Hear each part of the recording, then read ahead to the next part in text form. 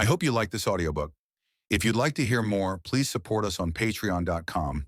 It really helps us keep going. www.patreon.com/c/audiobooks752. Thank you, and I invite you to listen the other books I have recorded. Also, please subscribe to my channel and activate the notifications so you will be the first to know when we publish a new book. A Journey to the Center of the Earth, Jules Verne. Chapter 1. My uncle makes a great discovery. Looking back to all that has occurred to me since that eventful day, I am scarcely able to believe in the reality of my adventures. They were truly so wonderful that even now I am bewildered when I think of them. My uncle was a German, having married my mother's sister, an Englishwoman. Being very much attached to his fatherless nephew, he invited me to study under him in his home in the fatherland. This home was in a large town, and my uncle, a professor of philosophy, chemistry, geology, mineralogy, and many other ologies. One day, after passing some hours in the laboratory, my uncle being absent at the time, I suddenly felt the necessity of renovating the tissue. I was hungry and was about to rouse up our old French cook, when my uncle, Professor von Hardwigg, suddenly opened the street door and came rushing upstairs. Now, Professor Hardwigg, my worthy uncle, is by no means a bad sort of man. He is, however, choleric and original. To bear with him means to obey, and scarcely had his heavy feet resounded within our joint domicile than he shouted for me to attend upon him. "Harry, Harry, Harry!" I hastened to obey, but before I could reach his room, jumping 3 steps at a time, he was stamping his right foot upon the landing. "Harry!" he cried in a frantic tone. "Are you coming up?" Now, to tell the truth, at that moment, I was far more interested in the question as to what was to constitute our dinner than in any problem of science.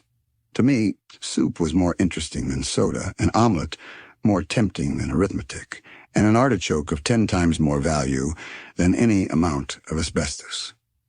But my uncle was not a man to be kept waiting, so adjourning, therefore, all minor questions, I presented myself before him.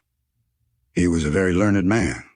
Now, most persons in this category supply themselves with information, as peddlers do with goods, for the benefit of others, and lay up stores in order to diffuse them abroad for the benefit of society in general. Not so my excellent uncle, Professor Hardwigg. He studied, he consumed the midnight oil, he pored over heavy tomes, and digested huge quartos and folios in order to keep the knowledge acquired to himself.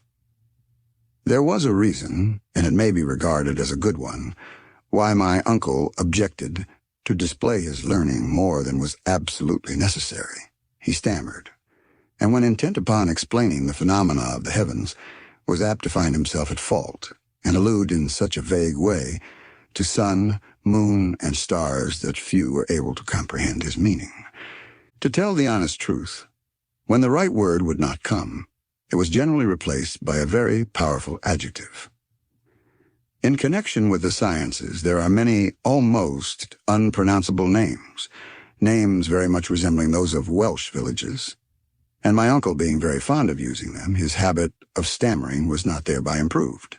In fact, there were periods in his discourse when he would finally give up and swallow his discomfiture in a glass of water. As I said, my uncle, Professor Hardwigg, was a very learned man, and I now add a most kind relative. I was bound to him by the double ties of affection and interest. I took deep interest in all his doings and hoped some day to be almost as learned myself. It was a rare thing for me to be absent from his lectures. Like him, I preferred mineralogy to all the other sciences. My anxiety was to gain real knowledge of the earth. Geology and mineralogy were to us the sole objects of life, and in connection with these studies, many a fair specimen of stone, chalk, or metal did we break with our hammers. Steel rods, lodestones, glass pipes, and bottles of various acids were oftener before us than our meals. My uncle Hardwigg was once known to classify 600 different geological specimens by their weight, hardness, fusibility, sound, taste, and smell. He corresponded with all the great, learned, and scientific men of the age. I was, therefore, in constant communication with, at all events, the letters of Sir Humphrey Davy, Captain Franklin, and other great men.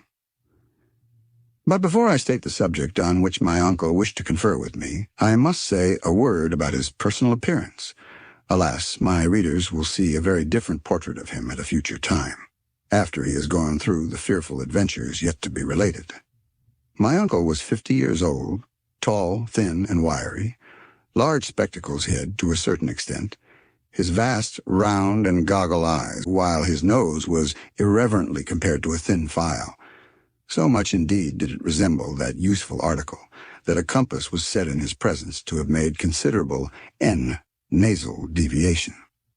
The truth being told, however, the only article really attracted to my uncle's nose was tobacco. Another peculiarity of his was that he always stepped a yard at a time, clenched his fists as if he were going to hit you, and was, when in one of his peculiar humors, very far from a pleasant companion.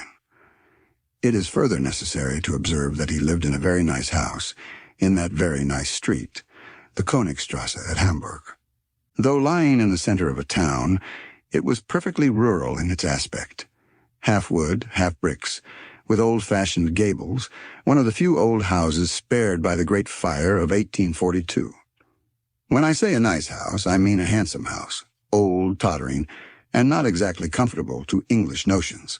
A house a little off the perpendicular and inclined to fall into the neighboring canal, exactly the house for a wandering artist to depict.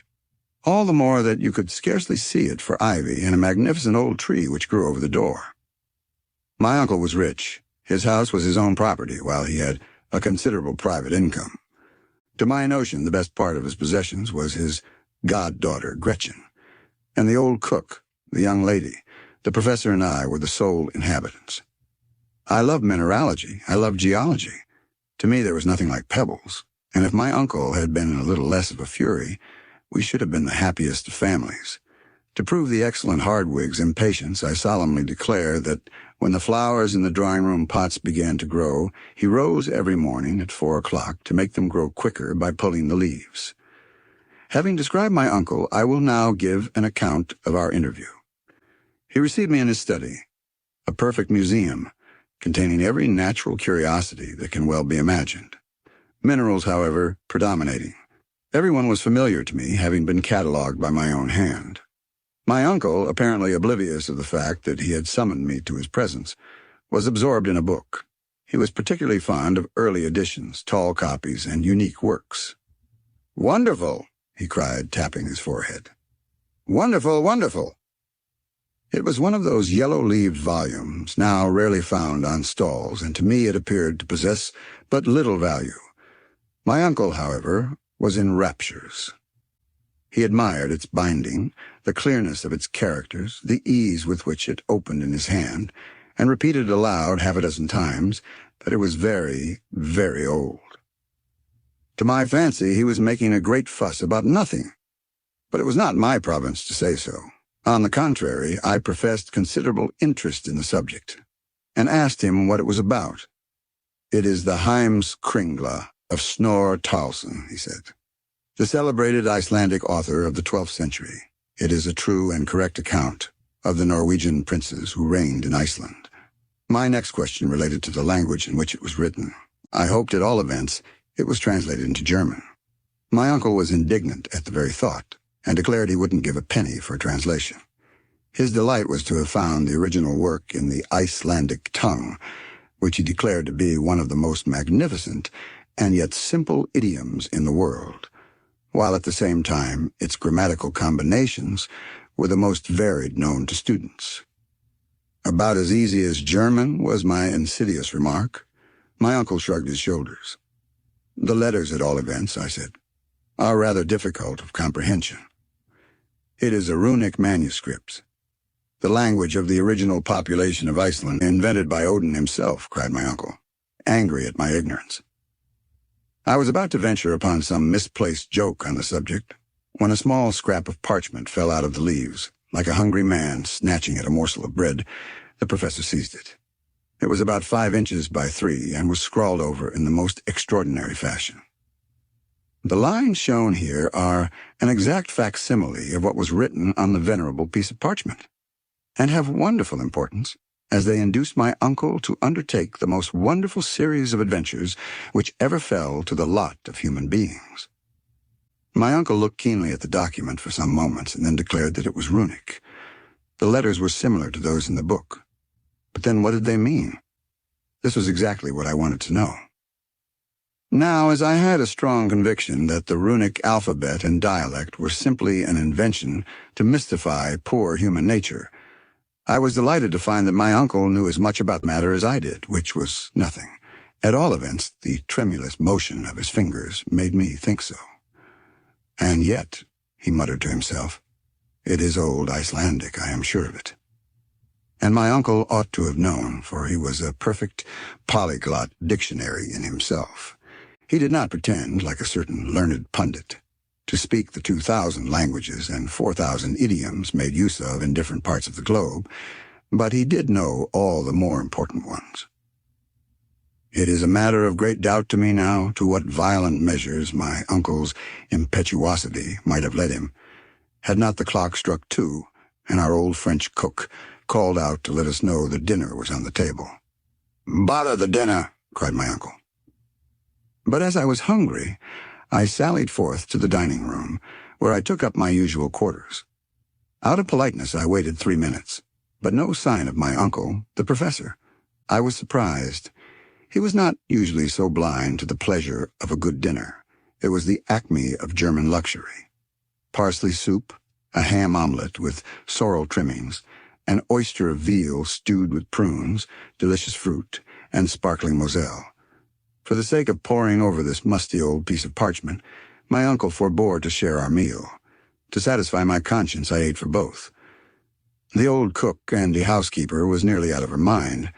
After taking so much trouble, to find her master not appear at dinner was to her a sad disappointment, which, as she occasionally watched the havoc I was making on the viands, became also alarm, if my uncle were to come to table after all. Suddenly, just as I had consumed the last apple and drunk the last glass of wine, a terrible voice was heard at no great distance. It was my uncle roaring for me to come to him. I made very nearly one leap of it. So loud, so fierce was his tone. Chapter 2. The Mysterious Parchment, Runic Glyphs. "I declare," cried my uncle, striking the table fiercely with his fist, "I declare to you it is runic, and contains some wonderful secret which I must get at any price." I was about to reply when he stopped me. "Sit down," he said quite fiercely, "and write to my dictation." I obeyed. "I will substitute," he said, "a letter of our alphabet for that of the runic. We will then see what that will produce. Now begin and make no mistakes." The dictation commenced with the following incomprehensible result. "Mumdadrenos Ezruel Seeke, Sutsum Fontaef Nedrikeket, Samnatratis Saudan Empnai Nuak Rilsa Advar, Anska Iab Sukertami Eutul, Frantu Dedayako Sebo Kedi. Scarcely giving me time to finish, my uncle snatched the document from my hands and examined it with the most rapt and deep attention. "I should like to know what it means," he said after a long period. I certainly could not tell him, nor did he expect me to, his conversation being uniformly answered by himself. "I declare it puts me in mind of a cryptograph," he cried, "unless, indeed, the letters have been written without any real meaning. And yet why take so much trouble? Who knows but I may be on the verge of some great discovery?" My candid opinion was that it was all rubbish. But this opinion I kept carefully to myself, as my uncle's choler was not pleasant to bear. All this time he was comparing the book with the parchment. "The manuscript volume and the smaller document are written in different hands," he said. "The cryptograph is of much later date than the book. There is an undoubted proof of the correctness of my surmise. An irrefragable proof I took it to be. The first letter is a double M, which was only added to the Icelandic language in the 12th century. This makes the parchment 200 years posterior to the volume. The circumstance appeared very probable and very logical, but it was all surmise to me. To me it appears probable that this sentence was written by some owner of the book. Now, who was the owner is the next important question. Perhaps, by great good luck, it may be written somewhere in the volume. With these words, Professor Hardwigg took off his spectacles and, taking a powerful magnifying glass, examined the book carefully. On the flyleaf was what appeared to be a blot of ink, but on examination proved to be a line of writing almost effaced by time.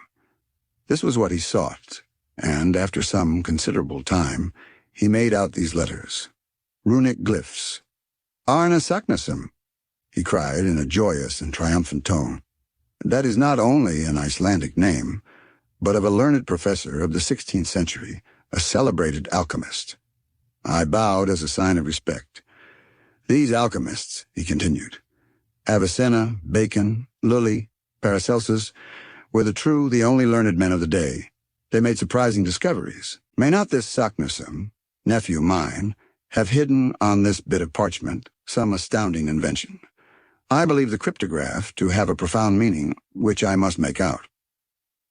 My uncle walked about the room in a state of excitement, almost impossible to describe. It may be so, sir, I timidly observed, but why conceal it from posterity, if it be a worthy discovery? Why, how should I know?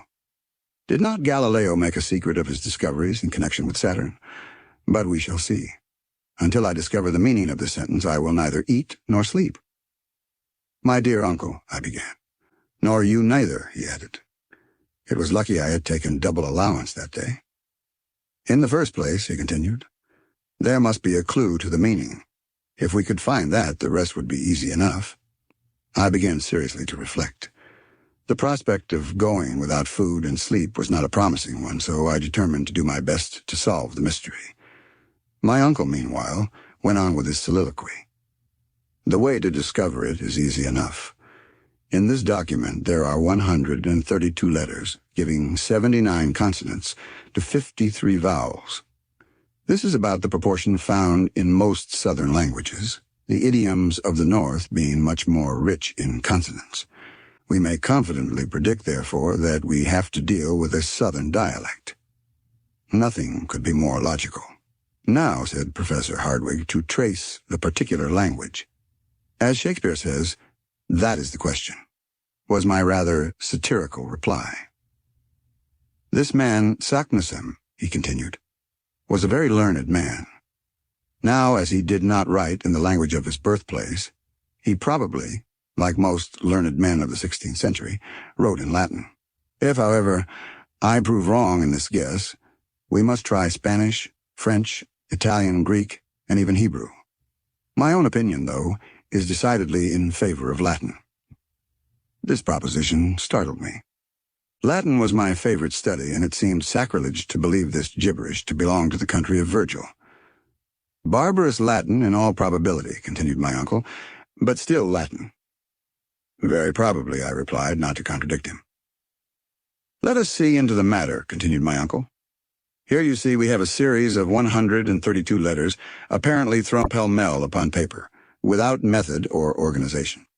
There are words which are composed wholly of consonants, such as mm.rnls, others, which are nearly all vowels, the fifth, for instance, which is unteif, and one of the last, ozaibo. This appears an extraordinary combination. Probably we shall find that the phrase is arranged according to some mathematical plan. No doubt a certain sentence has been written out and then jumbled up, some plan to which some figure is the clue. Now, Harry, to show your English wit, what is that figure? I could give him no hint. My thoughts were indeed far away. While he was speaking, I had caught sight of the portrait of my cousin Gretchen, and was wondering when she would return. We were affianced, and loved one another very sincerely, but my uncle, who never thought even of such sublunary matters, knew nothing of this. Without noticing my abstraction, the professor began reading the puzzling cryptograph all sorts of ways, according to some theory of his own. Presently, rousing my wandering attention, he dictated one precious attempt to me. I mildly handed it over to him. It read as follows. Mesunca senara dat receptoque dat signeta morten icertseret, or typsedua et nexit sadna lacartni lorisira traxar modabilet mec, meritarxi lucois lefens ni. I could scarcely keep from laughing.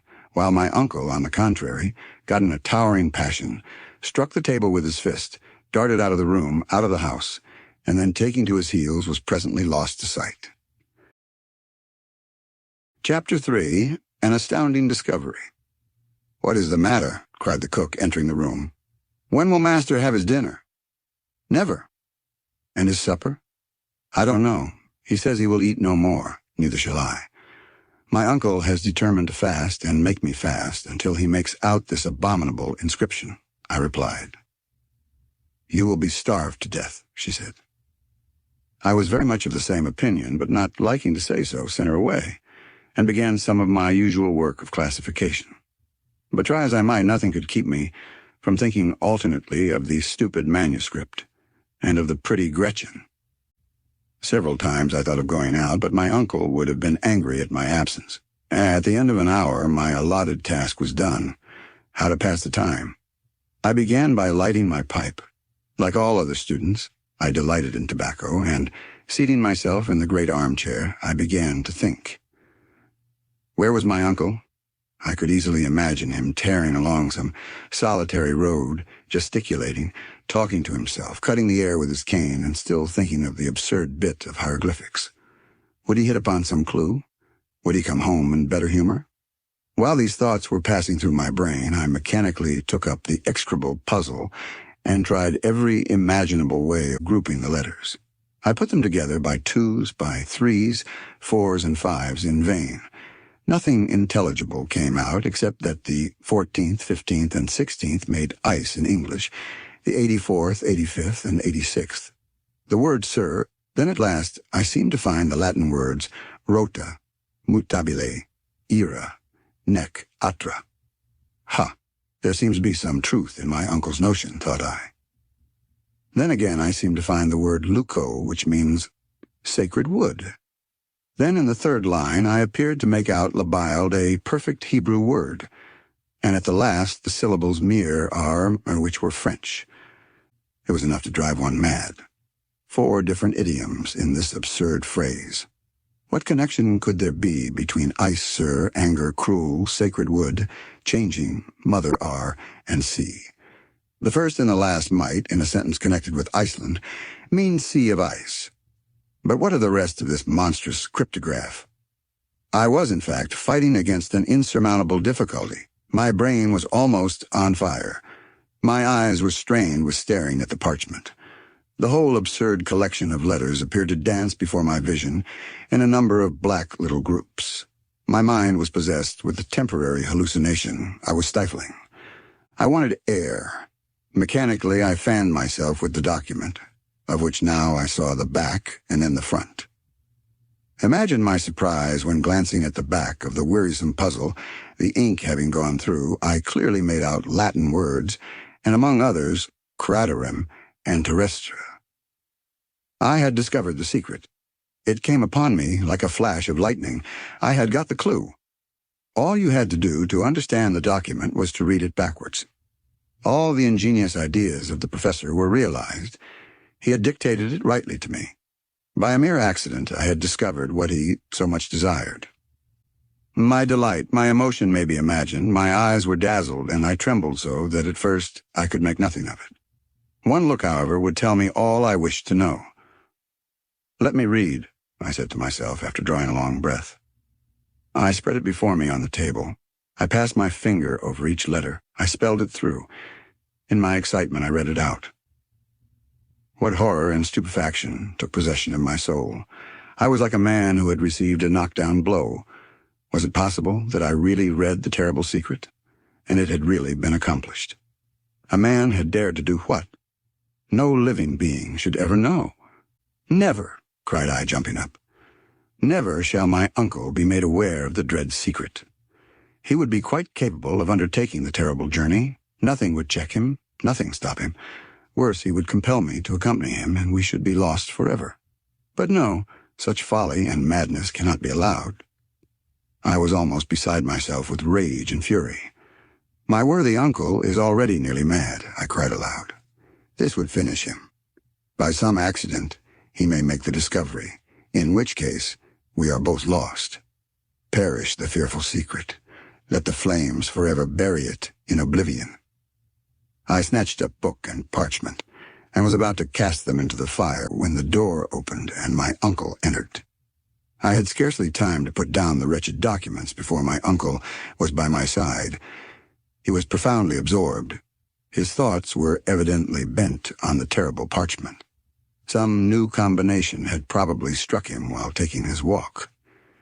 He seated himself in his armchair and with a pen began to make an algebraical calculation. I watched him with anxious eyes. My flesh crawled as it became probable that he would discover the secret. His combinations, I knew now, were useless, I having discovered the one only clue. For 3 mortal hours he continued, without speaking a word, without raising his head, scratching, rewriting, calculating over and over again. I knew that in time he must hit upon the right phrase. The letters of every alphabet have only a certain number of combinations. But then years might elapse before he would arrive at the correct solution. Still time went on. Night came. The sounds in the street ceased. And still my uncle went on, not even answering our worthy cook when she called us to supper. I did not dare to leave him, so waved her away, and at last fell asleep on the sofa. When I awoke, my uncle was still at work. His red eyes, his pallid countenance, his matted hair, his feverish hands, his hectically flushed cheeks, showed how terrible had been his struggle with the impossible, and what fearful fatigue he had undergone during that long sleepless night. It made me quite ill to look at him. Though he was rather severe with me, I loved him, and my heart ached at his sufferings. He was so overcome by one idea that he could not even get in a passion. All his energies were focused on one point, and I knew that by speaking one little word, all the suffering would cease. I could not speak it. My heart was nevertheless inclining towards him. Why then did I remain silent, in the interest of my uncle himself? Nothing shall make me speak, I muttered. He will want to follow in the footsteps of the other. I know him well. His imagination is a perfect volcano, and to make discoveries in the interests of geology he would sacrifice his life. I will therefore be silent, and strictly keep the secret I have discovered. To reveal it would be suicidal. He would not only rush himself to destruction, but drag me with him. I crossed my arms, looked another way, and smoked, resolved never to speak. When our cook wanted to go out to market or on any other errand, she found the front door locked and the key taken away. Was this done purposely or not? Surely Professor Hardwigg did not intend the old woman and myself to become martyrs to his obstinate. Were we to be starved to death? A frightful recollection came to my mind. Once we had fed on bits and scraps for a week while he sorted some curiosities. It gave me the cramp even to think of it. I wanted my breakfast, and I saw no way of getting it. Still, my resolution held good. I would starve rather than yield. But the cook began to take me seriously to task. What was to be done? He could not go out, and I dared not. My uncle continued counting and writing. His imagination seemed to have translated him to the skies. He neither thought of eating nor drinking. In this way, 12 o'clock came round. I was hungry, and there was nothing in the house. The cook had eaten the last bit of bread. This could not go on. It did, however, until 2, when my sensations were terrible. After all, I began to think the document very absurd. Perhaps it might only be a gigantic hoax. Besides, some means would surely be found to keep my uncle back from attempting any such absurd expedition. On the other hand, if he did attempt anything so quixotic, I should not be compelled to accompany him. Another line of reasoning partially decided me. Very likely he would make the discovery himself when I should have suffered starvation for nothing. Under the influence of hunger, this reasoning appeared admirable. I determined to tell all. The question now arose as to how it was to be done. I was still dwelling on the thought when he rose and put on his hat. What? Go out and lock us in? Never. Uncle, I began.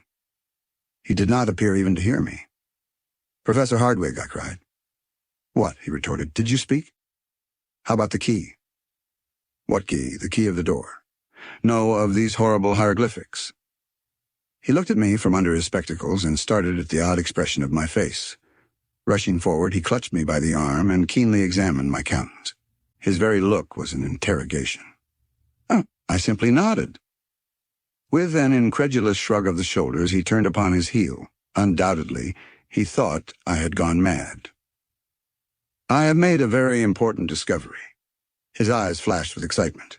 His hand was lifted in a menacing attitude. For a moment, neither of us spoke. It is hard to say which was most excited. You don't mean to say that you have any idea of the meaning of the scrawl? I do, was my desperate reply. Look at the sentence as dictated by you. Well, but it means nothing, was the angry answer. Nothing if you read from left to right. But mark, if from right to left. Backwards, cried my uncle in wild amazement. Oh, most cunning Saknussemm, and I to be such a blockhead. He snatched up the document, gazed at it with a haggard eye, and read it out as I had done. It read as follows. In Sneffels Joculis, craterem chem delebat umbra, scartaris Juli intra calendus, descende, audus viator, et terrestre centrum attinges, cod feci, Arne Saknussemm, which dog Latin being translated, reads as follows. Descend into the crater of Jokul of Sneffels, which the shade of Scartaris caresses, before the calends of July, audacious traveler, and you will reach the center of the earth. I did it. Saknussemm. My uncle leaped 3 feet from the ground with joy.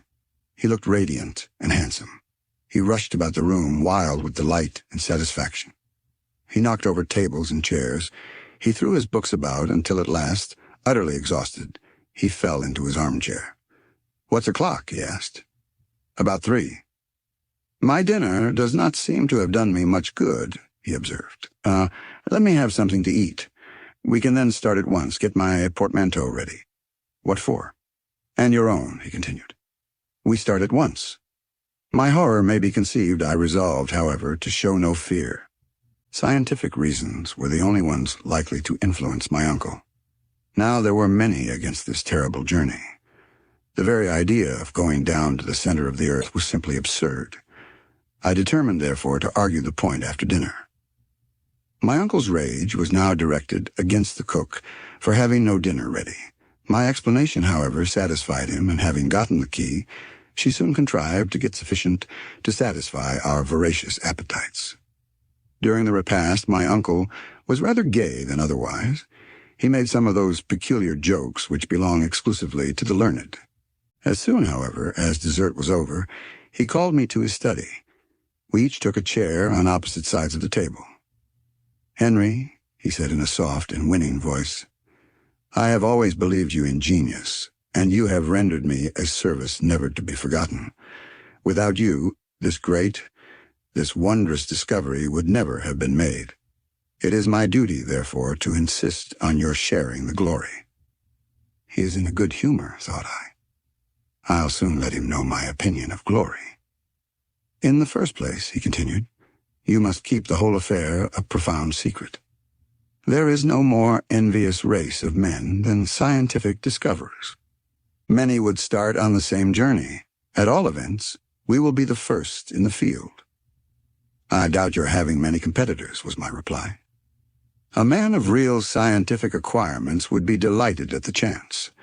We should find a perfect stream of pilgrims on the traces of Arne Saknussemm if this document were once made public. But, my dear sir, is not this paper very likely to be a hoax? I urged. The book in which we find it is sufficient proof of its authenticity, he replied. I thoroughly allow that the celebrated professor wrote the lines, but only, I believe, as a kind of mystification, was my answer. Scarcely were the words out of my mouth when I was sorry I had uttered them. My uncle looked at me with a dark and gloomy scowl, and I began to be alarmed for the results of our conversation. His mood soon changed, however, and a smile took the place of a frown. We shall see, he remarked, with decisive emphasis. But see, what is all this about Jokul and Sneffels and the Scartaris? I have never heard anything about them. The very point to which I am coming. I lately received from my friend Augustus Petermann of Leipzig a map. Take down the 3rd atlas from the 2nd shelf, Series Z, Plate 4. I rose, went to the shelf, and presently returned with the volume indicated. "This," said my uncle, "is one of the best maps of Iceland. I believe it will settle all your doubts, difficulties, and objections." With a grim hope to the contrary, I stooped over the map. Chapter 4. We start on the journey. "You see, the whole island is composed of volcanoes," said the professor, "and remark carefully that they all bear the name of Jökull. The word is Icelandic and means a glacier. In most of the lofty mountains of that region, the volcanic eruptions come forth from ice-bound caverns, hence the name applied to every volcano on this extraordinary island." But what does this word Sneffels mean? To this question I expected no rational answer. I was mistaken. Follow my finger to the western coast of Iceland. There you see Reykjavik, its capital. Follow the direction of one of its innumerable fjords or arms of the sea, and what do you see below the 65th degree of latitude? A peninsula, very like a thigh bone in shape. And in the center of it, a mountain. Well, that's Sneffels. I had nothing to say. That is Sneffels, a mountain about 5,000 feet in height, one of the most remarkable in the whole island, and certainly doomed to be the most celebrated in the world, for through its crater we shall reach the center of the earth. "Impossible," cried I, startled and shocked at the thought. "Why impossible?" said Professor Hardwigg in his severest tones. "Because its crater is choked with lava, by burning rocks, by infinite dangers." "But if it be extinct, that would make a difference." "Of course it would. There are about 300 volcanoes on the whole surface of the globe, but the greater number are extinct. Of these, Sneffels is one. No eruption has occurred since 1219. In fact, it has ceased to be a volcano at all." After this, what more could I say? Yes, I thought of another objection. "But what is all this about Scartaries and the calends of July?" My uncle reflected deeply. Presently he gave forth the result of his reflections in a sententious tone. "What appears obscure to you, to me is light. This very phrase shows how particular Saknussemm is in his directions. The Sneffels mountain has many craters. He is careful, therefore, to point the exact one, which is the highway into the interior of the earth. He lets us know, for this purpose, that about the end of the month of June, the shadow of Mount Scartaris falls upon the one crater. There can be no doubt about the matter." My uncle had an answer for everything. "I accept all your explanations," I said, "and Saknussemm is right. He found out the entrance to the bowels of the earth. He has indicated correctly, but that he or anyone else ever followed up the discovery is madness to suppose." "Why so, young man?" "All scientific teaching, theoretical and practical, shows it to be impossible." "I care nothing for theories," retorted my uncle. "But is it not well known that heat increases 1 degree for every 70 feet you descend into the earth, which gives a fine idea of the central heat? All the matters which compose the globe are in a state of incandescence. Even gold, platinum, and the hardest rocks are in a state of fusion. What would become of us?"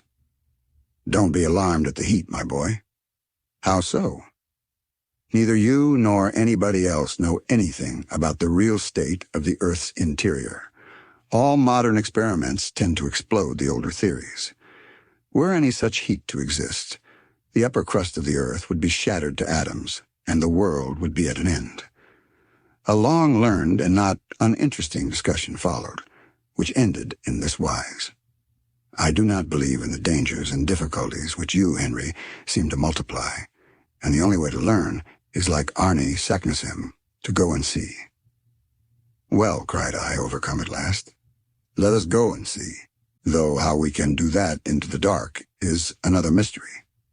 "Fear nothing. We shall overcome these and many other difficulties. Besides, as we approach the center, I expect to find it luminous. Nothing is impossible. And now that we have come to a thorough understanding, not a word to any living soul, our success depends on secrecy and dispatch." Thus ended our memorable conference, which roused a perfect fever in me. Leaving my uncle, I went forth like one possessed. Reaching the banks of the Elbe, I began to think. Was all I had heard really and truly possible? Was my uncle in his sober senses? And could the interior of the earth be reached? Was I the victim of a madman, or was he a discoverer of rare courage and grandeur of conception? To a certain extent, I was anxious to be off. I was afraid my enthusiasm would cool. I determined to pack up at once. At the end of an hour, however, on my way home, I found that my feelings had very much changed. "I'm all abroad," I cried. "'Tis a nightmare. I must have dreamed it." At this moment I came face to face with Gretchen, whom I warmly embraced. "So you have come to meet me," she said. "How good of you. But what is the matter?" Well, it was no use mincing the matter. I told her all. She listened with awe, and for some minutes she could not speak. "Well," I at last said rather anxiously, "what a magnificent journey! If I were only a man, a journey worthy of the nephew of Professor Hardwigg, I should look upon it as an honor to accompany him. My dear Gretchen, I thought you would be the first to cry out against this mad enterprise." "No, on the contrary, I glory in it. It is magnificent, splendid, an idea worthy of my father. Henry Lawson, I envy you." This was, as it were, conclusive, the final blow of all. When we entered the house, we found my uncle surrounded by workmen and porters who were packing up. He was pulling and hauling at a bell. "Where have you been wasting your time? Your portmanteau is not packed. My papers are not in order. The precious tailor has not brought my clothes nor my gaiters. The key of my carpet-bag is gone." I looked at him stupefied, and still he tugged away at the bell. "We are really off, then?" I said. "Yes, of course, and yet you go out for a stroll, unfortunate boy." "And when do we go?" "The day after tomorrow at daybreak." I heard no more, but darted off to my little bedchamber and locked myself in. There was no doubt about it now. My uncle had been hard at work all the afternoon. The garden was full of ropes, rope ladders, torches, gourds, iron clamps, crowbars, alpenstocks, and pickaxes, enough to load 10 men. I passed a terrible night. I was called early the next day to learn that the resolution of my uncle was unchanged and irrevocable. I also found my cousin and affianced wife as warm on the subject as was her father. Next day at 5 o'clock in the morning, the post-chaise was at the door. Gretchen and the old cook received the keys of the house, and scarcely pausing to wish anyone goodbye, we started on our adventurous journey into the center of the earth. Chapter 5. First Lessons in Climbing. At Altona, a suburb of Hamburg, is the chief station of the Kiel Railway, which was to take us to the shores of the Belt. In 20 minutes from the moment of our departure, we were in Holstein, and our carriage entered the station. Our heavy luggage was taken out, weighed, labeled, and placed in a huge van. We then took our tickets, and exactly at 7 o'clock were seated opposite each other in a first-class railway carriage. My uncle said nothing. He was too busy examining his papers, among which, of course, was the famous parchment, and some letters of introduction from the Danish consul, which were to pave the way to an introduction to the governor of Iceland. My only amusement was looking out of the window, but as we passed through a flat, though fertile country, this occupation was slightly monotonous. In 3 hours we reached Kiel, and our baggage was at once transferred to the steamer. We had now a day before us, a delay of about 10 hours, which fact put my uncle in a towering passion. We had nothing to do but to walk about the pretty town and bay. At length, however, we went on board, and at 10:30 was steaming down the great belt. It was a dark night with a strong breeze and a rough sea, nothing being visible but the occasional fires on shore, with here and there a lighthouse. At 7 in the morning we left Korsør, a little town on the western side of Sealand. Here we took another railway, which in 3 hours brought us to the capital, Copenhagen, where, scarcely taking time for refreshment, my uncle hurried out to present one of his letters of introduction.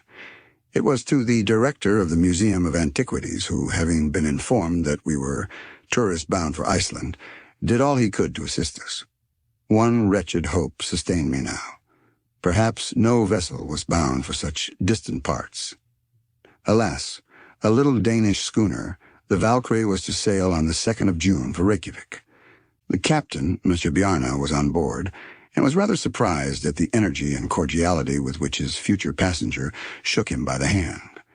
To him a voyage to Iceland was merely a matter of course. My uncle, on the other hand, considered the event of sublime importance. The honest sailor took advantage of the professor's enthusiasm to double the fare. "On Tuesday morning at 7 o'clock be on board," said Monsieur Bjarne, handing us our receipts. "Excellent. Capital. Glorious," remarked my uncle as we sat down to a late breakfast. "Refresh yourself, my boy, and we will take a run through the town." Our meal concluded, we went to the Kongens Nytorv, to the king's magnificent palace, to the beautiful bridge over the canal near the museum, to the immense cenotaph of Thorvaldsen, with its hideous naval groups, to the castle of Rosenberg, and to all the other lions of the place, none of which my uncle even saw, so absorbed was he in his anticipated triumphs. But one thing struck his fancy, and that was a certain singular steeple situated on the island of Amak, which is the southeast quarter of the city of Copenhagen. My uncle at once ordered me to turn my steps that way, and accordingly we went on board the steam ferry boat which does duty on the canal, and very soon reached the noted dockyard quay. In the first instance we crossed some narrow streets, where we met numerous groups of galley slaves, with party-colored trousers, gray and yellow, working under the orders and the sticks of severe taskmasters, and finally reached the Forfrelser's Kirk. This church exhibited nothing remarkable in itself. In fact, the worthy professor had only been attracted to it by one circumstance, which was that its rather elevated steeple started from a circular platform, after which there was an exterior staircase, which wound round to the very summit. "Let us ascend," said my uncle. "But I never could climb church towers," I cried. "I am subject to dizziness in my head." "The very reason why you should go up. I want to cure you of a bad habit." "But, my good sir—" "I tell you to come. What is the use of wasting so much valuable time?" It was impossible to dispute the dictatorial commands of my uncle. I yielded with a groan. On payment of a fee, a verger gave us the key. He, for one, was not partial to the ascent. My uncle at once showed me the way, running up the steps like a schoolboy. I followed as well as I could, though no sooner was I outside the tower than my head began to swim. There was nothing of the eagle about me. The earth was enough for me, and no ambitious desire to soar ever entered my mind. Still, things did not go badly until I had ascended 150 steps and was near the platform, when I began to feel the rush of cold air. I could scarcely stand. When clutching the railings, I looked upwards. The railing was frail enough, but nothing to those which skirted the terrible winding staircase that appeared, from where I stood, to ascend to the skies. "Now then, Henry." "I can't do it," I cried in accents of despair. "Are you, after all, a coward, sir?" said my uncle in a pitiless tone. "Go up, I say." To this there was no reply possible, and yet the keen air acted violently on my nervous system. Sky, earth, all seemed to swim round, while the steeple rocked like a ship. My legs gave way like those of a drunken man. I crawled upon my hands and knees. I hauled myself up slowly, crawling like a snake. Presently I closed my eyes and allowed myself to be dragged upwards. "Look around you," said my uncle in a stern voice. "Heaven knows what profound abysses you may have to look down. This is excellent practice." Slowly, and shivering all the while with cold, I opened my eyes. What then did I see? My first glance was upwards at the cold, fleecy clouds, which, as by some optical delusion, appeared to stand still, while the steeple, the weathercock, and our two selves were carried swiftly along. Far away on one side could be seen the grassy plain, while on the other lay the sea bathed in translucent light. The Sund, or Sound as we call it, could be discovered beyond the point of Elsinore, crowded with white sails, which, at that distance, looked like the wings of seagulls, while to the east could be made out the far-off coast of Sweden. The whole appeared a magic panorama. But faint and bewildered as I was, there was no remedy for it. Rise and stand up I must. Despite my protestations, my first lesson lasted quite an hour. When nearly 2 hours later I reached the bosom of Mother Earth, I was like a rheumatic old man bent double with pain. "Enough for one day," said my uncle, rubbing his hands. "We will begin again tomorrow." There was no remedy. My lessons lasted 5 days, and at the end of that period, I ascended blithely enough and found myself able to look down into the depths below without even winking, and with some degree of pleasure. Chapter 6. Our Voyage to Iceland. The hour of departure came at last. The night before, the worthy Mr. Thompson brought us the most cordial letters of introduction for Baron Trampe, Governor of Iceland, for Monsieur Picturson, coadjutor to the bishop, and for Monsieur Finsen, mayor of the town of Reykjavik. In return, my uncle nearly crushed his hands, so warmly did he shake them. On the 2nd of the month, at 2 in the morning, our precious cargo of luggage was taken on board the good ship Valkyrie. We followed and were very politely introduced by the captain to a small cabin with 2 standing bed places, neither very well ventilated nor very comfortable. But in the cause of science, men are expected to suffer. "Well, and have we a fair wind?" cried my uncle in his most mellifluous accents. "An excellent wind," replied Captain Bjarne. "We shall leave the Sound going free with all sails set." A few minutes afterwards, the schooner started before the wind, under all the canvas she could carry, and entered the channel. An hour later, the capital of Denmark seemed to sink into the waves, and we were at no great distance from the coast of Elsinore. My uncle was delighted. For myself, moody and dissatisfied, I appeared almost to expect a glimpse of the ghost of Hamlet. "Sublime madman," thought I. "You doubtless would approve our proceedings. You might perhaps even follow us to the center of the earth, there to resolve your eternal doubts." But no ghost or anything else appeared upon the ancient walls. The fact is, the castle is much later than the time of the heroic Prince of Denmark. It is now the residence of the keeper of the Strait of the Sound, and through that sound more than 15,000 vessels of all nations pass every year. The castle of Kronborg soon disappeared in the murky atmosphere, as well as the tower of Helsingborg, which raises its head on the Swedish bank. And here the schooner began to feel in earnest the breezes of the Kattegat. The Valkyrie was swift enough, but with all sailing boats there is the same uncertainty. Her cargo was coal, furniture, pottery, woolen clothing, and a load of corn. As usual, the crew was small, 5 Danes doing the whole of the work. "How long will the voyage last?" asked my uncle. "Well, I should think about 10 days," replied the skipper. "Unless, indeed, we meet with some northeast gales among the Faroe Islands." "At all events, there will be no very considerable delay," cried the impatient professor. "No, Mr. Hardwigg," said the captain. "No fear of that. At all events, we shall get there some day." Towards evening, the schooner doubled Cape Skagen, the northernmost part of Denmark, crossed the Skagerrak during the night, skirted the extreme point of Norway through the gut of Cape Lindeness, and then reached the northern seas. 2 days later, we were not far from the coast of Scotland, somewhere near what Danish sailors call Peterhead, and then the Valkyrie stretched out direct for the Faroe Islands between Orkney and Shetland. Our vessel now felt the full force of the ocean waves, and the wind shifting, we with great difficulty made the Faroe Isles. On the 8th day, the captain made out Myganness, the westernmost of the isles, and from that moment headed direct for Portland, a cape on the southern shores of the singular island for which we were bound. The voyage offered no incident worthy of record. I bore it very well, but my uncle, to his great annoyance and even shame, was remarkably seasick. This mal de mer troubled him the more that it prevented him from questioning Captain Bjarne as to the subject of Sneffels, as to the means of communication and the facilities of transport. All these explanations he had to adjourn to the period of his arrival. His time, meanwhile, was spent lying in bed, groaning and dwelling anxiously on the hoped for termination of the voyage. I didn't pity him. On the 11th day, we sighted Cape Portland, over which towered Mount Myrdalsjökull, which, the weather being clear, we made out very readily. The cape itself is nothing but a huge mount of granite, standing naked and alone to meet the Atlantic waves. The Valkyrie kept off the coast, steering to the westward.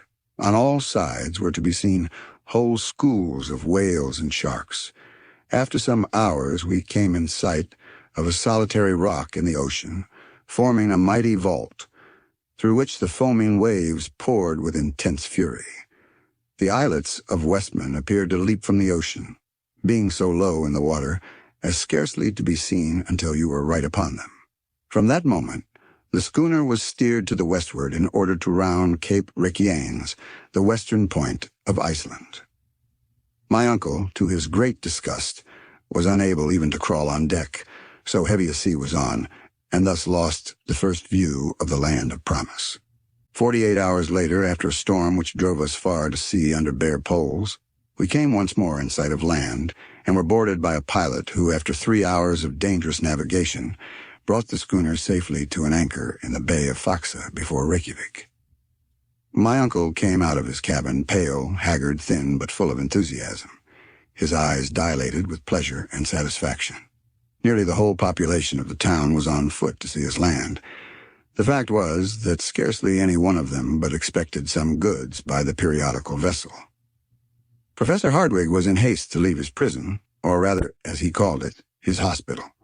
But before he attempted to do so, he caught hold of my hand, led me to the quarterdeck of the schooner, took my arm with his left hand, and pointed inland with his right, over the northern part of the bay, to where rose a high, two-peaked mountain, a double cone covered with eternal snow.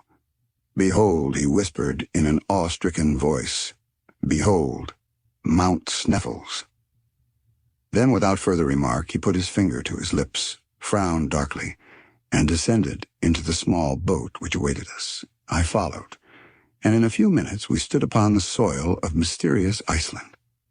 Scarcely were we fairly on shore when there appeared before us a man of excellent appearance, wearing the costume of a military officer. He was, however, but a civil servant, a magistrate, the governor of the island, Baron Trump. The professor knew whom he had to deal with. He therefore handed him the letters from Copenhagen, and a brief conversation in Danish followed, to which I, of course, was a stranger, and for a very good reason, for I did not know the language in which they conversed. I afterwards heard, however, that Baron Trump placed himself entirely at the beck and call of Professor Hardwigg. My uncle was most graciously received by Monsieur Finson, the mayor, who, as far as costume went, was quite as military as the governor, but also from character and occupation quite as pacific. As for his coadjutor, Mayor Picturson, he was absent on an episcopal visit to the northern portion of the diocese. We were therefore compelled to defer the pleasure of being presented to him. His absence was, however, more than compensated by the presence of Monsieur Fridriksson, professor of natural science in the College of Reykjavik, a man of invaluable ability. This modest scholar spoke no languages save Icelandic and Latin. When, therefore, he addressed himself to me in the language of Horace, we at once came to understand one another. He was, in fact, the only person that I did thoroughly understand during the whole period of my residence in this benighted island. Out of 3 rooms of which his house was composed, 2 were placed at our service, and in a few hours we were installed with all our baggage, the amount of which rather astonished the simple inhabitants of Reykjavik. "Now, Harry," said my uncle, rubbing his hands, "and goes well. The worst difficulty is now over." "How the worst difficulty over?" I cried in fresh amazement. "Doubtless. Here we are in Iceland. Nothing more remains but to descend into the bowels of the earth." "Well, sir, to a certain extent you are right. We have only to go down. But as far as I am concerned, that is not the question. I want to know how we are to get up again." "That is the least part of the business, and does not in any way trouble me. In the meantime, there is not an hour to lose. I am about to visit the public library. Very likely I may find there some manuscripts from the hand of Saknussemm. I shall be glad to consult them." "In the meanwhile," I replied, "I will take a walk through the town. Will you not likewise do so?" "I feel no interest in the subject," said my uncle. "What for me is curious in this island is not what is above the surface, but what is below." I bowed by way of reply, put on my hat and furred cloak, and went out. It was not an easy matter to lose oneself in the two streets of Reykjavik. I had therefore no need to ask my way. The town lies on a flat and marshy plain between two hills. A vast field of lava skirts it on one side, falling away in terraces towards the sea. On the other hand is the large bay of Faxa, bordered on the north by the enormous glacier of Sneffels, and in which bay the Valkyrie was then the only vessel at anchor. Generally there were one or two English or French gunboats to watch and protect the fisheries in the offing. They were now, however, absent on duty. The longest of the streets of Reykjavik runs parallel to the shore. In this street, the merchants and traders live in wooden huts made with beams of wood, painted red, mere log huts, such as you find in the wilds of America. The other street, situated more to the west, runs toward a little lake between the residences of the bishop and the other personages not engaged in commerce.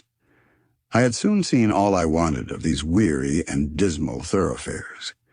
Here and there was a strip of discolored turf, like an old worn-out bit of woolen carpet, and now and then a bit of kitchen garden in which grew potatoes, cabbage, and lettuce, almost diminutive enough to suggest the idea of Lilliput.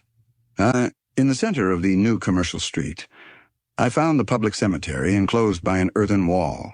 Though not very large, it appeared not likely to be filled for centuries.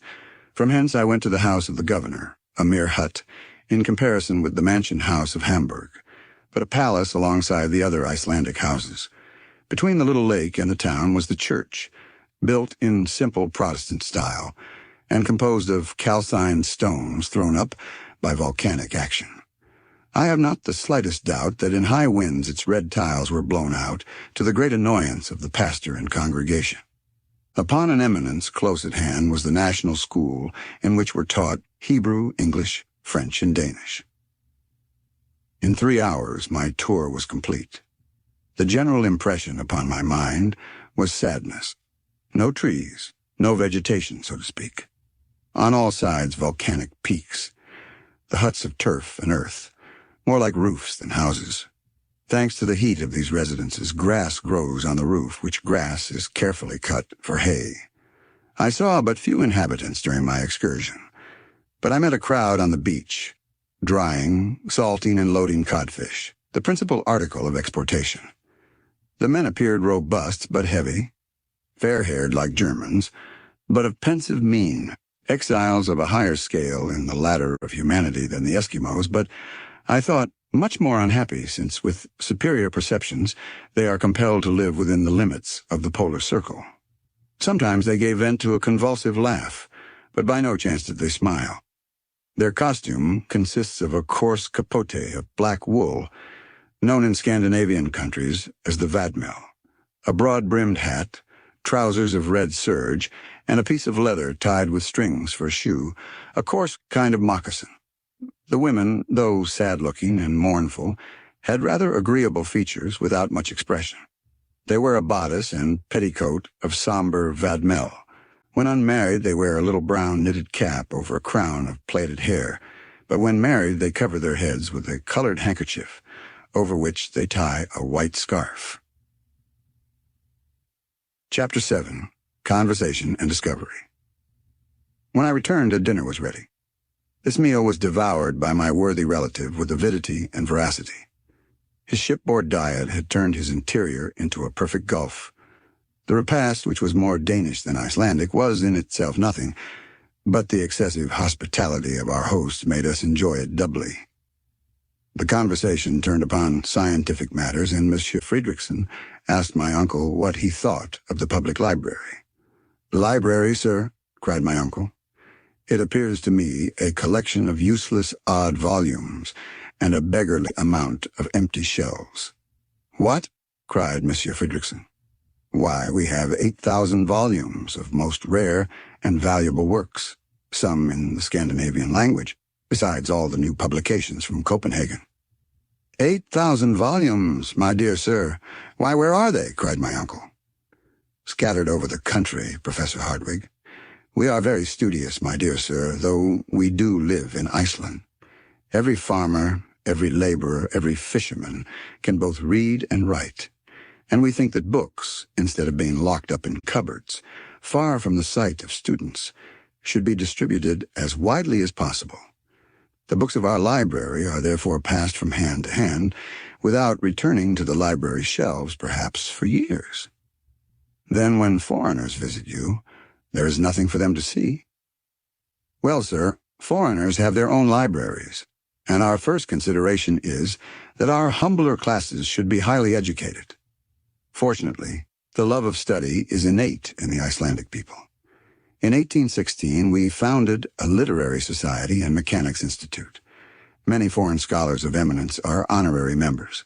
We publish books destined to educate our people, and these books have rendered valuable services to our country. Allow me to have the honor, Professor Hardwigg, to enroll you as an honorary member. My uncle, who already belonged to nearly every literary and scientific institution in Europe, immediately yielded to the amiable wishes of good Monsieur Fridriksson. And now, he said, after many expressions of gratitude and goodwill, if you will tell me what books you expected to find, perhaps I may be of some assistance to you. I watched my uncle keenly. For a minute or two he hesitated, as if unwilling to speak. To speak openly was, perhaps, to unveil his projects. Nevertheless, after some reflection, he made up his mind.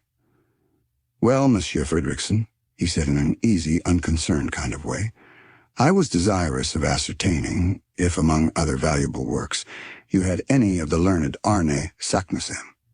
Arne Saknussemm, cried the professor of Reykjavik. You speak of one of the most distinguished scholars of the 16th century, of the great naturalist, the great alchemist, the great traveler. Exactly so. One of the most distinguished men connected with Icelandic science and literature. As you say, sir. A man illustrious above all. Yes, sir, all this is true, but his works? We have none of them. Not in Iceland.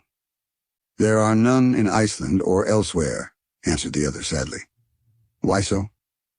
Because Arne Saknussemm was persecuted for heresy, and in 1573 his works were publicly burnt at Copenhagen by the hands of the common hangman. Very good, capital, murmured my uncle, to the great astonishment of the worthy Icelander. You said, sir. Yes, all is clear. I see the link in the chain. Everything is explained, and I now understand why Arne Saknussemm, put out of court, forced to hide his magnificent discoveries, was compelled to conceal beneath the veil of an incomprehensible cryptograph the secret— What secret? A secret which, stammered my uncle. Have you discovered some wonderful manuscript? Cried Monsieur Fridriksson. No, I was carried away by my enthusiasm, a mere supposition. Very good, sir. But really, to turn to another subject, I hope you will not leave our island without examining into its mineralogical riches. Well, the fact is, I am rather late. So many learned men have been here before me. Yes, but there is still much to be done, cried Monsieur Fridriksson. You think so? Said my uncle, his eyes twinkling with hidden satisfaction. Yes, you have no idea how many unknown mountains, glaciers, volcanoes there are which remain to be studied. Without moving from where we sit, I can show you one. Yonder on the edge of the horizon you see Sneffels. Oh yes, Sneffel, said my uncle. One of the most curious volcanoes in existence, the crater of which has been rarely visited. Extinct? Extinct. Any time these 500 years, was the ready reply. Well, said my uncle, who dug his nails into his flesh and pressed his knees tightly together to prevent himself leaping up with joy, I have a great mind to begin my studies with an examination of the geological mysteries of this Mount Cephal. Faisal, what do you call it? Sneffels, my dear sir. This portion of the conversation took place in Latin, and I therefore understood all that had been said. I could scarcely keep my countenance when I found my uncle so cunningly concealing his delight and satisfaction. I must confess that his artful grimaces, put on to conceal his happiness, made him look like a new Mephistopheles. Yes, he continued, your proposition delights me. I will endeavor to climb to the summit of Sneffels, and if possible, will descend into its crater. I very much regret, continued Mr. Fridriksson, that my occupation will entirely preclude the possibility of my accompanying you. It would have been both pleasurable and profitable if I could have spared the time. No, no, 1,000 times no, cried my uncle. I do not wish to disturb the serenity of any man. I thank you, however, with all my heart. The presence of one so learned as yourself would no doubt have been most useful. But the duties of your office and profession before everything. In the innocence of his simple heart, our host did not perceive the irony of these remarks.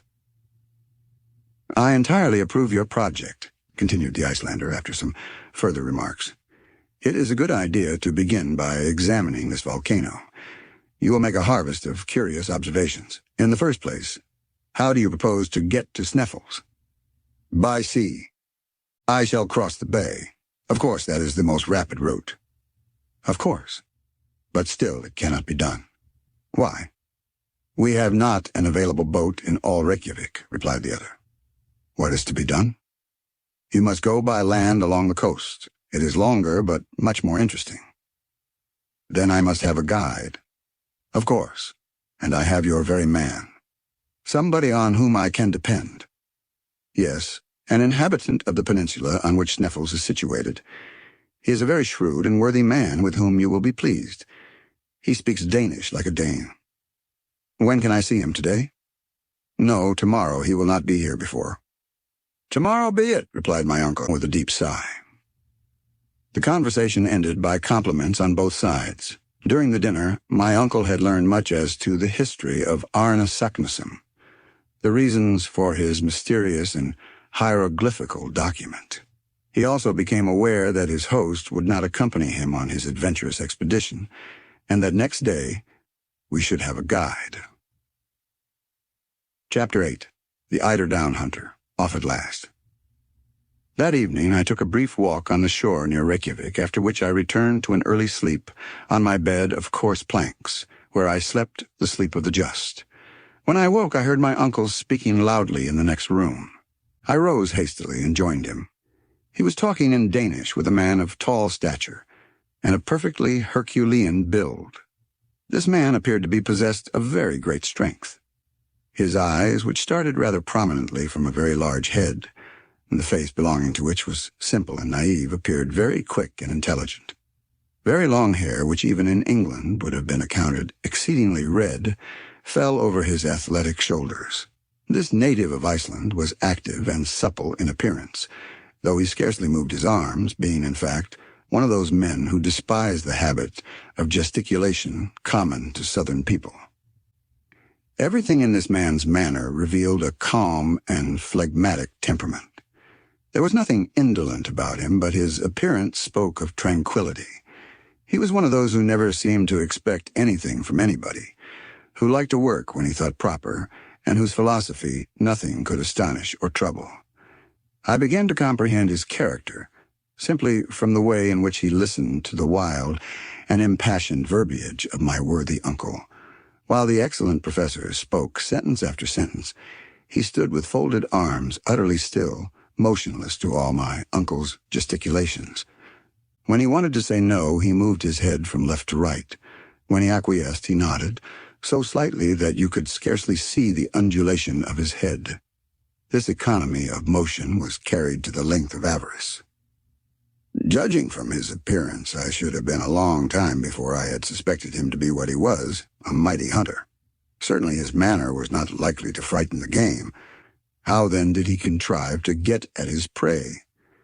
My surprise was slightly modified when I knew that this tranquil and solemn personage was only a hunter of the eider duck, the down of which is, after all, the greatest source of the Icelander's wealth.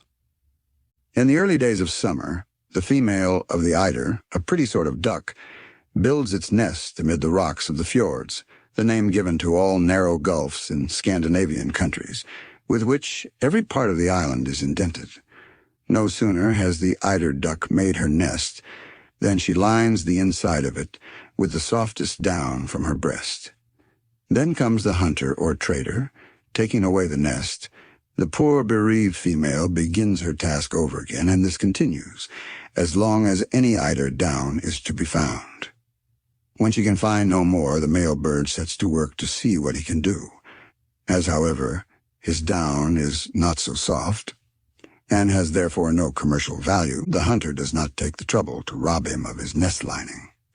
The nest is accordingly finished, the eggs are laid, the little ones are born, and next year the harvest of eider down is again collected.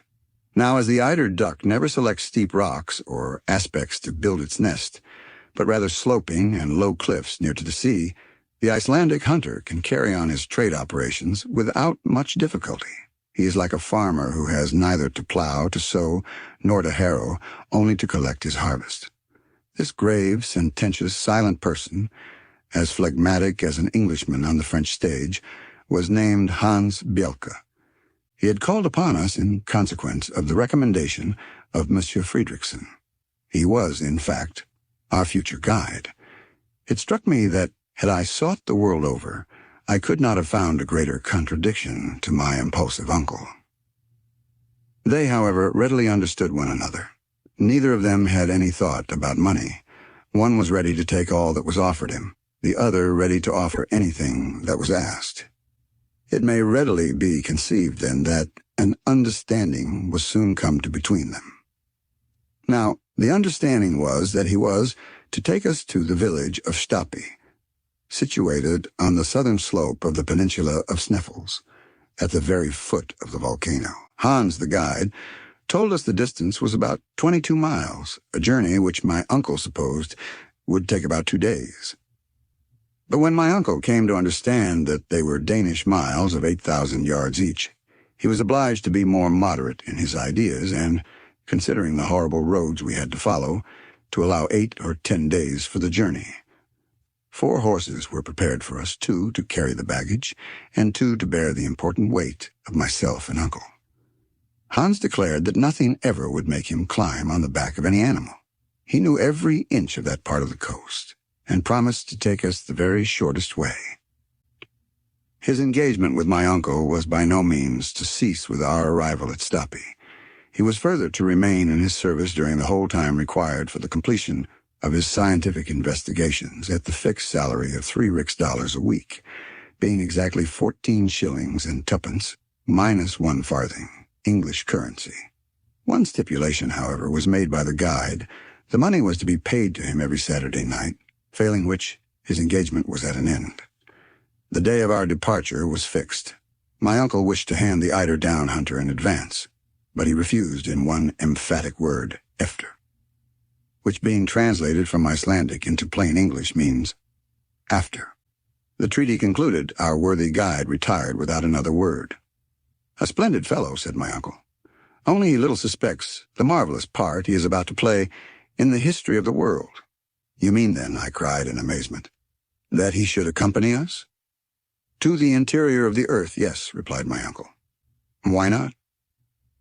There were yet 48 hours to elapse before we made our final start.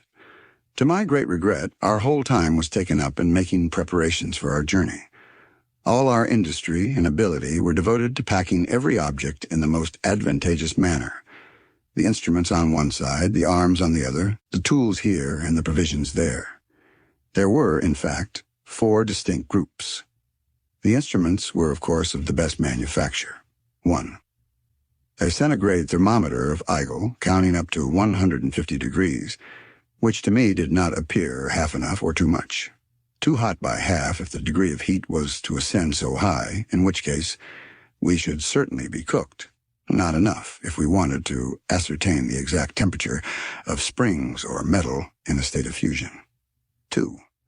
A manometer worked by compressed air, an instrument used to ascertain the upper atmospheric pressure on the level of the ocean.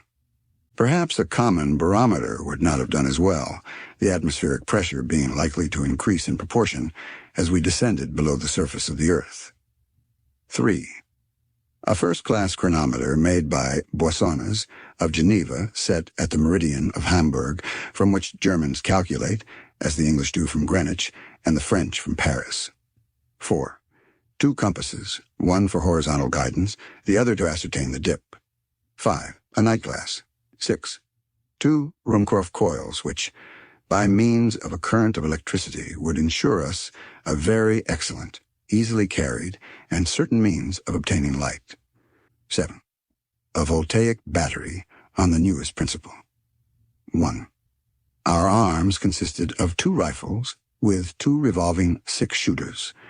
Why these arms were provided it was impossible for me to say. I had every reason to believe that we had neither wild beasts nor savage natives to fear. My uncle, on the other hand, was quite as devoted to his arsenal as to his collection of instruments, and above all was very careful with his provision of fulminating or gun cotton, warranted to keep in any climate, and of which the expansive force was known to be greater than that of ordinary gunpowder. Our tools consisted of 2 pickaxes, 2 crowbars, a silken ladder, 3 iron-shod alpine poles, a hatchet, a hammer, a dozen wedges, some pointed pieces of iron, and a quantity of strong rope. You may conceive that the whole made a tolerable parcel, especially when I mention that the ladder itself was 300 feet long. Then there came the important question of provisions. The hamper was not very large, but tolerably satisfactory, for I knew that, in concentrated essence of meat and biscuit, there was enough to last 6 months. The only liquid provided by my uncle was scheedam. Of water, not a drop. We had, however, an ample supply of gourds, and my uncle counted on finding water and enough to fill them as soon as we commenced our downward journey. My remarks as to the temperature, the quality, and even as to the possibility of none being found, remained wholly without effect. To make up the exact list of our traveling gear for the guidance of future travelers, add that we carried a medicine and surgical chest with all apparatus necessary for wounds, fractures, and blows, lint, scissors, lancets, in fact, a perfect collection of horrible-looking instruments, a number of vials containing ammonia, alcohol, ether, Goulard water, aromatic vinegar, in fact, every possible and impossible drug, finally all the materials for working the Ruhmkorff coil. My uncle had also been careful to lay in a goodly supply of tobacco, several flasks of very fine gunpowder, boxes of tinder, besides a large belt crammed full of notes and gold. Good boots rendered watertight were to be found to the number of 6 in the toolbox. "My boy, with such clothing, with such boots, and such general equipment," said my uncle in a state of rapturous delight, "we may hope to travel far." It took a whole day to put all these matters in order. In the evening we dined with Baron Trampa in company with the mayor of Reykjavik and Dr. Haltelin, the great medical man of Iceland. Mayor Fredriksson was not present, and I was afterwards sorry to hear that he and the governor did not agree on some matters connected with the administration of the island. Unfortunately, the consequence was that I did not understand a word that was said at dinner, a kind of semi-official reception. One thing I can say, my uncle never left off speaking. The next day our labor came to an end. Our worthy host delighted my uncle, Professor Hardwigg, by giving him a good map of Iceland, a most important and precious document for a mineralogist. Our last evening was spent in a long conversation with Monsieur Fredriksson, whom I liked very much, the more that I never expected to see him or anyone else again. After this agreeable way of spending an hour or so, I tried to sleep. In vain. With the exception of a few dozes, my night was miserable. At 5 o'clock in the morning, I was awakened from the only real half-hour sleep of the night by the loud neighing of horses under my window. I hastily dressed myself and went down into the street. Hans was engaged in putting the finishing stroke to our baggage, which he did in a silent, quiet way that won my admiration, and yet he did it admirably well. My uncle wasted a great deal of breath in giving him directions, but worthy Hans took not the slightest notice of his words. At 6 o'clock all our preparations were completed, and Monsieur Fredriksson shook hands heartily with us. My uncle thanked him warmly, in the Icelandic language, for his kind hospitality, speaking truly from the heart. As for myself, I put together a few of my best Latin phrases and paid him the highest compliments I could. This fraternal and friendly duty performed, we sallied forth and mounted our horses. As soon as we were quite ready, Monsieur Fredriksson advanced, and by way of farewell, called after me in the words of Virgil, words which appeared to have been made for us, travelers starting for an uncertain destination. Et quacunque viam dederit fortuna sequamur. And whichsoever way thou goest may fortune follow. One thermometer thermos and metron measure. An instrument for measuring the temperature of the air. Manometer manos and metron measure. An instrument to show the density or rarity of gases. Chronometer chronos time and metros measure. A time measurer or superior watch. Ruhmkorff's coil, an instrument for producing currents of induced electricity of great intensity. It consists of a coil of copper wire, insulated by being covered with silk, surrounded by another coil of fine wire, also insulated, in which a momentary current is induced when a current is passed through the inner coil from a voltaic battery. When the apparatus is in action, the gas becomes luminous and produces a white and continued light. The battery and wire are carried in a leather bag which the traveler fastens by a strap to his shoulders. The lantern is in front and enables the benighted wanderer to see in the most profound obscurity. He may venture without fear of explosion into the midst of the most inflammable gases, and the lantern will burn beneath the deepest waters. H.D. Ruhmkorff, an able and learned chemist, discovered the induction coil. In 1864, he won the quinquennial French prize of £2,000 for this ingenious application of electricity. A voltaic battery, so called from Volta, its designer, is an apparatus consisting of a series of metal plates arranged in pairs and subjected to the action of saline solutions for producing currents of electricity. Chapter 9. Our Start. We Meet with Adventures by the Way. The weather was overcast but settled when we commenced our adventurous and perilous journey. We had neither to fear fatiguing heat nor drenching rain. It was, in fact, real tourist weather. As there was nothing I liked better than horse exercise, the pleasure of riding through an unknown country caused the early part of our enterprise to be particularly agreeable to me. I began to enjoy the exhilarating delight of traveling, a life of desire, gratification, and liberty. The truth is that my spirits rose so rapidly that I began to be indifferent to what had once appeared to be a terrible journey. After all, I said to myself, what do I risk? Simply to take a journey through a curious country, to climb a remarkable mountain, and if the worst comes to the worst, to descend into the crater of an extinct volcano. There could be no doubt that this was all this terrible Saknussemm had done. As to the existence of a gallery, or of subterraneous passages leading into the interior of the earth, the idea was simply absurd, the hallucination of a distempered imagination.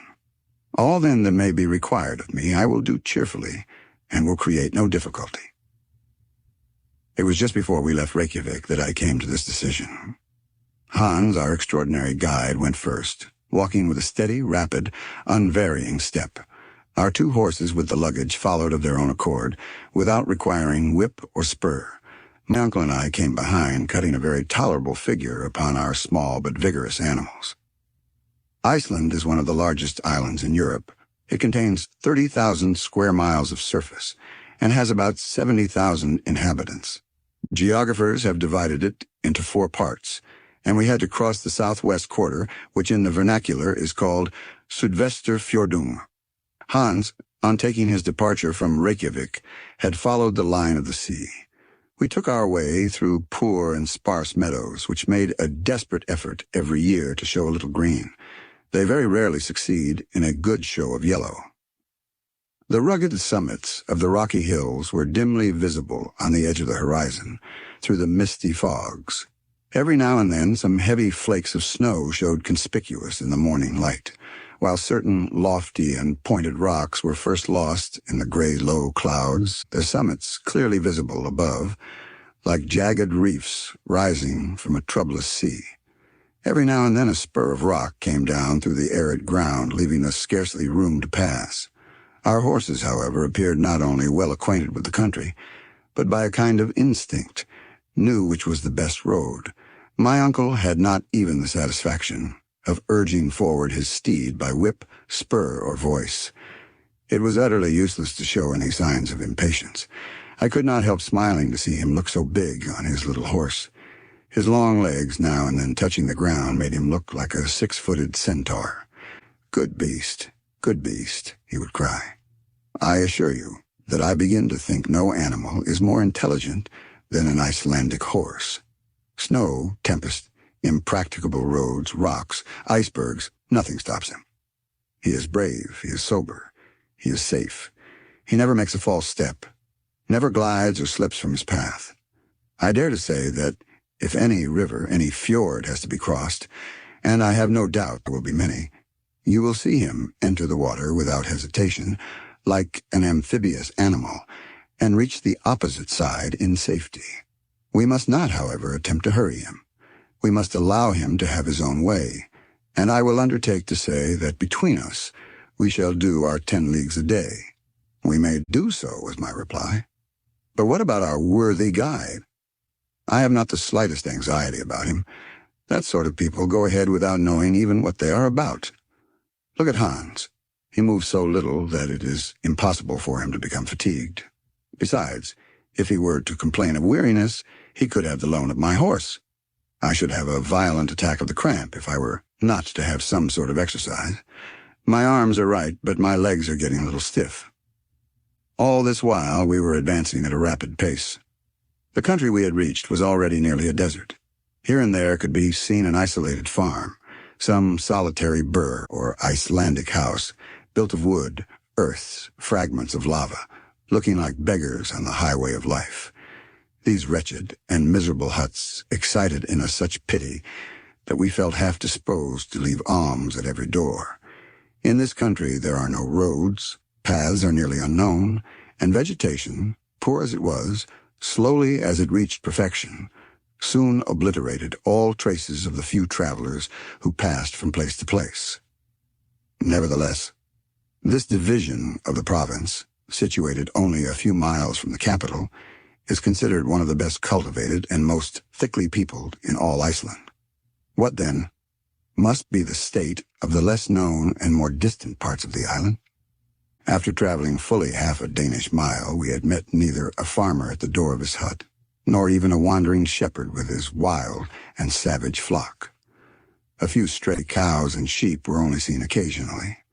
What then must we expect when we come to the upheaved regions, to the districts broken and roughened from volcanic eruptions and subterraneous commotions?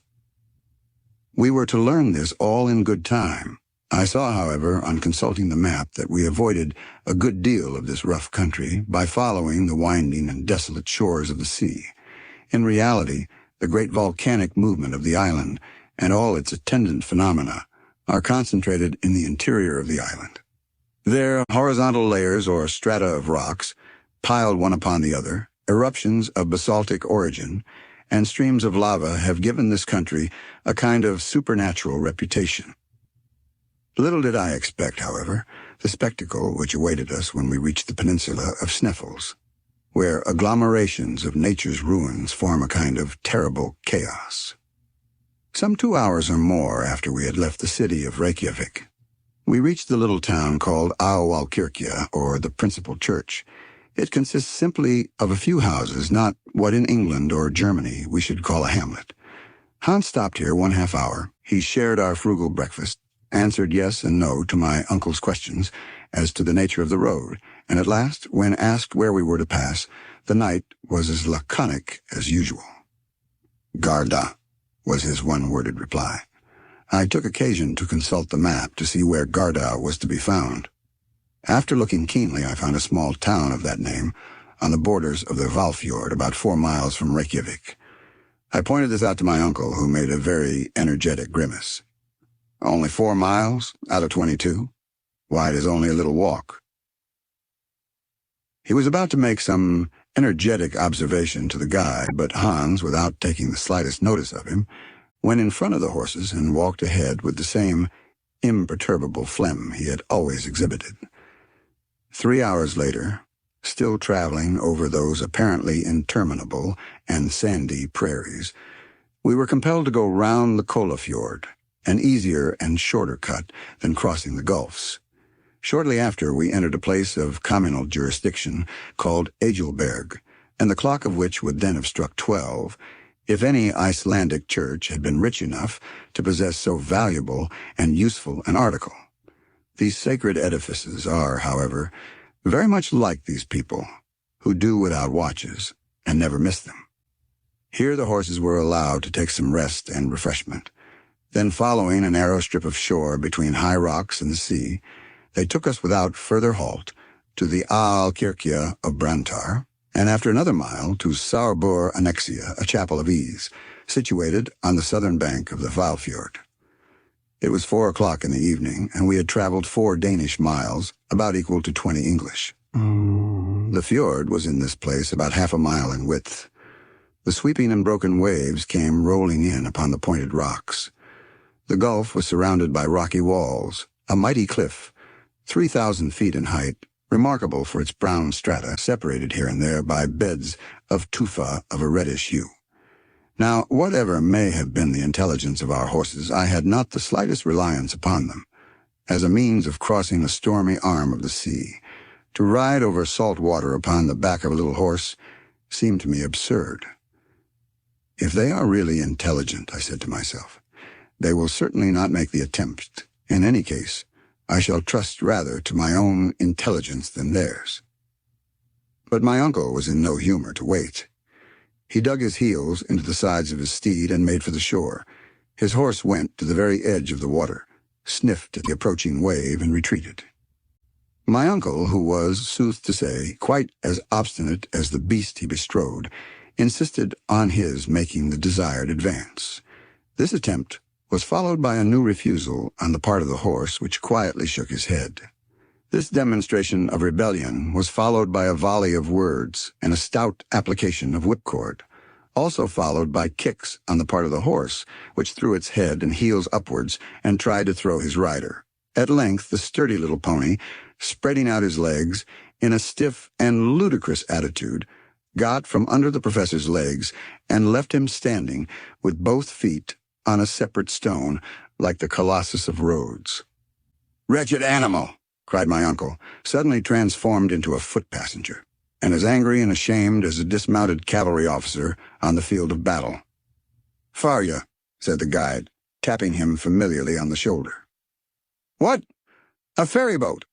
"There," answered Hans, pointing to where lay the boat in question. "There." "Well," I cried, quite delighted with the information, "so it is." "Why did you not say so before?" cried my uncle. "Why not start at once?" "Tidvatten," said the guide.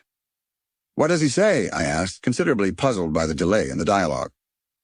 "He says tide," replied my uncle, translating the Danish word for my information.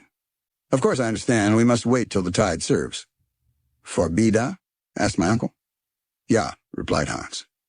My uncle frowned, stamped his feet, and then followed the horses to where the boat lay. I thoroughly understood and appreciated the necessity for waiting before crossing the fjord, for that moment when the sea at its highest point is in a state of slack water.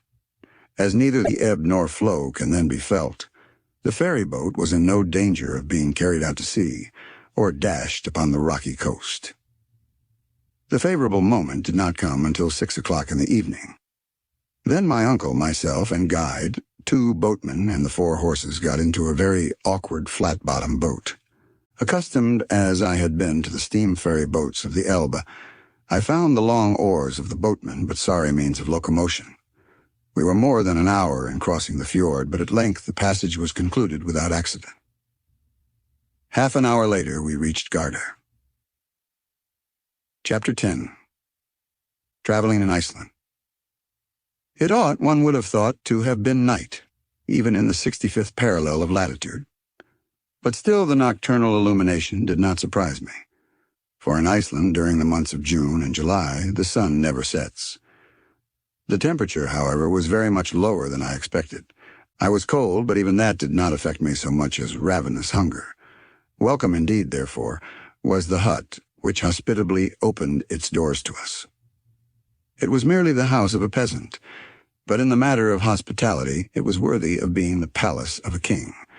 As we alighted at the door, the master of the house came forward, held out his hand, and without any further ceremony, signaled to us to follow him. We followed him, for to accompany him was impossible. A long, narrow, gloomy passage led into the interior of this habitation, made from beams roughly squared by the axe. This passage gave ingress to every room, The chambers were 4 in number: the kitchen, the workshop, where the weaving was carried on, the general sleeping chamber of the family, and the best room, to which strangers were especially invited.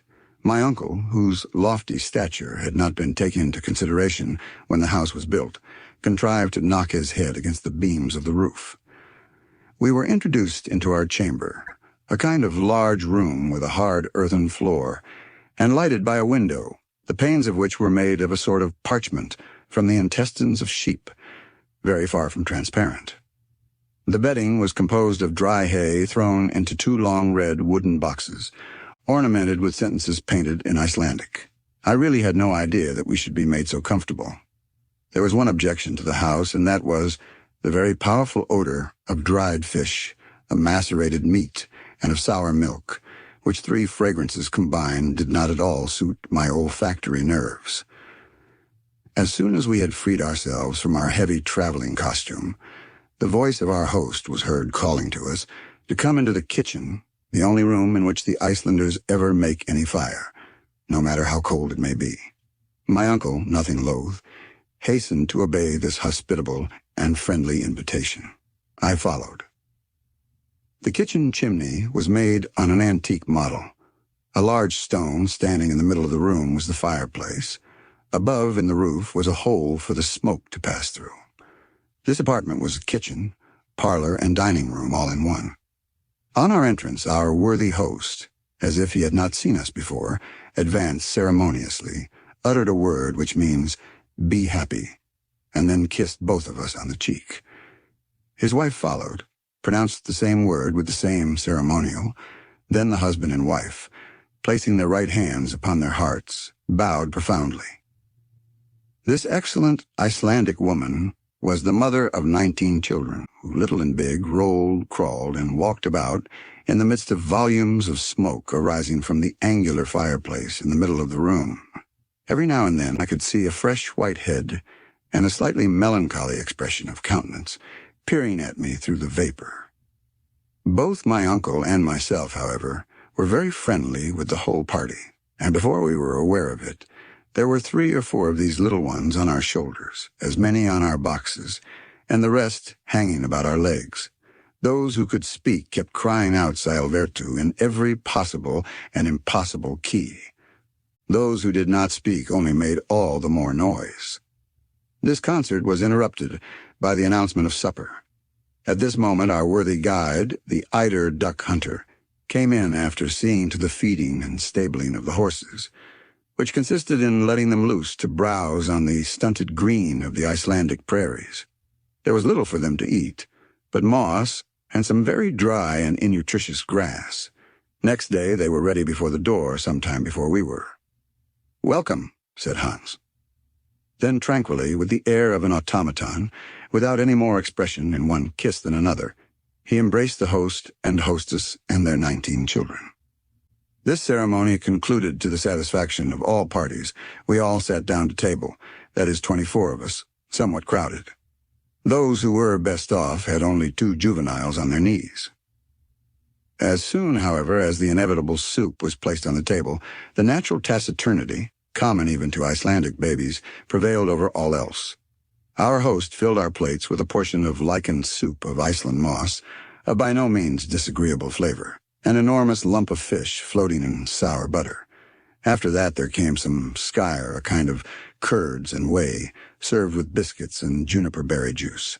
To drink, we had blanda, skimmed milk with water. I was hungry, so hungry, that by way of dessert I finished up with a basin of thick oaten porridge.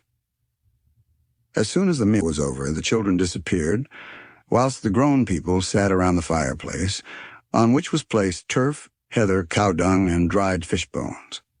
As soon as everybody was sufficiently warm, a general dispersion took place, all retiring to their respective couches. Our hostess offered to pull off our stockings and trousers according to the custom of the country, but as we graciously declined to be so honored, she left us to our bed of dry fodder. Next day, at 5 in the morning, we took our leave of these hospitable peasants.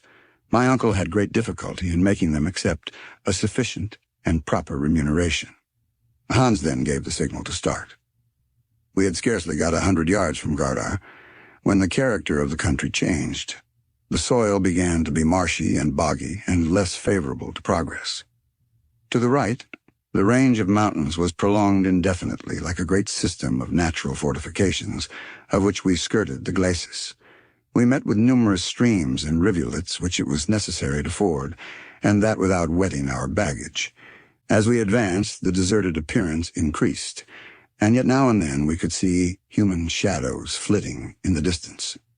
When a sudden turn of the track brought us within easy reach of one of these specters, I felt a sudden impulse of disgust at the sight of a swollen head, with shining skin, utterly without hair, and whose repulsive and revolting wounds could be seen through his rags. The unhappy wretches never came forward to beg. On the contrary, they ran away. Not so quick, however, but that Hans was able to salute them with the universal "Sailbertu." "Spatelsk?" said he. "A leper," explained my uncle. The very sound of such a word caused a feeling of repulsion. The horrible affliction known as leprosy, which has almost vanished before the effects of modern science, is common in Iceland. It is not contagious but hereditary, so that marriage is strictly prohibited to these unfortunate creatures. These poor lepers did not tend to enliven our journey, the scene of which was inexpressibly sad and lonely. The very last tufts of grassy vegetation appeared to die at our feet. Not a tree was to be seen, except a few stunted willows about as big as blackberry bushes. Now and then we watched a falcon, soaring in the gray and misty air, taking his flight towards warmer and sunnier regions. I could not help feeling a sense of melancholy come over me. I sighed for my own native land and wished to be back with Gretchen. We were compelled to cross several little fjords and at last came to a real gulf. The tide was at its height, and we were able to go over it once and reached the hamlet of Alftanes about a mile farther. That evening, after fording the Alfa and the Hedda, two rivers rich in trout and pike, we were compelled to pass the night in a deserted house, worthy of being haunted by all the fays of Scandinavian mythology. The King of Cold had taken up his residence there and made us feel his presence all night. The following day was remarkable by its lack of any particular incidents. Always the same damp and swampy soil, the same dreary uniformity, the same sad and monotonous aspect of scenery. In the evening, having accomplished the half of our projected journey, we slept at the annexia of Krosalbt. For a whole mile we had under our feet nothing but lava. This disposition of the soil is called hraun. The crumbled lava on the surface was in some instances like ship cables stretched out horizontally, in others coiled up in heaps. An immense field of lava came from the neighboring mountains, all extinct volcanoes, whose remains showed what once they had been.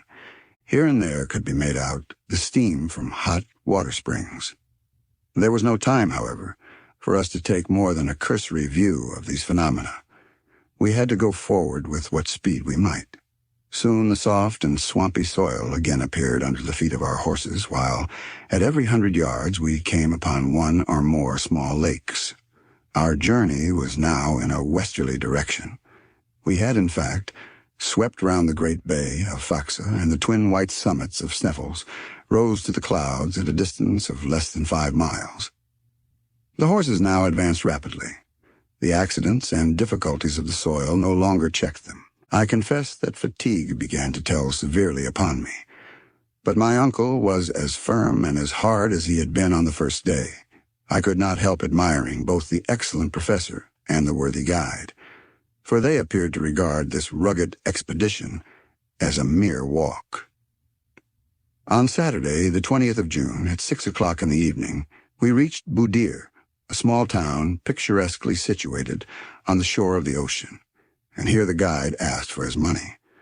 My uncle settled with him immediately. It was now the family of Hans himself, that is to say, his uncles, his cousins, German, who offered us hospitality.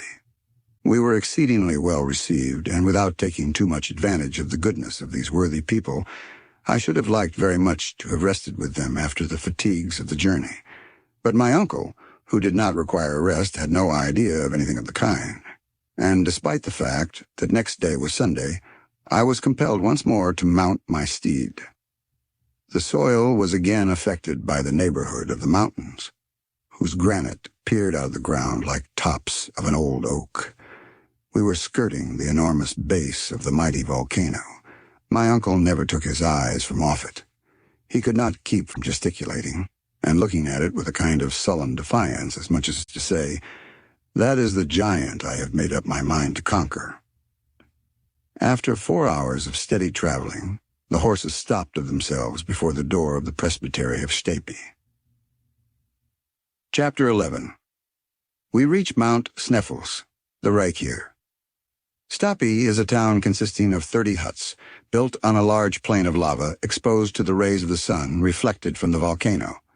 It stretches its humble tenements along the end of a little fjord, surrounded by a basaltic wall of the most singular character. Basalt is a brown rock of igneous origin. It assumes regular forms which astonish by their singular appearance. Here we found nature proceeding geometrically, and working quite after a human fashion, as if she had employed the plummet line, the compass, and the rule. If elsewhere she produces grand artistic effects by piling up huge masses without order or connection, if elsewhere we see truncated cones, imperfect pyramids, with an odd succession of lines, here, as if wishing to give a lesson in regularity and preceding the architects of the early ages, she has erected a severe order of architecture, which neither the splendors of Babylon nor the marvels of Greece ever surpassed. I had often heard of the Giant's Causeway in Ireland, and of Fingal's Cave in one of the Hebrides, but the grand spectacle of a real basaltic formation had never yet come before my eyes. This at Stapi gave us an idea of one in all its wonderful beauty and grace. The wall of the fjord, like nearly the whole of the peninsula, consisted of a series of vertical columns, in height about 30 feet. These upright pillars of stone, of the finest proportions, supported an archivolt of horizontal columns which formed a kind of half-vaulted roof above the sea. At certain intervals and below this natural basin, the eye was pleased and surprised by the sight of oval openings, through which the outward waves came thundering in volleys of foam. Some banks of basalt, torn from their fastenings by the fury of the waves, lay scattered on the ground like the ruins of an ancient temple. Ruins eternally young, over which the storms of ages swept without producing any perceptible effect. This was the last stage of our journey. Hans had brought us along with fidelity and intelligence, and I began to feel somewhat more comfortable when I reflected that he was to accompany us still farther on our way. When we halted before the house of the rector, a small and incommodious cabin, neither handsome nor more comfortable than those of his neighbors, I saw a man in the act of shoeing a horse, a hammer in his hand, and a leathern apron tied round his waist. "Be happy," said the eider-down hunter, using his national salutation in his own language. "God dag, good day," replied the former in excellent Danish. "Kirkerhert," cried Hans, turning round and introducing him to my uncle. "The rector," repeated the worthy professor.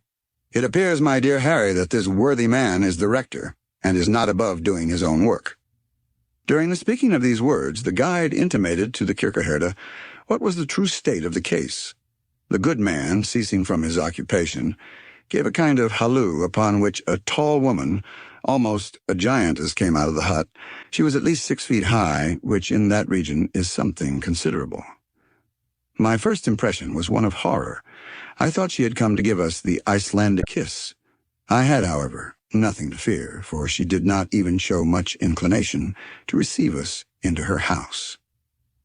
The room devoted to strangers appeared to me to be by far the worst in the presbytery. It was narrow, dirty, and offensive.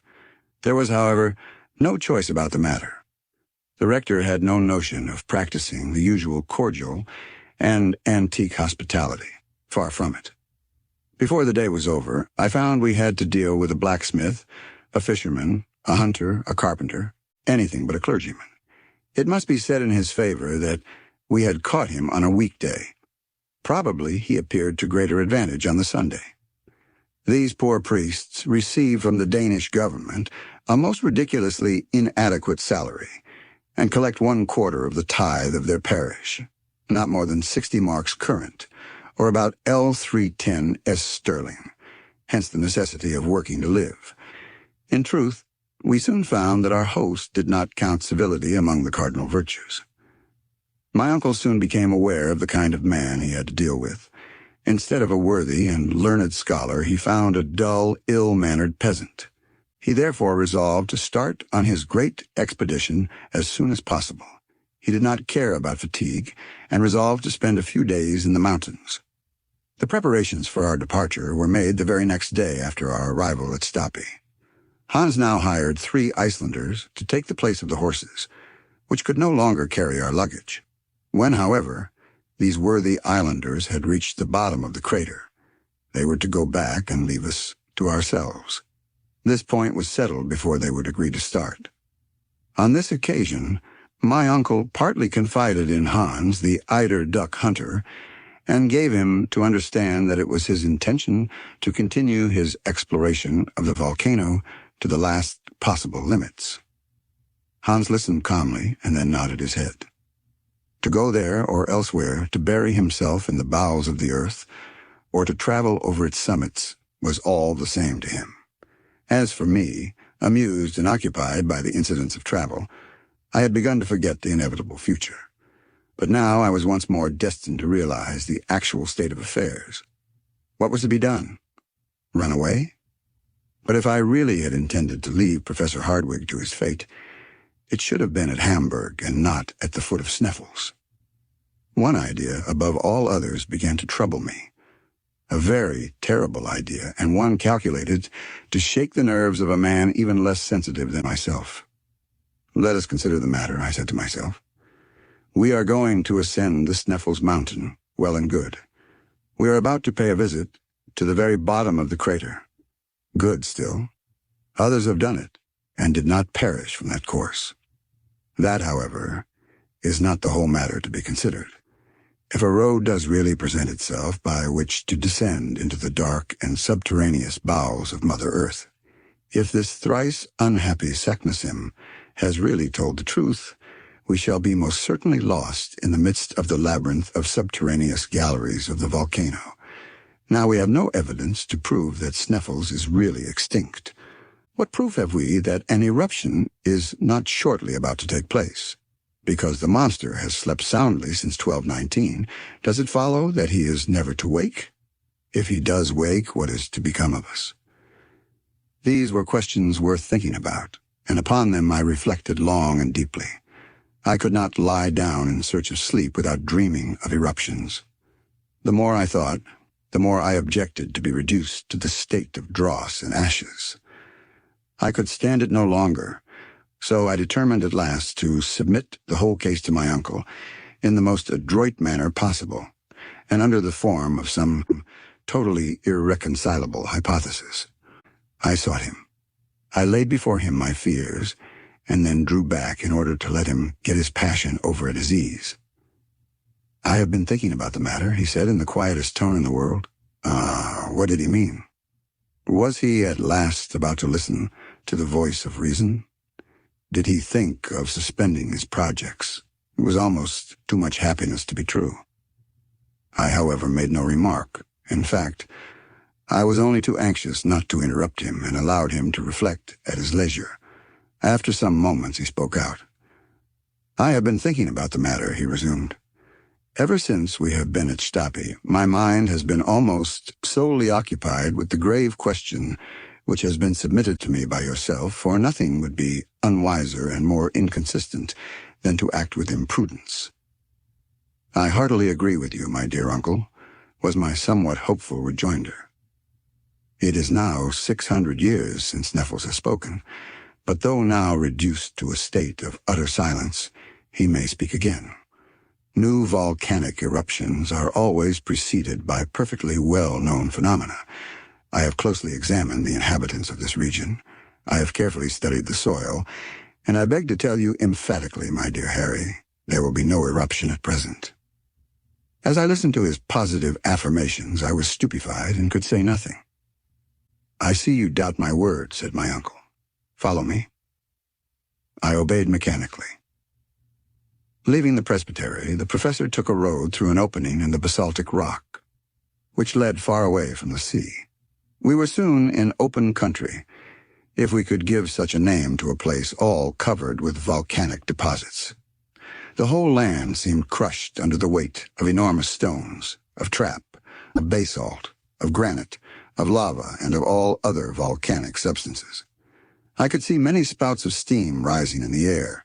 These white vapors, called in the Icelandic language reykir, come from hot water fountains and indicate by their violence the volcanic activity of the soil. Now the sight of these appeared to justify my apprehension. I was, therefore, all the more surprised and mortified when my uncle thus addressed me. "You see all this smoke, Harry, my boy?" "Yes, sir." "Well, as long as you see them thus, you have nothing to fear from the volcano." "How can that be?" "Be careful to remember this," continued the professor. "At the approach of an eruption, these spouts of vapor redouble their activity, to disappear altogether during the period of volcanic eruption. For the elastic fluids, no longer having the necessary tension, seek refuge in the interior of the crater instead of escaping through the fissures of the earth. If then the steam remains in its normal or habitual state, if their energy does not increase, and if you add to this the remark that the wind is not replaced by heavy atmospheric pressure and dead calm, you may be quite sure that there is no fear of any immediate eruption. But enough, my boy. When science has sent forth her fiat, it is only to hear and obey." I came back to the house quite downcast and disappointed.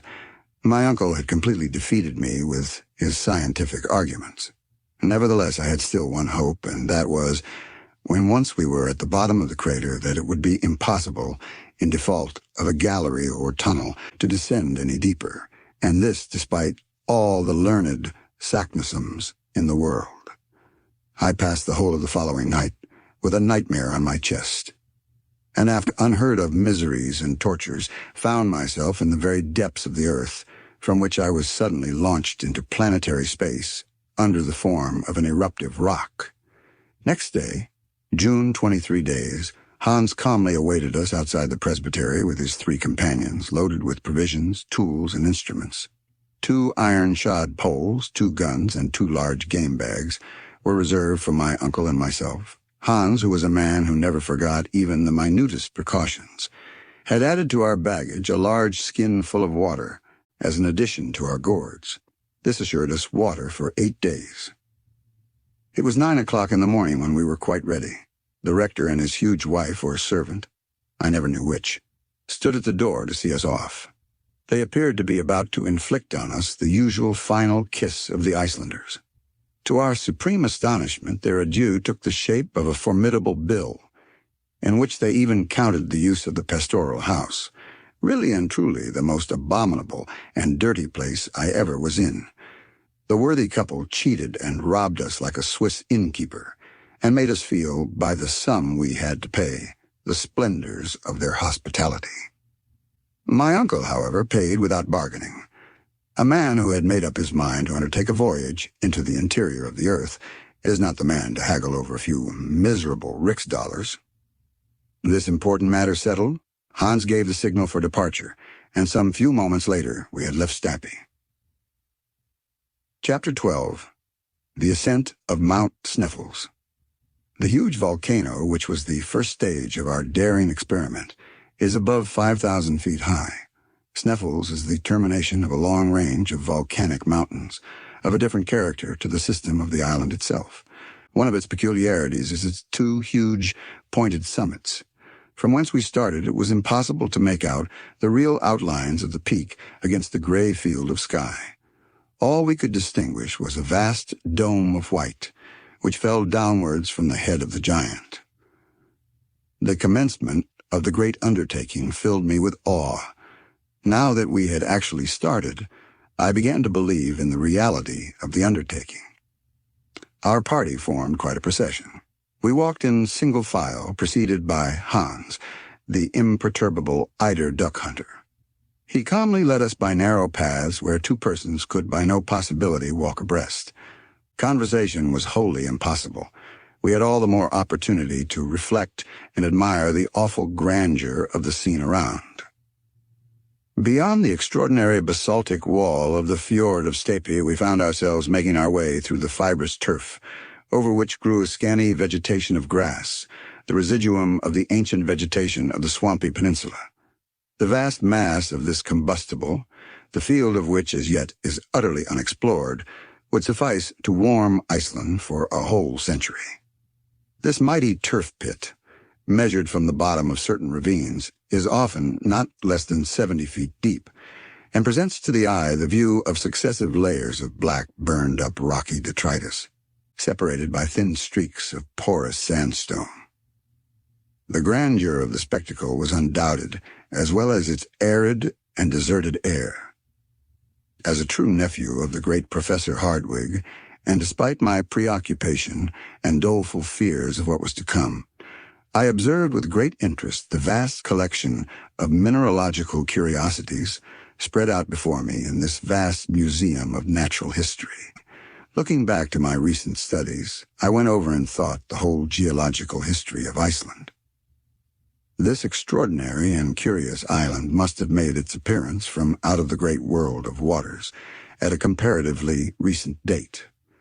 Like the coral islands of the Pacific, it may, for aught we know, be still rising by slow and imperceptible degrees. If this really be the case, its origin can be attributed to only one cause, that of the continued action of subterranean fires. This was a happy thought. If so, if this were true, away with the theories of Sir Humphrey Davy. Away with the authority of the parchment of Arne Saknussemm. The wonderful pretensions to discovery on the part of my uncle and to our journey, all must end in smoke. Charmed with the idea, I began more carefully to look about me. A serious study of the soil was necessary to negative or confirm my hypothesis. I took in every item of what I saw, and I began to comprehend the succession of phenomena which had preceded its formation. Iceland, being absolutely without sedimentary soil, is composed exclusively of volcanic tufa. That is to say, of an agglomeration of stones and of rocks of a porous texture. Long before the existence of volcanoes, it was composed of a solid body of massive trap rock, lifted bodily and slowly out of the sea by the action of the centrifugal force at work in the earth. The internal fires, however, had not as yet burst their bounds and flooded the exterior cake of Mother Earth with hot and raging lava. My readers must excuse this brief and somewhat pedantic geological lecture, but it is necessary to the complete understanding of what follows. At a later period in the world's history, a huge and mighty fissure must, reasoning by analogy, have been dug diagonally from the southwest to the northeast of the island, through which by degrees flowed the volcanic crust. The great and wondrous phenomenon then went on without violence. The outpouring was enormous, and the seething, fused matter, ejected from the bowels of the earth, spread slowly and peacefully in the form of vast, level plains, or what are called mamelons, or mounds. It was at this epoch that the rocks called feldspars, syenites, and porphyries appeared. But as a natural consequence of this overflow, the depth of the island increased. It can readily be believed what an enormous quantity of elastic fluids were piled up within its center, when at last it afforded no other openings after the process of cooling the crust had taken place. At length a time came when, despite the enormous thickness and weight of the upper crust, the mechanical forces of the combustible gases below became so great that they actually upheaved the weighty back and made for themselves huge and gigantic shafts. Hence the volcanoes which suddenly arose through the upper crust, and next the craters, which burst forth at the summit of these new creations. It will be seen that the first phenomena in connection with the formation of the island were simply eruptive. To these, however, shortly succeeded the volcanic phenomena. Through the newly formed openings escaped the marvelous mass of basaltic stones with which the plain we were now crossing was covered. We were trampling our way over heavy rocks of dark gray color, which, while cooling, had been molded into six-sided prisms. In the back distance we could see a number of flattened cones, which formerly were so many fire-vomiting mouths. After the basaltic eruption was appeased and set at rest, the volcano, the force of which increased with that of the extinct craters, gave free passage to the fiery overflow of lava and to the mass of cinders and pumice stone, now scattered over the sides of the mountain like disheveled hair on the shoulders of a bacchante. Here, in a nutshell, I had the whole history of the phenomena from which Iceland arose. All take their rise in the fierce action of interior fires, and to believe that the central mass did not remain in a state of liquid fire, white-hot, was simply and purely madness. This being satisfactorily proved, QED, what insensate folly to pretend to penetrate into the interior of the mighty earth. This mental lecture, delivered to myself while proceeding on a journey, did me good. I was quite reassured as to the fate of our enterprise, and therefore went, like a brave soldier mounting a bristling battery, to the assault of old Sneffels. As we advanced, the road became every moment more difficult. The soil was broken and dangerous. The rocks broke and gave way under our feet, and we had to be scrupulously careful in order to avoid dangerous and constant falls. Hans advanced as calmly as if he had been walking over Salisbury Plain. Sometimes he would disappear behind huge blocks of stone, and we momentarily lost sight of him. There was a little period of anxiety, and then there was a shrill whistle, just to tell us where to look for him. Occasionally he would take it into his head to stop to pick up lumps of rock, and silently pile them up into small heaps, in order that we might not lose our way on our return. He had no idea of the journey we were about to undertake. At all events, the precaution was a good one, though how utterly useless and unnecessary, but I must not anticipate. 3 hours of terrible fatigue, walking incessantly, had only brought us to the foot of the great mountain. This will give some notion of what we had still to undergo. Suddenly, however, Hans cried a halt. That is, he made signs to that effect, and a summary kind of breakfast was laid out on the lava before us. My uncle, who now was simply Professor Hardwigg, was so eager to advance that he bolted his food like a greedy clown. This halt for refreshment was also a halt for repose. The professor was therefore compelled to wait the good pleasure of his imperturbable guide, who did not give the signal for departure for a good hour. The 3 Icelanders, who were as taciturn as their comrade, did not say a word, but went on eating and drinking very quietly and soberly. From this, our first real stage, we began to ascend the slopes of the Sneffels volcano. Its magnificent snowy nightcap, as we began to call it, by an optical delusion very common in mountains, appeared to me to be close at hand, and yet how many long, weary hours must elapse before we reached its summit.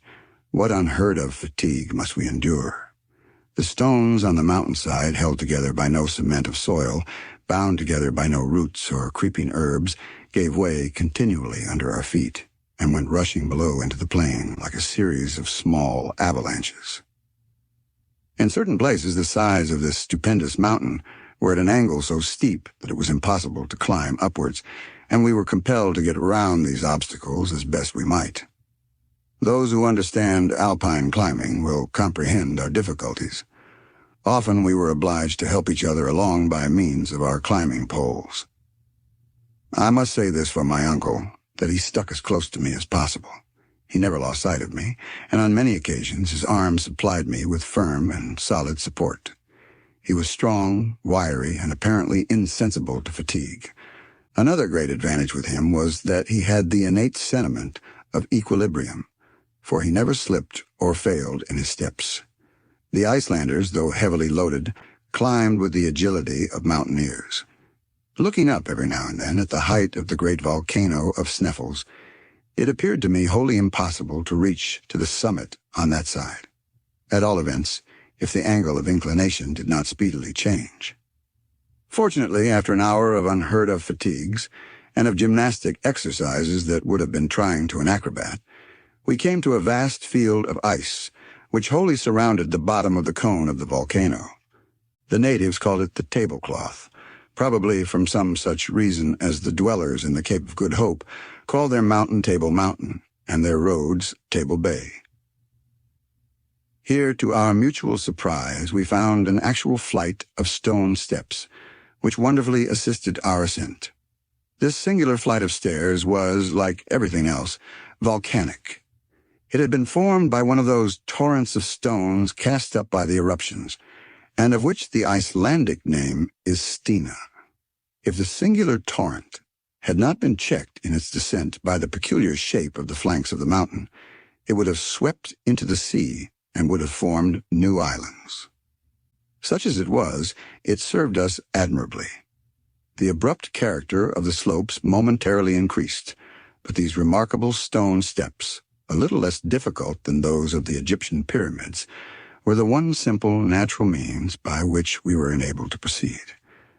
About 7 in the evening of that day, after having clambered up 2,000 of these rough steps, we found ourselves overlooking a kind of spur or projection of the mountain, a sort of buttress upon which the cone-like crater, properly so called, leaned for support.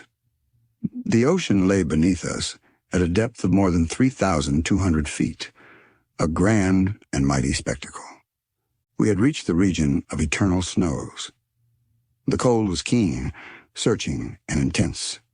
The wind blew with extraordinary violence. I was utterly exhausted. My worthy uncle, the professor, saw clearly that my legs refused further service, and that, in fact, I was utterly exhausted. Despite his hot and feverish impatience, he decided with a sigh upon a halt.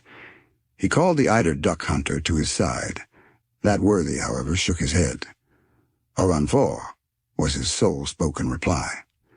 "It appears," says my uncle with a woebegone look, "that we must go higher." He then turned to Hans and asked him to give some reason for this decisive response. "Mister," replied the guide. "Ja, Mister? Yes, the Mister," cried one of the Icelandic guides in a terrified tone. It was the first time he had spoken. "What does this mysterious word signify?" I anxiously inquired. "Look," said my uncle. I looked down upon the plain below, and I saw a prodigious volume of pulverized pumice stone, of sand, of dust, rising to the heavens in the form of a mighty waterspout. It resembled the fearful phenomenon of a similar character known to the travelers in the desert of the Great Sahara. The wind was driving it directly towards that side of Sneffels on which we were perched. This opaque veil standing up between us and the sun projected a deep shadow on the flanks of the mountain. If this sand spout broke over us, we must all be infallibly destroyed, crushed in its fearful embraces. This extraordinary phenomenon, very common when the wind shakes the glaciers and sweeps over the arid plains, is in the Icelandic tongue called mistur. Hastigt, cried our guide. Now, I certainly knew nothing of Danish, but I thoroughly understood that his gestures were meant to quicken us. The guide turned rapidly in a direction which would take us to the back of the crater, all the while ascending slightly. We followed rapidly, despite our excessive fatigue. A quarter of an hour later, Hans paused to enable us to look back. The mighty whirlwind of sand was spreading up the slope of the mountain to the very spot where we had proposed to halt. Huge stones were caught up, cast into the air, and thrown about as during an eruption. We were happily a little out of the direction of the wind, and therefore out of reach of danger. But for the precaution and knowledge of our guide, our dislocated bodies, our crushed and broken limbs, would have been cast to the wind, like dust from some unknown meteor. Hans, however, did not think it prudent to pass the night on the bare side of the cone. We therefore continued our journey in a zigzag direction. The 1,500 feet which remained to be accomplished took us at least 5 hours. The turnings and windings, the no-thoroughfares, the marches and marches, turned that insignificant distance into at least 3 leagues. I never felt such misery, fatigue, and exhaustion in my life. I was ready to faint from hunger and cold. The rarefied air at the same time painfully acted upon my lungs. At last, when I thought myself at my last gasp, about 11 at night, it being in that region quite dark, we reached the summit of Mount Sneffels. It was in an awful mood of mind that, despite my fatigue, before I descended into the crater which was to shelter us for the night, I paused to behold the sun rise at midnight on the very day of its lowest declension, and enjoyed the spectacle of its ghastly pale rays cast upon the isle which lay sleeping at our feet. I no longer wondered at people traveling all the way from England to Norway to behold this magical and wondrous spectacle. Chapter 13. The Shadow of Scarcely. Our supper was eaten with ease and rapidity, after which everybody did the best he could for himself within the hollow of the crater. The bed was hard, the shelter unsatisfactory, the situation painful, lying in the open air 5,000 feet above the level of the sea. Nevertheless, it has seldom happened to me to sleep so well as I did on that particular night. I did not even dream. So much for the effects of what my uncle called wholesome fatigue. Next day, when we awoke under the rays of a bright and glorious sun, we were nearly frozen by the keen air. I left my granite couch and made one of the party to enjoy a view of the magnificent spectacle which developed itself panorama-like at our feet. I stood upon the lofty summit of Mount Sneffels's southern peak. Thence I was able to obtain a view of the greater part of the island. The optical delusion, common to all lofty heights, raised the shores of the island, while the central portions appeared depressed. It was by no means too great a flight of fancy to believe that a giant picture was stretched out before me. I could see the deep valleys that crossed each other in every direction. I could see precipices looking like sides of wells, lakes that seemed to be changed into ponds, ponds that looked like puddles, and rivers that were transformed into petty brooks. To my right were glaciers upon glaciers and multiplied peaks, topped with light clouds of smoke. The undulation of these infinite numbers of mountains, whose snowy summits make them look as if covered by foam, recalled to my remembrance the surface of a storm-beaten ocean. If I looked towards the west, the ocean lay before me in all its majestic grandeur, a continuation, as it were, of these fleecy hilltops. Where the earth ended and the sea began, it was impossible for the eye to distinguish. I soon felt that strange and mysterious sensation which is awakened in the mind when looking down from lofty hilltops, and now I was able to do so without any feeling of nervousness, having fortunately hardened myself to that kind of sublime contemplation. I wholly forgot who I was and where I was. I became intoxicated with a sense of lofty sublimity without thought of the abysses into which my daring was soon about to plunge me. I was presently, however, brought back to the realities of life by the arrival of the professor and Hans, who joined me upon the lofty summit of the peak. My uncle, turning in a westerly direction, pointed out to me a light cloud of vapor, a kind of haze, with a faint outline of land rising out of the waters. "Greenland," said he. "Greenland?" cried I in reply. "Yes," continued my uncle, who always, when explaining anything, spoke as if he were in a professor's chair. "We are not more than 35 leagues distant from that wonderful land. When the great annual breakup of the ice takes place, white bears come over to Iceland, carried by the floating masses of ice from the north. This, however, is a matter of little consequence. We are now on the summit of the transcendent Sneffels, and here are its two peaks, north and south. Hans will tell you the name by which the people of Iceland call that on which we stand." My uncle turned to the imperturbable guide, who nodded and spoke as usual one word: "Scarcely." My uncle looked at me with a proud and triumphant glance. "A crater," he said. "You hear?" I did hear, but I was totally unable to make reply. The crater of Mount Sneffels represented an inverted cone, the gaping orifice apparently half a mile across, the depth indefinite feet. Conceive what this hole must have been like when full of flame and thunder and lightning. The bottom of the funnel-shaped hollow was about 500 feet in circumference, by which it will be seen that the slope from the summit to the bottom was very gradual, and we were therefore clearly able to get there without much fatigue or difficulty. Involuntarily I compared this crater to an enormous loaded cannon, and the comparison completely terrified me. To descend into the interior of a cannon, I thought to myself, when perhaps it is loaded and will go off at the least shock, is the act of a madman. But there was no longer any opportunity for me to hesitate. Hans, with a perfectly calm and indifferent air, took his usual post at the head of the adventurous little band. I followed without uttering a syllable. I felt like the lamb led to the slaughter. In order to render the descent less difficult, Hans took his way down the interior of the cone in rather a zigzag fashion, making, as the sailors say, long tracks to the eastward, followed by equally long ones to the west. It was necessary to walk through the midst of eruptive rocks, some of which, shaken in their balance, went rolling down with thundering clamor to the bottom of the abyss. These continual falls awoke echoes of singular power and effect. Many portions of the cone consisted of inferior glaciers. Hans, whenever he met with one of these obstacles, advanced with a great show of precaution, sounding the soil with his long iron pole in order to discover fissures and layers of deep, soft snow.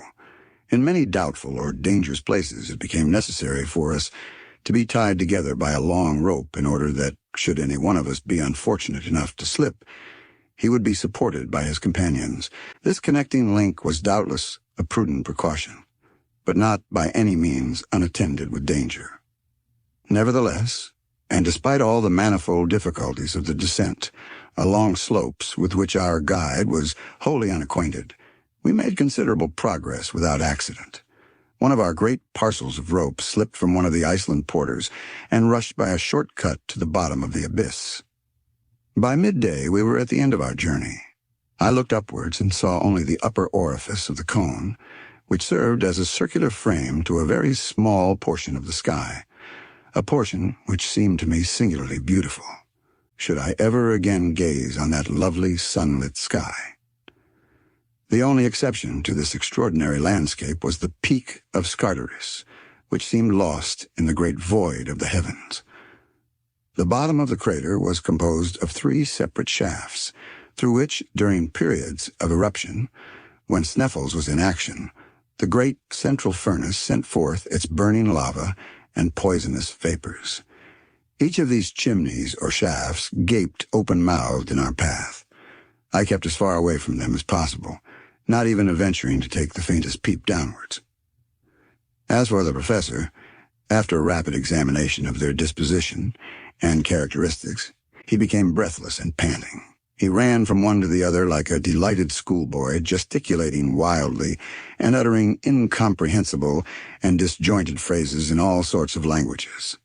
Hans the guide and his humbler companion seated themselves on some piles of lava and looked silently on. They clearly took my uncle for a lunatic and waited the result. Suddenly, the professor uttered a wild, unearthly cry. At first I imagined he had lost his footing and was falling headlong into one of the yawning gulfs. Nothing of the kind. I saw him, his arms spread out to their widest extent, his legs stretched apart, standing upright before an enormous pedestal, high enough and black enough to bear a gigantic statue of Pluto. His attitude and mien were that of a man utterly stupefied, but his stupefaction was speedily changed to the wildest joy. "Harry, Harry, come here," he cried. "Make haste! Wonderful, wonderful!" Unable to understand what he meant, I turned to obey his commands. Neither Hans nor the other Icelanders moved a step. "Look," said the professor in something of the manner of the French general, pointing out the pyramids to his army. And fully partaking his stupefaction, if not his joy, I read on the eastern side of the huge block of stone, the same characters half eaten away by the corrosive action of time, the name to me 1,000 times accursed runic glyphs. "Arnes ac nosem," cried my uncle. "Now, unbeliever, do you begin to have faith?" It was totally impossible for me to answer a single word. I went back to my pile of lava in a state of silent awe. The evidence was unanswerable, overwhelming. In a few moments, however, my thoughts were far away, back in my German home, with Gretchen and the old cook. What would I have given for one of my cousin's smiles, for one of the ancient domestics' omelets, and for my own feather bed? How long I remained in this state I know not. All I can say is that when at last I raised my head from between my hands, there remained at the bottom of the crater only myself, my uncle, and Hans. The Icelandic porters had been dismissed and were now descending the exterior slopes of Mount Sneffels on their way to Stapi. How heartily did I wish myself with them. Hans slept tranquilly at the foot of a rock in a kind of rill of lava, where he had made himself a rough and ready bed. My uncle was walking about the bottom of the crater like a wild beast in a cage. I had no desire, neither had I the strength, to move from my recumbent position. Taking example by the guide, I gave way to a kind of painful somnolency, during which I seemed both to hear and feel continued heavings and shudderings in the mountain. In this way we passed our first night in the interior of a crater. Next morning, a gray, cloudy, heavy sky hung like a funereal pall over the summit of the volcanic cone. I did not notice it so much from the obscurity that reigned around us as from the rage with which my uncle was devoured. I fully understood the reason, and again a glimpse of hope made my heart leap with joy. I will briefly explain the cause. Of the 3 openings which yawned beneath our steps, only one could have been followed by the adventurous Saknussemm. According to the words of the learned Icelander, it was only to be known by that one particular mentioned in the cryptograph that the shadow of Scartaris fell upon it, just touching its mouth in the last days of the month of June. We were, in fact, to consider the pointed peak as the stylus of an immense sundial, the shadow of which pointed, on one given day, like the inexorable finger of fate, to the yawning chasm which led into the interior of the earth. Now, as often happens in these regions, should the sun fail to burst through the clouds, no shadow, consequently, no chance of discovering the right aperture. We had already reached the 25th of June. If the kindly heavens would only remain densely clouded for 6 more days, we should have to put off our voyage of discovery for another year, when certainly there would be 1 person fewer in the party. I already had sufficient of the mad and monstrous enterprise.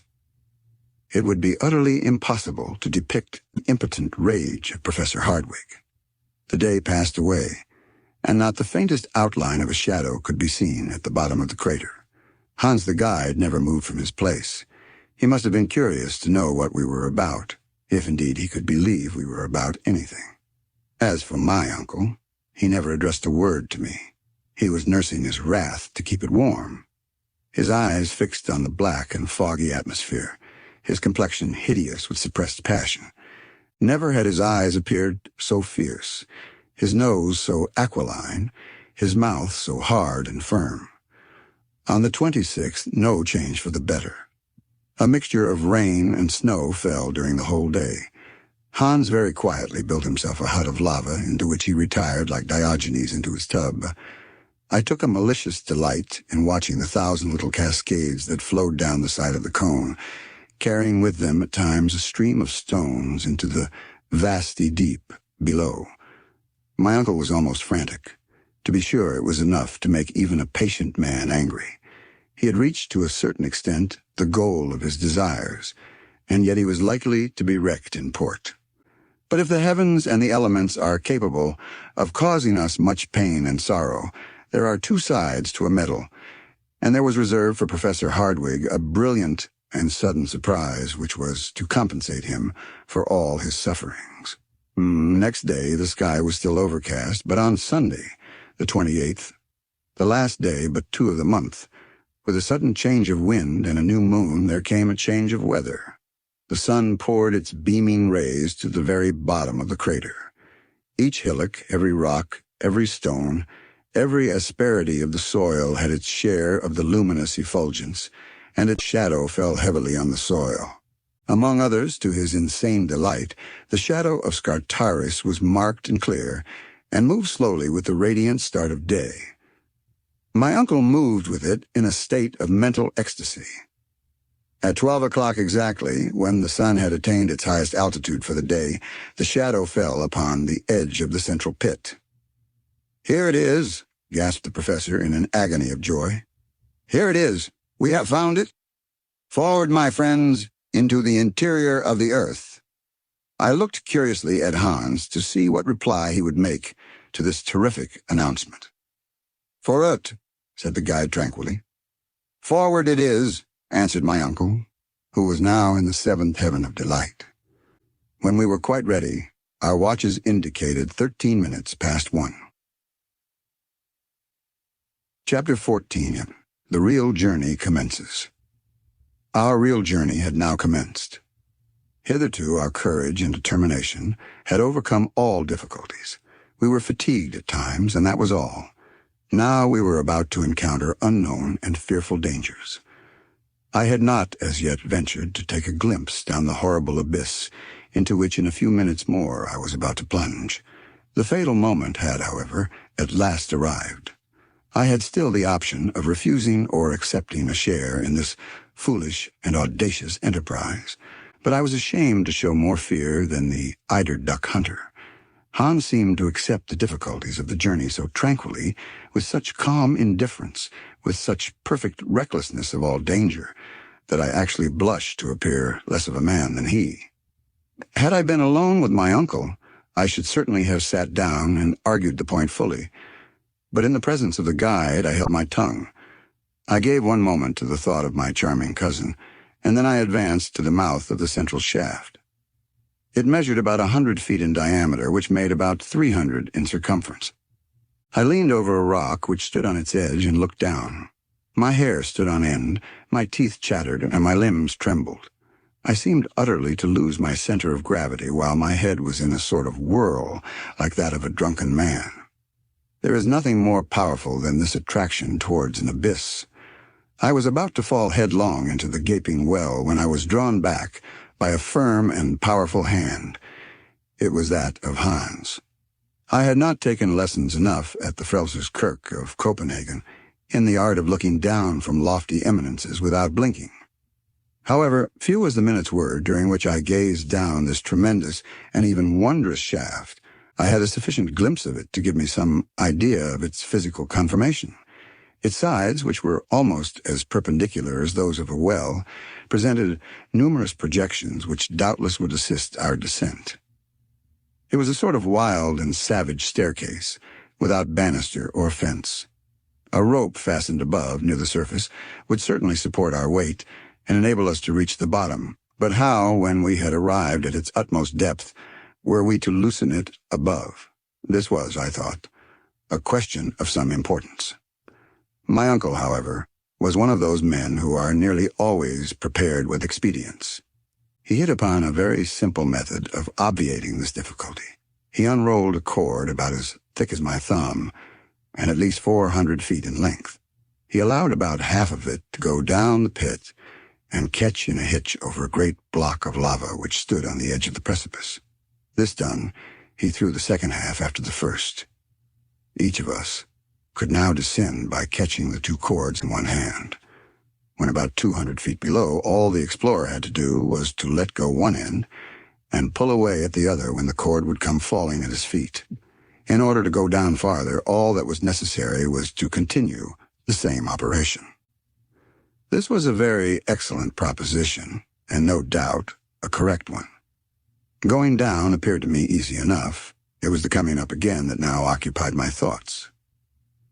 "Now," said my uncle, as soon as he had completed this important preparation, "let us see about the baggage.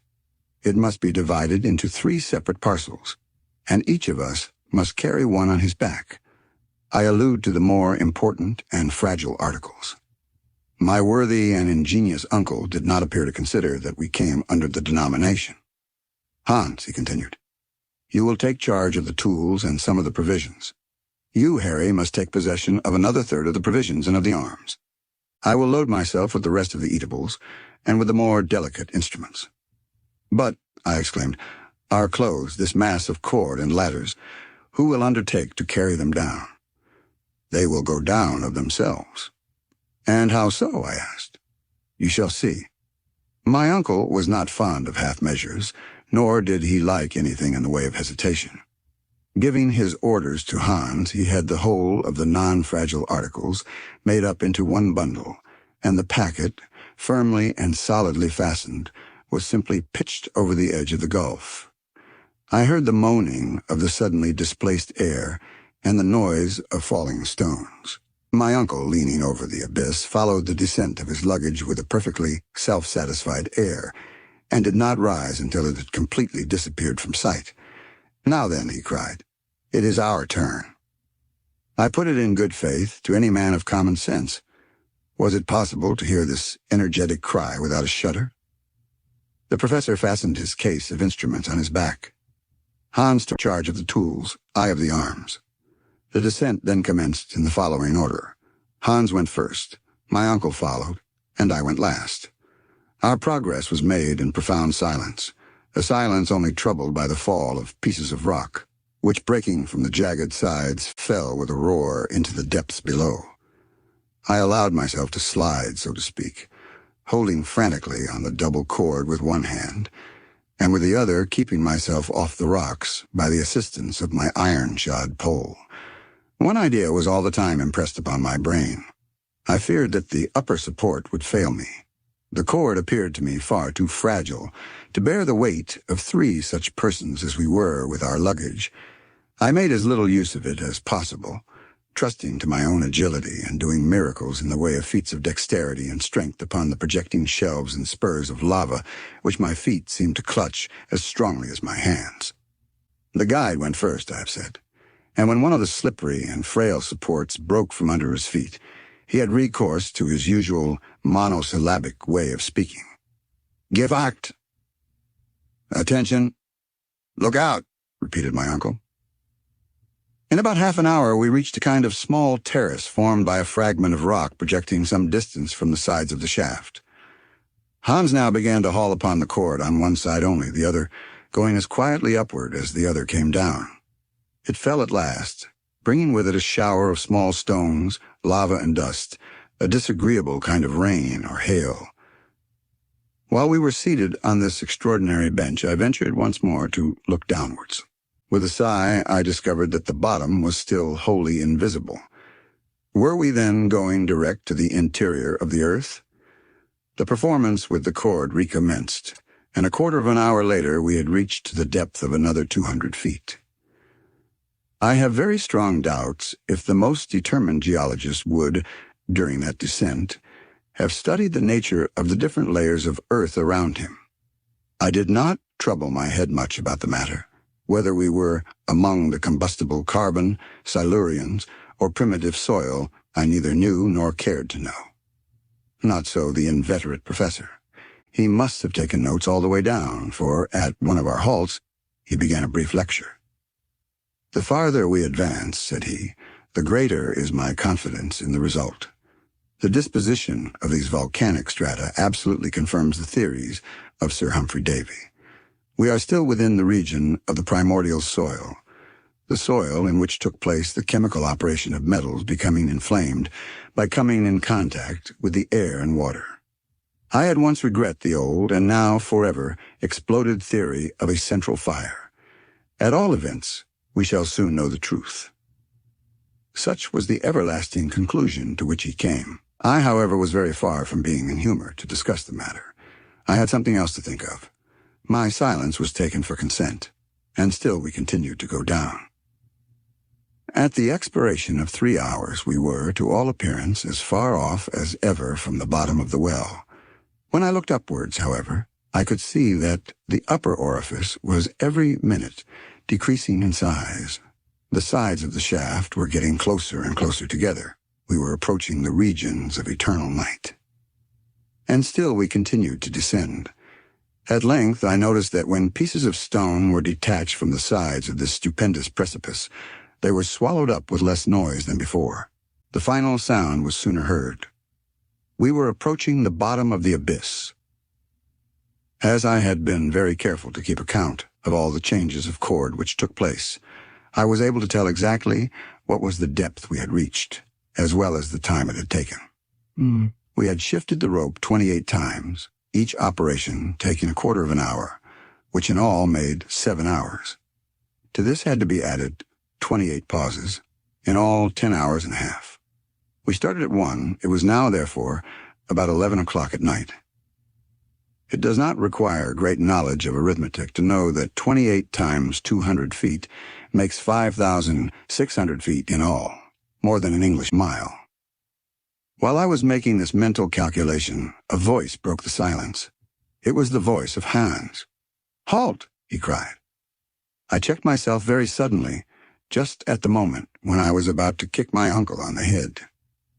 "We have reached the end of our journey," said the worthy professor in a satisfied tone. "What, the interior of the earth?" said I, slipping Jetchis down to his side.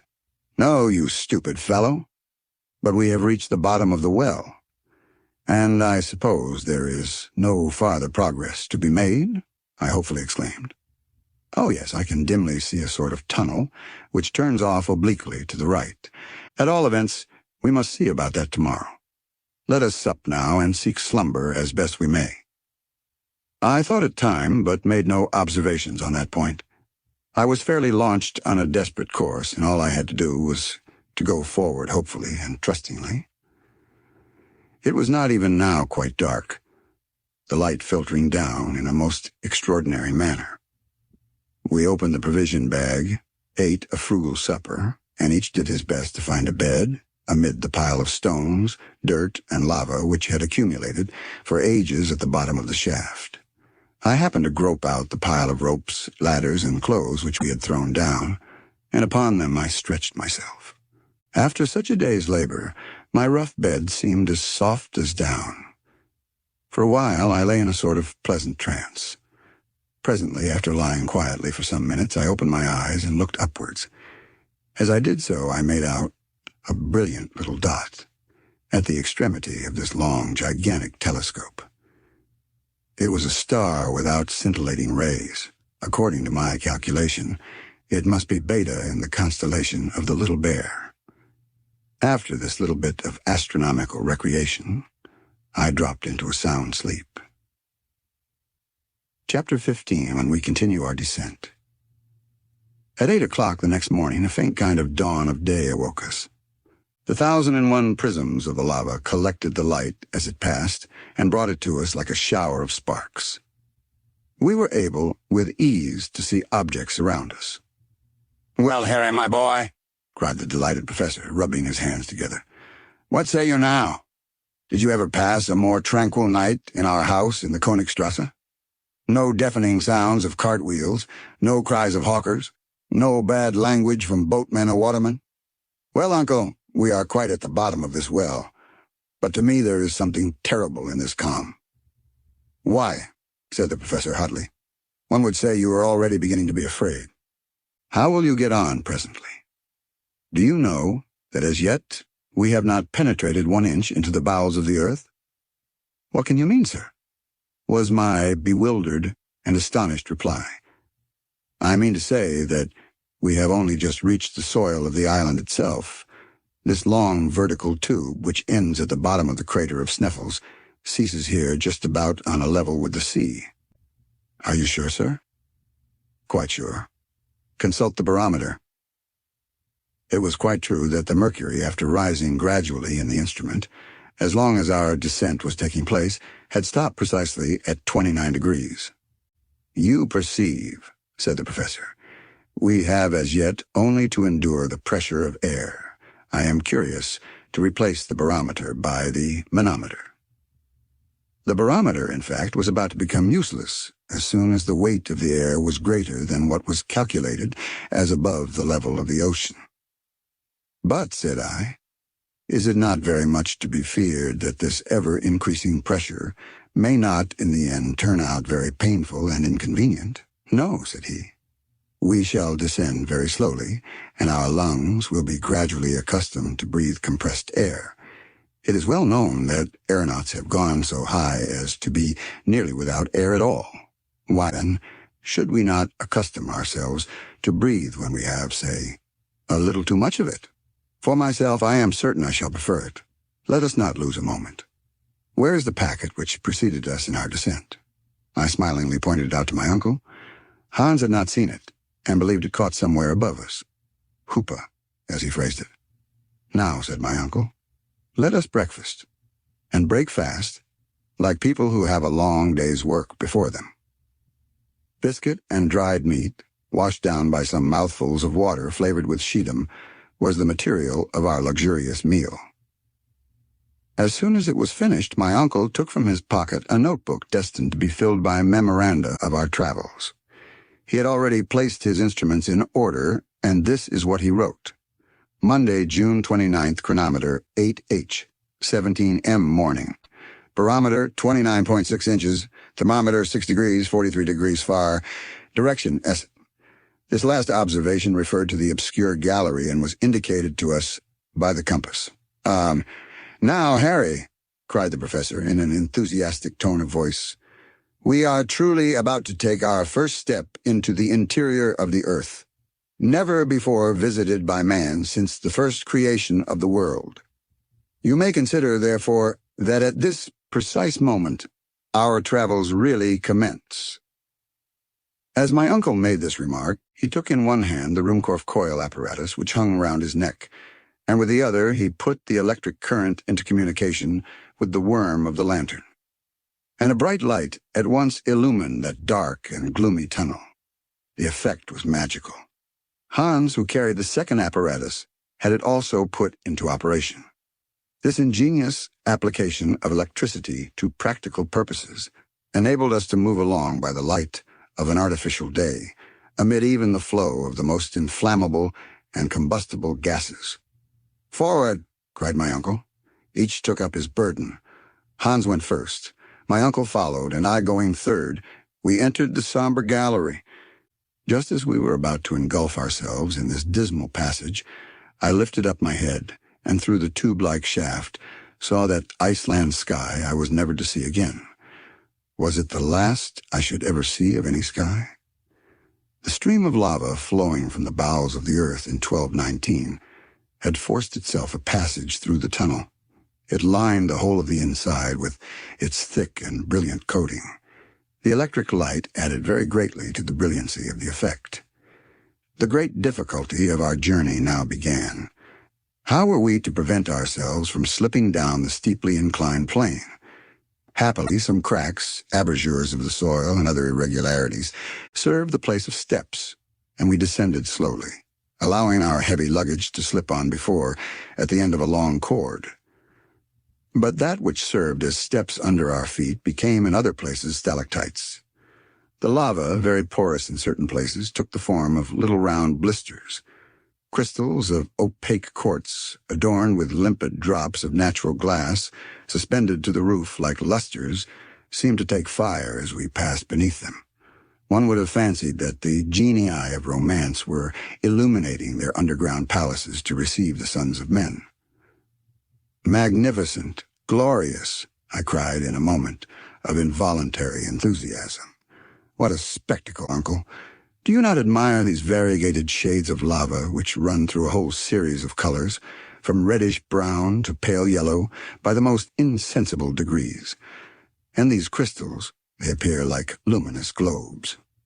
"You are beginning to see the charms of travel, Master Harry," cried my uncle. "Wait a bit, until we advance farther. What we have as yet discovered is nothing. Onwards, my boy, onwards."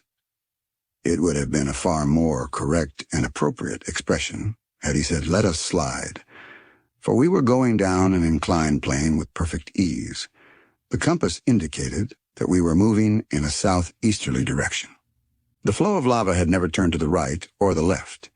It had the inflexibility of a straight line.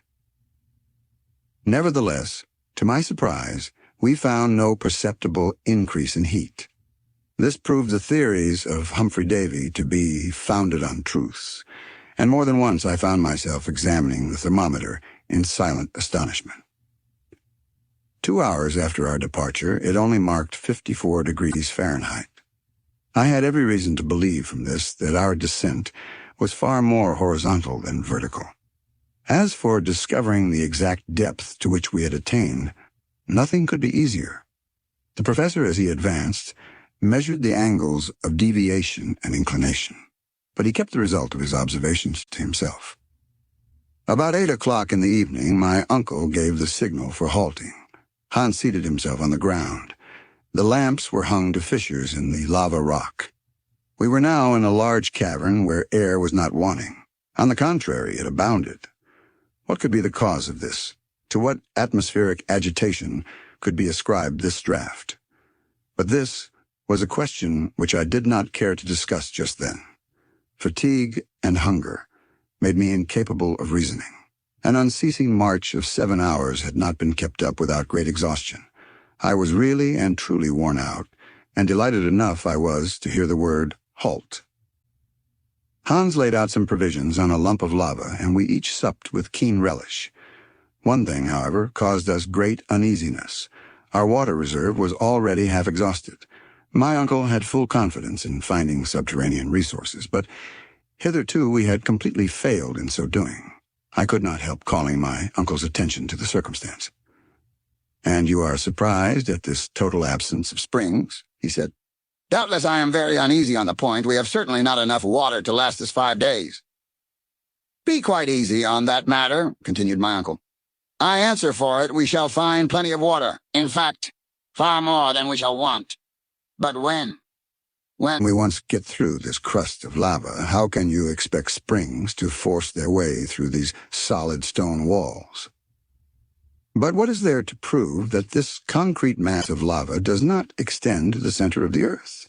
I don't think we have as yet done much in a vertical way." "What puts that into your head, my boy?" asked my uncle mildly. "Well, it appears to me that if we had descended very far below the level of the sea, we should find it rather hotter than we have." "According to your system," said my uncle. "But what does the thermometer say?" "Scarcely 15 degrees by Réaumur, which is only an increase of 9 since our departure." "Well, and what conclusion does that bring you to?" inquired the professor. "The deduction I draw from this is very simple. According to the most exact observations, the augmentation of the temperature of the interior of the earth is 1 degree for every 100 feet. But certain local causes may considerably modify this figure. Thus, at Yakutsk in Siberia, it has been remarked that the heat increases a degree every 36 feet. The difference evidently depends on the conductibility of certain rocks. In the neighborhood of an extinct volcano, it has been remarked that the elevation of temperature was only 1 degree in every 25 feet. Let us then go upon this calculation, which is the most favorable, and calculate." "Calculate away, my boy." "Nothing easier," said I, pulling out my notebook and pencil. 9 times 125 feet make a depth of 1,125 feet. Archimedes could not have spoken more geometrically. "Well?"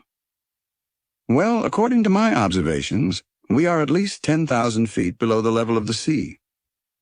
"Can it be possible?" "Either my calculation is correct, or there is no truth in figures." The calculations of the professor were perfectly correct. We were already 6,000 feet deeper down in the bowels of the earth than anyone had ever been before. The lowest known depth to which man had hitherto penetrated was the mines of Kitzbühel in the Tyrol and those of Württemberg. The temperature, which should have been 81, was in this place only 15. This was a matter for serious consideration. Chapter 16. The Eastern Tunnel. The next day was Tuesday, the 30th of June, and at 6 o'clock in the morning we resumed our journey. We still continued to follow the gallery of lava, a perfect natural pathway, as easy of descent as some of those inclined planes which, in very old German houses, serve the purpose of staircases. This went on until 17 minutes past 12, the precise instant at which we rejoined Hans, who, having been somewhat in advance, had suddenly stopped. "At last," cried my uncle, "we have reached the end of the shaft." I looked wonderingly about me. We were in the center of 4 cross paths, somber and narrow tunnels. The question now arose as to which it was wise to take, and this of itself was no small difficulty. My uncle, who did not wish to appear to have any hesitation about the matter before myself or the guide, at once made up his mind. He pointed quietly to the eastern tunnel, and without delay we entered within its gloomy recesses. Besides, had he entertained any feeling of hesitation, it might have been prolonged indefinitely, for there was no indication by which to determine on a choice. It was absolutely necessary to trust to chance and good fortune. The descent of this obscure and narrow gallery was very gradual and winding. Sometimes we gazed through a succession of arches, its course very like the aisles of a Gothic cathedral. The great artistic sculptors and builders of the Middle Ages might have here completed their studies with advantage. Many most beautiful and suggestive ideas of architectural beauty would have been discovered by them. After passing through this phase of the cavernous way, we suddenly came, about a mile farther on, upon a square system of arch adopted by the early Romans, projecting from the solid rock and keeping up the weight of the roof. Suddenly we would come upon a series of low subterranean tunnels which looked like beaver holes, or the work of foxes, through whose narrow and winding ways we had literally to crawl. The heat still remained at quite a supportable degree. With an involuntary shudder, I reflected on what the heat must have been when the volcano of Sneffels was pouring its smoke, flames, and streams of boiling lava, all of which must have come up by the road we were now following. I could imagine the torrents of hot, seething stone darting on, bubbling up with accompaniments of smoke, steam, and sulphurous stench. Only to think of the consequences, I mused, if the old volcano were once more to set to work. I did not communicate these rather unpleasant reflections to my uncle. He not only would not have understood them, but would have been intensely disgusted. His only idea was to go ahead. He walked, he slid, he clambered over piles of fragments, he rolled down heaps of broken lava with an earnestness and conviction it was impossible not to admire. At 6 o'clock in the evening, after a very wearisome journey, but one not so fatiguing as before, we had made 6 miles towards the southward, but had not gone more than a mile downwards. My uncle, as usual, gave the signal to halt. We ate our meal in thoughtful silence and then retired to sleep. Our arrangements for the night were very primitive and simple. A traveling rug in which each rolled himself was all our bedding. We had no necessity to fear cold or any unpleasant visit. Travelers who bury themselves in the wilds and depths of the African desert, who seek profit and pleasure in the forests of the New World, are compelled to take it in turn to watch during the hours of sleep. But in this region of the earth, absolute solitude and complete security reigned supreme. We had nothing to fear either from savages or from wild beasts. After a night's sweet repose, we awoke fresh and ready for action. There being nothing to detain us, we started on our journey. We continued to burrow through the lava tunnel as before. It was impossible to make out through what soil we were making way. The tunnel, moreover, instead of going down into the bowels of the earth, became absolutely horizontal. I even thought, after some examination, that we were actually tending upwards. About 10 o'clock in the day, this state of things became so clear that, finding the change very fatiguing, I was obliged to slacken my pace and finally come to a halt. "Well," said the professor quickly, "what is the matter?" "The fact is, I am dreadfully tired," was my earnest reply. "What?" cried my uncle. "Tired after a 3 hours' walk, and by so easy a road." "Easy enough, I dare say, but very fatiguing." "But how can that be when all we have to do is to go downwards?" "I beg your pardon, sir. For some time I have noticed that we are going upwards." "Upwards," cried my uncle, shrugging his shoulders. "How can that be?" "There can be no doubt about it. For the last half hour the slopes have been upward, and if we go on in this way much longer, we shall find ourselves back in Iceland." My uncle shook his head with the air of a man who does not want to be convinced. I tried to continue the conversation.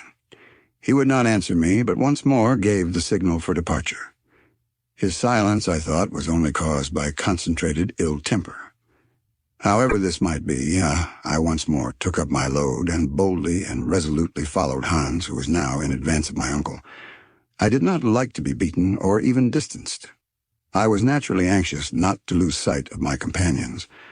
The very idea of being left behind, lost in that terrible labyrinth, made me shiver as with the ague. Besides, if the ascending path was more arduous and painful to clamber, I had one source of secret consolation and delight.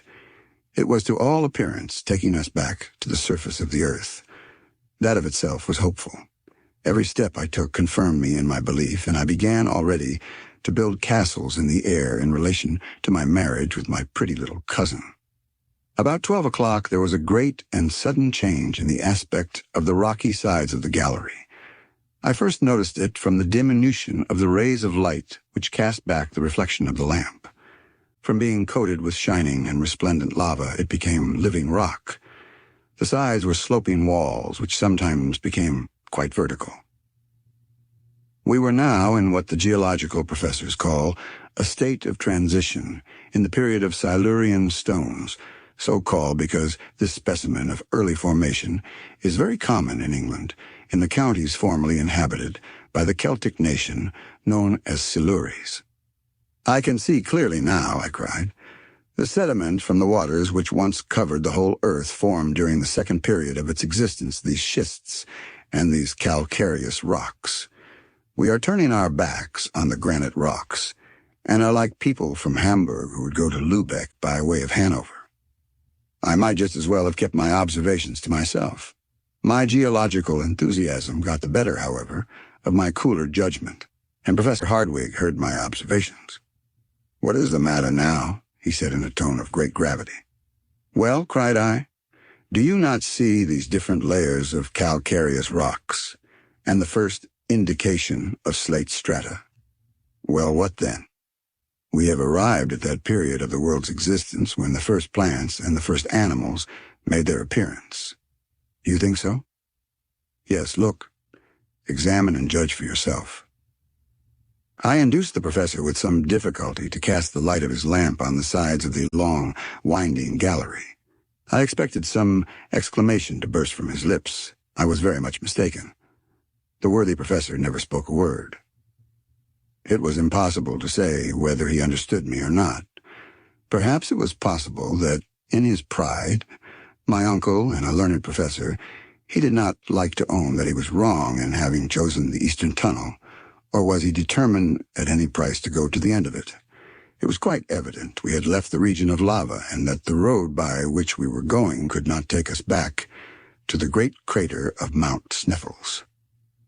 As we went along, I could not help ruminating on the whole question, and asked myself if I did not lay too great a stress on these sudden and peculiar modifications of the earth's crust.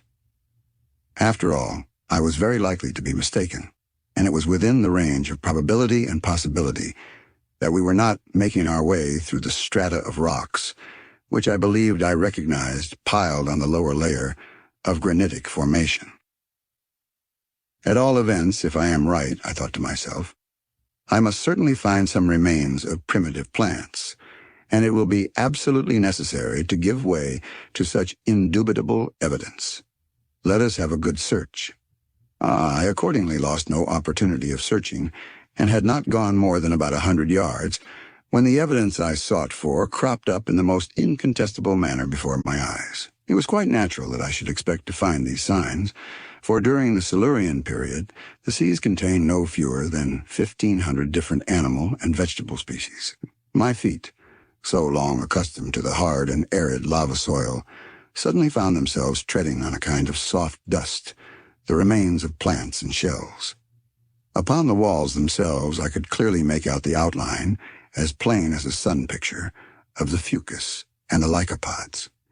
The worthy and excellent Professor Hardwigg could not, of course, make any mistake about the matter, but I believe he deliberately closed his eyes and continued on his way with a firm and unalterable step.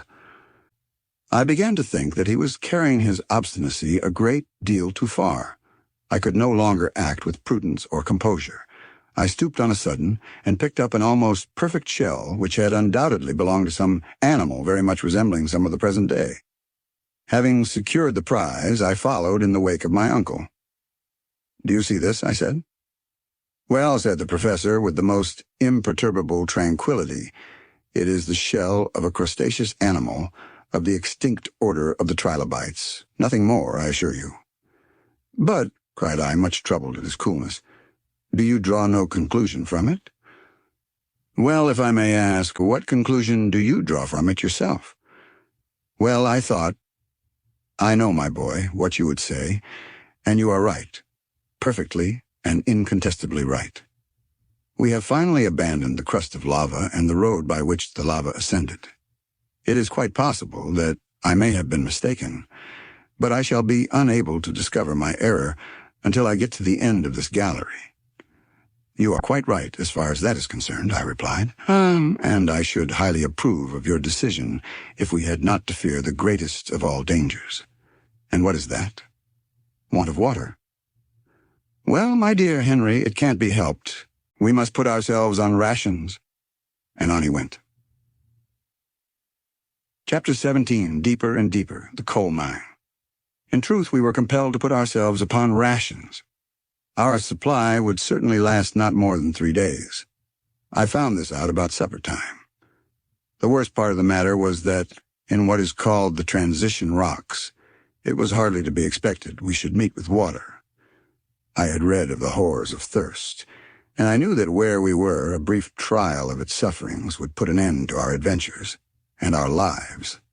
But it was utterly useless to discuss the matter with my uncle. He would have answered by some axiom from Plato. During the whole of next day, we proceeded on our journey through this interminable gallery, arch after arch, tunnel after tunnel.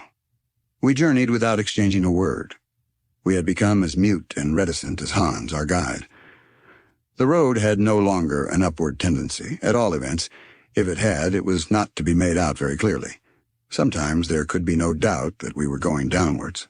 But this inclination was scarcely to be distinguished, and was by no means reassuring to the professor, because the character of the strata was in no wise modified, and the transition character of the rocks became more and more marked. It was a glorious sight to see how the electric light brought out the sparkles in the walls of the calcareous rocks and the old red sandstone. One might have fancied oneself in one of those deep cuttings in Devonshire, which have given their name to this kind of soil. Some magnificent specimens of marble projected from the sides of the gallery, some of an agate gray with white veins of variegated character, others of a yellow spotted color with red veins. Farther off might be seen samples of color in which cherry-tinted seams were to be found in all their brightest shades. The greater number of these marbles were stamped with the marks of primitive animals. Since the previous evening, nature and creation had made considerable progress.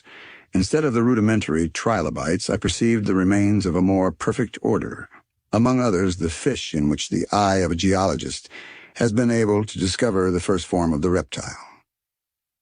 The Devonian seas were inhabited by a vast number of animals of the species, which were deposited in tens of thousands in the rocks of new formation. It was quite evident to me that we were ascending the scale of animal life of which man forms the summit. My excellent uncle, the professor, appeared not to take notice of these warnings. He was determined at any risk to proceed. He must have been in expectation of one of two things: either that a vertical well was about to open under his feet, and thus allow him to continue his descent, or that some insurmountable obstacle would compel us to stop and go back by the road we had so long traveled. But evening came again, and to my horror, neither hope was doomed to be realized. On Friday, after a night when I began to feel the gnawing agony of thirst, and when in consequence appetite decreased, our little band rose and once more followed the turnings and windings, the ascents and descents of this interminable gallery. All were silent and gloomy. I could see that even my uncle had ventured too far. After about 10 hours of further progress, a progress dull and monotonous to the last degree, I remarked that the reverberation and reflection of our lamps upon the sides of the tunnel had singularly diminished.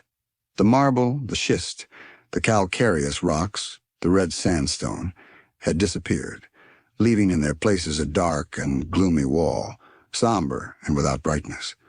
When we reached a remarkably narrow part of the tunnel, I leaned my left hand against the rock. When I took my hand away and happened to glance at it, it was quite black. We had reached the coal strata of the central earth. "A coal mine!"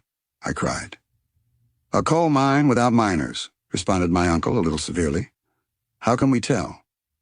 "I can tell," replied my uncle in a sharp and doctorial tone. "I am perfectly certain that this gallery through successive layers of coal was not cut by the hand of man, but whether it is the work of nature or not is of little concern to us. The hour for our evening meal has come. Let us sup." Hans, the guide, occupied himself in preparing food. I had come to that point when I could no longer eat. All I cared about were the few drops of water which fell to my share. What I suffered, it is useless to record. The guide's gourd, not quite half full, was all that was left for us three. Having finished their repast, my two companions laid themselves down upon their rugs and found in sleep a remedy for their fatigue and sufferings. As for me, I could not sleep. I lay counting the hours until morning. The next morning, Saturday, at 6 o'clock, we started again. 20 minutes later, we suddenly came upon a vast excavation. From its mighty extent, I saw at once that the hand of man could have had nothing to do with this coal mine. The vault above would have fallen in. As it was only held together by some miracle of nature. This mighty natural cavern was about 100 feet wide by about 150 high. The earth had evidently been cast apart by some violent subterranean commotion. The mass, giving way to some prodigious upheaving of nature, had split in two, leaving the vast gap into which we inhabitants of the earth had penetrated for the first time. The whole singular history of the coal period was written on those dark and gloomy walls. A geologist would have been able easily to follow the different phases of its formation. The seams of coal were separated by strata of sandstone, a compact clay, which appeared to be crushed down by the weight from above. At that period of the world which preceded the secondary epoch, the earth was covered by a coating of enormous and rich vegetation, due to the double action of tropical heat and perpetual humidity. A vast atmospheric cloud of vapor surrounded the earth on all sides, preventing the rays of the sun from ever reaching it. Hence the conclusion that these intense heats did not arise from this new source of caloric. Perhaps even the star of day was not quite ready for its brilliant work, to illumine a universe. Climates did not as yet exist, and a level heat pervaded the whole surface of the globe, the same heat existing at the North Pole as at the equator. Whence did it come? From the interior of the earth. In spite of all the learned theories of Professor Hardwigg, a fierce and vehement fire certainly burned within the entrails of the great spheroid. Its action was felt even to the very topmost crust of the earth. The plants then in existence, being deprived of the vivifying rays of the sun, had neither buds nor flowers nor odor, but their roots drew a strong and vigorous life from the burning earth of early days. There were but few of what may be called trees, only herbaceous plants, immense turfs, briars, mosses, rare families, which, however, in those days were counted by tens and tens of thousands. It is entirely to this exuberant vegetation that coal owes its origin. The crust of the vast globe still yielded under the influence of the seething, boiling mass, which was forever at work beneath. Hence arose numerous fissures and continual falling in of the upper earth.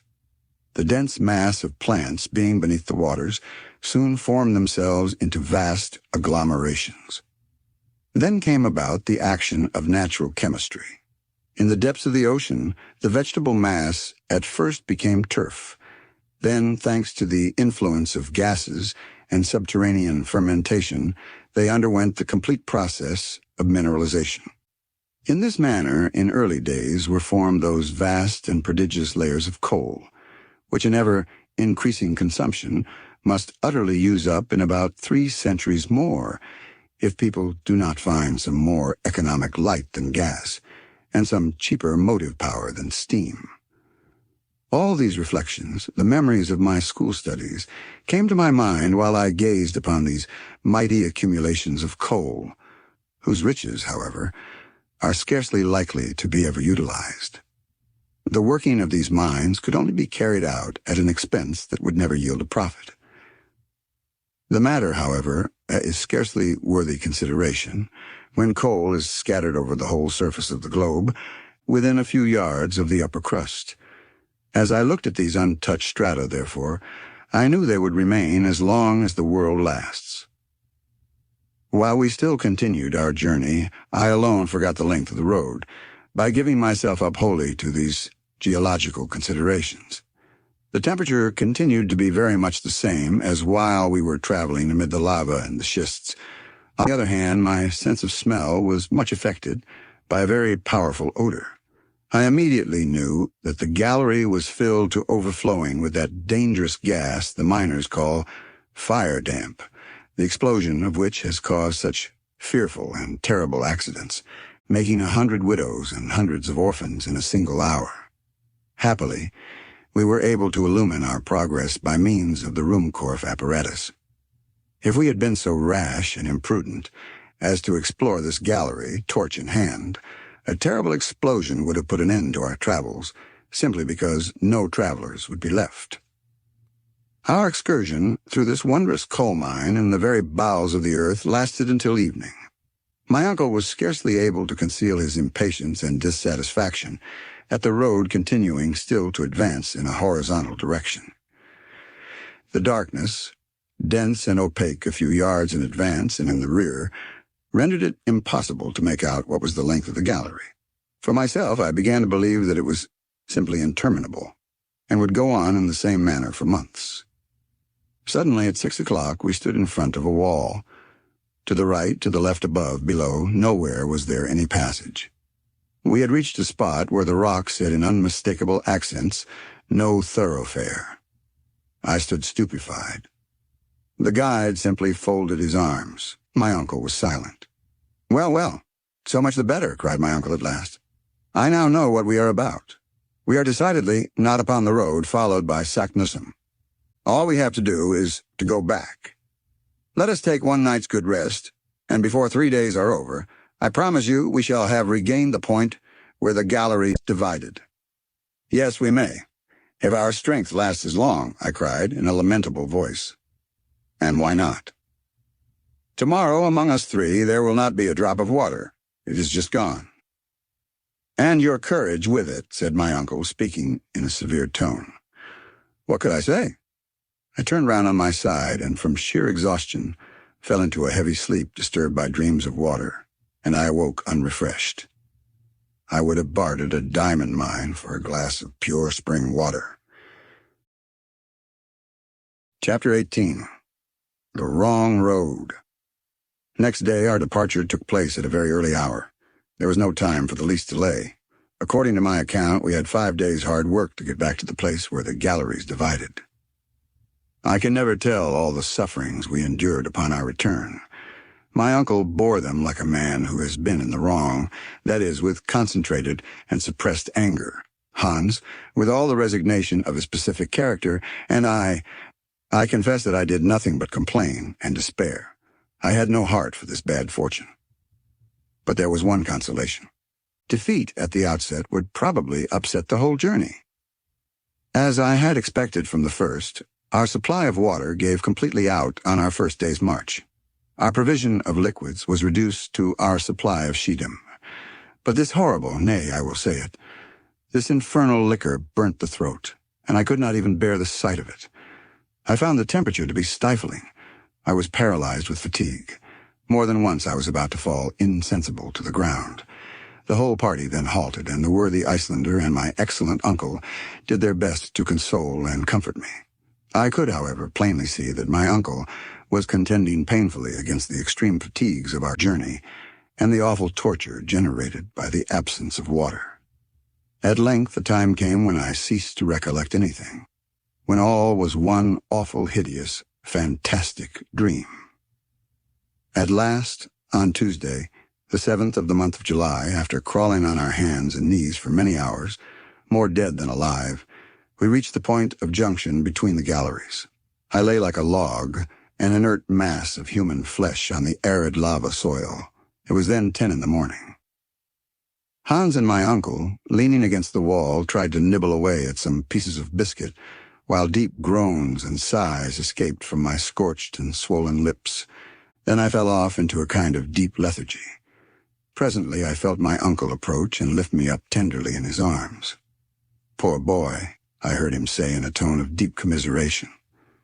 I was profoundly touched by these words, being by no means accustomed to signs of womanly weakness in the professor. I caught his trembling hands in mine and gave them a gentle pressure. He allowed me to do so without resistance, looking at me kindly all the time. His eyes were wet with tears. I then saw him take the gourd which he wore at his side. To my surprise, or rather to my stupefaction, he placed it to my lips. "Drink, my boy," he said. Was it possible my ears had not deceived me? Was my uncle mad? I looked at him with, I am sure, quite an idiotic expression. I could not believe him. I too much feared the counteraction of disappointment. "Drink," he said again. Had I heard aright? Before, however, I could ask myself the question a second time. A mouthful of water cooled my parched lips and throat. One mouthful, but I do believe it brought me back to life. I thanked my uncle by clasping my hands. My heart was too full to speak. "Yes," said he. "One mouthful of water, the very last. Do you hear, my boy, the very last? I have taken care of it at the bottom of my bottle as the apple of my eye.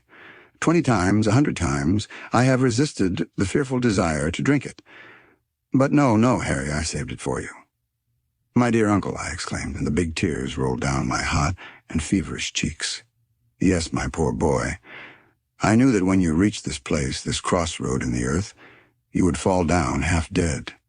And I saved my last drop of water in order to restore you. Thanks," I cried. "Thanks from my heart." As little as my thirst was really quenched, I had nevertheless partially recovered my strength. The contracted muscles of my throat relaxed, and the inflammation of my lips in some measure subsided. At all events, I was able to speak. "Well," I said, "there can be no doubt now as to what we have to do. Water has utterly failed us. Our journey is therefore at an end. Let us return." While I spoke thus, my uncle evidently avoided my face. He held down his head. His eyes were turned in every possible direction, but the right one. "Yes," I continued, getting excited by my own words, "we must go back to Sneffels. May heaven give us strength to enable us once more to revisit the light of day. Would that we now stood on the summit of the crater." "Go back," said my uncle, speaking to himself, "and must it be so?" "Go back?" "Yes, and without losing a single moment," I vehemently cried. For some moments there was silence under that dark and gloomy vault. "So, my dear Harry," said the professor in a very singular tone of voice, "those few drops of water have not sufficed to restore your energy and courage." "Courage," I cried. "I see that you are quite as downcast as before, and still give way to discouragement and despair." What then was the man made of, and what other projects were entering his fertile and audacious brain? "You are not discouraged, sir?" "What? Give up just as we are on the verge of success?" he cried. "Never, never shall it be said that Professor Hardwigg retreated." "Then we must make up our minds to perish," I cried with a helpless sigh. "No, Harry, my boy, certainly not. Go, leave me. I am very far from desiring your death. Take Hans with you. I will go on alone." "You ask us to leave you?" "Leave me, I say. I have undertaken this dangerous and perilous adventure. I will carry it to the end, or I will never return to the surface of Mother Earth. Go, Harry. Once more I say to you, go." My uncle, as he spoke, was terribly excited. His voice, which before had been tender, almost womanly, became harsh and menacing. He appeared to be struggling with desperate energy against the impossible. I did not wish to abandon him at the bottom of that abyss, while, on the other hand, the instinct of preservation told me to fly. Meanwhile, our guide was looking on with profound calmness and indifference. He appeared to be an unconcerned party, and yet he perfectly well knew what was going on between us. Our gestures sufficiently indicated the different roads each wished to follow, and which each tried to influence the other to undertake. But Hans appeared not to take the slightest interest in what was really a question of life and death for us all, but waited quite ready to obey the signal which should say, "Go aloft," or to resume his desperate journey into the interior of the earth. How then I wished with all my heart and soul that I could make him understand my words. My representations, my sighs and groans, the earnest accents in which I should have spoken, would have convinced that cold, hard nature. Those fearful dangers and perils of which the stolid guide had no idea, I would have pointed them out to him. I would have, as it were, made him see and feel. Between us, we might have convinced the obstinate professor. If the worst had come to the worst, we could have compelled him to return to the summit of Sneffels. I quietly approached Hans. I caught his hand in mine. He never moved a muscle. I indicated to him the road to the top of the crater. He remained motionless. My panting form, my haggard countenance, must have indicated the extent of my sufferings. The Icelander gently shook his head and pointed to my uncle. "Master," he said. The word is Icelandic as well as English. "The master!" I cried, beside myself with fury. "Madman!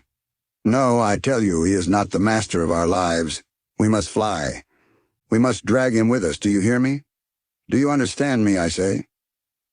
I have already explained that I held Hans by the arm. I tried to make him rise from his seat. I struggled with him and tried to force him away. My uncle now interposed. "My good Henry, be calm," he said. "You will obtain nothing from my devoted follower. Therefore, listen to what I have to say." I folded my arms as well as I could and looked my uncle full in the face. "This wretched want of water," he said, "is the sole obstacle to the success of my project. In the entire gallery, made of lava, schist, and coal, it is true we found not one liquid molecule. It is quite possible that we may be more fortunate in the western tunnel." My sole reply was to shake my head with an air of deep incredulity.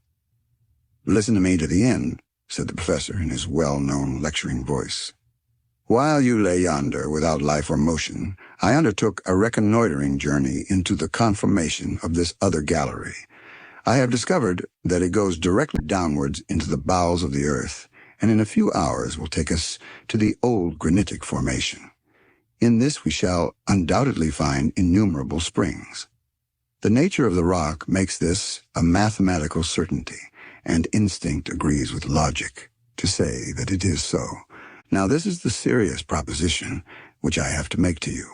When Christopher Columbus asked of his men 3 days to discover the land of promise, his men, ill, terrified, and hopeless, yet gave him 3 days, and the New World was discovered.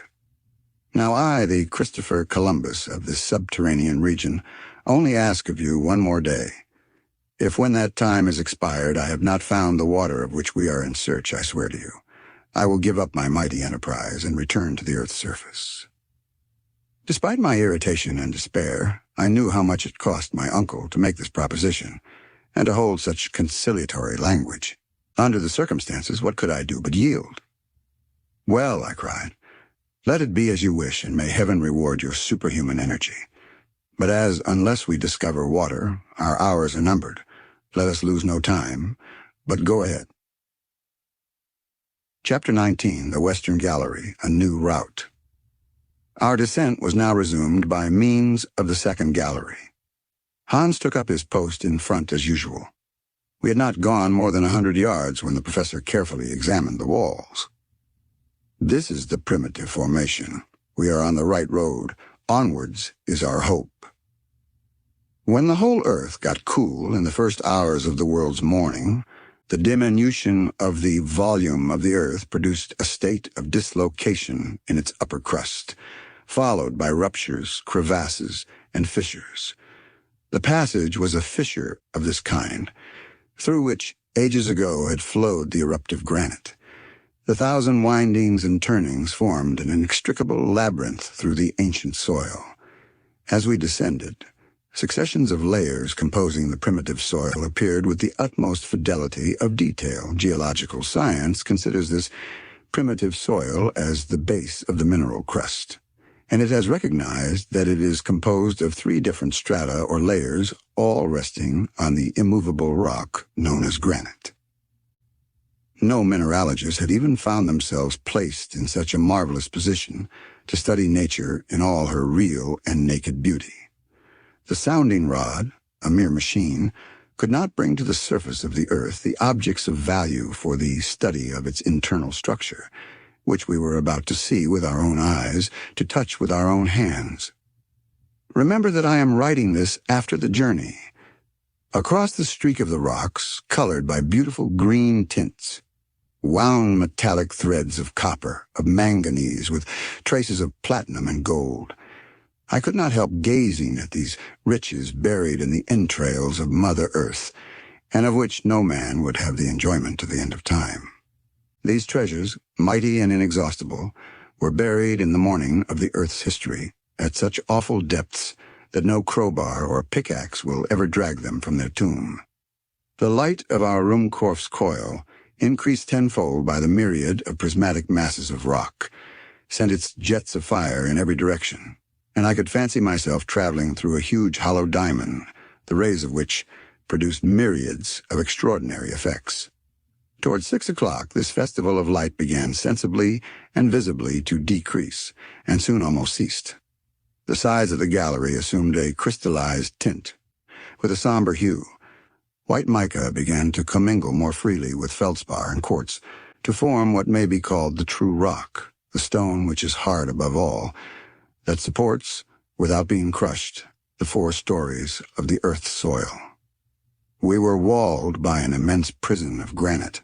It was now 8 o'clock, and still there was no sign of water. The sufferings I endured were horrible. My uncle now kept at the head of our little column. Nothing could induce him to stop. I, meanwhile, had but one real thought. My ear was keenly on the watch to catch the sound of a spring, but no pleasant sound of falling water fell upon my listening ear. But at last the time came when my limbs refused to carry me longer. I contended heroically against the terrible tortures I endured, because I did not wish to compel my uncle to halt. To him, I knew this would be the last fatal stroke. Suddenly I felt a deadly faintness come over me. My eyes could no longer see, my knees shook. I gave one despairing cry and fell. "Help, help, I am dying!" My uncle turned and slowly retraced his steps. He looked at me with folded arms and then allowed one sentence to escape in hollow accents from his lips. "All is over." The last thing I saw was a face fearfully distorted with pain and sorrow, and then my eyes closed. When I again opened them, I saw my companions lying near me, motionless, wrapped in their huge traveling rugs. Were they asleep or dead? For myself, sleep was wholly out of the question. My fainting fit over. I was wakeful as the lark. I suffered too much for sleep to visit my eyelids, the more that I thought myself sick unto death, dying.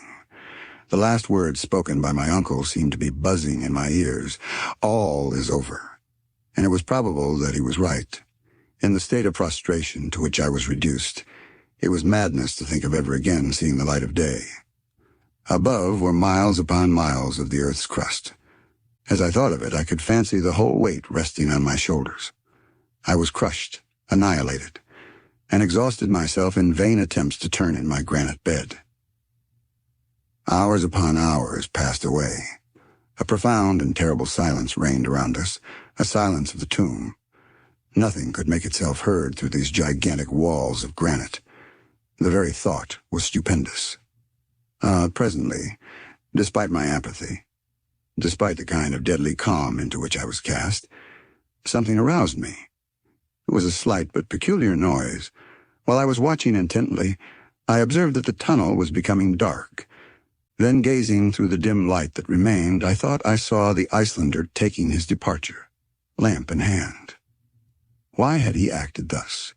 Did Hans the guide mean to abandon us? My uncle lay fast asleep or dead. I tried to cry out and arouse him. My voice, feebly issuing from my parched and fevered lips, found no echo in that fearful place. My throat was dry, my tongue stuck to the roof of my mouth. The obscurity had by this time become intense, and at last even the faint sound of the guide's footsteps was lost in the blank distance. My soul seemed filled with anguish, and death appeared welcome, only let it come quickly. "Hans is leaving us," I cried. "Hans, Hans, if you are a man, come back." These words were spoken to myself. They could not be heard aloud. Nevertheless, after the first few moments of terror were over, I was ashamed of my suspicions against a man who hitherto had behaved so admirably. Nothing in his conduct or character justified suspicion. Moreover, a moment's reflection reassured me. His departure could not be a flight. Instead of ascending the gallery, he was going deeper down into the gulf.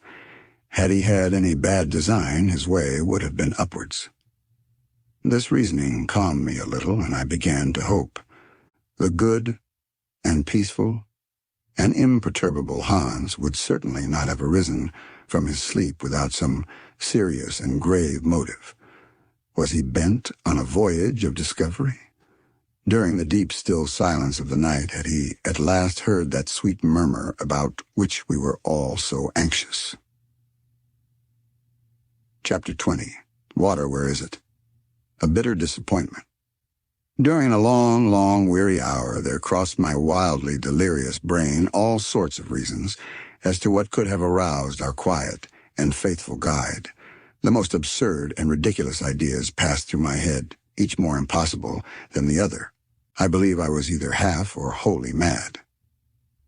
Suddenly, however, there arose, as it were, from the depths of the earth, a voice of comfort. It was the sound of footsteps. Hans was returning.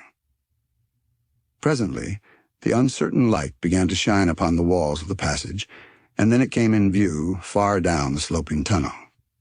At length Hans himself appeared. He approached my uncle, placed his hand upon his shoulder, and gently awakened him. My uncle, as soon as he saw who it was, instantly arose. "Well," exclaimed the professor. "Vatten," said the hunter. I did not know a single word of the Danish language, and yet by a sort of mysterious instinct I understood what the guide had said. "Water, water!" I cried in a wild and frantic tone, clapping my hands and gesticulating like a madman. "Water," murmured my uncle, in a voice of deep emotion and gratitude. "Var?" "Where?" "Nadat." "Below." "Where?" "Below." I understood every word. I had caught the hunter by the hands, and I shook them heartily, while he looked on with perfect calmness. The preparations for our departure did not take long, and we were soon making a rapid descent into the tunnel. An hour later we had advanced 1,000 yards and descended 2,000 feet. At this moment I heard an accustomed and well-known sound running along the floors of the granite rock, a kind of dull and sullen roar, like that of a distant waterfall. During the first half hour of our advance, not finding the discovered spring, my feelings of intense suffering appeared to return. Once more I began to lose all hope. My uncle, however, observing how downhearted I was again becoming, took up the conversation. "Hans was right," he exclaimed enthusiastically. "That is the dull roaring of a torrent." "A torrent," I cried, delighted at even hearing the welcome words. "There's not the slightest doubt about it," he replied. "A subterranean river is flowing beside us." I made no reply, but hastened on, once more, animated by hope. I began not even to feel the deep fatigue which hitherto had overpowered me. The very sound of this glorious, murmuring water already refreshed me. We could hear it increasing in volume every moment. The torrent, which for a long time could be heard flowing over our heads, now ran distinctly along the left wall, roaring, rushing, spluttering, and still falling. Several times I passed my hand across the rock, hoping to find some trace of humidity, of the slightest percolation. Alas, in vain. Again a half-hour passed in the same weary toil. Again we advanced. It now became evident that the hunter, during his absence, had not been able to carry his researches any further. Guided by an instinct peculiar to the dwellers in mountain regions and water-finders, he smelt the living spring through the rock. Still he had not seen the precious liquid. He had neither quenched his own thirst, nor brought us one drop in his gourd. Moreover, we soon made the disastrous discovery that, if our progress continued, we should soon be moving away from the torrent, the sound of which gradually diminished. We turned back. Hans halted at the precise spot where the sound of the torrent appeared nearest. I could bear the suspense and suffering no longer, and seated myself against the wall, behind which I could hear the water seething and effervescing not 2 feet away, but a solid wall of granite still separated us from it. Hans looked keenly at me, and strange enough, for once I thought I saw a smile on his imperturbable face. He rose from a stone on which he had been seated, and took up the lamp. I could not help rising and following. He moved slowly along the firm and solid granite wall. I watched him with mingled curiosity and eagerness. Presently he halted and placed his ear against the dry stone, moving slowly along and listening with the most extreme care and attention. I understood at once that he was searching for the exact spot where the torrent's roar was most plainly heard. This point he soon found in the lateral wall on the left side, about 3 feet above the level of the tunnel floor. I was in a state of intense excitement. I scarcely dared believe what the eider duck hunter was about to do. It was, however, impossible in a moment more not to both understand and applaud, and even to smother him in my embraces, when I saw him raise the heavy crowbar and commence an attack upon the rock itself. "Saved," I cried. "Yes," cried my uncle, even more excited and delighted than myself. "Hans is quite right. Oh, the worthy, excellent man. We should never have thought of such an idea." And nobody else, I think, would have done so. Such a process, simple as it seemed, would most certainly not have entered our heads. Nothing could be more dangerous than to begin to work with pickaxes in that particular part of the globe. Supposing while he was at work a break-up were to take place, and supposing the torrent, once having gained an inch, were to take an L and come pouring bodily through the broken rock. Not one of these dangers was chimerical. They were only too real. But at that moment no fear of falling in of the roof, or even of inundation, was capable of stopping us. Our thirst was so intense that to quench it, we would have dug below the bed of old ocean itself. Hans went quietly to work, a work which neither my uncle nor I would have undertaken at any price. Our impatience was so great that if we had once begun with pickaxe and crowbar, the rock would soon have split into 100 fragments. The guide, on the contrary, calm, ready, moderate, wore away the hard rock by little steady blows of his instrument, making no attempt at a larger hole than about 6 inches. As I stood, I heard, or I thought I heard, the roar of the torrent momentarily increasing in loudness, and at times I almost felt the pleasant sensation of water upon my parched lips. At the end of what appeared an age, Hans had made a hole which enabled his crowbar to enter 2 feet into the solid rock. He had been at work exactly an hour. It appeared a dozen. I was getting wild with impatience. My uncle began to think of using more violent measures. I had the greatest difficulty in checking him. He had indeed just got hold of his crowbar when a loud and welcome hiss was heard. Then a stream, or rather jet, of water burst through the wall and came out with such force as to hit the opposite side. Hans, the guide, who was half upset by the shock, was scarcely able to keep down a cry of pain and grief. I understood his meaning when, plunging my hands into the sparkling jet, I myself gave a wild and frantic cry. The water was scalding hot. "Boiling," I cried in bitter disappointment. "Well, never mind," said my uncle. "It will soon get cool." The tunnel began to be filled by clouds of vapor, while a small stream ran away into the interior of the earth. In a short time we had some sufficiently cool to drink. We swallowed it in huge mouthfuls. Oh, what exalted delight! What rich and incomparable luxury! What was this water? Whence did it come? To us, what was that? The simple fact was, it was water, and though still with a tingle of warmth about it, it brought back to the heart that life which, but for it, must surely have faded away. I drank greedily, almost without tasting it. When, however, I had almost quenched my ravenous thirst, I made a discovery. Why, it is chalybeate water. "A most excellent stomachic," replied my uncle, "and highly mineralized. Here is a journey worth 20 to Spa." "It's very good," I replied. "I should think so. Water found 6 miles underground. There is a peculiarly inky flavor about it, which is by no means disagreeable. Hans may congratulate himself on having made a rare discovery. What do you say, nephew, according to the usual custom of travelers, to name the stream after him?" "Oh, good," said I. And the name of Hans Brook, was at once agreed upon. Hans was not a bit more proud after hearing our determination than he was before. After having taken a very small modicum of the welcome refreshment, he had seated himself in a corner with his usual imperturbable gravity. "Now," said I, It is not worthwhile letting this water run to waste. What is the use? Replied my uncle. The source from which this river rises is inexhaustible. Never mind, I continued.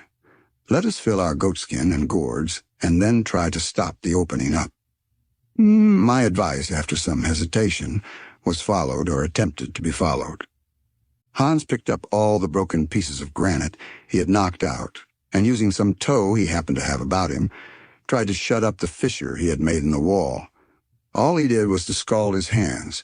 The pressure was too great, and all our attempts were utter failures. It is evident, I remarked, that the upper surface of these springs is situated at a very great height above, as we may fairly infer from the great pressure of the jet. That is by no means doubtful, replied my uncle. If this column of water is about 32,000 feet high, the atmospheric pressure must be something enormous. But a new idea has just struck me. And what is that? Why be at so much trouble to close this aperture? Because... I hesitated and stammered, having no real reason. When our water bottles are empty, we are not at all sure that we shall be able to fill them, observed my uncle. I think that is very probable. Well then, let this water run. It will, of course, naturally follow in our track, and will serve to guide and refresh us. I think the idea a good one, I cried in reply. And with this rivulet as a companion, there is no further reason why we should not succeed in our marvelous project. Ah, my boy, said the professor, laughing. After all, you are coming round. More than that, I am now confident of ultimate success. One moment, nephew mine, let us begin by taking some hours of repose. I had utterly forgotten that it was night. The chronometer, however, informed me of the fact. Soon we were sufficiently restored and refreshed, and had all fallen into a profound sleep. Chapter 21, Under the Ocean. By the next day, we had nearly forgotten our past sufferings. The first sensation I experienced was surprise at not being thirsty, and I actually asked myself the reason. The running stream, which flowed in rippling wavelets at my feet, was the satisfactory reply. We breakfasted with a good appetite, and then drank our fill of the excellent water. I felt myself quite a new man, ready to go anywhere my uncle chose to lead.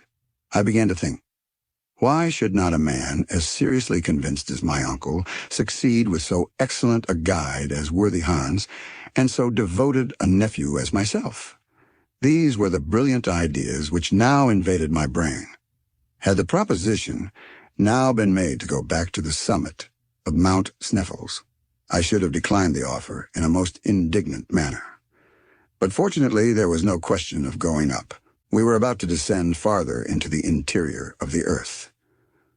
Let us be moving, I cried, awakening the echoes of the old world. We resumed our march on Thursday at 8 o'clock in the morning. The great granite tunnel, as it went round by sinuous and winding ways, presented every now and then sharp turns, and in fact, all the appearance of a labyrinth.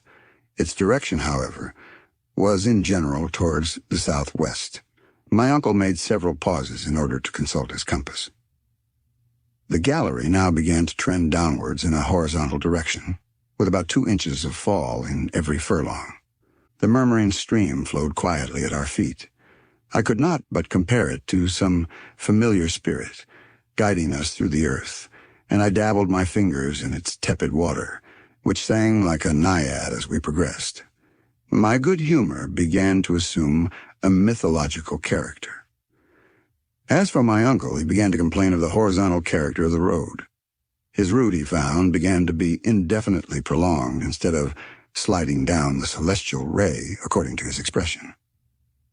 But we had no choice, and as long as our road led towards the center, however little progress we made, there was no reason to complain. Moreover, from time to time the slopes were much greater, the naiads sang more loudly, and we began to dip downwards in earnest.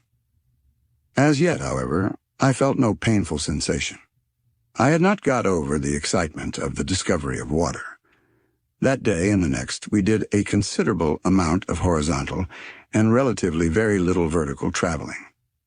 On Friday evening, the 10th of July, according to our estimation, we ought to have been 30 leagues to the southeast of Reykjavik, and about 2 leagues and a half deep. We now received a rather startling surprise. Under our feet there opened a horrible well. My uncle was so delighted that he actually clapped his hands as he saw how steep and sharp was the descent. "Ah," he cried in rapturous delight, "this will take us a long way. Look at the projections of the rock. Ha!" he exclaimed, "It's a fearful staircase."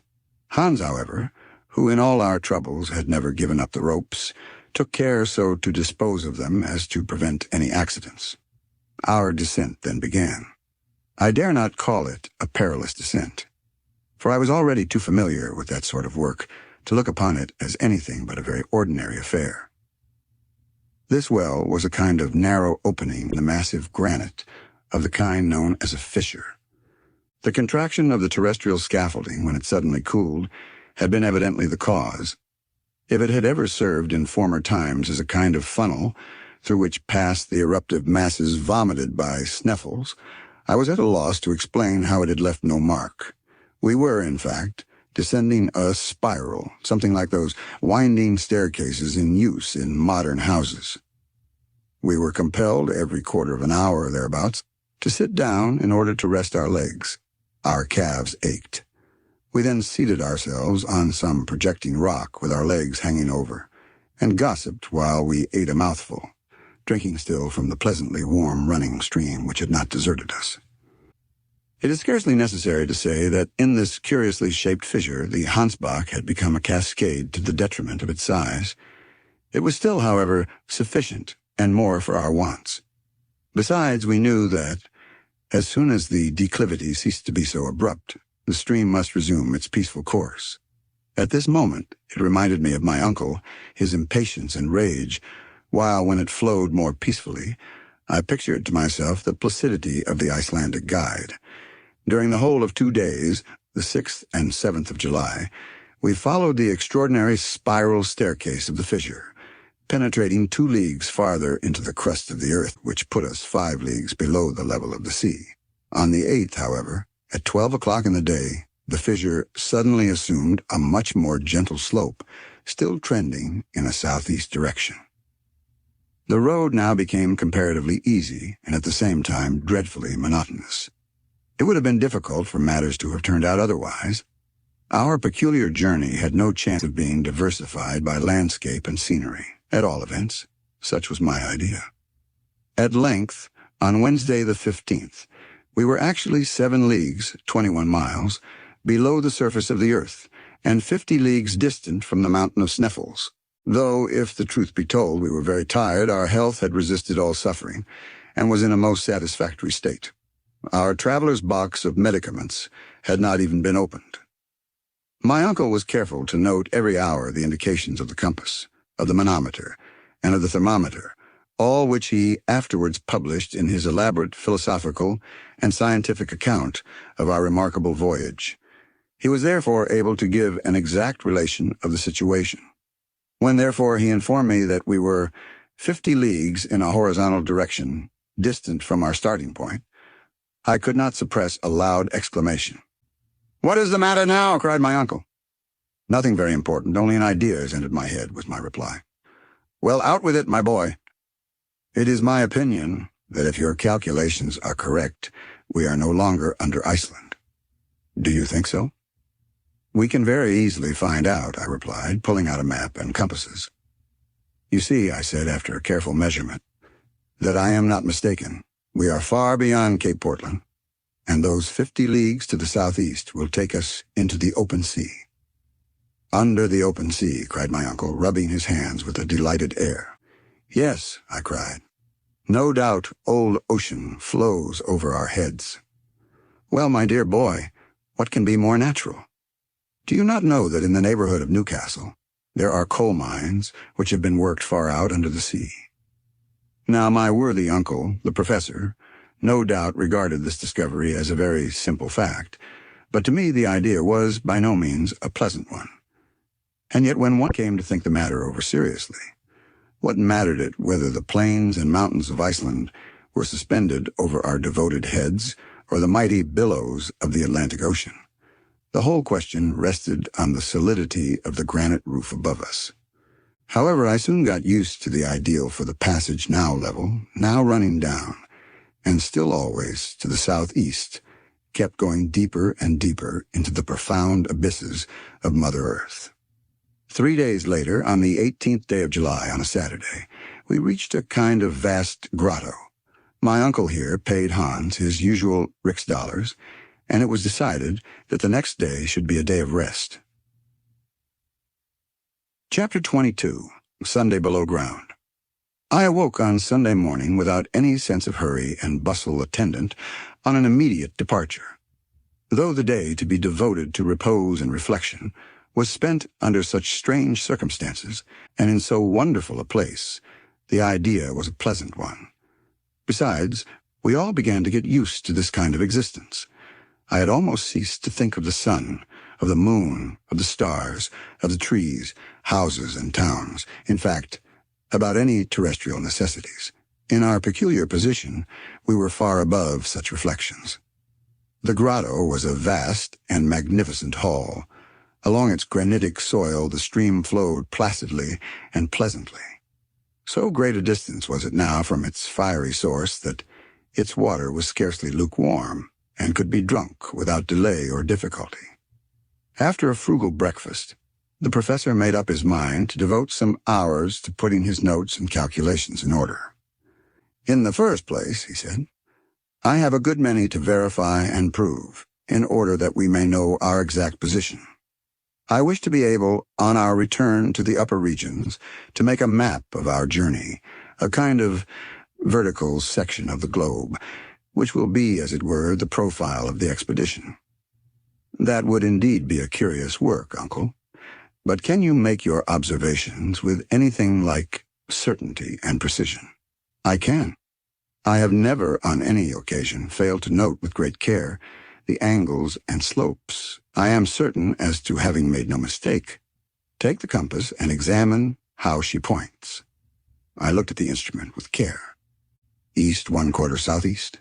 "Very good," resumed the professor, noting the observation and going through some rapid calculations. "I make out that we have journeyed 250 miles from the point of our departure. Then the mighty waves of the Atlantic are rolling over our heads?" "Certainly." "And at this very moment it is possible that fierce tempests are raging above, and that men and ships are battling against the angry blasts just over our heads." "It is quite within the range of possibility," rejoined my uncle, smiling. "And that whales are playing in shoals, thrashing the bottom of the sea, the roof of our adamantine prison. Be quite at rest on that point. There is no danger of their breaking through. But to return to our calculations. We are to the southeast, 250 miles from the base of Sneffels, and according to my preceding notes, I think we have gone 16 leagues in a downward direction." 16 leagues, 50 miles, I cried. "I am sure of it. But that is the extreme limit allowed by science for the thickness of the Earth's crust," I replied, referring to my geological studies. "I do not contravene that assertion," was his quiet answer. "And at this stage of our journey, according to all known laws on the increase of heat, there should be here a temperature of 1,500 degrees of Réaumur. There should be, you say, my boy. In which case, this granite would not exist, but be in a state of fusion. But you perceive, my boy, that it is not so, and that facts, as usual, are very stubborn things, overruling all theories. I am forced to yield to the evidence of my senses, but I am nevertheless very much surprised." "What heat does the thermometer really indicate?" continued the philosopher. 27 6/10. So that science is wrong by 1,474 degrees and 4/10, according to which it is demonstrated that the proportional increase in temperature is an exploded error. Humphrey Davy here shines forth in all his glory. He is right, and I have acted wisely to believe him. Have you any answer to make to this statement?" Had I chosen to have spoken, I might have said a great deal. I in no way admitted the theory of Humphrey Davy. I still held out for the theory of proportional increase of heat, though I did not feel it. I was far more willing to allow that this chimney of an extinct volcano was covered by lava of a kind refractory to heat, in fact a bad conductor which did not allow the great increase of temperature to percolate through its sides. The hot water jets supported my view of the matter. But without entering on a long and useless discussion, or seeking for new arguments to controvert my uncle, I contented myself with taking up facts as they were. Well, sir, I take for granted that all your calculations are correct, but allow me to draw from them a rigorous and definite conclusion. Go on, my boy, have your say, cried my uncle good-humoredly. At the place where we now are, under the latitude of Iceland, the terrestrial depth is about 1,583 leagues. 1,583 and a quarter. Well, suppose we say 1,600 in round numbers. Now, out of a voyage of 1,600 leagues, we have completed 16. As you say, what then? At the expense of a diagonal journey of no less than 85 leagues. Exactly. We have been 20 days about it. Exactly 20 days. Now 16 is the 100th part of our contemplated expedition. If we go on in this way, we shall be 2,000 days, that is about 5 years and a half going down. The professor folded his arms, listened, but did not speak. Without counting that if a vertical descent of 16 leagues costs us a horizontal of 85, we shall have to go about 8,000 leagues to the southeast, and we must therefore come out somewhere in the circumference long before we can hope to reach the center. "Bother your calculations," cried my uncle in one of his old rages. "On what basis do they rest? How do you know that this passage does not take us direct to the end we require? Moreover, I have in my favor, fortunately, a precedent. What I have undertaken to do, another has done, and he having succeeded, why should I not be equally successful? I hope indeed you will, but still, I suppose I may be allowed to—" "You are allowed to hold your tongue," cried Professor Hardwigg, "when you talk so unreasonably as this." I saw at once that the old doctorial professor was still alive in my uncle, and fearful to rouse his angry passions, I dropped the unpleasant subject. "Now then," he explained, "consult the manometer. What does that indicate?" "A considerable amount of pressure." "Very good. You see, then, that by descending slowly, and by gradually accustoming ourselves to the density of this lower atmosphere, we shall not suffer." "Well, I suppose not, except it may be a certain amount of pain in the ears," was my rather grim reply. "That, my dear boy, is nothing, and you will easily get rid of that source of discomfort by bringing the exterior air in communication with the air contained in your lungs." "Perfectly," said I, for I had quite made up my mind in no wise to contradict my uncle. "I should fancy almost that I should experience a certain amount of satisfaction in making a plunge into this dense atmosphere. Have you taken note of how wonderfully sound is propagated?" "Of course I have. There can be no doubt that a journey into the interior of the earth would be an excellent cure for deafness." "But then, uncle," I ventured mildly to observe, "this density will continue to increase." "Yes, according to a law which, however, is scarcely defined. It is true that the intensity of weight will diminish just in proportion to the depth to which we go. You know very well that it is on the surface of the earth that its action is most powerfully felt, while on the contrary, in the very center of the earth, bodies cease to have any weight at all. I know that is the case, but as we progress, will not the atmosphere finally assume the density of water?" "I know it. When placed under the pressure of 710 atmospheres," cried my uncle with imperturbable gravity. "And when we are still lower down?" I asked with natural anxiety. "Well, lower down, the density will become even greater. Then how shall we be able to make our way through this atmospheric fog?" "Well, my worthy nephew, we must ballast ourselves by filling our pockets with stones," said Professor Hardwigg.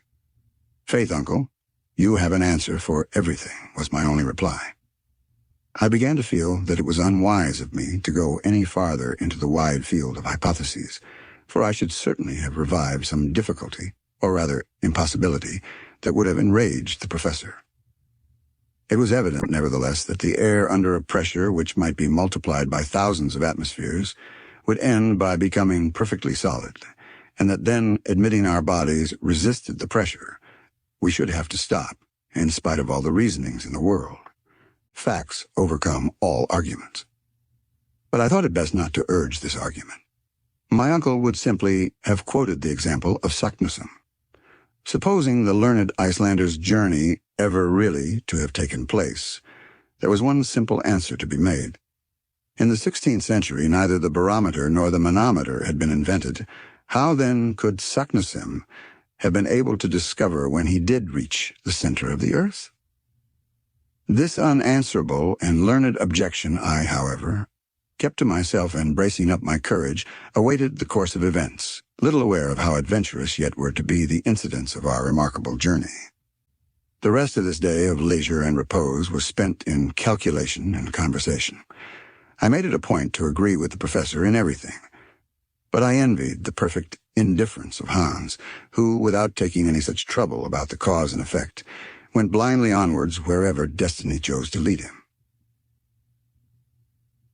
Chapter 23. Alone. It must in all truth be confessed, things as yet had gone on well, and I should have acted in bad taste to have complained.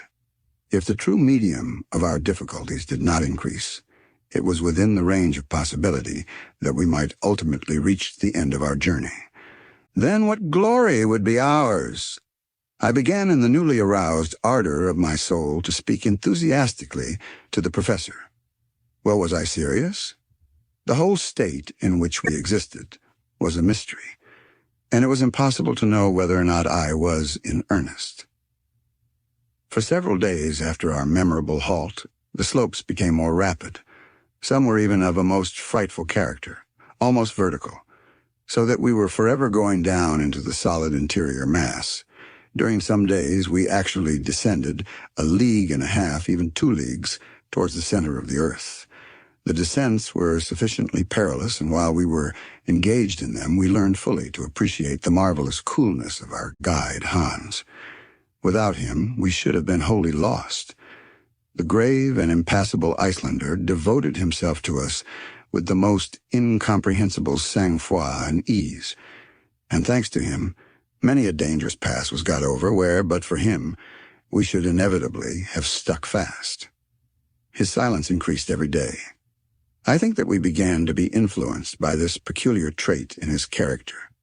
It is certain that the inanimate objects by which you are surrounded have a direct action on the brain. It must be that a man who shuts himself up between 4 walls must lose the faculty of associating ideas and words. How many persons condemned to the horrors of solitary confinement have gone mad simply because the thinking faculties have lain dormant? During the 2 weeks that followed our last interesting conversation, there occurred nothing worthy of being especially recorded. I have, while writing these memoirs, taxed my memory in vain for one incident of travel during this particular period. But the next event to be related is terrible indeed. Its very memory even now makes my soul shudder, and my blood run cold. It was on the 7th of August. Our constant and successive descents had taken us quite 30 leagues into the interior of the earth, that is to say, that there were above us 30 leagues, nearly 100 miles, of rocks and oceans and continents and towns, to say nothing of living inhabitants. We were in a southeasterly direction, about 200 leagues from Iceland. On that memorable day, the tunnel had begun to assume an almost horizontal course. I was on this occasion walking on in front. My uncle had charge of one of the Ruhmkorff coils. I had possession of the other. By means of its light, I was busy examining the different layers of granite. I was completely absorbed in my work. Suddenly halting and turning around, I found that I was alone. Well, thought I to myself, I have certainly been walking too fast, or else Hans and my uncle have stopped to rest. The best thing I can do is to go back and find them. Luckily, there is very little ascent to tire me. I accordingly retraced my steps, and while doing so, walked for at least a quarter of an hour. Rather uneasy, I paused and looked eagerly around. Not a living soul. I called aloud. No reply. My voice was lost amid the myriad cavernous echoes it aroused. I began for the first time to feel seriously uneasy. A cold shiver shook my whole body, and perspiration, chill and terrible, burst upon my skin. "I must be calm," I said, speaking aloud, as boys whistle to drive away fear. "There can be no doubt that I shall find my companions. There cannot be two roads. It is certain that I was considerably ahead. All I have to do is to go back." Having come to this determination, I ascended the tunnel for at least half an hour, unable to decide if I had ever seen certain landmarks before. Every now and then I paused to discover if any loud appeal was made to me, well knowing that in that dense and intensified atmosphere I should hear it a long way off. But no, the most extraordinary silence reigned in this immense gallery. Only the echoes of my own footsteps could be heard. At last I stopped. I could scarcely realize the fact of my isolation. I was quite willing to think that I had made a mistake, but not that I was lost. If I had made a mistake, I might find my way. If lost, I shuddered to think of it. "Come, come," said I to myself. "Since there is only one road, and they must come by it, we shall at last meet. All I have to do is still to go upwards. Perhaps, however, not seeing me and forgetting I was ahead, they may have gone back in search of me. Still, even in this case, if I make haste, I shall get up to them. There can be no doubt about the matter." But as I spoke these last words aloud, it would have been quite clear to any listener, had there been one, that I was by no means convinced of the fact. Moreover, in order to associate together these simple ideas and to reunite them under the form of reasoning required some time. I could not all at once bring my brain to think. Then another dread doubt fell upon my soul. After all, was I ahead? Of course I was. Hans was no doubt following behind, preceded by my uncle. I perfectly recollected his having stopped for a moment to strap his baggage on his shoulder. I now remembered this trifling detail. It was, I believe, just at that very moment that I had determined to continue my route. Again, thought I, reasoning as calmly as was possible, there is another sure means of not losing my way, a thread to guide me through the labyrinthine, subterraneous retreat, one which I had forgotten, my faithful river. This course of reasoning roused my drooping spirits, and I resolved to resume my journey without further delay. No time was to be lost. It was at this moment that I had reason to bless the thoughtfulness of my uncle, when he refused to allow the eider hunter to close the orifices of the hot spring, that small fissure in the great mass of granite. This beneficent spring, after having saved us from thirst during so many days, would now enable me to regain the right road. Having come to this mental decision, I made up my mind before I started upwards that ablution would certainly do me a great deal of good. I stopped to plunge my hands and forehead in the pleasant water of the Hansbach stream, blessing its presence as a certain consolation. Conceive my horror and stupefaction. I was treading a hard, dusty, shingly road of granite. The stream on which I reckoned had wholly disappeared. Chapter 24. Lost. No words in any human language can depict my utter despair. I was literally buried alive, with no other expectation before me but to die in all the slow, horrible torture of hunger and thirst. Mechanically I crawled about, feeling the dry and arid rock. Never to my fancy had I ever felt anything so dry. But I frantically asked myself, how had I lost the course of the flowing stream? There could be no doubt it had ceased to flow in the gallery in which I now was. Now I began to understand the cause of the strange silence which prevailed when last I tried, if any appeal from my companions might perchance reach my ear. It so happened that when I first took an imprudent step in the wrong direction, I did not perceive the absence of the all-important stream. It was now quite evident that when we halted, another tunnel must have received the waters of the little torrent, and that I had unconsciously entered a different gallery. To what unknown depths had my companions gone? Where was I? How to get back? Clue or landmark there was absolutely none. My feet left no signs on the granite and shingle. My brain throbbed with agony as I tried to discover the solution of this terrible problem. My situation, after all sophistry and reflection, had finally to be summed up in three awful words: lost, lost, lost. Lost at a depth which, to my finite understanding, appeared to be immeasurable. These 30 leagues of the crust of the earth weighed upon my shoulders like the globe on the shoulders of Atlas. I felt myself crushed by the awful weight. It was indeed a position to drive the sanest man to madness. I tried to bring my thoughts back to the things of the world so long forgotten. It was with the greatest difficulty that I succeeded in doing so. Hamburg, the house on the Königstrasse, my dear cousin Gretchen, all that world which had before vanished like a shadow floated before my now vivid imagination. There they were before me, but how unreal. Under the influence of a terrible hallucination, I saw all the incidents of our journey pass before me like the scenes of a panorama. The ship and its inmates, Iceland, Monsieur Friedrichsen, and the great summit of Mount Sneffels. I said to myself that if in my position I retained the most faint and shadowy outline of a hope, it would be a sure sign of approaching delirium. It were better to give way wholly to despair. In fact, did I but reason with calmness and philosophy, what human power was there in existence able to take me back to the surface of the earth, and ready too to split asunder, to rend in twain those huge and mighty vaults which stand above my head? Who could enable me to find my road and regain my companions? Insensate folly and madness, to entertain even a shadow of hope. "Oh, uncle," was my despairing cry. This was the only word of reproach which came to my lips, for I thoroughly understood how deeply and sorrowfully the worthy professor would regret my loss, and how in his turn he would patiently seek for me.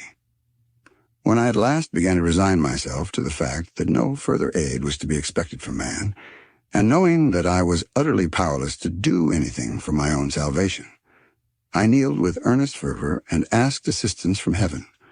The remembrance of my innocent childhood, the memory of my mother, known only in my infancy, came welling forth from my heart.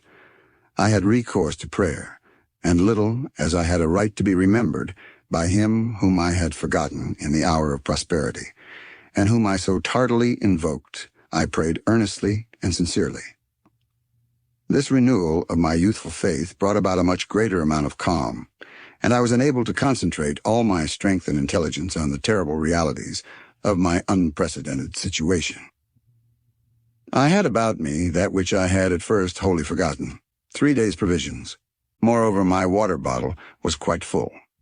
Nevertheless, the one thing which it was impossible to do was to remain alone. Try to find my companions I must at any price. But which course should I take? Should I go upwards or again descend? Doubtless it was right to retrace my steps in an upward direction. By doing this with care and coolness, I must reach the point where I had turned away from the rippling stream. I must find the fatal bifurcation or fork. Once at this spot, once the river at my feet, I could at all events regain the awful crater of Mount Sneffels. Why had I not thought of this before? This, at last, was a reasonable hope of safety. The most important thing, then, to be done was to discover the bed of the Hansbach. After a slight meal and a draught of water, I rose like a giant refreshed. Leaning heavily on my pole, I began the ascent of the gallery. The slope was very rapid and rather difficult, but I advanced hopefully and carefully, like a man who at last is making his way out of a forest, and knows there is only one road to follow. During 1 whole hour, nothing happened to check my progress. As I advanced, I tried to recollect the shape of the tunnel, to recall to my memory certain projections of rocks, to persuade myself that I had followed certain winding routes before. But no one particular sign could I bring to mind, and I was soon forced to allow that this gallery would never take me back to the point at which I had separated myself from my companions. It was absolutely without issue, a mere blind alley in the earth. The moment at length came when, facing the solid rock, I knew my fate, and fell inanimate on the arid floor. To describe the horrible state of despair and fear into which I then fell would now be vain and impossible. My last hope, the courage which had sustained me, drooped before the sight of this pitiless granite rock. lost in a vast labyrinth, the sinuosities of which spread in every direction. My lamp, by falling down, had got out of order. I had no means of repairing it. Its light was already becoming paler and soon would expire. With a strange sense of resignation and despair, I watched the luminous current in the coil getting less and less. A procession of shadows moved flashing along the granite wall. I scarcely dared to lower my eyelids, fearing to lose the last spark of this fugitive light. Every instant it seemed to me that it was about to vanish and to leave me forever in utter darkness. At last, one final trembling flame remained in the lamp. I followed it with all my power of vision. I gasped for breath. I concentrated upon it all the power of my soul, as upon the last scintillation of light I was ever destined to see. And then I was to be lost forever in Cimmerian and tenebrous shades. A wild and plaintive cry escaped my lips. On earth, during the most profound and comparatively complete darkness, light never allows a complete destruction and extinction of its power. Light is so diffuse, so subtle, that it permeates everywhere, and whatever little may remain, the retina of the eye will succeed in finding it. In this place, nothing. The absolute obscurity made me blind in every sense. My head was now wholly lost. I raised my arms, trying the effects of the feeling in getting against the cold stone wall. It was painful in the extreme. Madness must have taken possession of me. I knew not what I did.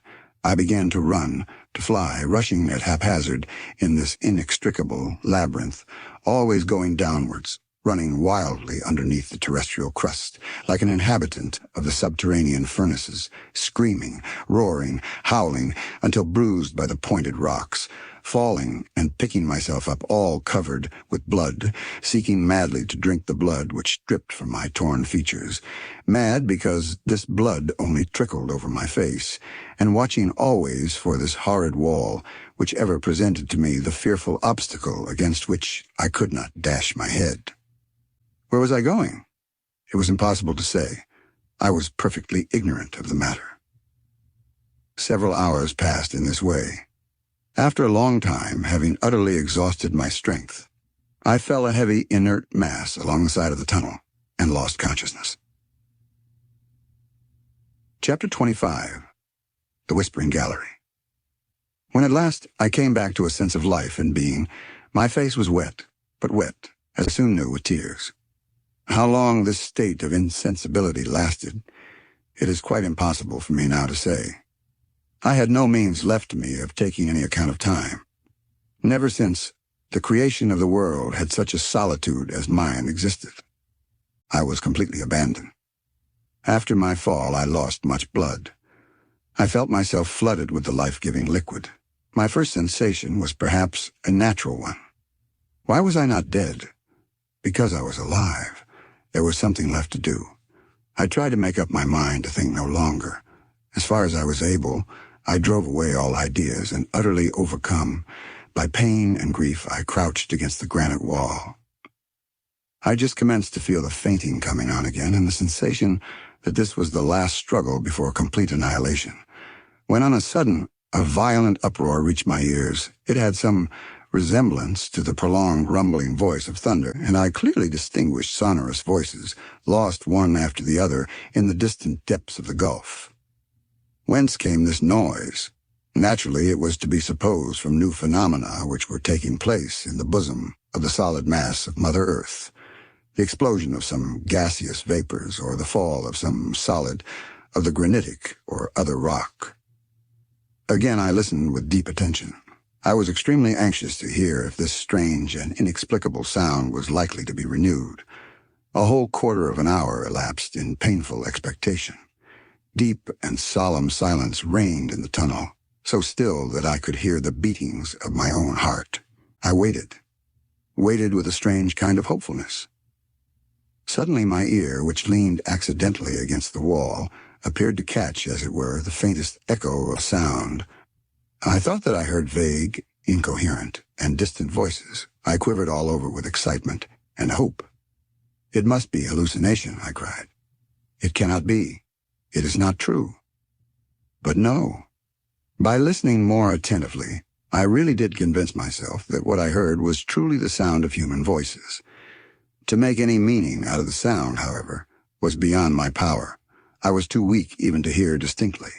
Still, it was a positive fact that someone was speaking. Of that, I was quite certain. There was a moment of fear. A dread fell upon my soul that it might be my own words brought back to me by a distant echo. Perhaps, without knowing it, I might have been crying aloud. I resolutely closed my lips and once more placed my ear to the huge granite wall. Yes, for certain, it was in truth the sound of human voices. I now, by the exercise of great determination, dragged myself along the sides of the cavern until I reached a point where I could hear more distinctly. But though I could detect the sound, I could only make out uncertain, strange, and incomprehensible words. They reached my ear as if they had been spoken in a low tone, murmured, as it were, afar off. At last, I made out the word fatherland, repeated several times in a tone betokening great mental anguish and sorrow. What could this word mean, and who was speaking it? It must be either my uncle or the guide Hans. If, therefore, I could hear them, they must surely be able to hear me. "Help!" I cried at the top of my voice. "Help! I am dying!" I then listened with scarcely a breath. I panted for the slightest sound in the darkness, a cry, a sigh, a question. But silence reigned supreme. No answer came. In this way some minutes passed. A whole flood of ideas flashed through my mind. I began to fear that my voice, weakened by sickness and suffering, could not reach my companions who were in search of me. "It must be they," I cried. "Who else could by any possibility be buried 100 miles below the level of the earth?" The mere supposition was preposterous. I began, therefore, to listen again with the most breathless attention. As I moved my ears along the side of the place I was in, I found a mathematical point, as it were, where the voices appeared to attain their maximum of intensity. The word fatherland again distinctly reached my ear. Then came again that rolling noise like thunder which had awakened me out of torpor. "I begin to understand," I said to myself after some little time devoted to reflection. "It is not through the solid mass that the sound reaches my ears. The walls of my cavernous retreats are of solid granite, and the most fearful explosion would not make uproar enough to penetrate them. The sound must come along the gallery itself. The place I was in must possess some peculiar acoustic properties of its own. Again I listened, and this time, yes, this time, I heard my name distinctly pronounced, cast, as it were, into space. It was my uncle, the professor, who was speaking. He was in conversation with the guide, and the word which had so often reached my ears, fatherland, was a Danish expression. Then I understood it all. In order to make myself heard, I too must speak, as it were, along the side of the gallery, which would carry the sound of my voice just as the wire carries the electric fluid from point to point. But there was no time to lose. If my companions were only to remove a few feet from where they stood, the acoustic effect would be over. My whispering gallery would be destroyed. I again therefore crawled towards the wall and said as clearly and distinctly as I could, "Uncle Hardwigg." I then awaited a reply. Sound does not possess the property of traveling with such extreme rapidity.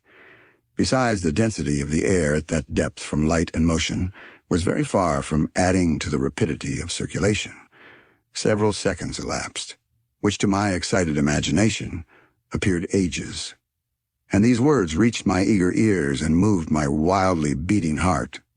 "Harry, my boy, is that you?"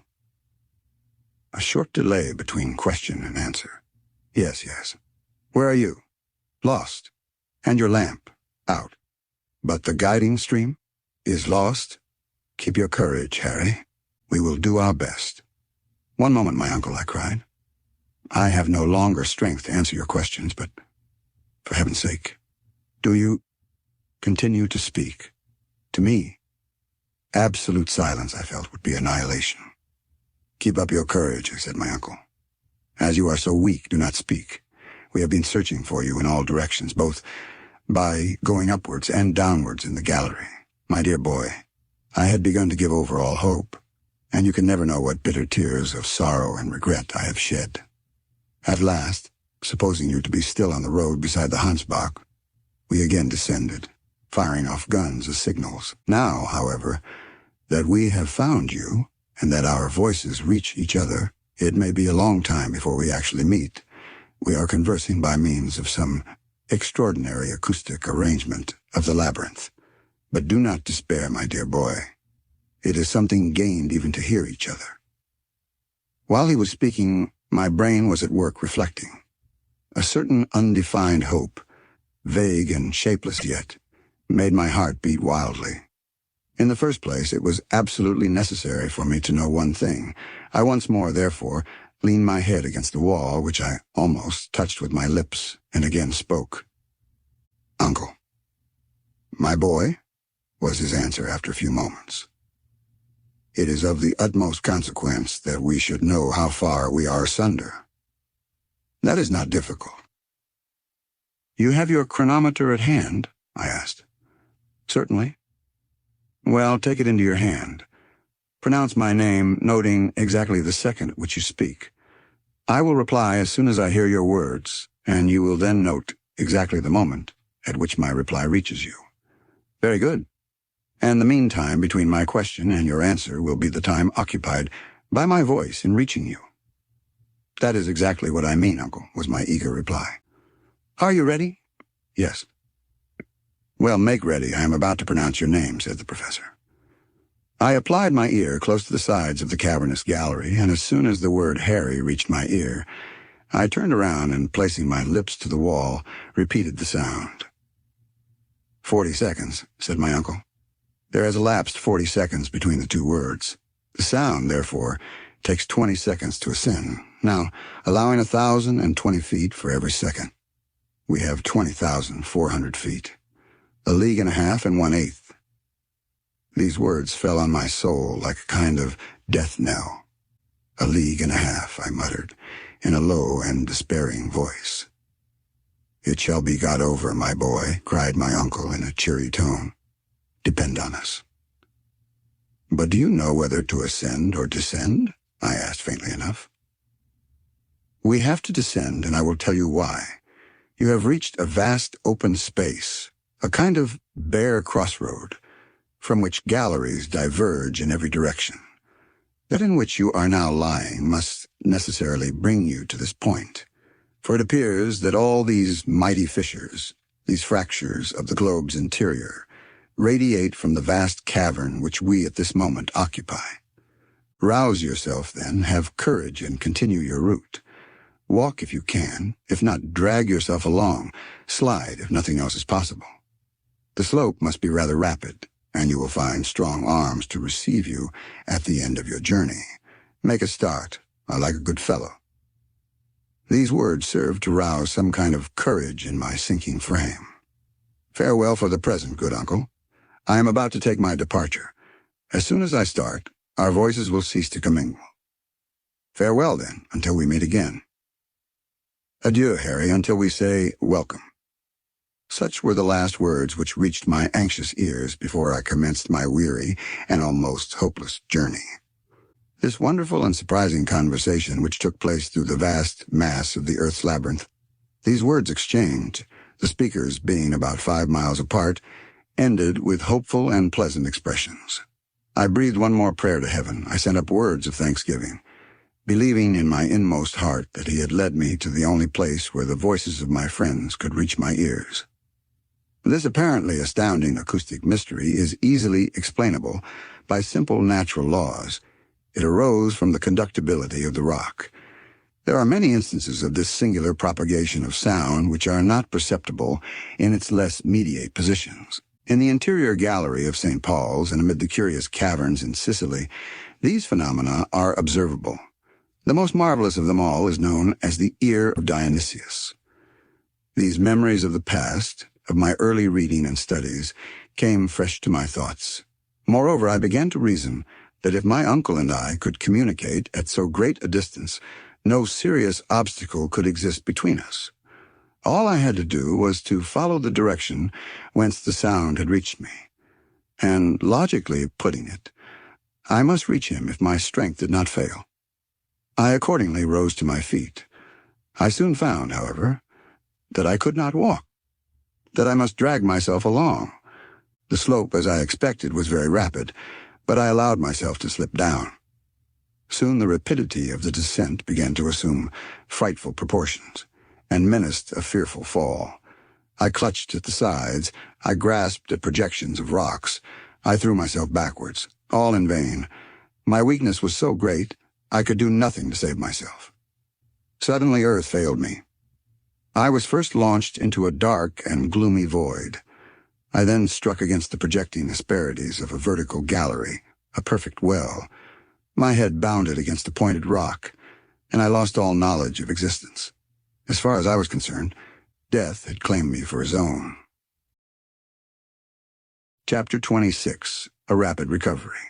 When I returned to the consciousness of existence, I found myself surrounded by a kind of semi-obscurity, lying on some thick and soft coverlets. My uncle was watching, his eyes fixed intently on my countenance, a grave expression on his face, a tear in his eye.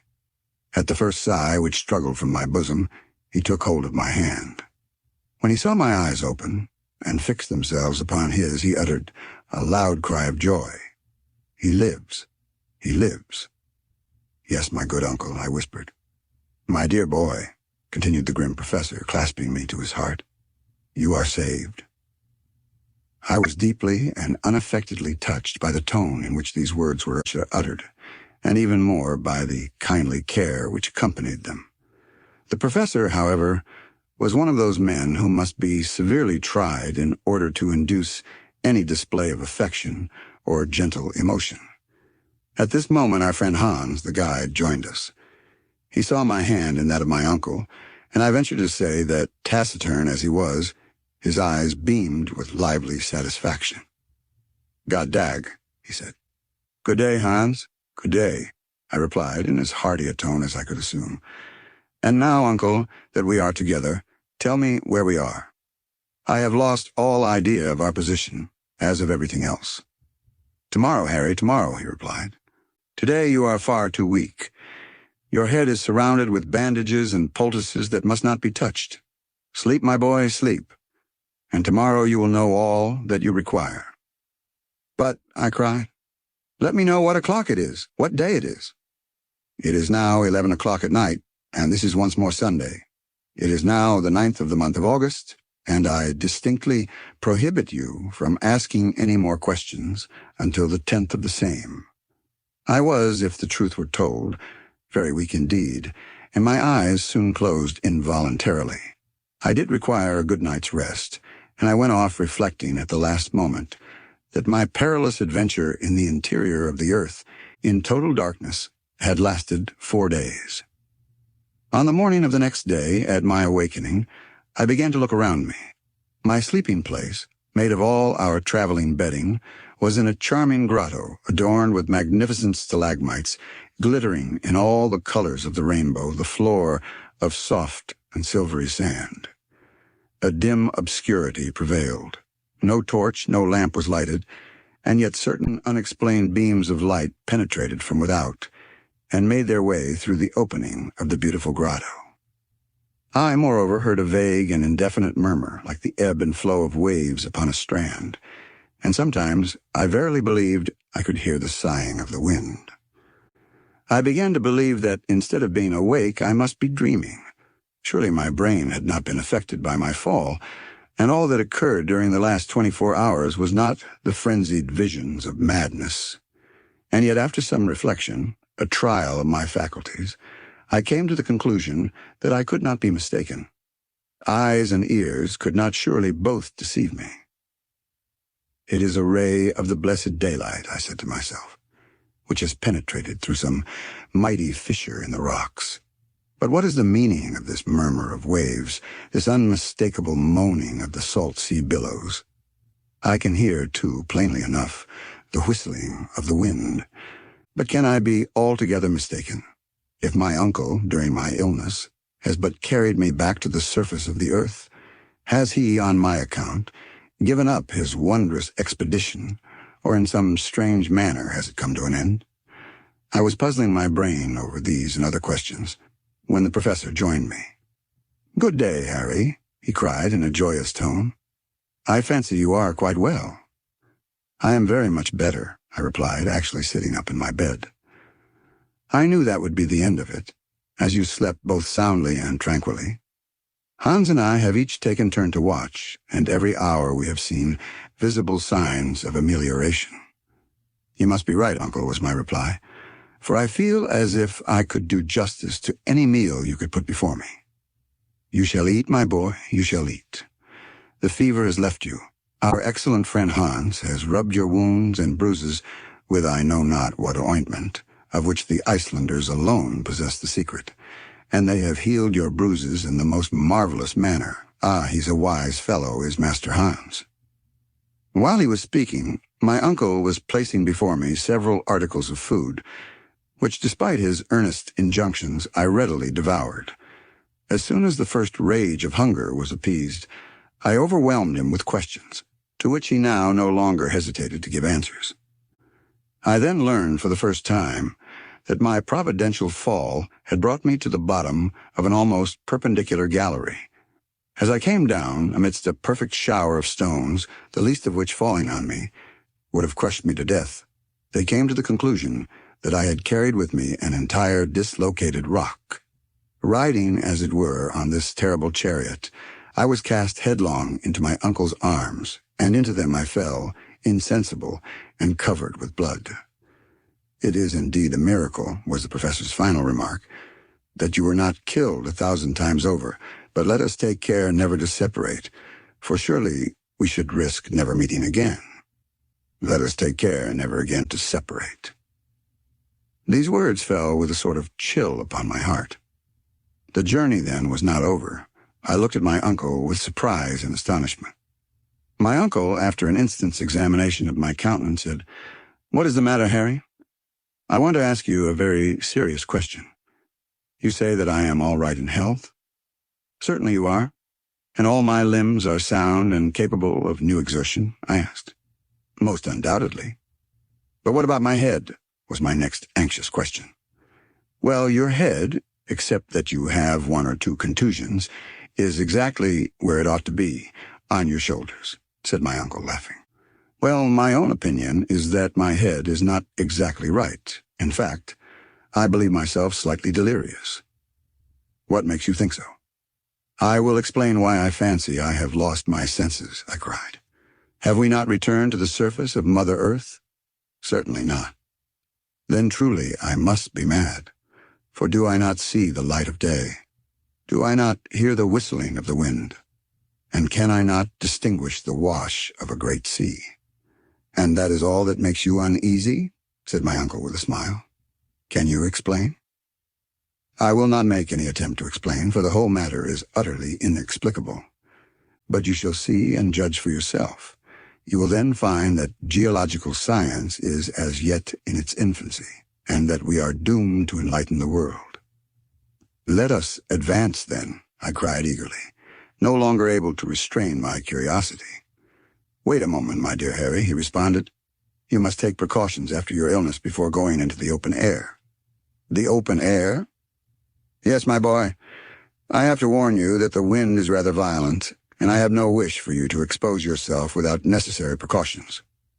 But I beg to assure you that I am perfectly recovered from my illness." "Have just a little patience, my boy.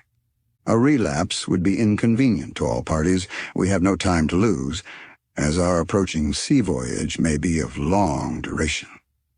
"Sea voyage?" I cried, more bewildered than ever. "Yes.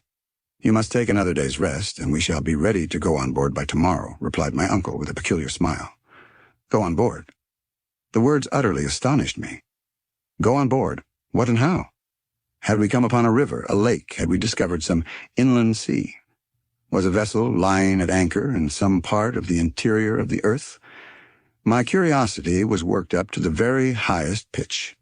My uncle made vain attempts to restrain me. When at last, however, he discovered that my feverish impatience would do more harm than good, and that the satisfaction of my wishes could alone restore me to a calm state of mind, he gave way. I dressed myself rapidly, and then, taking the precaution to please my uncle, of wrapping myself in one of the coverlets, I rushed out of the grotto. Chapter 27. The Central Sea. At first I saw absolutely nothing. My eyes, wholly unused to the effulgence of light, could not bear the sudden brightness, and I was compelled to close them. When I was able to reopen them, I stood still, far more stupefied than astonished.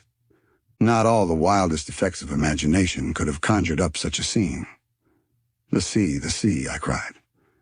Yes, replied my uncle, in a tone of pardonable pride. The Central Sea. No future navigator will deny the fact of my having discovered it, and hence of acquiring a right of giving it a name. It was quite true. A vast, limitless expanse of water, the end of a lake if not of an ocean, spread before us until it was lost in the distance. The shore, which was very much indented, consisted of a beautiful soft golden sand, mixed with small shells, the long deserted home of some of the creatures of a past age. The waves broke incessantly, and with a peculiarly sonorous murmur to be found in underground localities. A slight frothy flake arose as the wind blew along the pellucid waters, and many a dash of spray was blown into my face. The mighty superstructure of rock which rose above to an inconceivable height left only a narrow opening. But where we stood, there was a large margin of strand. On all sides were capes and promontories and enormous cliffs, partially worn by the eternal breaking of the waves through countless ages, and as I gazed from side to side, the mighty rocks faded away like a fleecy film of cloud. It was in reality an ocean, with all the usual characteristics of an inland sea, only horribly wild, so rigid, cold, and savage. One thing startled and puzzled me greatly. How was it that I was able to look upon that vast sheet of water, instead of being plunged in utter darkness?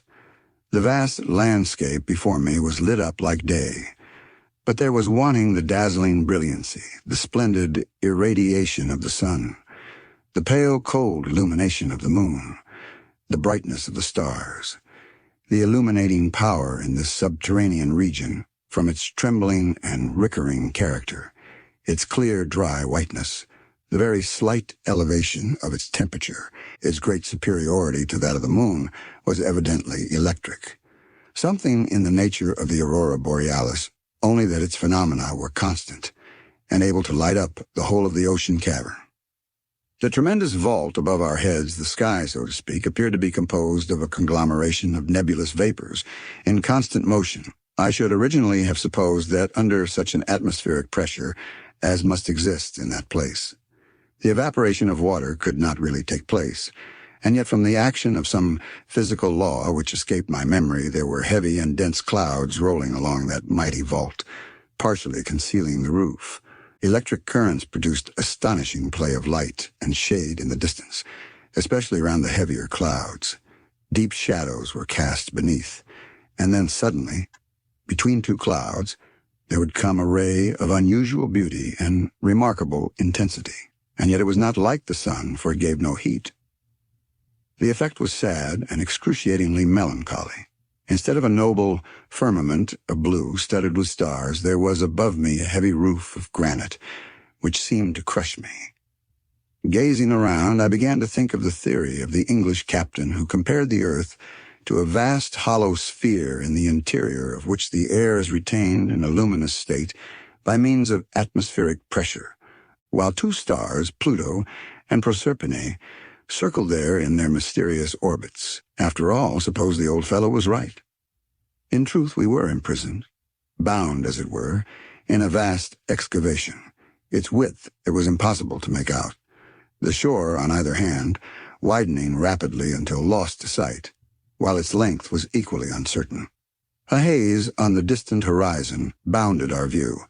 As to its height, we could see that it must be many miles to the roof. Looking upward, it was impossible to discover where the stupendous roof began. The lowest of the clouds must have been floating at an elevation of 2,000 yards, a height greater than that of terrestrial vapors, which circumstance was doubtless owing to the extreme density of the air. I use the word cavern in order to give an idea of the place. I cannot describe its awful grandeur. Human language fails to convey an idea of its savage sublimity.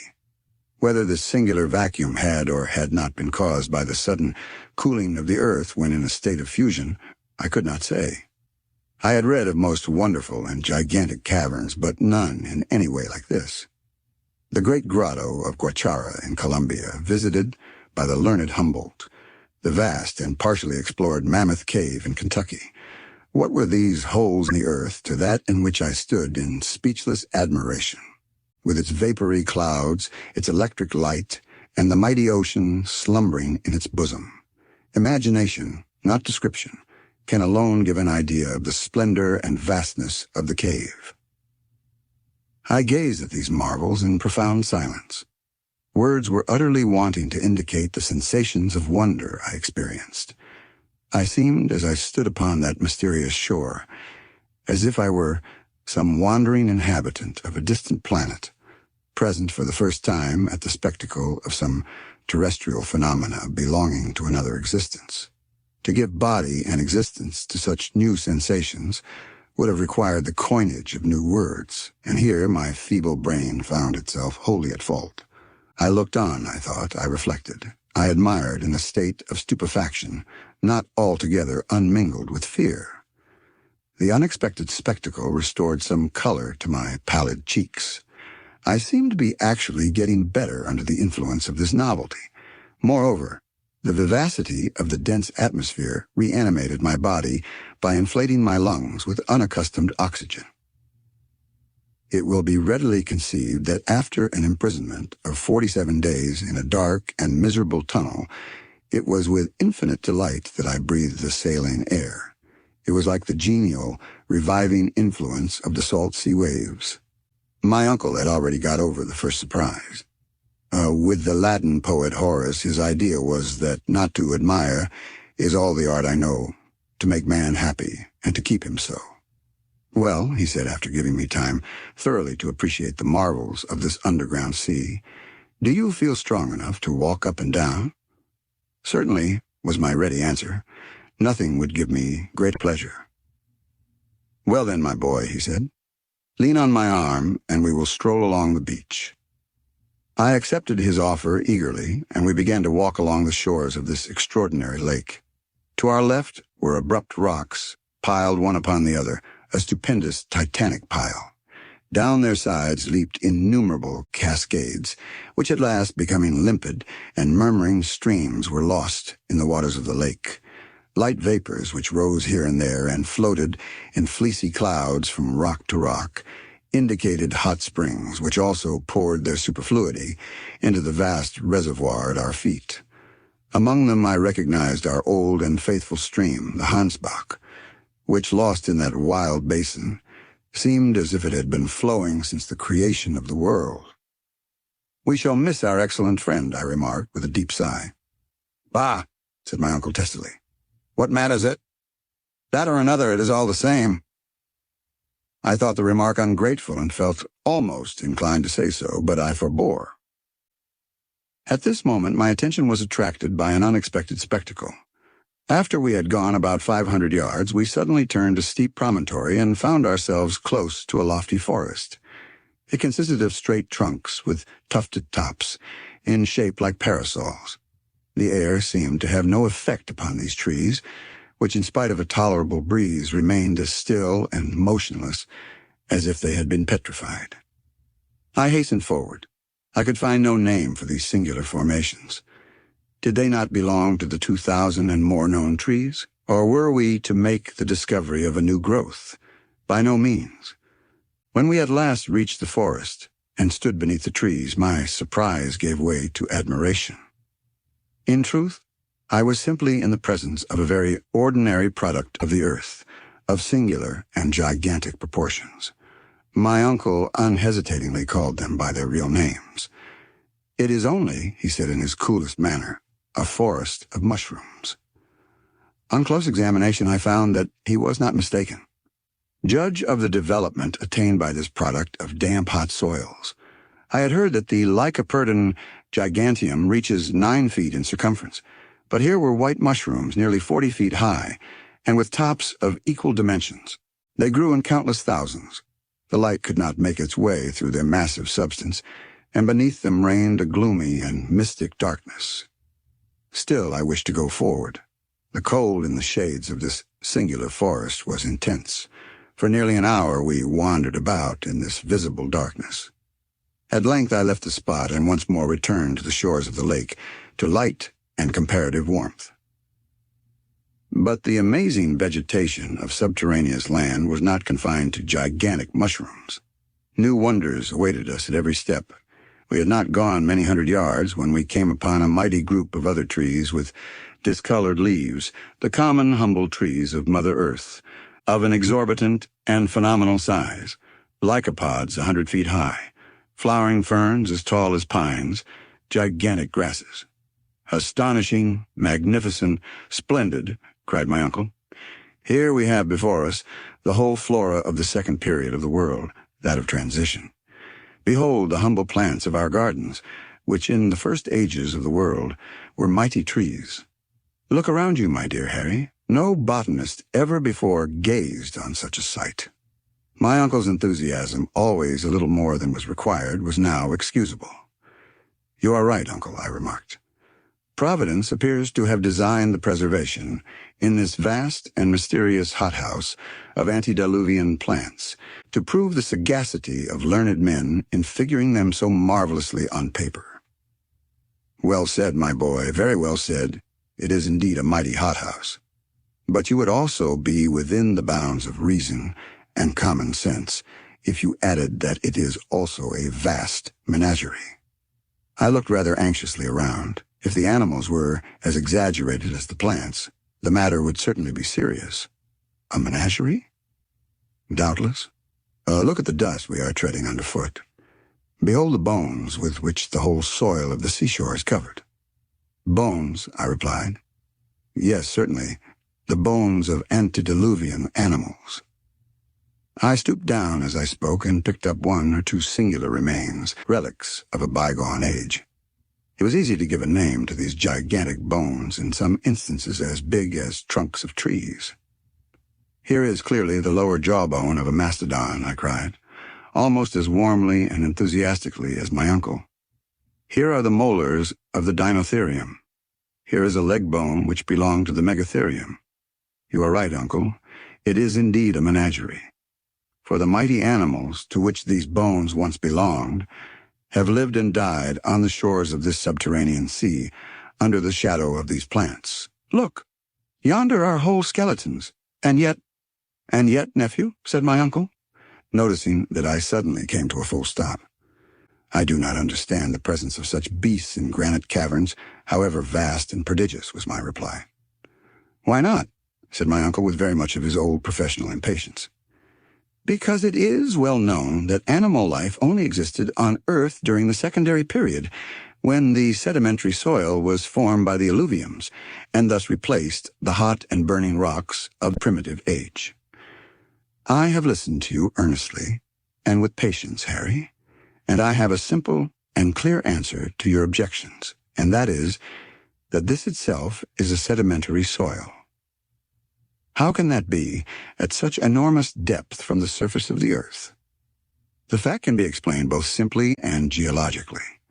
At a certain period, the earth consisted only of an elastic crust, liable to alternative upward and downward movements in virtue of the law of attraction. It is very probable that many a landslip took place in those days, and that large portions of sedimentary soil were cast into huge and mighty chasms. Quite possible, I dryly remarked. But, uncle, if these antediluvian animals formerly lived in these subterranean regions, what more likely than that one of these monsters may at this moment be concealed behind one of yonder mighty rocks? As I spoke, I looked keenly around, examining with care every point of the horizon, but nothing alive appeared to exist on these deserted shores. I now felt rather fatigued and told my uncle so. The walk and excitement were too much for me in my weak state. I therefore seated myself at the end of a promontory at the foot of which the waves broke in incessant rolls. I looked round a bay formed by projections of vast granitic rocks. At the extreme one end was a little port protected by huge pyramids of stones. A brig and 3 or 4 schooners might have lain there with perfect ease. So natural did it seem that every minute my imagination induced me to expect a vessel coming out under all sail and making for the open sea under the influence of a warm southerly breeze. But the fantastic illusion never lasted more than a minute. We were the only living creatures in this subterranean world. During certain periods there was an utter cessation of wind, when a silence deeper, more terrible than the silence of the desert fell upon these solitary and arid rocks, and seemed to hang like a leaden weight upon the waters of this singular ocean. I sought, amid the awful stillness, to penetrate through the distant fog, to tear down the veil which concealed the mysterious distance. What unspoken words were murmured by my trembling lips? What questions did I wish to ask and did not? Where did this sea end?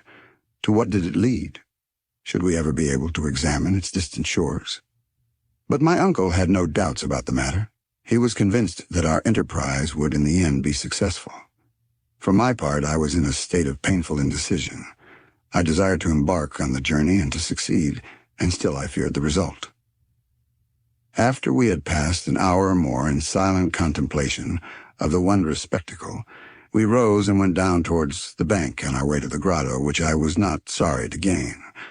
After a slight repast, I sought refuge in slumber, and at length, after many and tedious struggles, sleep came over my weary eyes.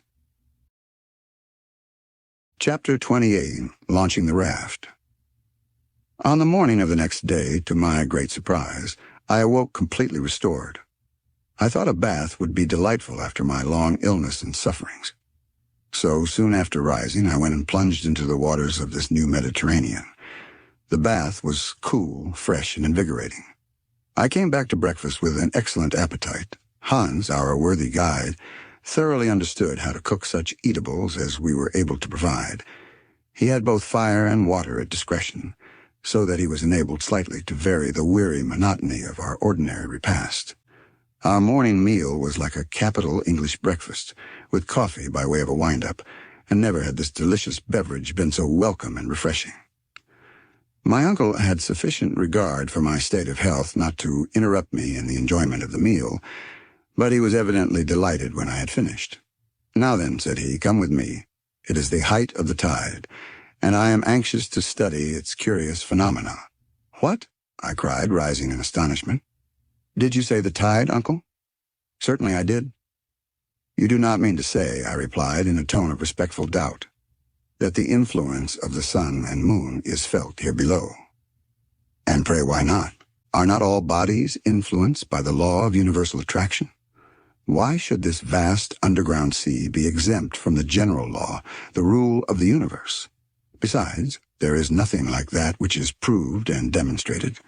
Despite the great atmospheric pressure down here, you will notice that this inland sea rises and falls with as much regularity as the Atlantic itself." As my uncle spoke, we reached the sandy shore and saw and heard the waves breaking monotonously on the beach. They were evidently rising. "This is truly the flood," I cried, looking at the water at my feet. "Yes, my excellent nephew," replied my uncle, rubbing his hands with the gusto of a philosopher. "And you see by these several streaks of foam that the tide rises at least 10 or 12 feet. It is indeed marvelous." "By no means," he responded. "On the contrary, it is quite natural." "It may appear so in your eyes, my dear uncle," was my reply. "But all the phenomena of the place appear to me to partake of the marvelous. It is almost impossible to believe that which I see. Who in his wildest dreams could have imagined that, beneath the crust of our earth, there could exist a real ocean, with ebbing and flowing tides, with its changes of winds and even its storms? I, for one, should have laughed the suggestion to scorn." "But, Harry, my boy, why not?" inquired my uncle with a pitying and a smile. "Is there any physical reason in opposition to it?" Well, if we give up the great theory of the central heat of the earth, I certainly can offer no reasons why anything should be looked upon as impossible. Then you will own, he added, that the system of Sir Humphrey Davy is wholly justified by what we have seen? I allow that it is, and that point once granted, I certainly can see no reason for doubting the existence of seas and other wonders, even countries, in the interior of the globe. That is so, but of course these varied countries are uninhabited. Well, I grant that it is more likely than not. Still, I do not see why the sea should not have given shelter to some species of unknown fish. Hitherto we have not discovered any, and the probabilities are rather against our ever doing so, observed the professor. I was losing my skepticism in the presence of these wonders. Well, I am determined to solve the question. It is my intention to try my luck with my fishing line and hook. Certainly. Make the experiment, said my uncle, pleased with my enthusiasm. While we are about it, it will certainly be only proper to discover all the secrets of this extraordinary region. But after all, where are we now? I asked. All this time I have quite forgotten to ask you a question which, doubtless your philosophical instruments have long since answered. Well, replied the professor, examining the situation from only one point of view, we are now distant 350 leagues from Iceland. So much, was my exclamation. I have gone over the matter several times and am sure not to have made a mistake of 500 yards, replied my uncle positively. And as to the direction, are we still going to the southeast? Yes, with a western declination, 2 of 19 degrees 42 minutes, just as it is above. As for the inclination 3, I have discovered a very curious fact. What may that be, Uncle? Your information interests me. Why, that the needle, instead of dipping towards the pole as it does on Earth in the northern hemisphere, has an upward tendency. This proves, I cried, that the great point of magnetic attraction lies somewhere between the surface of the Earth and the spot we have succeeded in reaching. Exactly, my observant nephew, exclaimed my uncle, elated and delighted, and it is quite probable that if we succeed in getting toward the polar regions, somewhere near the 73rd degree of latitude, where Sir James Ross discovered the magnetic pole, we shall behold the needle point directly upward. We have therefore discovered by analogy that this great center of attraction is not situated at a very great depth. Well, said I, rather surprised, this discovery will astonish experimental philosophers. It was never suspected. Science, great, mighty, and in the end unerring, replied my uncle dogmatically. Science has fallen into many errors which have been fortunate and useful rather than otherwise, for they have been the stepping stones to truth. After some further discussion, I turned to another matter. Have you any idea of the depth we have reached? We are now, continued the professor, exactly 35 leagues above 100 miles, down into the interior of the earth. So, said I, after measuring the distance on the map, we are now beneath the Scottish Highlands, and have over our heads the lofty Grampian Hills. You are quite right, said the professor, laughing. It sounds very alarming, the weight being heavy, but the vault which supports this vast mass of earth and rock is solid and safe. The mighty architect of the universe has constructed it of solid materials. Man, even in his highest flights of vivid and poetic imagination, never thought of such things. What are the finest arches of our bridges, what the vaulted roofs of our cathedrals, to that mighty dome above us, and beneath which floats an ocean with its storms and calms and tides. I admire it all as much as you can, Uncle, and have no fear that our granite sky will fall upon our heads.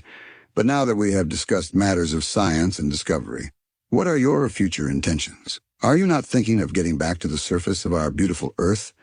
This was said more as a feeler than with any hope of success. Go back, nephew, cried my uncle, in a tone of alarm. You are not surely thinking of anything so absurd or cowardly. No, my intention is to advance and continue our journey. We have as yet been singularly fortunate, and henceforth I hope we shall be more so. But, said I, how are we to cross yonder liquid plain? It is not my intention to leap into it head foremost, or even to swim across it. like Leander over the Hellespont. But as oceans are, after all, only great lakes, inasmuch as they are surrounded by land, so does it stand to reason that the Central Sea is circumscribed by granite surroundings. Doubtless, was my natural reply. Well then, do you not think that when once we reach the other end we shall find some means of continuing our journey? Probably. But what extent do you allow to this internal ocean? Well, I should fancy it to extend about 40 or 50 leagues, more or less. But even supposing this approximation to be a correct one, what then? I asked. My dear boy, we have no time for further discussion. We shall embark tomorrow. I looked around with surprise and incredulity. I could see nothing in the shape of boat or vessel. What? I cried. We are about to launch out upon an unknown sea, and where, if I may ask, is the vessel to carry us? Well, my dear boy, it will not be exactly what you would call a vessel. For the present, we must be content with a good and solid raft. A raft, I cried incredulously. But down here, a raft is as impossible of construction as a vessel, and I am at a loss to imagine. My good Harry, if you were to listen instead of talking so much, you would hear, said my uncle, waxing a little impatient. I should hear? Yes, certain knocks with the hammer which Hans is now employing to make the raft. He has been at work for many hours. Making a raft? Yes. But where has he found trees suitable for such a construction? He found the trees all ready to his hand. Come, and you shall see our excellent guide at work. More and more amazed at what I heard and saw, I followed my uncle like one in a dream. After a walk of about a quarter of an hour, I saw Hans at work on the other side of the promontory which formed our natural port. A few minutes more, and I was beside him. To my great surprise, on the sandy shore lay a half-finished raft. It was made from beams of a very peculiar wood, and a great number of limbs, joints, boughs, and pieces lay about, sufficient to have constructed a fleet of ships and boats. I turned to my uncle, silent with astonishment and awe. Where did all this wood come from? I cried. What wood is it? Well, there is pine wood, fir, and the palms of the northern regions, mineralized by the action of the sea, he replied sententiously. Can it be possible? Yes, said the learned professor. What you see is called fossil wood. But then, cried I, after reflecting for a moment, like the lignites, it must be as hard and as heavy as iron, and therefore will certainly not float. Sometimes it is the case. Many of these woods have become true anthracites, but others again, like those you see before you, have only undergone one phase of fossil transformation. But there is no proof like demonstration, added my uncle, picking one or two of these precious waifs and casting them into the sea. The piece of wood, after having disappeared for a moment, came to the surface, and floated about with the oscillation produced by wind and tide. Are you convinced? Said my uncle with a self-satisfied smile. I am convinced, I cried, that what I see is incredible. The fact was that my journey into the interior of the earth was rapidly changing all preconceived notions, and day by day preparing me for the marvelous.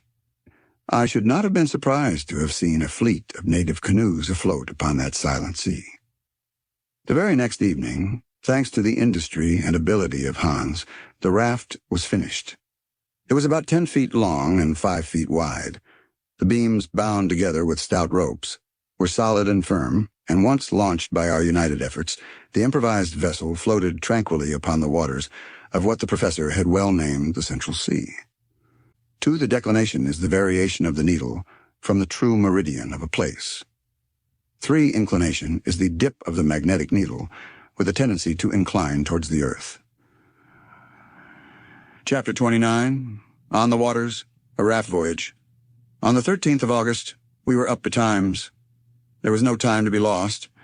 We now had to inaugurate a new kind of locomotion, which would have the advantage of being rapid and not fatiguing.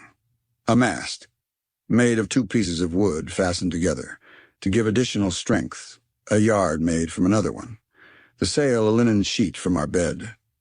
We were fortunately in no want of cordage, and the whole on trial appeared solid and seaworthy. At 6 o'clock in the morning, when the eager and enthusiastic professor gave the signal to embark, the victuals, the luggage, all our instruments, our weapons, and a goodly supply of sweet water, which we had collected from springs in the rocks, were placed on the raft. Hans had, with considerable ingenuity, contrived a rudder, which enabled him to guide the floating apparatus with ease. He took the tiller, as a matter of course. The worthy man was as good a sailor as he was a guide and duck hunter. I then let go the painter, which held us to the shore, and the sail was brought to the wind, and we made a rapid offing. Our sea voyage had at length commenced, and once more we were making for distant and unknown regions. Just as we were about to leave the little port where the raft had been constructed, my uncle, who was very strong as to geographic nomenclature, wanted to give it a name, and among others, suggested mine. "Well," said I, "before you decide, I have another to propose." "Well, out with it." "I should like to call it Gretchen. Port Gretchen will sound very well on our future map." "Well, then, Port Gretchen, let it be," said the professor. And thus it was that the memory of my dear girl was attached to our adventurous and memorable expedition. When we left the shore, the wind was blowing from the northward and eastward. We went directly before the wind at a much greater speed than might have been expected from a raft. The dense layers of atmosphere at that depth had great propelling power and acted upon the sail with considerable force. At the end of an hour, my uncle, who had been taking careful observations, was enabled to judge of the rapidity with which we moved, and was far beyond anything seen in the upper world. "If," he said, "we continue to advance at our present rate, we shall have traveled at least 30 leagues in 24 hours. With a mere raft, this is an almost incredible velocity." I certainly was surprised, and without making any reply, went forward upon the raft. Already the northern shore was fading away on the edge of the horizon. The two shores appeared to separate more and more, leaving a wide and open space for our departure.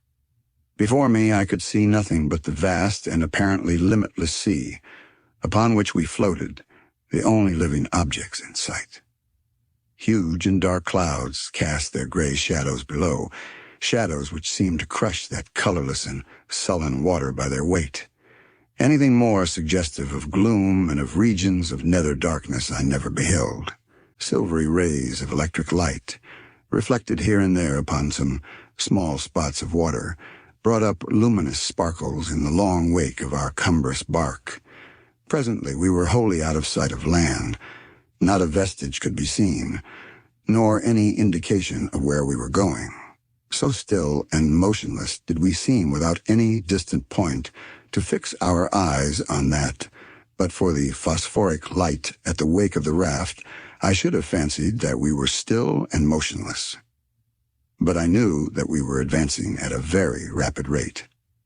About 12 o'clock in the day, vast collections of seaweed were discovered surrounding us on all sides.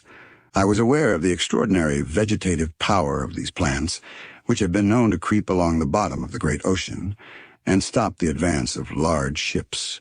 But never were seaweeds ever seen, so gigantic and wonderful as those of the Central Sea.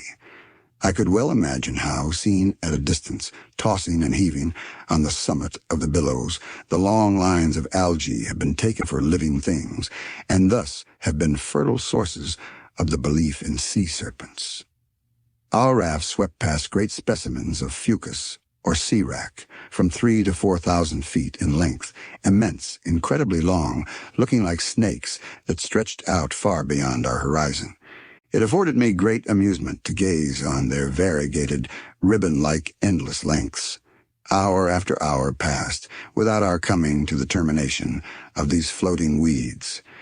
If my astonishment increased, my patience was well nigh exhausted. What natural force could possibly have produced such abnormal and extraordinary plants? What must have been the aspect of the globe during the first centuries of its formation, when under the combined action of heat and humidity, the vegetable kingdom occupied its vast surface to the exclusion of everything else? These were considerations of never-ending interest for the geologist and the philosopher. All this while we were advancing on our journey, and at length night came. But as I had remarked the evening before, the luminous state of the atmosphere was in nothing diminished. Whatever was the cause, it was a phenomenon upon the duration of which we could calculate with certainty. As soon as our supper had been disposed of and some little speculative conversation indulged in, I stretched myself at the foot of the mast and presently went to sleep. Hans remained motionless at the tiller, allowing the raft to rise and fall on the waves. The wind being aft and the sails square, all he had to do was to keep his oar in the center. Ever since we had taken our departure from the newly named Port Gretchen, my worthy uncle had directed me to keep a regular log of our day's navigation, with instructions to put down even the most minute particulars, every interesting and curious phenomenon, the direction of the wind, our rate of sailing, the distance we went. In a word, every incident of our extraordinary voyage. From our log, therefore, I tell the story of our voyage on the Central Sea, Friday, August 14th. A steady breeze from the northwest. Raft progressing with extreme rapidity and going perfectly straight. Coast still dimly visible about 30 leagues to leeward. Nothing to be seen beyond the horizon in front. The extraordinary intensity of the light neither increases nor diminishes. It is singularly stationary. The weather remarkably fine. That is to say, the clouds have ascended very high, and are light and fleecy, and surrounded by an atmosphere resembling silver infusion. Thermometer, plus 32 degrees centigrade. About 12 o'clock in the day, our guide, Hans, having prepared and baited a hook, cast his line into the subterranean waters. The bait he used was a small piece of meat, by means of which he concealed his hook. Anxious as I was for a long time doomed to disappointment. Were these waters supplied with a fish or not? That was the important question. No was my decided answer. Then there came a sudden and rather hard tug. Hans coolly drew it in, and with it a fish, which struggled violently to escape. "A fish!" cried my uncle. "It is a sturgeon," I cried. "Certainly a small sturgeon." The professor examined the fish carefully, noting every characteristic, and he did not coincide in my opinion. The fish had a flat head, round body, and the lower extremities covered with bony scales. Its mouth was wholly without teeth. The pectoral fins, which were highly developed, sprouted direct from the body, which, properly speaking, had no tail. The animal certainly belonged to the order in which naturalists class the sturgeon, but it differed from that fish in many essential particulars. My uncle, after all, was not mistaken.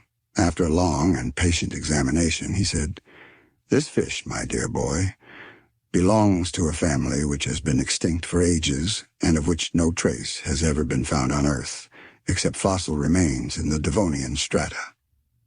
"You do not mean to say," I cried, "that we have captured a live specimen of a fish belonging to the primitive stock that existed before the deluge?" "We have," said the professor, who all this time was continuing his observations. "And you may see by careful examination that these fossil fish have no identity with existing species. To hold in one's hand, therefore, a living specimen of the order is enough to make a naturalist happy for life." "But," cried I, "to what family does it belong?" "To the order of Ganoides, an order of fish having angular scales covered with bright enamel, forming one of the family of the cephalospides, of the genus." "Well, sir," I remarked, as I noticed my uncle hesitated to conclude, "to the genus Pterictis. Yes, I am certain of it. Still, though I am confident of the correctness of my surmise, this fish offers to our notice a remarkable peculiarity, never known to exist in any other fish but those which are the natives of subterranean waters, wells, lakes, and caverns, and such like hidden pools." "And what may that be?" "It is blind." "Blind!" I cried, much surprised. "Not only blind," continued the professor, "but absolutely without organs of sight." I now examined our discovery for myself. It was singular, to be sure, but it was really a fact. This, however, might be a solitary instance, I suggested. The hook was baited again and once more thrown into the water. This subterranean ocean must have been tolerably well supplied with fish, for in 2 hours we took a large number of Pterictis, as well as other fish belonging to another supposed extinct family, The Dipterides, a genus of fish, furnished with 2 fins only, whence the name, though my uncle could not class it exactly. All, without exception, however, were blind.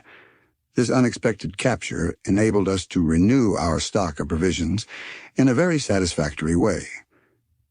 We were now convinced that this subterranean sea contained only fish known to us as fossil specimens, and fish and reptiles alike were all the more perfect the farther back they dated their origin. We began to hope that we should find some of those saurians which science has succeeded in reconstructing from bits of bone or cartilage. I took up the telescope and carefully examined the horizon, looked over the whole sea. It was utterly and entirely deserted. Doubtless we were still too near the coast. After an examination of the ocean, I looked upward towards the strange and mysterious sky. Why should not one of the birds reconstructed by the immortal Cuvier flap his stupendous wings aloft in the dull strata of subterranean air? It would, of course, find quite sufficient food from the fish in the sea. I gazed for some time upon the void above. It was as silent and as deserted as the shores we had but lately left. Nevertheless, though I could neither see nor discover anything, my imagination carried me away into wild hypotheses. I was in a kind of waking dream. I thought I saw on the surface of the water those enormous antediluvian turtles, as big as floating islands. Upon those dull and somber shores passed the spectral row of the mammifers of early days, the great Leptotherium, found in the cavernous hollow of the Brazilian hills, the Mesocotherium, a native of the glacial regions of Siberia. Farther on, the Pachydermatous Lophrodon, that gigantic tapir which concealed itself behind rocks, ready to do battle for its prey with the Anoplotherium, a singular animal partaking of the nature of the rhinoceros, the horse, and the hippopotamus, and the camel. There was the giant mastodon twisting and turning his horrid trunk, with which he crushed the rocks of the shore to powder, while the Megatherium, his back raised like a cat in a passion, his enormous claws stretched out, dug into the earth for food, at the same time that he awoke the sonorous echoes of the whole place with his terrible roar. Higher up still, the first monkey ever seen on the face of the globe clambered, gambolling and playing up the granite hills. Still farther away ran the pterodactyl, with the winged hand, gliding, or rather sailing through the dense and compressed air like a huge bat. Above all, near the leaden granitic sky were immense birds, more powerful than the cassowary and the ostrich, which spread their mighty wings and fluttered against the huge stone vault of the inland sea. I thought such was the effect of my imagination, that I saw this whole tribe of antediluvian creatures. I carried myself back to far ages long before man existed, when in fact the earth was in too imperfect a state for him to live upon it. My dream was of countless ages before the existence of man. The mammifers first disappeared, then the mighty birds, then the reptiles of the secondary period, presently the fish, the crustacea, the mollusks, and finally the vertebrata. The zoophytes of the period of transition in their turn sank into annihilation. The whole panorama of the world's life before the historic period seemed to be born over again, and mine was the only human heart that beat in this unpeopled world. There were no more seasons, there were no more climates. The natural heat of the world increased unceasingly and neutralized that of the great radiant sun. Vegetation was exaggerated in an extraordinary manner. I passed like a shadow in the midst of brushwood, as lofty as the giant trees of California, and trod underfoot the moist and humid soil, reeking with a rank and varied vegetation. I leaned against the huge column-like trunks of giant trees, to which those of Canada were as ferns. Whole ages passed. Hundreds upon hundreds of years were concentrated into a single day. Next, unrolled before me like a panorama, came the great and wondrous series of terrestrial transformations. Plants disappeared. The granitic rocks lost all trace of solidity. The liquid state was suddenly substituted for that which had before existed. This was caused by intense heat acting on the organic matter of the earth. The waters flowed over the whole surface of the globe. They boiled. They were volatilized or turned into vapor. A kind of steam cloud wrapped the whole earth, the globe itself becoming at last nothing but one huge sphere of gas, indescribable in color between white heat and red, as big and as brilliant as the sun. In the very center of this prodigious mass, 1,400,000 times as large as our globe, I was whirled round in space and brought into close conjunction with the planets. My body was subtilized, or rather became volatile, and commingled in a state of atomic vapor with the prodigious clouds which rushed forward like a mighty comet into infinite space. What an extraordinary dream! Where would it finally take me? My feverish hand began to write down the marvelous details. Details more like the imaginings of a lunatic than anything sober and real. I had during this period of hallucination forgotten everything. The professor, the guide, and the raft on which we were floating. My mind was in a state of semi-oblivion. "What is the matter, Harry?" said my uncle suddenly. My eyes, which were wide open like those of a somnambulist, were fixed upon him, but I did not see him, nor could I clearly make out anything around me. "Take care, my boy," again cried my uncle. "You will fall into the sea." As he uttered these words, I felt myself seized on the other side by the firm hand of our devoted guide.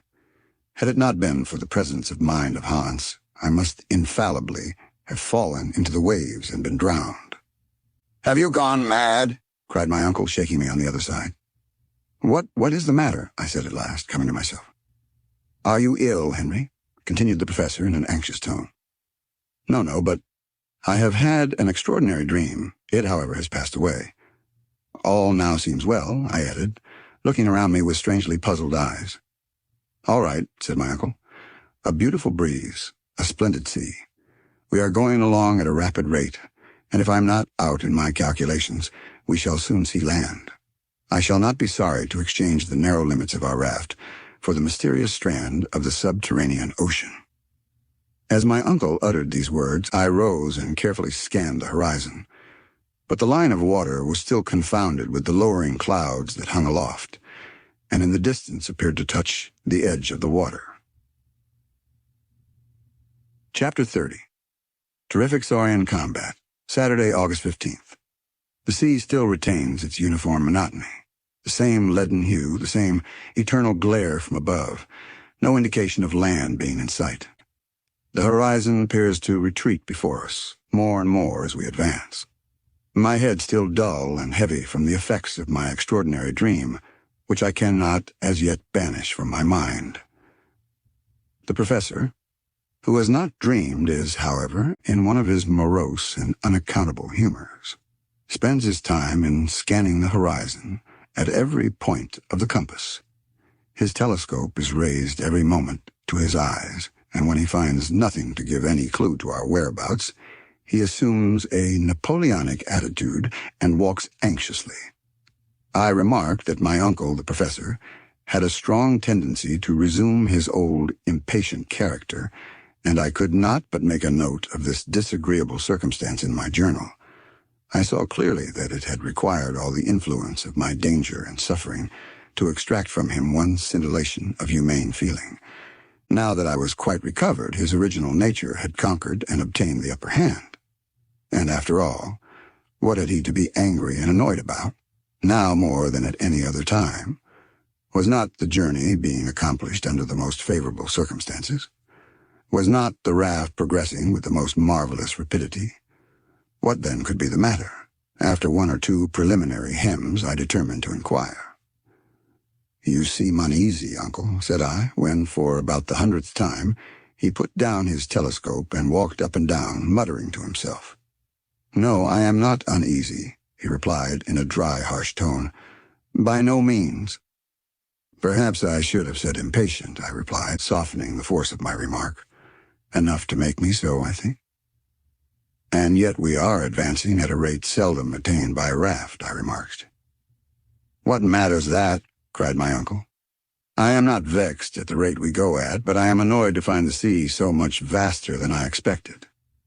I then recollected that the professor, before our departure, had estimated the length of the subterranean ocean as at most about 30 leagues. Now we had traveled at least over thrice that distance without discovering any trace of the distant shore. I began to understand my uncle's anger. "We are not going down," suddenly exclaimed the professor. "We are not progressing with our great discoveries. All this is utter loss of time. After all, I did not come from home to undertake a party of pleasure. This voyage on a raft over a pond annoys and wearies me." He called this adventurous journey a party of pleasure, and this great inland sea a pond. "But," argued I, "if we have followed the route indicated by the great Saknussemm, we cannot be going far wrong. That is the question, as the great, the immortal Shakespeare has it. Are we following the route indicated by that wondrous sage? Did Saknussemm ever fall in with this great sheet of water? If he did he cross it? I begin to fear that the rivulet we adopted for a guide has led us wrong. In any case, we can never regret having come thus far. It is worth the whole journey to have enjoyed this magnificent spectacle. It is something to have seen. I care nothing about seeing nor about magnificent spectacles. I came down into the interior of the earth with an object, and that object I mean to attain. Don't talk to me about admiring scenery or any other sentimental trash. After this, I thought it well to hold my tongue and allow the professor to bite his lips until the blood came, without further remark. At 6 o'clock in the evening, our matter-of-fact guide, Hans, asked for his week's salary, and receiving his 3 Rix-dollars, put them carefully in his pocket. He was perfectly contented and satisfied. Sunday, August 16, nothing new to record. Same weather as before. The wind has a slight tendency to freshen up, with signs of an approaching gale. When I awoke, my first observation was in regard to the intensity of the light. I keep on fearing, day after day, that the extraordinary electric phenomenon should become first obscured and then go wholly out, leaving us in total darkness. Nothing, however, of the kind occurs. The shadow of the raft, its mast and sails, is clearly distinguished on the surface of the water. This wondrous sea is, after all, infinite in its extent. It must be quite as wide as the Mediterranean, or perhaps even as the great Atlantic Ocean. Why, after all, should it not be so? My uncle has, on more than one occasion, tried deep-sea soundings. He tied the cross of one of our heaviest crowbars to the extremity of a cord, which he allowed to run out to the extent of 200 fathoms. We had the greatest difficulty in hoisting in our novel kind of lead. When the crowbar was finally dragged on board, Hans called my attention to some singular marks upon its surface. The piece of iron looked as if it had been crushed between 2 very hard substances. I looked at our worthy guide with an inquiring glance. "Tander," said he. Of course, I was at a loss to understand. I turned round towards my uncle, absorbed in gloomy reflections. I had little wish to disturb him from his reverie. I accordingly turned once more towards our worthy Icelander.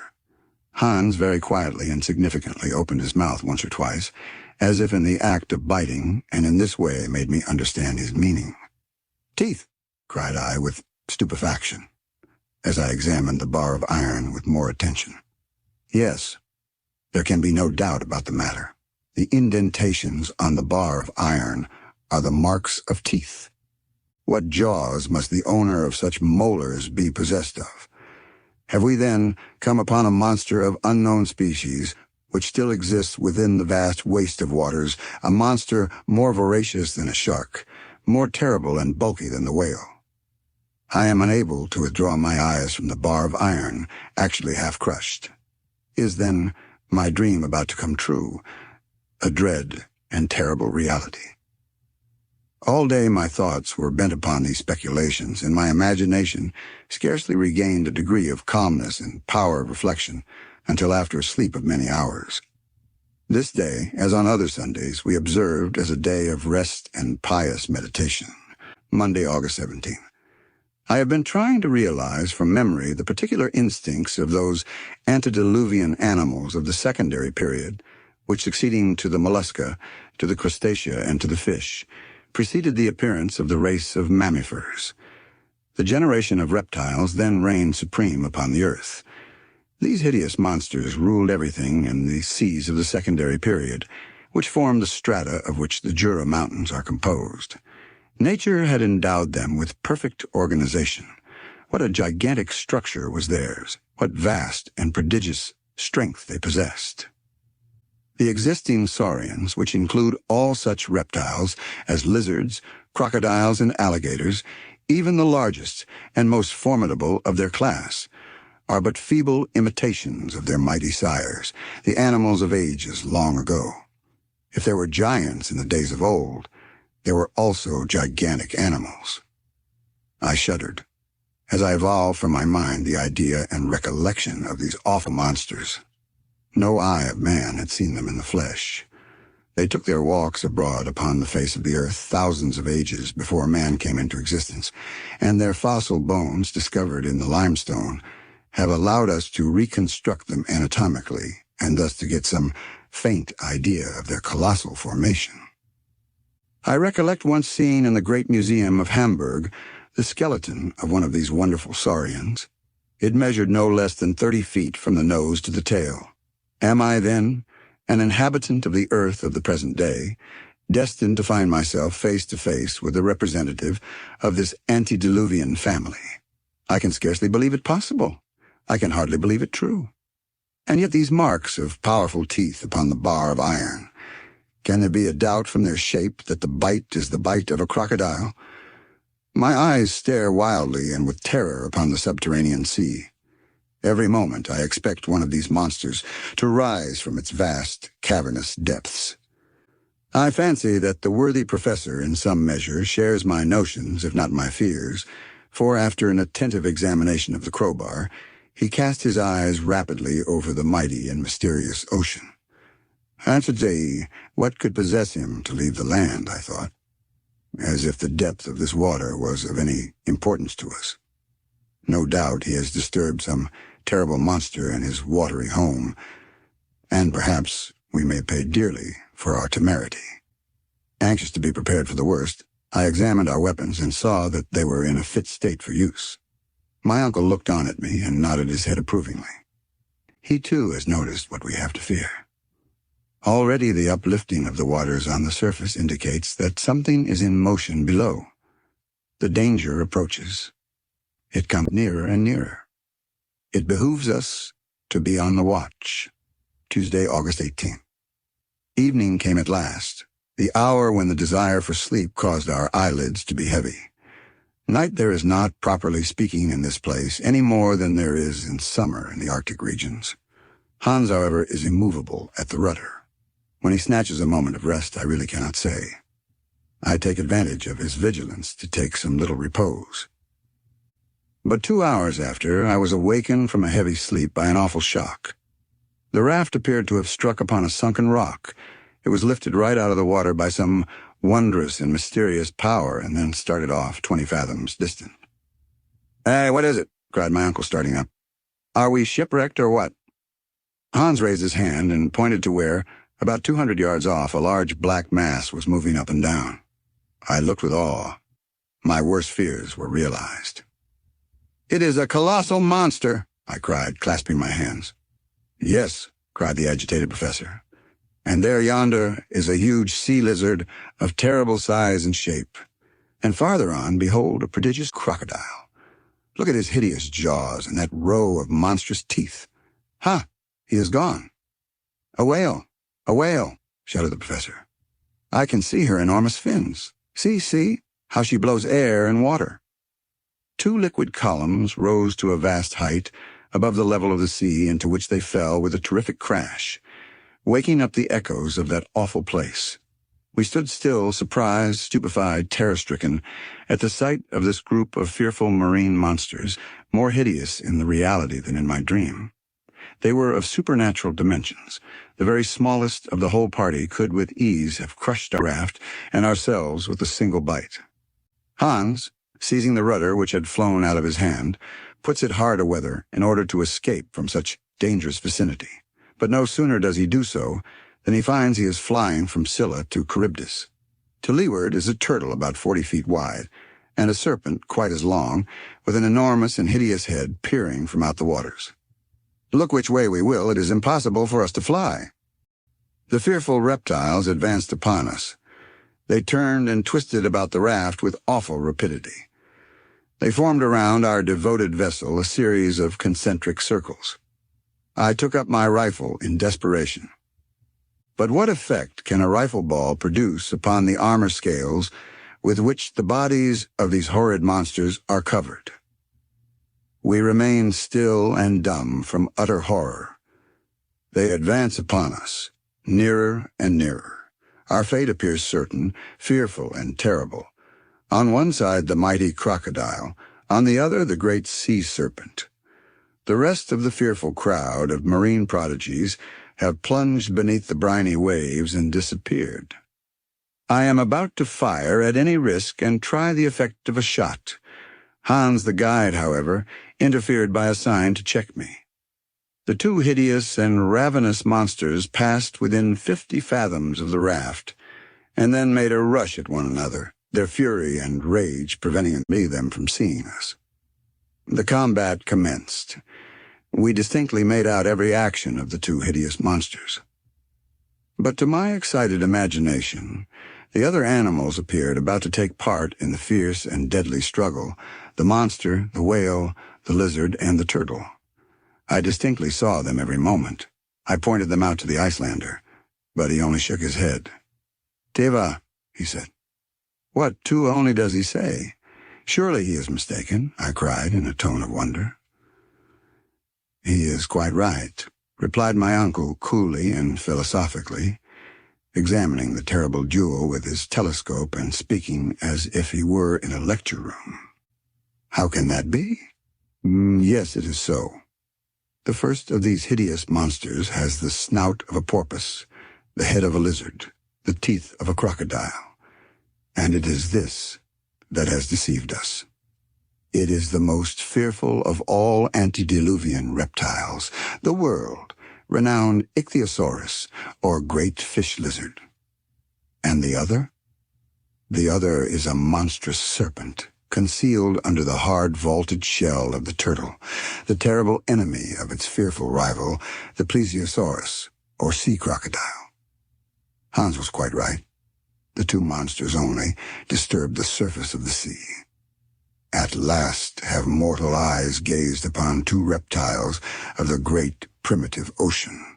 I see the flaming red eyes of the ichthyosaurus, each as big or bigger than a man's head.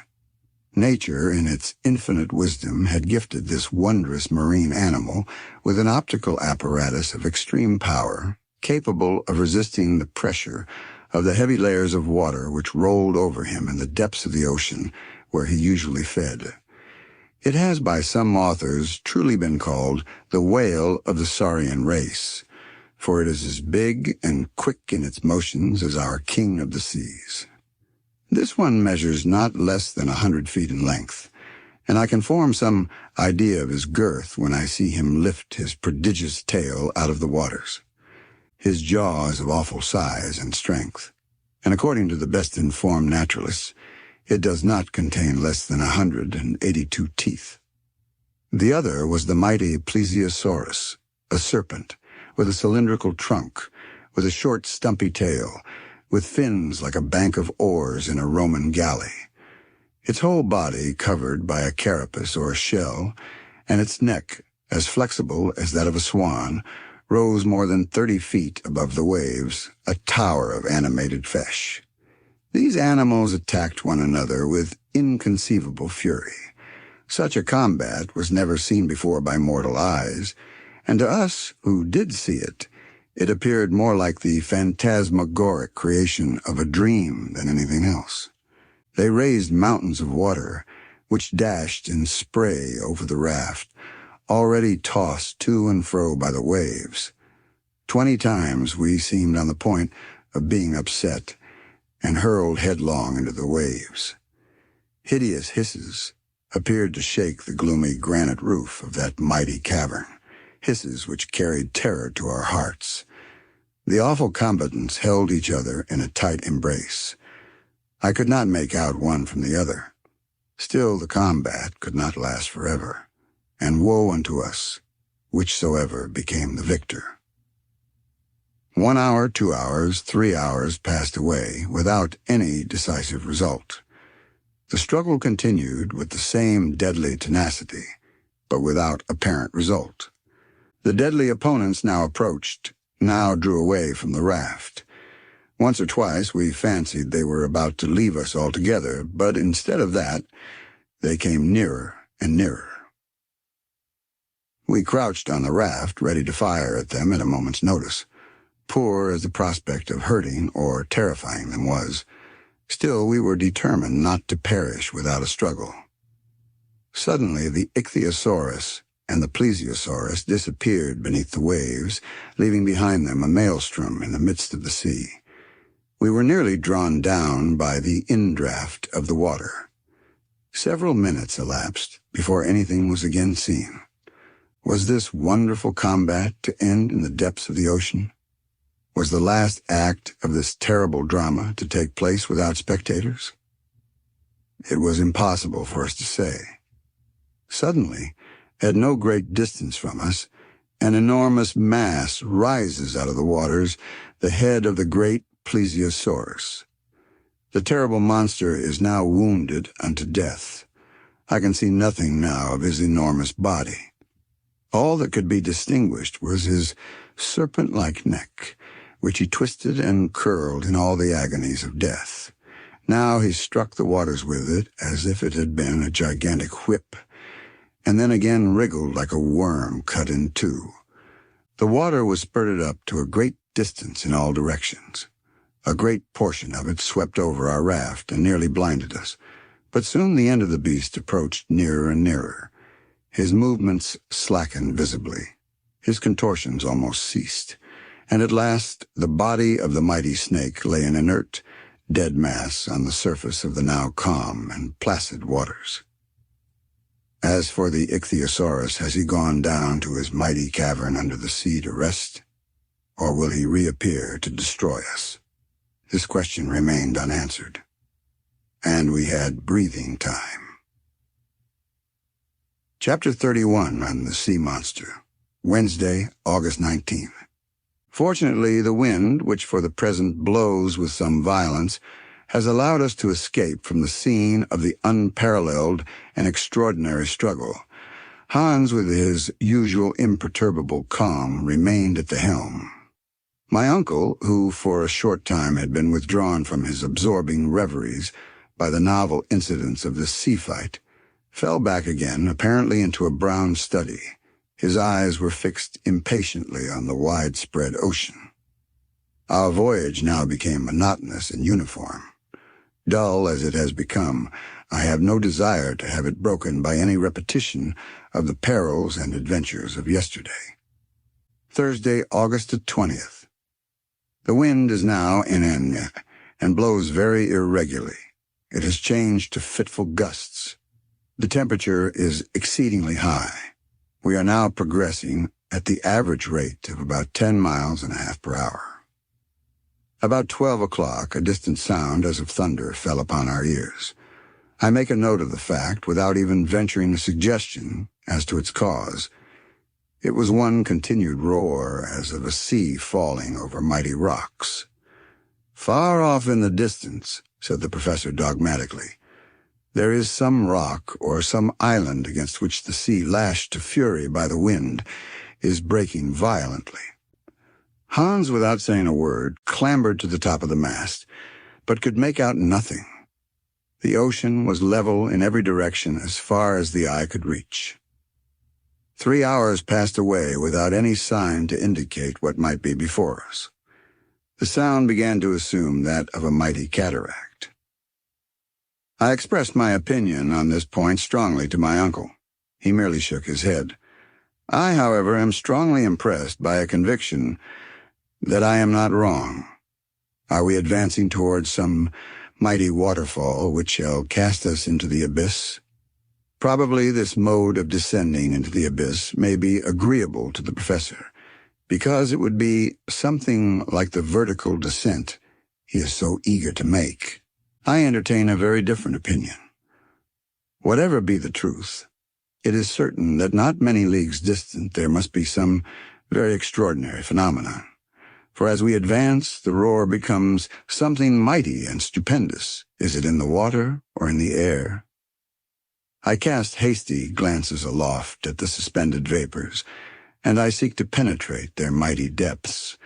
But the vault above is tranquil. The clouds, which are now elevated to the very summit, appear utterly still and motionless, and completely lost in the irradiation of electric light. It is necessary, therefore, to seek for the cause of this phenomenon elsewhere. I examine the horizon, now perfectly calm, pure and free from all haze. Its aspect still remains unchanged. But if this awful noise proceeds from a cataract, if so to speak in plain English, this vast interior ocean is precipitated into a lower basin. If these tremendous roars are produced by the noise of falling waters, the current would increase in activity, and its increasing swiftness would give me some idea of the extent of the peril with which we are menaced. I consult the current. It simply does not exist. There is no such thing. An empty bottle cast into the water lies to leeward without motion. About 4 o'clock, Hans rises, clambers up the mast, and reaches the truck itself. From this elevated position, his looks are cast around. They take in a vast circumference of the ocean. At last, his eyes remain fixed. His face, scarcely, expresses no astonishment, but his eyes slightly dilate. "He has seen something at last," cried my uncle. "I think so," I replied. Hans came down, stood beside us, and pointed with his right hand to the south. "Der Nere," he said. "There," replied my uncle. And seizing his telescope, he looked at it with great attention for about a minute, which to me appeared an age. I knew not what to think or expect. "Yes, yes," he cried in a tone of considerable surprise.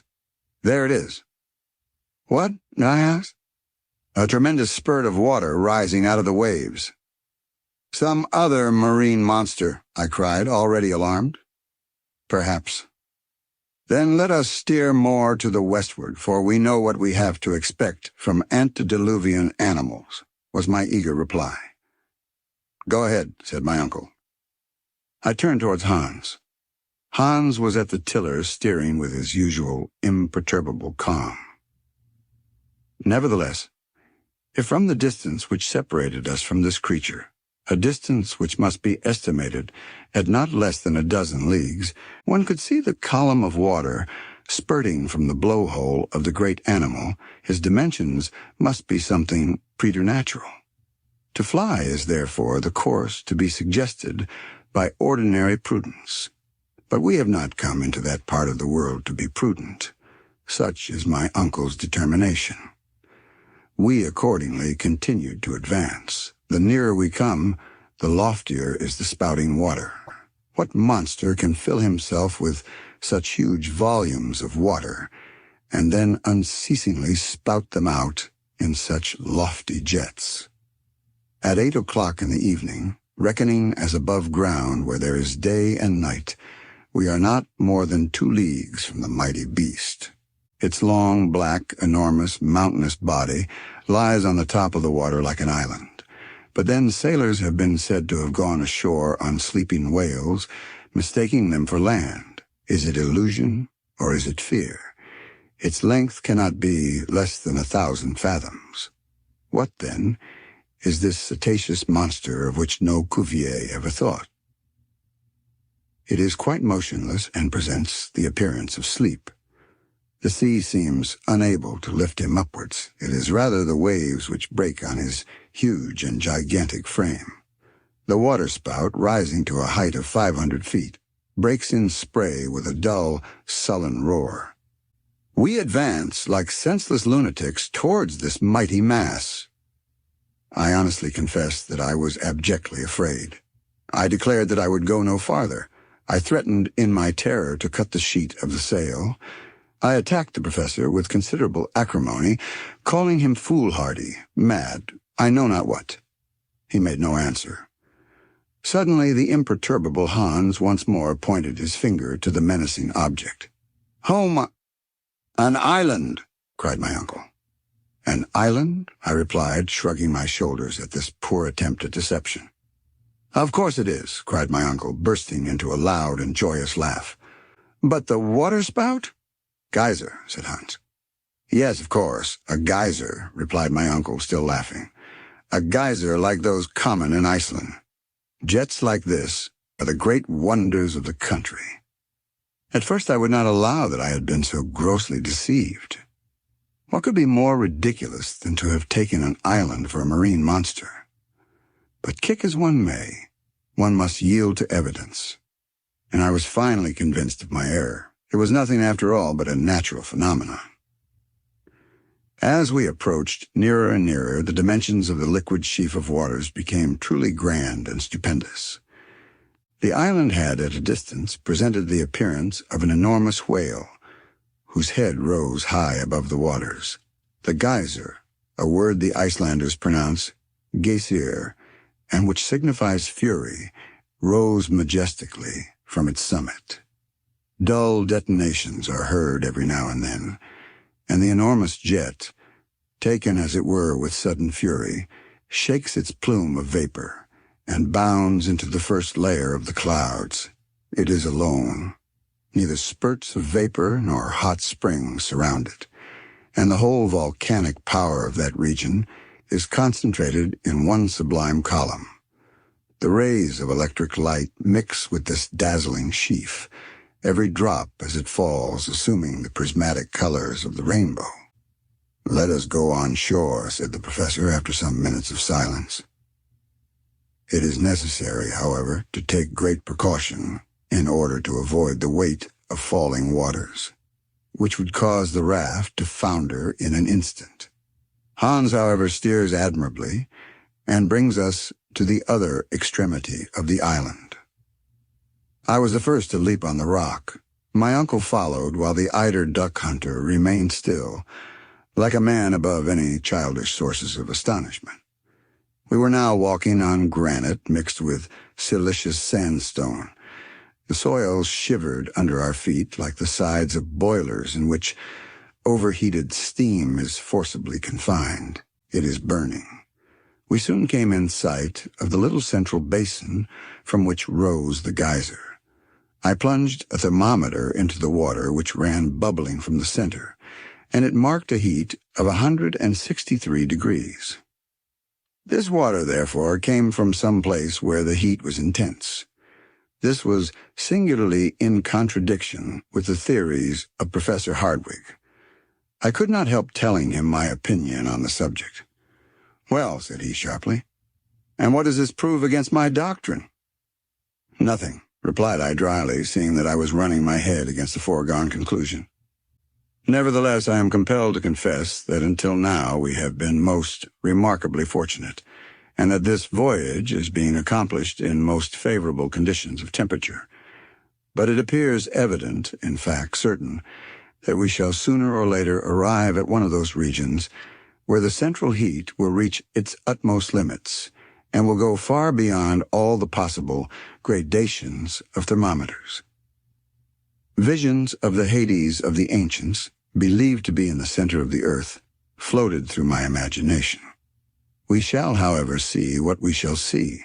That is the professor's favorite phrase now. Having christened the volcanic island by the name of his nephew, the leader of the expedition turned away and gave the signal for embarkation. I stood still, however, for some minutes, gazing upon the magnificent geyser.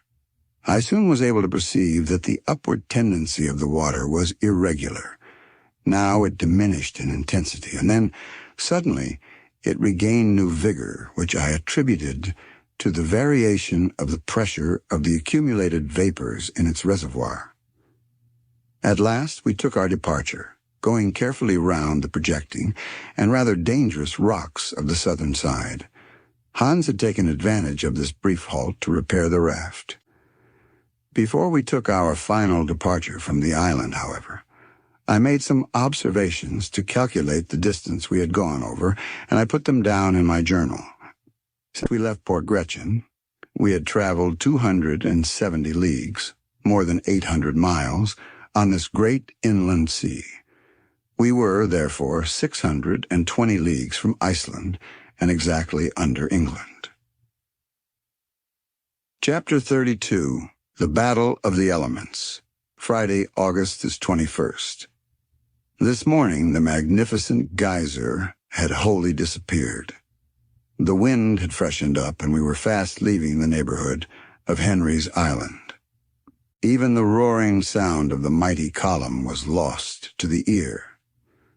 The weather, if, under the circumstances, we may use such an expression, is about to change very suddenly. The atmosphere is being gradually loaded with vapors, which carry with them the electricity formed by the constant evaporation of the saline waters. The clouds are slowly but sensibly falling towards the sea and are assuming a dark olive texture. The electric rays can scarcely pierce through the opaque curtain which has fallen like a drop scene before this wondrous theater, on the stage of which another and terrible drama is soon to be enacted. This time it is no fight of animals. It is the fearful battle of the elements. I feel that I am very peculiarly influenced, as all creatures are on land, when a deluge is about to take place.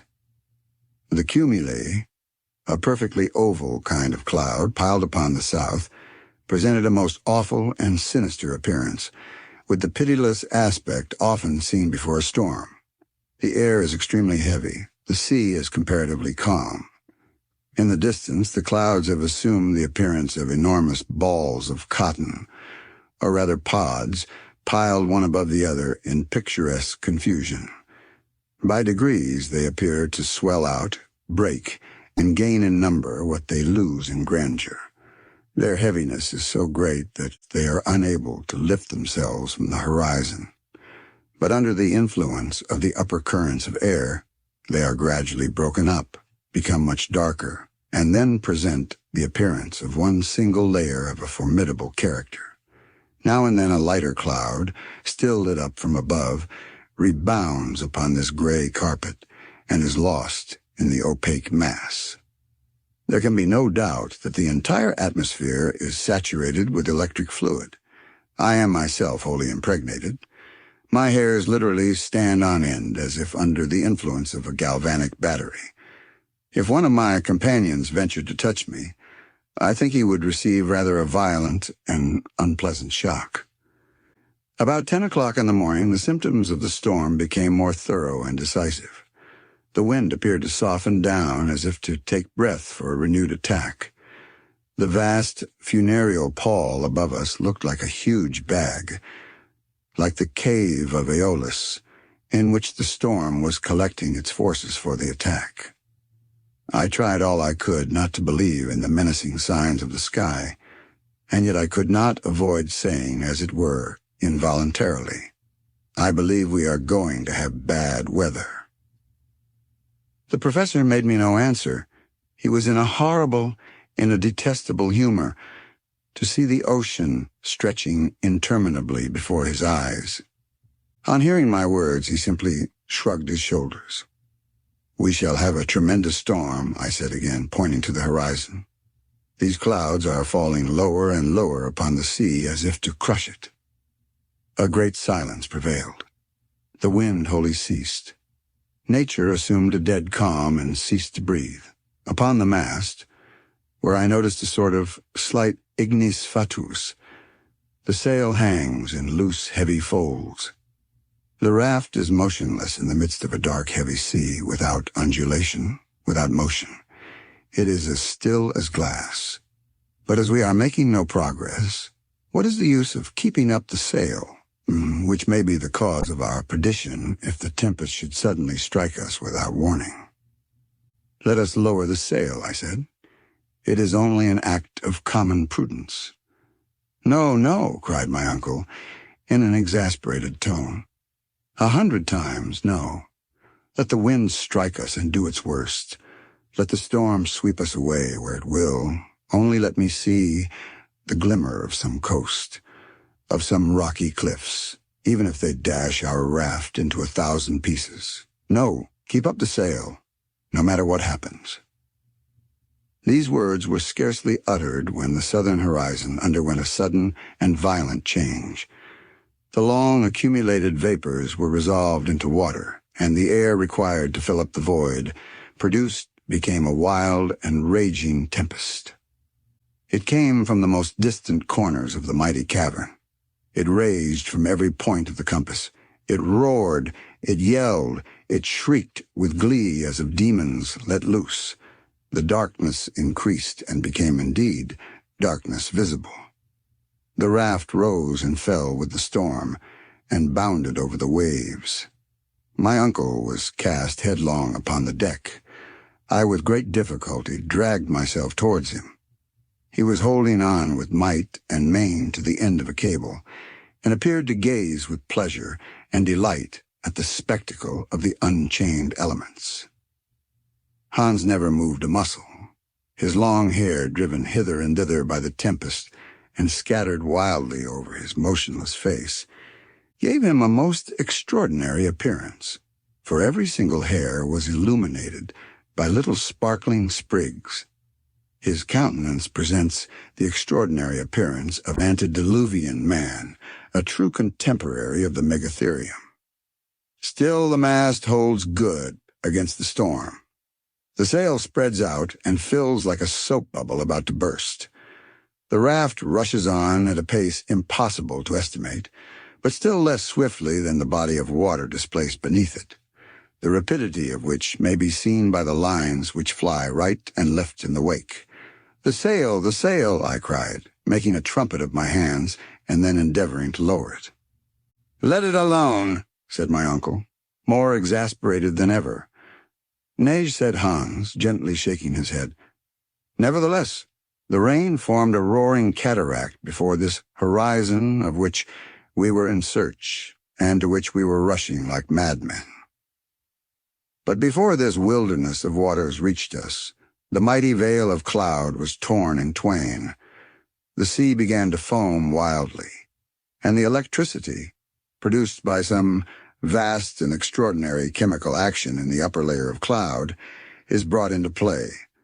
To the fearful claps of thunder are added dazzling flashes of lightning, such as I had never seen. The flashes crossed one another, hurled from every side, while the thunder came pealing like an echo. The mass of vapor becomes incandescent. The hailstones, which strike the metal of our boots and our weapons, are actually luminous. The waves, as they rise, appear to be fire-eating monsters, beneath which seethes an intense fire, their crests surmounted by combs of flame. My eyes are dazzled, blinded by the intensity of light. My ears are deafened by the awful roar of the elements. I am compelled to hold on to the mast, which bends like a reed beneath the violence of the storm, to which none ever before seen by mariners bore any resemblance. Here my traveling notes become very incomplete, loose and vague. I have only been able to make out one or two fugitive observations, jotted down in a mere mechanical way, but even their brevity, even their obscurity, show the emotions which overcame me. Sunday, August 23rd. Where have we got to? In what region are we wandering? We are still carried forward with inconceivable rapidity. The night has been fearful, something not to be described. The storm shows no signs of cessation. We exist in the midst of an uproar which has no name. The detonations, as of artillery, are incessant. Our ears literally bleed. We are unable to exchange a word or hear each other speak. The lightning never ceases to flash for a single instant. I can see the zigzags after a rapid dart strike the arched roof of this mightiest of mighty vaults. If it were to give way and fall upon us. Other lightnings plunge their forked streaks in every direction and take the form of globes of fire, which explode like bombshells over a beleaguered city. The general crash and roar do not apparently increase. It has already gone far beyond what human ear can appreciate. If all the powder magazines in the world were to explode together, it would be impossible for us to hear worse noise. There is a constant emission of light from the storm clouds. The electric matter is incessantly released. Evidently, the gaseous principles of the air are out of order. Innumerable columns of water rush up like waterspouts and fall back upon the surface of the ocean in foam. Whither are we going? My uncle still lies at full length upon the raft without speaking, without taking any note of time. The heat increases. I look at the thermometer. To my surprise, it indicates the exact figure is here rubbed out in my manuscript. Monday, August 24th. This terrible storm will never end. Why should not this state of the atmosphere, so dense and murky, once modified, again remain definitive? We are utterly broken and harassed by fatigue. Hans remains just as usual. The raft runs to the southeast invariably. We have now already run 200 leagues from the newly discovered island. About 12 o'clock, the storm became worse than ever. We are obliged now to fasten every bit of cargo tightly on the deck of the raft, or everything would be swept away. We make ourselves fast, too, each man lashing the other. The waves drive over us so that several times we are actually under water. We had been under the painful necessity of abstaining from speech for 3 days and 3 nights. We opened our mouths, we moved our lips, but no sound came. Even when we placed our mouths to each other's ears, it was the same. The wind carried the voice away. My uncle once contrived to get his head close to mine after several almost vain endeavors. He appeared to my nearly exhausted senses to articulate some word. I had a notion, more from intuition than anything else, that he said to me, "We are lost." I took out my notebook, from which under the most desperate circumstances I never parted, and wrote a few words as legibly as I could. "Take in sail." With a deep sigh, he nodded his head and acquiesced. His head had scarcely time to fall back in the position from which he had momentarily raised it than a disk or ball of fire appeared on the very edge of the raft. Our devoted, our doomed craft. The mast and sail are carried away bodily, and I see them swept away to a prodigious height like a kite. We were frozen, actually shivered with terror. The ball of fire, half white, half azure-colored, about the size of a 10-inch bombshell, moved along, turning with prodigious rapidity to leeward of the storm. It ran about here, there, and everywhere. It clambered up one of the bulwarks of the raft. It leaped upon the sack of provisions, and then finally descended lightly, fell like a football, and landed on our powder barrel. Horrible situation. An explosion, of course, was now inevitable. By heaven's mercy, it was not so. The dazzling disk moved on one side. It approached Hans, who looked at it with singular fixity. Then it approached my uncle, who cast himself on his knees to avoid it. It came towards me, as I stood pale and shuddering in the dazzling light and heat. It pirouetted round my feet, which I endeavored to withdraw. An odor of nitrous gas filled the whole air. It penetrated to the throat, to the lungs. I felt ready to choke. Why is it that I cannot withdraw my feet? Are they riveted to the flooring of the raft? No. The fall of the electric globe has turned all the iron on board into lodestones. The instruments, the tools, the arms are clanging together with awful and horrible noise. The nails of my heavy boots adhere closely to the plate of iron incrustated in the wood. I cannot withdraw my foot. It is the old story again of the mountain of adamant. At last, by a violent and almost superhuman effort, I tear it away just as the ball, which is still executing its gyratory motions, is about to run round it and drag me with it, if oh, what intense, stupendous light. The globe of fire bursts. We are enveloped in cascades of living fire, which flood the space around with luminous matter. Then all went out, and darkness once more fell upon the deep. I had just time to see my uncle once more cast, apparently senseless, on the flooring of the raft, Hans at the helm, spitting fire under the influence of the electricity which seemed to have gone through him. "Whither are we going?" I ask, and Echo answers, "Whither? Tuesday, August 25th. I have just come out of a long fainting fit. The awful and hideous storm still continues. The lightning has increased in vividness, and pours out its fiery wrath like a brood of serpents let loose in the atmosphere. Are we still upon the sea? Yes, and being carried along with incredible velocity. We have passed under England, under the Channel, under France, probably under the whole extent of Europe. Another awful clamor in the distance. This time it is certain that the sea is breaking upon the rocks at no great distance. Then, Chapter 33. Our Route Reversed. Here ends what I call my journal of our voyage on board the raft, which journal was happily saved from the wreck. I proceed with my narrative as I did before I commenced my daily notes.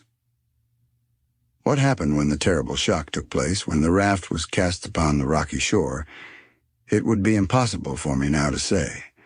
I felt myself precipitated violently into the boiling waves, and if I escaped from a certain and cruel death, it was wholly owing to the determination of the faithful Hans, who, clutching me by the arm, saved me from the yawning abyss.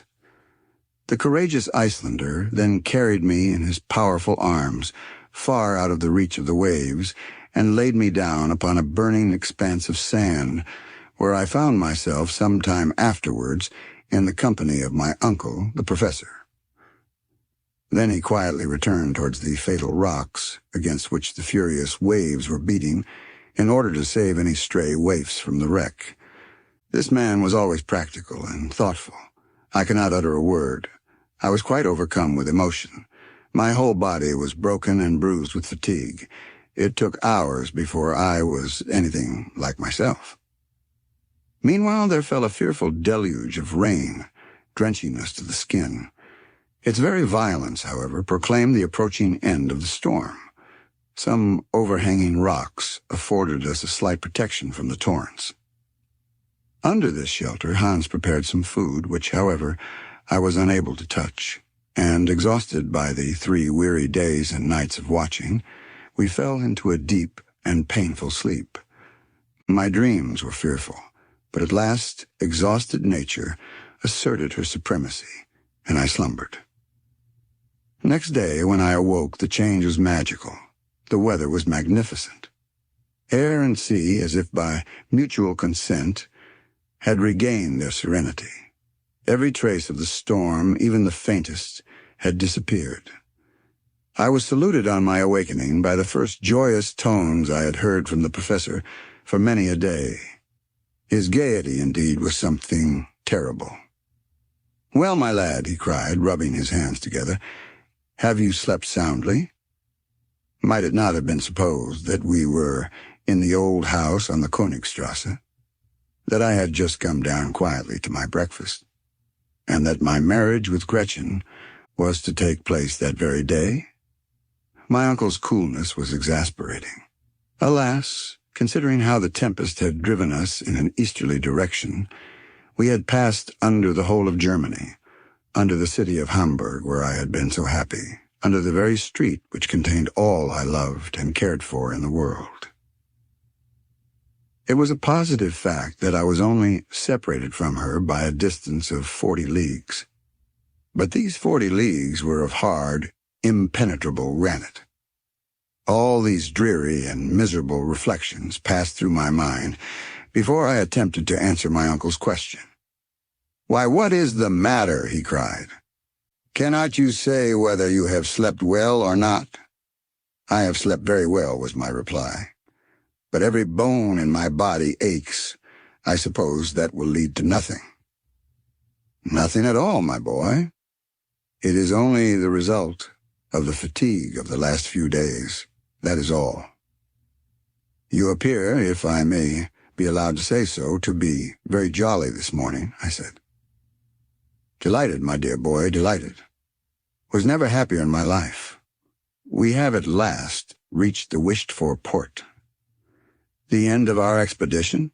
Cried I in a tone of considerable surprise. No, but to the confines of that sea which I began to fear would never end, but go around the whole world. We will now tranquilly resume our journey by land and once again endeavor to dive into the center of the earth. My dear uncle, I began in a hesitating kind of way, allow me to ask you one question. Certainly, Harry, a dozen if you think proper. One will suffice. How about getting back, I asked. How about getting back? What a question to ask. We have not as yet reached the end of our journey. I know that. All I want to know is how you propose we shall manage the return voyage. In the most simple manner in the world, said the imperturbable professor. Once we reach the exact center of this sphere, either we shall find a new road by which to ascend to the surface, or we shall simply turn around and go back by the way we came. I have every reason to believe that while we are traveling forward, it will not close behind us. Then one of the first matters to see to will be to repair the raft, was my rather melancholy response. Of course, we must attend to that above all things, continued the professor. Then comes the all-important question of provisions, I urged. Have we anything like enough left to enable us to accomplish such amazing designs as you contemplate carrying out? I have seen into the matter, and my answer is in the affirmative. Hans is a very clever fellow, and I have reason to believe that he has saved the greater part of the cargo. But the best way to satisfy your scruples is to come and judge for yourself. Saying which, he led the way out of the kind of open grotto in which we had taken shelter. I had almost begun to hope that which I should rather have feared, and this was the impossibility of such a shipwreck leaving even the slightest signs of what it had carried as freight. I was, however, thoroughly mistaken. As soon as I reached the shores of this inland sea, I found Hans standing gravely in the midst of a large number of things laid out in complete order. My uncle wrung his hands with deep and silent gratitude. His heart was too full for speech. This man, whose superhuman devotion to his employers I not only never saw surpassed, nor even equaled, had been hard at work all the time we slept, and at the risk of his life had succeeded in saving the most precious articles of our cargo. Of course, under the circumstances, we necessarily experienced several severe losses. Our weapons had wholly vanished, but experience had taught us to do without them. The provision of powder had, however, remained intact, after having narrowly escaped blowing us all to atoms in the storm. Well, said the professor, who was now ready to make the best of everything, as we have no guns, all we have to do is to give up all idea of hunting. Yes, my dear sir, we can do without them, but what about all our instruments? Here is the manometer, the most useful of all, and which I gladly accept in lieu of the rest. With it alone I can calculate the depth as we proceed. By its means alone I shall be able to decide when we have reached the center of the earth. But for this little instrument we might make a mistake and run the risk of coming out at the antipodes. All this was said amid bursts of unnatural laughter. But the compass, I cried. Without that, what can we do? Here it is, safe and sound, he cried with real joy. Ah, and here we have the chronometer and the thermometers. Hans the Hunter is indeed an invaluable man. It was impossible to deny this fact. As far as the nautical and other instruments were concerned, nothing was wanting. Then on further examination I found ladders, cords, pickaxes, crowbars, and shovels all scattered about on the shore. There was, however, finally the most important question of all, and that was provisions. But what are we to do for food? I asked. "Let us see to the commissariat department," replied my uncle gravely. The boxes which contained our supply of food for the voyage were placed in a row along the strand, and were in a capital state of preservation. The sea had in every case respected their contents, and to sum up in one sentence, taking into consideration biscuits, salt meat, Schiedam, and dried fish, we could still calculate on having about 4 months' supply, if used with prudence and caution. 4 months! Cried the sanguine professor in high glee. Then we shall have plenty of time both to go and to come, and with what remains I undertake to give a grand dinner to my colleagues of the Johanneum. I sighed. I should by this time have become used to the temperament of my uncle, and yet this man astonished me more and more every day. He was the greatest human enigma I ever had known. Now, before we do anything else, we must lay in a stock of fresh water. The rain has fallen in abundance and filled the hollows of the granite. There is a rich supply of water, and we have no fear of suffering from thirst, which in our circumstances is of the last importance. As for the raft, I shall recommend Hans to repair it to the best of his abilities, though I have every reason to believe we shall not require it again. "How is that?" I cried, more amazed than ever at my uncle's style of reasoning. "I have an idea, my dear boy.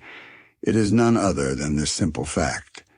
We shall not come out by the same opening as that by which we entered." I began to look at my uncle with vague suspicion. An idea had more than once taken possession of me, and this was that he was going mad. And yet little did I think how true and prophetic his words were doomed to be. "And now," he said, "having seen to all these matters of detail, to breakfast." I followed him to a sort of projecting cape after he had given his last instructions to our guide. In this original position, with dried meat, biscuit, and a delicious cup of tea, we made a satisfactory meal. I may say, one of the most welcome and pleasant I ever remember. Exhaustion, the keen atmosphere, the state of calm after so much agitation, all contributed to give me an excellent appetite. Indeed, it contributed very much to producing a pleasant and cheerful state of mind. While breakfast was in hand and between the sips of warm tea, I asked my uncle if he had any idea of how we now stood in relation to the world above. For my part, I added, I think it will be rather difficult to determine. "Well, if we were compelled to fix the exact spot," said my uncle, "it might be difficult, since during the 3 days of that awful tempest, I could keep no account either of the quickness of our pace or of the direction in which the raft was going. Still, we will endeavor to approximate to the truth. We shall not, I believe, be so very far out." "Well, if I recollect rightly," I replied, "our last observation was made at the Geyser Island." "Harry's Island, my boy, Harry's Island. Do not decline the honor of having named it, giving your name to an island discovered by us, the first human beings who trod it since the creation of the world. Let it be so, then.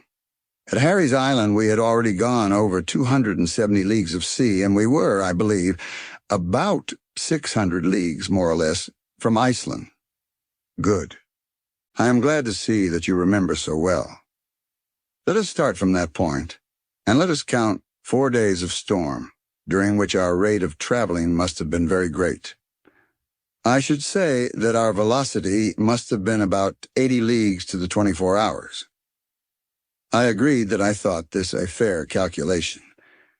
There were then 300 leagues to be added to the grand total. Yes, and the Central Sea must extend at least 600 leagues from side to side. Do you know, my boy Harry, that we have discovered an inland lake larger than the Mediterranean?" "Certainly, and we only know of its extent in one way. It may be hundreds of miles in length." "Very likely. Then," said I, after calculating for some minutes, "if your previsions are right, We are at this moment exactly under the Mediterranean itself. Do you think so? Yes, I am almost certain of it. Are we not 900 leagues distant from Reykjavik? That is perfectly true, and a famous bit of road we have traveled, my boy.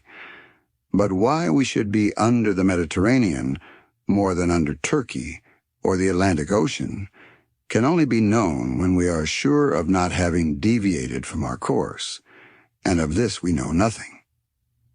I do not think we were driven very far from our course. The wind appears to me to have been always about the same. My opinion is that this shore must be situated to the southeast of Port Gretchen. Good. I hope so. It will, however, be easy to decide the matter by taking the bearings from our departure by means of the compass. Come along, and we will consult that invaluable invention. The professor now walked eagerly in the direction of the rock where the indefatigable Hans had placed the instruments in safety. My uncle was gay and light-hearted. He rubbed his hands and assumed all sorts of attitudes. He was, to all appearance, once more a young man. Since I had known him, never had he been so amiable and pleasant. I followed him, rather curious to know whether I had made any mistake in my estimation of our position. As soon as we had reached the rock, my uncle took the compass, placed it horizontally before him, and looked keenly at the needle. As he had at first shaken it to give it vivacity, it oscillated considerably, and then slowly assumed its right position under the influence of the magnetic power. The professor bent his eyes curiously over the wondrous instrument. A violent start immediately showed the extent of his emotion. He closed his eyes, rubbed them, and took another and a keener survey. Then he turned slowly around to me, stupefaction depicted on his countenance. "What is the matter?" said I, beginning to be alarmed. He could not speak. He was too overwhelmed for words. He simply pointed to the instrument. I examined it eagerly according to his mute directions, and a loud cry of surprise escaped my lips. The needle of the compass pointed due north in the direction we expected was the south. It pointed to the shore instead of to the high seas. I shook the compass. I examined it with a curious and anxious eye. It was in a state of perfection. No blemish in any way explained the phenomenon. Whatever position we forced the needle into, it returned invariably to the same unexpected point. It was useless attempting to conceal from ourselves the fatal truth. There could be no doubt about it, unwelcome as was the fact, that during the tempest there had been a sudden slant of wind, of which we had been unable to take any account, and thus the raft had carried us back to the shores we had left, apparently forever, so many days before. Chapter 34. A Voyage of Discovery. It would be altogether impossible for me to give any idea of the utter astonishment which overcame the professor on making this extraordinary discovery. Amazement, incredulity, and rage were blended in such a way as to alarm me. During the whole course of my life, I had never seen a man at first so chapfallen and then so furiously indignant. The terrible fatigues of our sea voyage, the fearful dangers we had passed through, had all gone for nothing. We had to begin them all over again. Instead of progressing as we fondly expected, during a voyage of so many days, we had retreated. Every hour of our expedition on the raft had been so much lost time. Presently, however, the indomitable energy of my uncle overcame every other consideration. "So," he said between his set teeth, "fatality will play me these terrible tricks. The elements themselves conspire to overwhelm me with mortification. Air, fire, and water combine their united efforts to oppose my passage. Well, they shall see what the earnest will of a determined man can do. I will not yield. I will not retreat even 1 inch. And we shall see who shall triumph in this great contest, man or nature." Standing upright on a rock, irritated and menacing, Professor Hardwigg, like the ferocious Ajax, seemed to defy the fates. I, however, took upon myself to interfere and to impose some sort of check upon such insensate enthusiasm. "Listen to me, Uncle," I said in a firm but temperate tone of voice. "There must be some limit to ambition here below. It is utterly useless to struggle against the impossible. Pray listen to reason. We are utterly unprepared for a sea voyage. It is simply madness to think of performing a journey of 500 leagues upon a wretched pile of beams, with a counterpane for a sail, a paltry stick for a mast, and a tempest to contend with. As we are totally incapable of steering our frail craft, we shall become the mere plaything of the storm, and it is acting the part of madmen if we, a second time, run any risk upon this dangerous and treacherous Central Sea. These are only a few of the reasons and arguments I put together, reasons and arguments which to me appeared unanswerable. I was allowed to go on without interruption for about 10 minutes. The explanation to this I soon discovered. The professor was not even listening and did not hear a word of all my eloquence.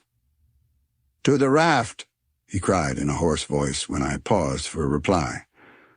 Such was the result of my strenuous effort to resist his iron will. I tried again.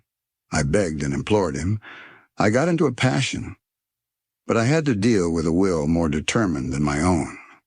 I seemed to feel like the waves which fought and battled against the huge mass of granite at our feet, which had smiled grimly for so many ages at their puny efforts. Hans, meanwhile, without taking part in our discussion, had been repairing the raft. One would have supposed that he instinctively guessed at the further projects of my uncle. By means of some fragments of cordage, he had again made the raft seaworthy. While I had been speaking, he had hoisted a new mast and sail, the latter already fluttering and waving in the breeze. The worthy professor spoke a few words to our imperturbable guide, who immediately began to put our baggage on board and to prepare for our departure. The atmosphere was now tolerably clear and pure, and the northeast wind blew steadily and serenely. It appeared likely to last for some time. What then could I do? Could I undertake to resist the iron will of two men? It was simply impossible, if even I could have hoped for the support of Hans. This, however, was out of the question. It appeared to me that the Icelander had set aside all personal will and identity. He was a picture of abnegation. I could hope for nothing from one so infatuated with and devoted to his master. All I could do, therefore, was to swim with the stream. In a mood of stolid and sullen resignation, I was about to take my accustomed place on the raft when my uncle placed his hand upon my shoulder. "There is no hurry, my boy," he said. "We shall not start until tomorrow." I looked the picture of resignation to the dire will of fate. "Under the circumstances," he said, "I ought to neglect no precautions. As fate has cast me upon these shores, I shall not leave without having completely examined them." In order to understand this remark, I must explain that though we had been driven back to the northern shore, we had landed at a very different spot from that which had been our starting point. Port Gretchen must, we calculated, be very much to the westward. Nothing, therefore, was more natural and reasonable than that we should reconnoiter this new shore upon which we had so unexpectedly landed. "Let us go on a journey of discovery," I cried. And leaving Hans to his important operation, we started on our expedition. The distance between the foreshore at high water and the foot of the rocks was considerable. It would take about half an hour's walking to get from one to the other. As we trudged along, our feet crushed innumerable shells of every shape and size, once the dwelling place of animals of every period of creation. I particularly noticed some enormous shells, carapaces, turtle, and tortoise species, the diameter of which exceeded 15 feet. They had in past ages belonged to those gigantic glyptodons of the Pliocene period, of which the modern turtle is but a minute specimen. In addition, the whole soil was covered by a vast quantity of stony relics, having the appearance of flints worn by the action of the waves, and lying in successive layers one above the other. I came to the conclusion that in past ages the sea must have covered the whole district. Upon the scattered rocks, now lying far beyond its reach, the mighty waves of ages had left evident marks of their passage. On reflection, this appeared to me partially to explain the existence of this remarkable ocean, 40 leagues below the surface of the Earth's crust. According to my new and perhaps fanciful theory, this liquid mass must be gradually lost in the deep bowels of the Earth. I had also no doubt that this mysterious sea was fed by infiltration of the ocean above through imperceptible fissures. Nevertheless, it was impossible not to admit that these fissures must now be nearly choked up, for if not, the cavern, or rather, the immense and stupendous reservoir, would have been completely filled in a short space of time. Perhaps even this water, having to contend against the accumulated subterraneous fires of the interior of the earth, had become partially vaporized. Hence the explanation of those heavy clouds suspended over our heads, and the superabundant display of that electricity which occasioned such terrible storms in this deep and cavernous sea. This lucid explanation of the phenomena we had witnessed appeared to me quite satisfactory. However great and mighty the marvels of nature may seem to us, they are always to be explained by physical reasons. Everything is subordinate to some great law of nature. It now appeared clear that we were walking upon a kind of sedimentary soil, formed like all the soils of that period, so frequent on the surface of the globe, by the subsidence of the waters. The professor, who was now in his element, carefully examined every rocky fissure. Let him only find an opening, and it directly became important to him to examine its depth. For a whole mile we followed the windings of the Central Sea, when suddenly an important change took place in the aspect of the soil. It seemed to have been rudely cast up, convulsionized, as it were, by a violent upheaving of the lower strata. In many places, hollows here and hillocks there attested great dislocations at some other period of the terrestrial mass. We advanced with great difficulty over the broken masses of granite mixed with flint, quartz, and alluvial deposits, when a large field, more even than a field, a plain of bones, appeared suddenly before our eyes. It looked like an immense cemetery where generation after generation had mingled their mortal dust. Lofty barrows of early remains rose at intervals. They undulated away to the limits of the distant horizon and were lost in a thick and brown fog.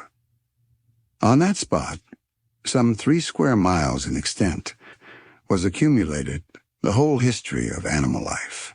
Scarcely one creature upon the comparatively modern soil of the upper and inhabited world had not there existed. Nevertheless, we were drawn forward by an all-absorbing and impatient curiosity. Our feet crushed with a dry and crackling sound the remains of those prehistoric fossils, for which the museums of great cities quarrel, even when they obtain only rare and curious morsels. 1,000 such naturalists as Cuvier would not have sufficed to recompose the skeletons of the organic beings which lay in this magnificent osseous collection. I was utterly confounded. My uncle stood for some minutes with his arms raised on high towards the thick granite vault which served us for a sky. His mouth was wide open, his eyes sparkled wildly behind his spectacles, which he had fortunately saved. His head bobbed up and down and from side to side, while his whole attitude and mien expressed unbounded astonishment. he stood in the presence of an endless, wondrous, and inexhaustibly rich collection of antediluvian monsters, piled up for his own private and peculiar satisfaction. Fancy an enthusiastic lover of books carried suddenly into the very midst of the famous library of Alexandria, burned by the sacrilegious Omar, and which some miracle had restored to its pristine splendor. Such was something of the state of mind in which Uncle Hardwigg was now placed. For some time he stood thus, literally aghast at the magnitude of his discovery. But it was even a greater excitement when, darting wildly over this mass of organic dust, he caught up a naked skull and addressed me in a quivering voice. "Harry, my boy, Harry, this is a human head." "A human head, Uncle," I said, no less amazed and stupefied than himself. "Yes, nephew. Ah, Mr. Milne Edwards. Ah, Mr. de Quatrefages. Why are you not here where I am, I, Professor Hardwigg?" Chapter 35. Discovery upon Discovery. In order fully to understand the exclamation made by my uncle, and his allusions to these illustrious and learned men, it will be necessary to enter into certain explanations in regard to a circumstance of the highest importance to paleontology, or the science of fossil life, which had taken place a short time before our departure from the upper regions of the earth. On the 28th of March, 1863, some navigators under the direction of Monsieur Boucher de Perthes were at work in the great quarries of Moulin-Quignon, near Abbeville, in the department of the Somme, in France. While at work, they unexpectedly came upon a human jawbone buried 14 feet below the surface of the soil. It was the first fossil of the kind that had ever been brought to the light of day. Near this unexpected human relic were found stone hatchets and carved flints, colored and clothed by time in one uniform, brilliant tint of verdigris. The report of this extraordinary and unexpected discovery spread not only all over France, but over England and Germany. Many learned men belonging to various scientific bodies, and noteworthy among others, Messrs. Milne Edwards and de Quatrefages, took the affair very much to heart, demonstrated the incontestable authenticity of the bone in question, and became, to use the phrase then recognized in England, the most ardent supporters of the jawbone question. To the eminent geologists of the United Kingdom who looked upon the fact as certain, Messrs. Falconer, Buck, Carpenter, and others, were soon united, the learned men of Germany, and among those in the first rank, the most eager, the most enthusiastic, was my worthy uncle, Professor Hardwigg. The authenticity of a human fossil of the Quaternary period seemed then to be incontestably demonstrated, and even to be admitted by the most skeptical. This system or theory, call it what you will, had, it is true, a bitter adversary in Monsieur Elie de Beaumont. This learned man, who holds such a high place in the scientific world, holds that the soil of Moulin-Quignon does not belong to the diluvium, but to a much less ancient stratum, and, in accordance with Cuvier in this respect, he would by no means admit that the human species was contemporary with the animals of the Quaternary epoch. My worthy uncle, Professor Hardwigg, in concert with the great majority of geologists, had held firm, had disputed, discussed, and finally, after considerable talking and writing, Monsieur Elie de Beaumont had been pretty well left alone in his opinions. We were familiar with all the details of this discussion, but were far from being aware then that since our departure, the matter had entered upon a new phase. Other similar jawbones, though belonging to individuals of varied types and very different natures, had been found in the movable gray sands of certain grottos in France, Switzerland, and Belgium, together with arms, utensils, tools, bones of children, of men in the prime of life, and of old men. The existence of men in the Quaternary period became, therefore, more positive every day. But this was far from being all. New remains dug up from the Pliocene or Tertiary deposits had enabled the more far-seeing or audacious among learned men to assign even a far greater degree of antiquity to the human race. These remains, it is true, were not those of men, that is, were not the bones of men, but objects decidedly having served the human race. Shin bones, thigh bones of fossil animals, regularly scooped out and in fact sculptured, bearing the unmistakable signs of human handiwork. By means of these wondrous and unexpected discoveries, man ascended endless centuries in the scale of time. He, in fact, preceded the mastodon, became the contemporary of the Elephas meridionalis, the southern elephant, acquired an antiquity of over 100,000 years, since that is the date given by the most eminent geologists to the Pliocene period of the Earth. Such was then the state of paleontologic science, and what we moreover knew sufficed to explain our attitude before this great cemetery of the plains of the Hardwigg Ocean. It will now be easy to understand the professor's mingled astonishment and joy when, on advancing about 20 yards, he found himself in the presence of, I may say face to face with, a specimen of the human race actually belonging to the Quaternary period.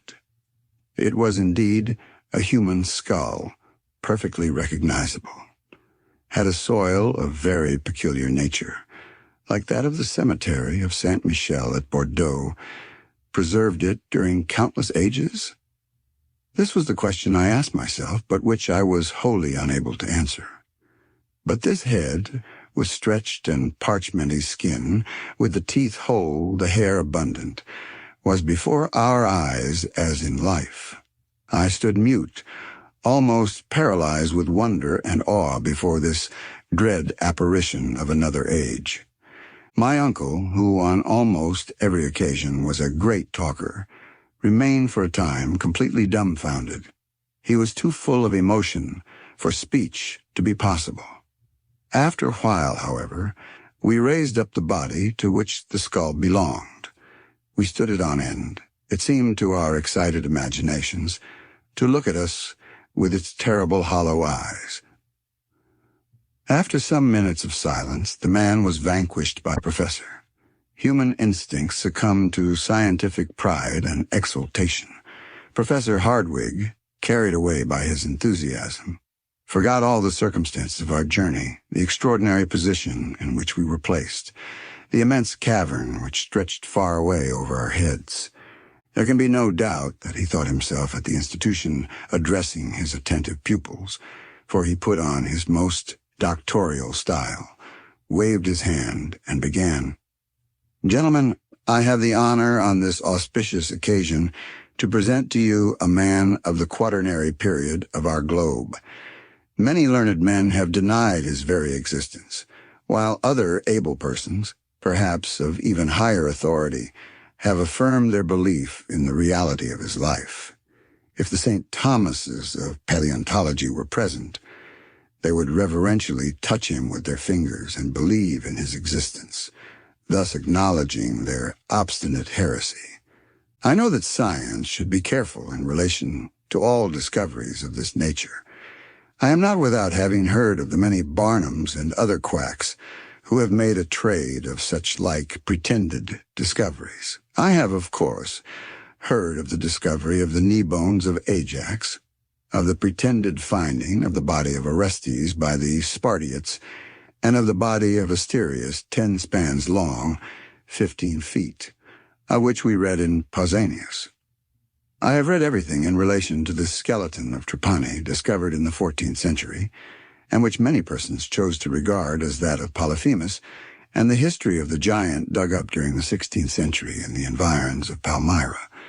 You are well aware, as I am, gentlemen, of the existence of the celebrated analysis made near Lucerne in 1577 of the great bones which the celebrated Dr. Felix Plater declared belonged to a giant about 19 feet high. I have devoured all the treatises of Cassanian and all those memoirs, pamphlets, speeches, and replies published in reference to the skeleton of Teutobochus, king of the Cimbri, the invader of Gaul, dug out of a gravel pit in Dauphine in 1613. In the 18th century, I should have denied, with Peter Campet, the existence of the pre-Adamites of Schweitzer. I have had in my hands the writing called Gigans. Here my uncle was afflicted by the natural infirmity which prevented him from pronouncing difficult words in public. It was not exactly stuttering, but a strange sort of constitutional hesitation. The writing named Gigans, he repeated. He, however, could get no further. Giganteo. Impossible. The unfortunate word would not come out. There would have been great laughter at the institution had the mistake happened there. Gigantosteology, at last exclaimed Professor Hardwigg between two savage growls. Having got over our difficulty, and getting more and more excited. Yes, gentlemen, I am well acquainted with all these matters, and know also that Cuvier and Blumenbach fully recognized in these bones the undeniable remains of mammoths of the Quaternary period. But after what we now see, to allow a doubt is to insult scientific inquiry. There is the body. You can see it. You can touch it. It is not a skeleton. It is a complete and uninjured body, preserved with an anthropological object. I did not attempt to controvert this singular and astounding assertion. If I could but wash this corpse in a solution of sulfuric acid, continued my uncle, I would undertake to remove all the earthy particles and these resplendent shells which are encrusted all over this body. But I am without this precious dissolving medium. Nevertheless, such as it is, this body will tell its own history. Here the professor held up the fossil body and exhibited it with rare dexterity. No professional showman could have shown more activity. As on examination, you will see, my uncle continued, it is only about 6 feet in length, which is a long way from the pretended giants of early days. As to the particular race to which it belonged, it is incontestably Caucasian. It is of the white race, that is, of our own. The skull of this fossil being is a perfect ovoid, without any remarkable or prominent development of the cheekbones, and without any projection of the jaw. It presents no indication of the prognathism which modifies the facial angle. 4. Measure the angle for yourselves, and you will find that it is just 90 degrees. But I will advance still farther on the road of inquiry and deduction, and I dare venture to say that this human sample or specimen belongs to the Japhetic family, which spread over the world from India to the uttermost limits of Western Europe. There is no occasion, gentlemen, to smile at my remarks. Of course, nobody smiled. But the excellent professor was so accustomed to beaming countenances at his lectures that he believed he saw all his audience laughing during the delivery of his learned dissertation. Yes, he continued with renewed animation, this is a fossil man, a contemporary of the mastodons, with the bones of which this whole amphitheater is covered. But if I am called on to explain how he came to this place, how these various strata by which he is covered have fallen into this vast cavity, I can undertake to give you no explanation. Doubtless, if we carry ourselves back to the Quaternary epoch, we shall find that great and mighty convulsions took place in the crust of the earth. The continually cooling operation through which the earth had passed produced fissures, landslips, and chasms through which a large portion of the earth made its way. I come to no absolute conclusion, but there is the man surrounded by the works of his hands, his hatchets and his carved flints, which belong to the Stony period. And the only rational supposition is that, like myself, he visited the center of the earth as a traveling tourist, a pioneer of science. At all events, there can be no doubt of his great age, and of his being one of the oldest race of human beings. The professor with these words ceased his oration, and I burst forth into loud and unanimous applause. Besides, after all, my uncle was right. Much more learned men than his nephew would have found it rather hard to refute his facts and arguments. Another circumstance soon presented itself. This fossilized body was not the only one in this vast plain of bones, the cemetery of an extinct world. Other bodies were found as we trod the dusty plain, and my uncle was able to choose the most marvelous of these specimens in order to convince the most incredulous. In truth, it was a surprising spectacle. The successive remains of generations and generations of men and animals confounded together in one vast cemetery. But a great question now presented itself to our notice, and one we were actually afraid to contemplate in all its bearings. Had these once animated beings been buried so far beneath the soil by some tremendous convulsion of nature, after they had been earth to earth and ashes to ashes, or had they lived here below in this subterranean world, under this factitious sky, born, married, and given in marriage, and died at last, just like ordinary inhabitants of the earth? Up to the present moment, marine monsters, fish, and such like animals had alone been seen alive. The question which rendered us rather uneasy was a pertinent one. Were any of these men of the abyss wandering about the deserted shores of this wondrous sea of the center of the earth? This was a question which rendered me very uneasy and uncomfortable. How should they really be in existence? Would they receive us men from above? 4. The facial angle is formed by two planes, one more or less vertical, which is in a straight line with the forehead and the incisors, the other horizontal, which passes through the organs of hearing and the lower nasal bone. Prognathism, in anthropological language, means that particular projection of the jaw which modifies the facial angle. Chapter 36. What is it?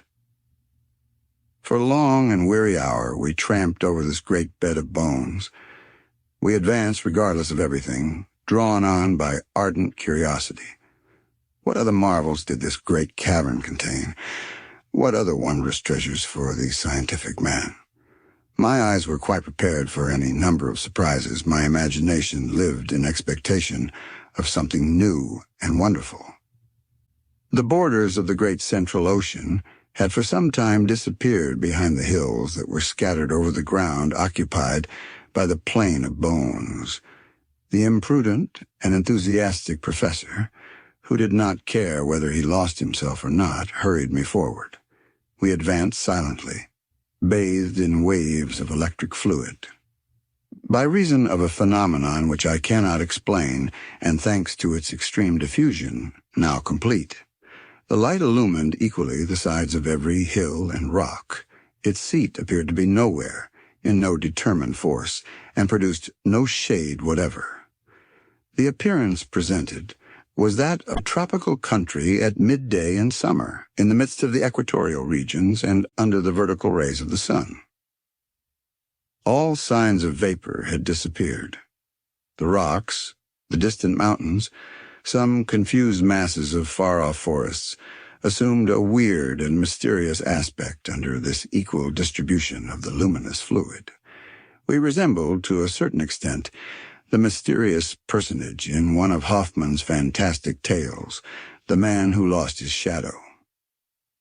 After we had walked about a mile farther, we came to the edge of a vast forest, not, however, one of the vast mushroom forests we had discovered near Port Gretchen. It was the glorious and wild vegetation of the Tertiary period, in all its superb magnificence. Huge palms of a species now unknown, superb palmacites, a genus of fossil palms from the coal formation, pines, yews, cypress, and conifers, or cone-bearing trees, the whole bound together by an inextricable and complicated mass of creeping plants. A beautiful carpet of mosses and ferns grew beneath the trees. Pleasant brooks murmured beneath umbrageous boughs, little worthy of this name, for no shade did they give. Upon their borders grew small tree-like shrubs, such as are seen in the hot countries on our own inhabited globe. The one thing wanting in these plants, these shrubs, these trees, was color. Forever deprived of the vivifying warmth of the sun, they were vapid and colorless. All shade was lost in one uniform tint of a brown and faded character. The leaves were wholly devoid of verdure, and the flowers, so numerous during the tertiary period which gave them birth, were without color and without perfume, something like paper discolored by long exposure to the atmosphere. My uncle ventured beneath the gigantic groves. I followed him, though not without a certain amount of apprehension. Since nature had shown herself capable of producing such stupendous vegetable supplies, why might we not meet with mammals just as large and therefore dangerous? I particularly remarked in the clearings left by trees that had fallen and been partially consumed by time, many leguminous, bean-like shrubs, such as the maple and other eatable trees, dear to ruminating animals. Then there appeared, confounded together and intermixed, the trees of such varied lands, specimens of the vegetation of every part of the globe. There was the oak near the palm tree, the Australian eucalyptus, an interesting class of the order Myrtaceae, leaning against the tall Norwegian pine, the poplar of the north, mixing its branches with those of the New Zealand chorus. It was enough to drive the most ingenious classifier of the upper regions out of his mind, and to upset all his received ideas about botany. Suddenly I stopped short and restrained my uncle. The extreme diffuseness of the light enabled me to see the smallest objects in the distant copses. I really did see with my own eyes, immense, gigantic animals moving about under the mighty trees.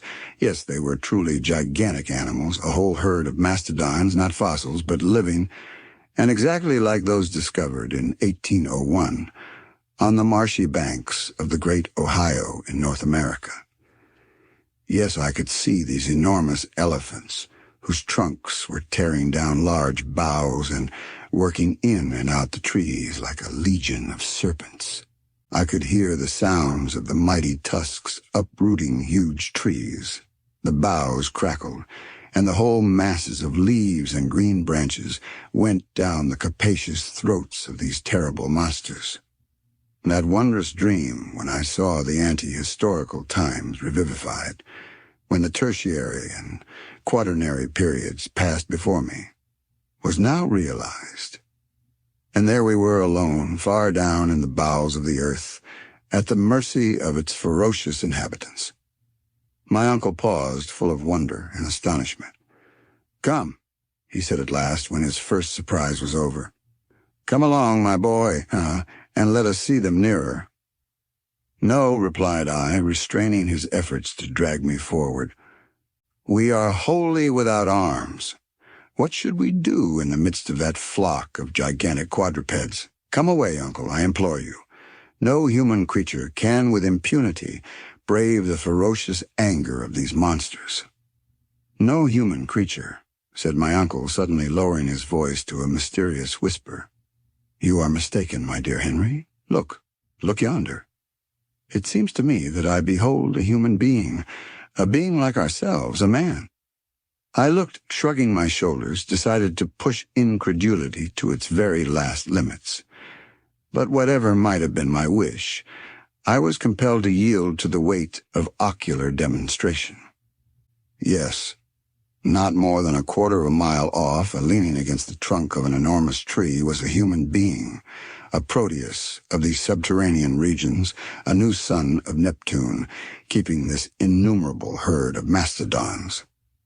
Emanes pecoris custos, emanior ipsi. But yes, it was no longer a fossil whose corpse we had raised from the ground in the great cemetery, but a giant capable of guiding and driving these prodigious monsters. His height was above 12 feet. His head, as big as the head of a buffalo, was lost in a mane of matted hair. It was indeed a huge mane, like those which belonged to the elephants of the earlier ages of the world. In his hand was a branch of a tree which served as a crook for this antediluvian shepherd. We remained profoundly still, speechless with surprise. But we might at any moment be seen by him. Nothing remained for us but instant flight. "Come, come!" I cried, dragging my uncle along, and for the first time he made no resistance to my wishes. A quarter of an hour later we were far away from that terrible monster. Now that I think of the matter calmly, and that I reflect upon it dispassionately, now that months, years have passed since this strange and unnatural adventure befell us, what am I to think? What am I to believe? No, it is utterly impossible. Our ears must have deceived us, and our eyes have cheated us. We have not seen what we believed we had seen. No human being could by any possibility have existed in that subterranean world. No generation of men could inhabit the lower caverns of the globe without taking note of those who peopled the surface, without communication with them. It was folly, folly, folly, nothing else. I am rather inclined to admit the existence of some animal resembling in structure the human race, of some monkey of the first geological epochs, like that discovered by Monsieur Lartet in the ossiferous deposit of Sanson. But this animal, or being, whichsoever it was, surpassed in height all things known to modern science. Never mind. However unlikely it may be, it might have been a monkey, but a man, a living man, and with him a whole generation of gigantic animals, buried in the entrails of the earth. It was too monstrous to be believed. 5. The keeper of gigantic cattle, himself still more gigantic. Chapter 37. The Mysterious Dagger. During this time we had left the bright and transparent forest far behind us. We were mute with astonishment, overcome by a kind of feeling which was next door to apathy. We kept running in spite of ourselves. It was a perfect right, which resembled one of those horrible sensations we sometimes meet with in our dreams. Instinctively, we made our way towards the Central Sea, and I cannot now tell what wild thoughts passed through my mind, nor of what follies I might have been guilty, but for a very serious preoccupation which brought me back to practical life. Though I was aware that we were treading on a soil quite new to us, I, however, every now and then noticed certain aggregations of rock, the shape of which forcibly reminded me of those near Port Gretchen. This confirmed, moreover, the indications of the compass and our extraordinary and unlooked-for, as well as involuntary, return to the north of this great Central Sea. It was so like our starting point that I could scarcely doubt the reality of our position. Streams and cascades fell in hundreds over the numerous projections of the rocks.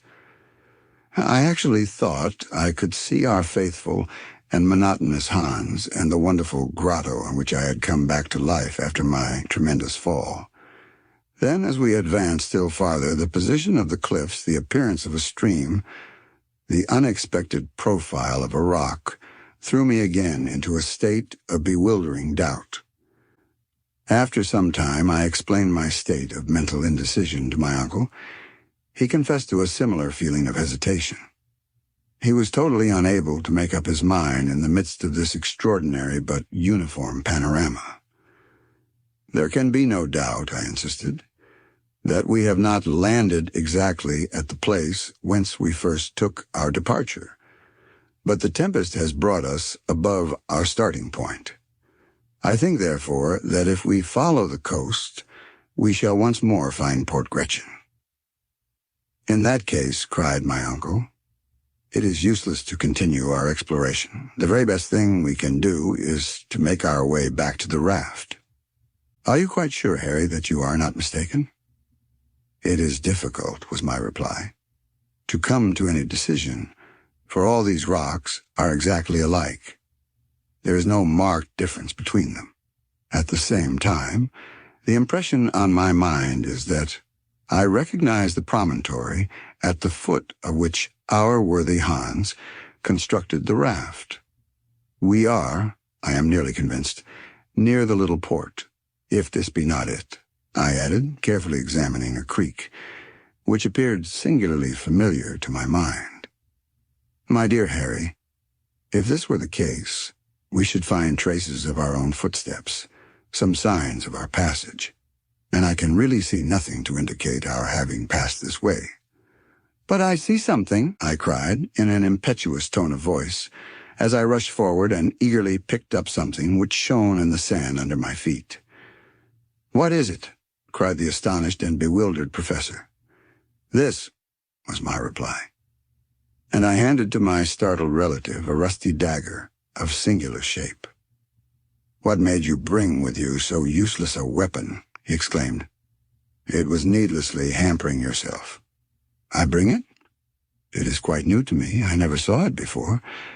Are you sure it is not out of your collection?" "Not that I know of," said the professor, puzzled. "I have no recollection of the circumstance. It was never my property." "This is very extraordinary," I said, musing over the novel and singular incident. "Not at all. There is a very simple explanation, Harry. The Icelanders are known to keep up the use of these antiquated weapons, and this must have belonged to Hans, who has let it fall without knowing it." I shook my head. That dagger had never been in the possession of pacific and taciturn Hans. I knew him and his habits too well. "Then what can it be? Unless it be the weapon of some antediluvian warrior," I continued. "Of some living man, a contemporary of that mighty shepherd from whom we have just escaped. But no, mystery upon mystery, this is no weapon of the stony epoch, nor even of the bronze period. It is made of excellent steel." Ere I could finish my sentence, my uncle stopped me short from entering upon a whole train of theories, and spoke in his most cold and decided tone of voice. "Calm yourself, my dear boy, and endeavor to use your reason. This weapon, upon which we have fallen so unexpectedly, is a true dog, one of those worn by gentlemen in their belts during the 16th century. Its use was to give the coup de grace, the final blow, to the foe who would not surrender. It is clearly of Spanish workmanship.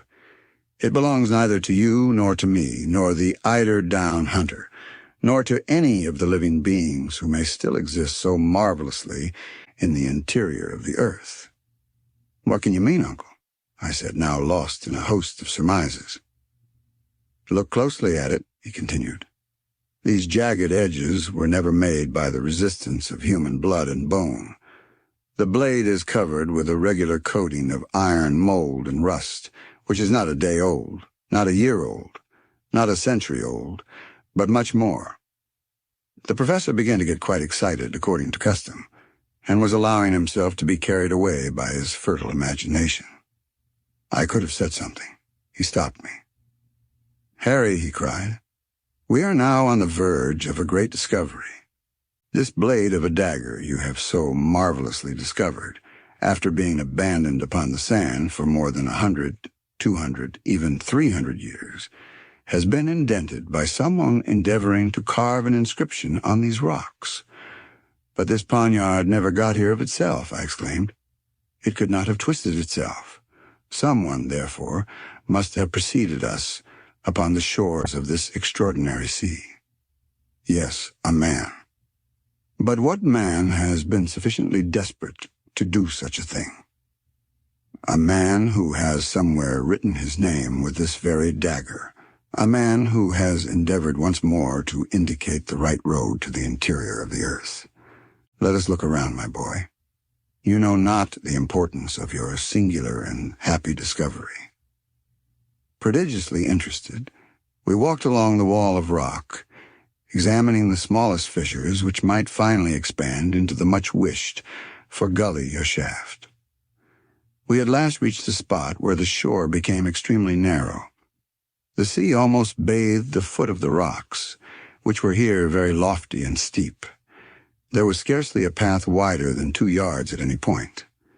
At last, under a huge overhanging rock, we discovered the entrance of a dark and gloomy tunnel. There, on a square tablet of granite, which had been smoothed by rubbing it with another stone, we could see two mysterious and much-worn letters, the two initials of the bold and extraordinary traveler who had preceded us on our adventurous journey. Runic glyph. Ah, cried my uncle. You see, I was right. Arne Saknussemm. Always Arne Saknussemm. Chapter 38. No Outlet, Blasting the Rock.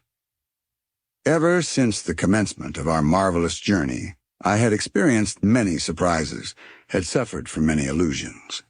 I thought that I was case-hardened against all surprises and could neither see nor hear anything to amaze me again.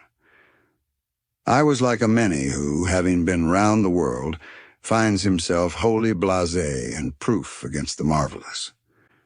When, however, I saw these two letters which had been engraven 300 years before, I stood fixed in an attitude of mute surprise. Not only was there the signature of the learned and enterprising alchemist written in the rock, but I held in my hand the very identical instrument with which he had laboriously engraved it.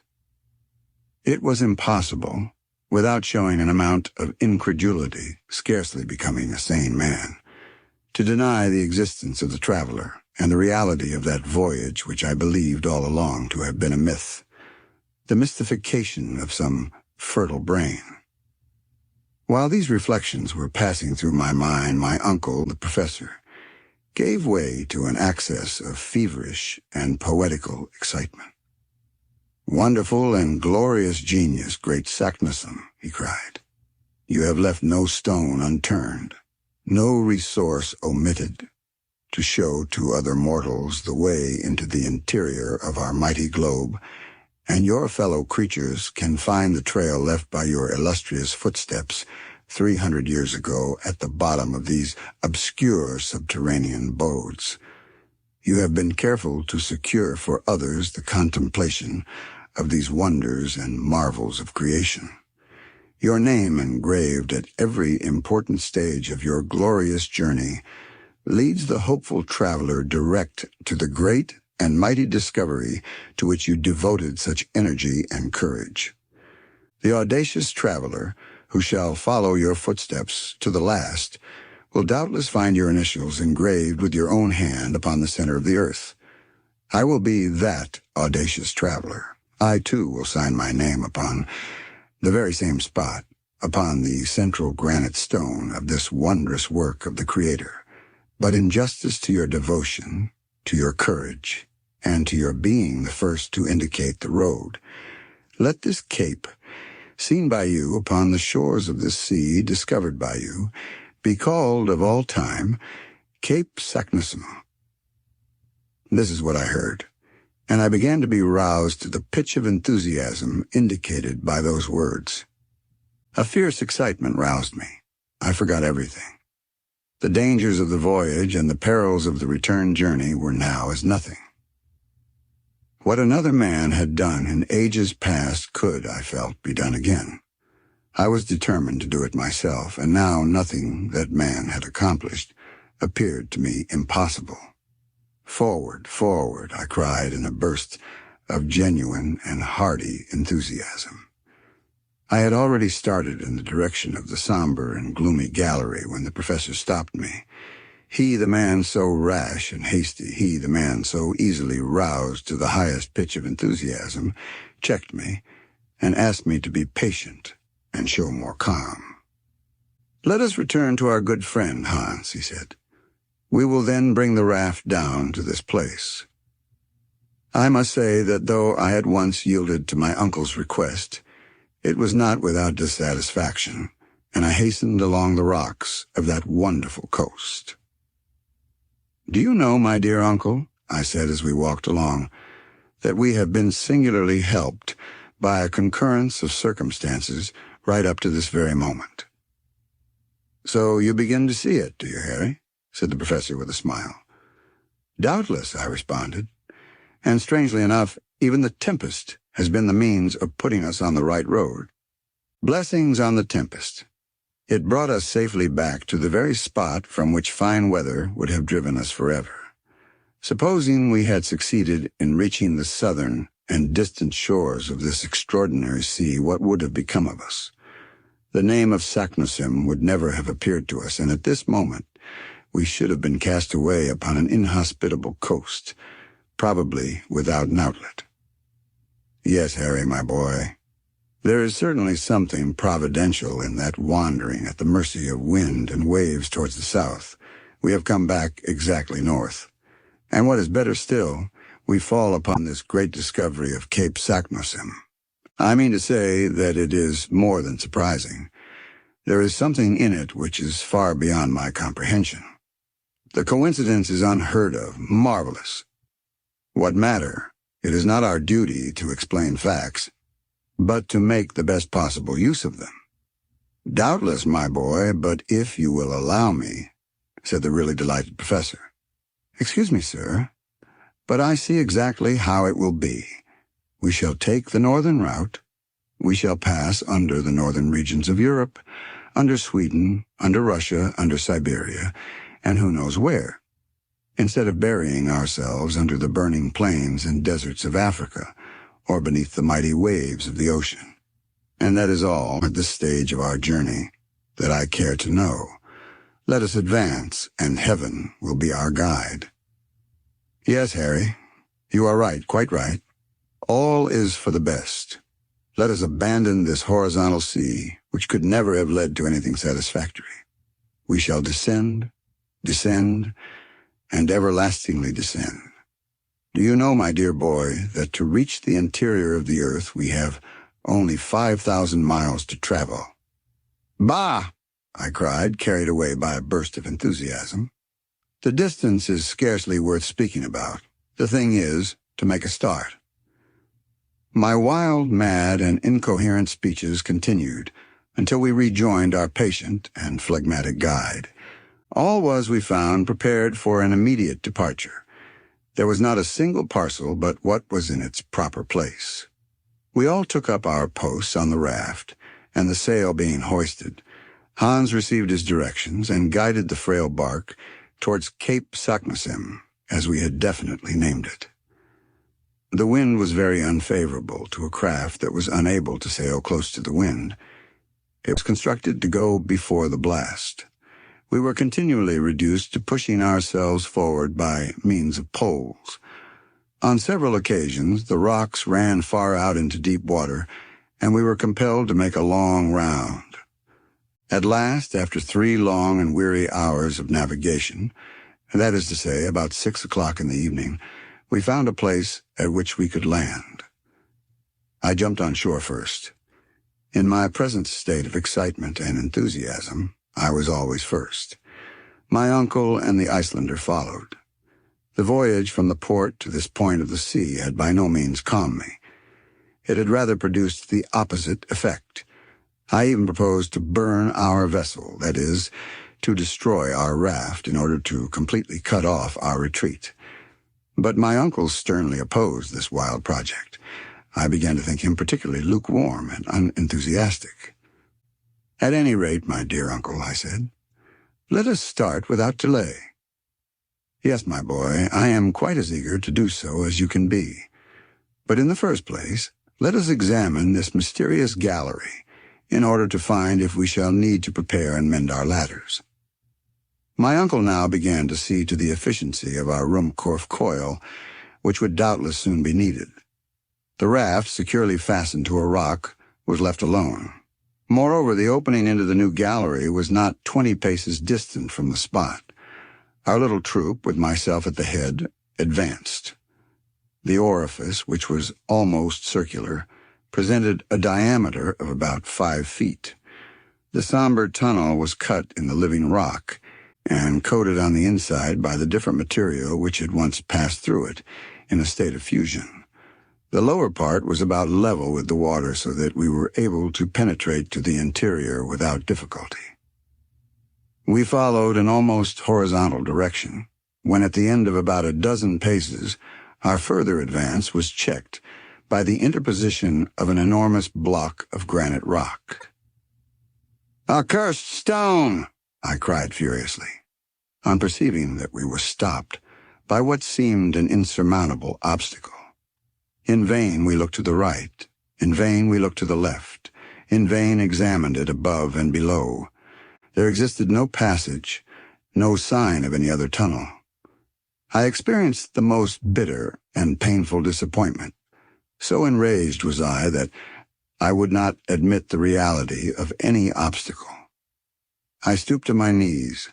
I looked under the mass of stone. No hole, no interstice. I then looked above. The same barrier of granite. Hans with the lamp examined the sides of the tunnel in every direction. But all in vain. It was necessary to renounce all hope of passing through. I had seated myself upon the ground. My uncle walked angrily and hopelessly up and down. He was evidently desperate. "But," I cried after some moments' thought, "what about Arne Saknussemm?" "You are right," replied my uncle. "He can never have been checked by a lump of rock." "No, 10,000 times no," I cried with extreme vivacity. "This huge lump of rock, in consequence of some singular concussion or process, one of those magnetic phenomena which have so often shaken the terrestrial crust, has in some unexpected way closed up the passage. Many and many years have passed away since the return of Saknussemm and the fall of this huge block of granite. Is it not quite evident that this gallery was formerly the outlet for the pent-up lava in the interior of the earth, and that these eruptive matters then circulated freely? Look at these recent fissures in the granite roof. It is evidently formed of pieces of enormous stone, placed here as if by the hand of a giant, who had worked to make a strong and substantial arch. One day, after an unusually strong shock, the vast rock which stands in our way, and which was doubtless the key of a kind of arch, fell through to a level with the soil and has barred our further progress. We are right, then, in thinking that this is an unexpected obstacle with which Saknussemm did not meet, and if we do not upset it in some way, we are unworthy of following in the footsteps of the great discoverer, and incapable of finding our way to the center of the earth. In this wild way I addressed my uncle. The zeal of the professor, his earnest longing for success, had become part and parcel of my being. I wholly forgot the past. I utterly despised the future. Nothing existed for me upon the surface of this spheroid in the bosom of which I was engulfed. No towns, no country, no Hamburg, no Königstrasse, not even my poor Gretchen, who by this time would believe me utterly lost in the interior of the earth. "Well," cried my uncle, roused to enthusiasm by my words, "let us go to work with pickaxes, with crowbars, with anything that comes to hand, but down with these terrible walls. It is far too tough and too big to be destroyed by a pickaxe or a crowbar," I replied. "What then?" As I said, it is useless to think of overcoming such a difficulty by means of ordinary tools. "What then?" "What else but gunpowder? A subterranean mine? Let us blow up the obstacle that stands in our way." "Gunpowder?" "Yes. All we have to do is to get rid of this paltry obstacle." "To work, Hans, to work," cried the professor. The Icelander went back to the raft and soon returned with a huge crowbar, with which he began to dig a hole in the rock, which was to serve as a mine. It was by no means a slight task. It was necessary for our purpose to make a cavity large enough to hold 50 pounds of fulminating gun-cotton, the expansive power of which is 4 times as great as that of ordinary gunpowder. I had now roused myself to an almost miraculous state of excitement. While Hans was at work, I actively assisted my uncle to prepare a long wick, made from damp gunpowder, the mass of which we finally enclosed in a bag of linen. "We are bound to go through," I cried enthusiastically. "We are bound to go through," responded the professor, tapping me on the back. At midnight, our work as miners was completely finished. The charge of fulminating cotton was thrust into the hollow, and the match, which we had made of considerable length, was ready. A spark was now sufficient to ignite this formidable engine and to blow the rock to atoms. We will now rest until tomorrow.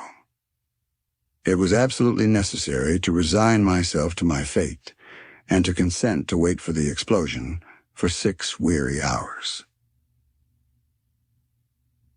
Chapter 39. The explosion and its results.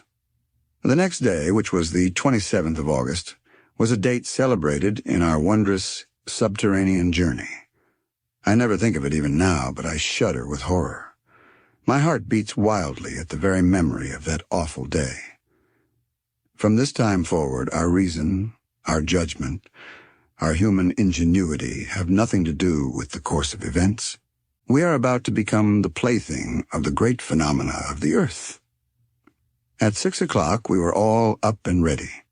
The dreaded moment was arriving when we were about to seek an opening into the interior of the earth by means of gunpowder. What would be the consequences of breaking through the crust of the earth? I begged that it might be my duty to set fire to the mine. I looked upon it as an honor. This task once performed, I could rejoin my friends upon the raft, which had not been unloaded. As soon as we were all ready, we were to sail away to some distance to avoid the consequences of the explosion, the effects of which would certainly not be concentrated in the interior of the earth. But come back as soon as you can. I shall be all impatience. Be easy on that matter, I replied. There is no fear of my delaying on the road. Having said this, I advanced toward the opening of the somber gallery. My heart beat wildly. I opened my lantern and seized the extremity of the wick. The professor, who was looking on, held his chronometer in his hand. "Are you ready?" cried he. "Quite ready." "Well then, fire away." I hastened to put the light to the wick, which crackled and sparkled, hissing and spitting like a serpent. Then, running as fast as I could, I returned to the shore. "Get on board, my lad, and you, Hans, shove off," cried my uncle. By a vigorous application of his pole, Hans sent us flying over the water. The raft was quite 20 fathoms distant. It was a moment of palpitating interest, of deep anxiety. My uncle, the professor, never took his eyes off the chronometer. "Only 5 minutes more," he said in a low tone. "Only 4, only 3. My pulse went 100 to the minute. I could hear my heart beating. "Only 2, 1. Now then, mountains of granite crumble beneath the power of man." What happened after that? As to the terrific roar of the explosion, I do not think I heard it. But the form of the rocks completely changed in my eyes. They seemed to be drawn aside like a curtain. I saw a fathomless, a bottomless abyss, which yawned beneath turgid waves. The sea, which seemed suddenly to have gone mad, then became one great mountainous mass, upon the top of which the raft rose perpendicularly. We were all thrown down. In less than a second, the light gave place to the most profound obscurity. Then I felt all solid support give way, not to my feet, but to the raft itself. I thought it was going bodily down a tremendous well. I tried to speak, to question my uncle. Nothing could be heard but the roaring of the mighty waves. We clung together in utter silence. Despite the awful darkness, despite the noise, the surprise, the emotion, I thoroughly understood what had happened. Beyond the rock which had been blown up, there existed a mighty abyss. The explosion had caused a kind of earthquake in the soil, broken by fissures and rents. The gulf, thus suddenly thrown open, was about to swallow the inland sea which, transformed into a mighty torrent, was dragging us with it. Only one idea filled my mind. We were utterly and completely lost. 1 hour, 2 hours, what more I cannot say, passed in this manner. We sat close together, elbow touching elbow, knee touching knee. We held one another's hands not to be thrown off the raft. We were subjected to the most violent shocks whenever our sole dependence, a frail wooden raft, struck against the rocky sides of the channel. Fortunately for us, these concussions became less and less frequent, which made me fancy that the gallery was getting wider and wider. There could be now no doubt that we had chanced upon the road once followed by Saknussemm, but instead of going down in a proper manner, we had, through our own imprudence, drawn a whole sea with us. These ideas presented themselves to my mind in a very vague and obscure manner. I felt rather than reasoned. I put my ideas together only confusedly, while spinning along like a man going down a waterfall. To judge by the air which, as it were, whipped my face, we must have been rushing at a perfectly lightning rate. To attempt under these circumstances to light a torch was simply impossible, and the last remains of our electric machine, of our Ruhmkorff coil, had been destroyed during the fearful explosion. I was therefore very much confused to see at last a bright light shining close to me. The calm countenance of the guide seemed to gleam upon me. The clever and patient hunter had succeeded in lighting the lantern, and though, in the keen and thorough draught, the flame flickered and vacillated and was nearly put out, it served partially to dissipate the awful obscurity. The gallery into which we had entered was very wide. I was, therefore, quite right in that part of my conjecture. The insufficient light did not allow us to see both of the walls at the same time. The slope of waters which was carrying us away was far greater than that of the most rapid river of America. The whole surface of the stream seemed to be composed of liquid arrows darted forward with extreme violence and power. I can give no idea of the impression it made upon me. The raft at times caught in certain whirlpools and rushed forward, yet turned on itself all the time. How it did not upset, I shall never be able to understand. When it approached the sides of the gallery, I took care to throw upon them the light of the lantern, and I was able to judge of the rapidity of motion by looking at the projecting masses of rock, which as soon as seen were again invisible. So rapid was our progress that points of rock at a considerable distance one from the other appeared like portions of transverse lines which enclosed us in a kind of net, like that of a line of telegraphic wires. I believe we were now going at a rate of not less than 100 miles an hour. My uncle and I looked at one another with wild and haggard eyes. We clung convulsively to the stump of the mast, which at the moment when the catastrophe took place had snapped short off. We turned our backs as much as possible to the wind, in order not to be stifled by a rapidity of motion which nothing human could face and live. And still the long, monotonous hours went on. The situation did not change in the least, though a discovery I suddenly made seemed to complicate it very much. When we had slightly recovered our equilibrium, I proceeded to examine our cargo. I then made the unsatisfactory discovery that the greater part of it had utterly disappeared. I became alarmed and determined to discover what were our resources. My heart beat at the idea, but it was absolutely necessary to know on what we had to depend. With this view, I took the lantern and looked around. Of all our former collection of nautical and philosophical instruments, there remained only the chronometer and the compass. The ladders and ropes were reduced to a small piece of rope fastened to the stump of the mast. Not a pickaxe, not a crowbar, not a hammer, and far worse than all, no food, not enough for one day. This discovery was a prelude to a certain and horrible death. Seated gloomily on the raft, clasping the stump of the mast mechanically, I thought of all I had read as to sufferings from starvation. I remembered everything that history had taught me on the subject, and I shuddered at the remembrance of the agonies to be endured. Maddened at the prospects of enduring the miseries of starvation, I persuaded myself that I must be mistaken. I examined the cracks in the raft. I poked between the joints and beams. I examined every possible hole and corner. The result was simply nothing.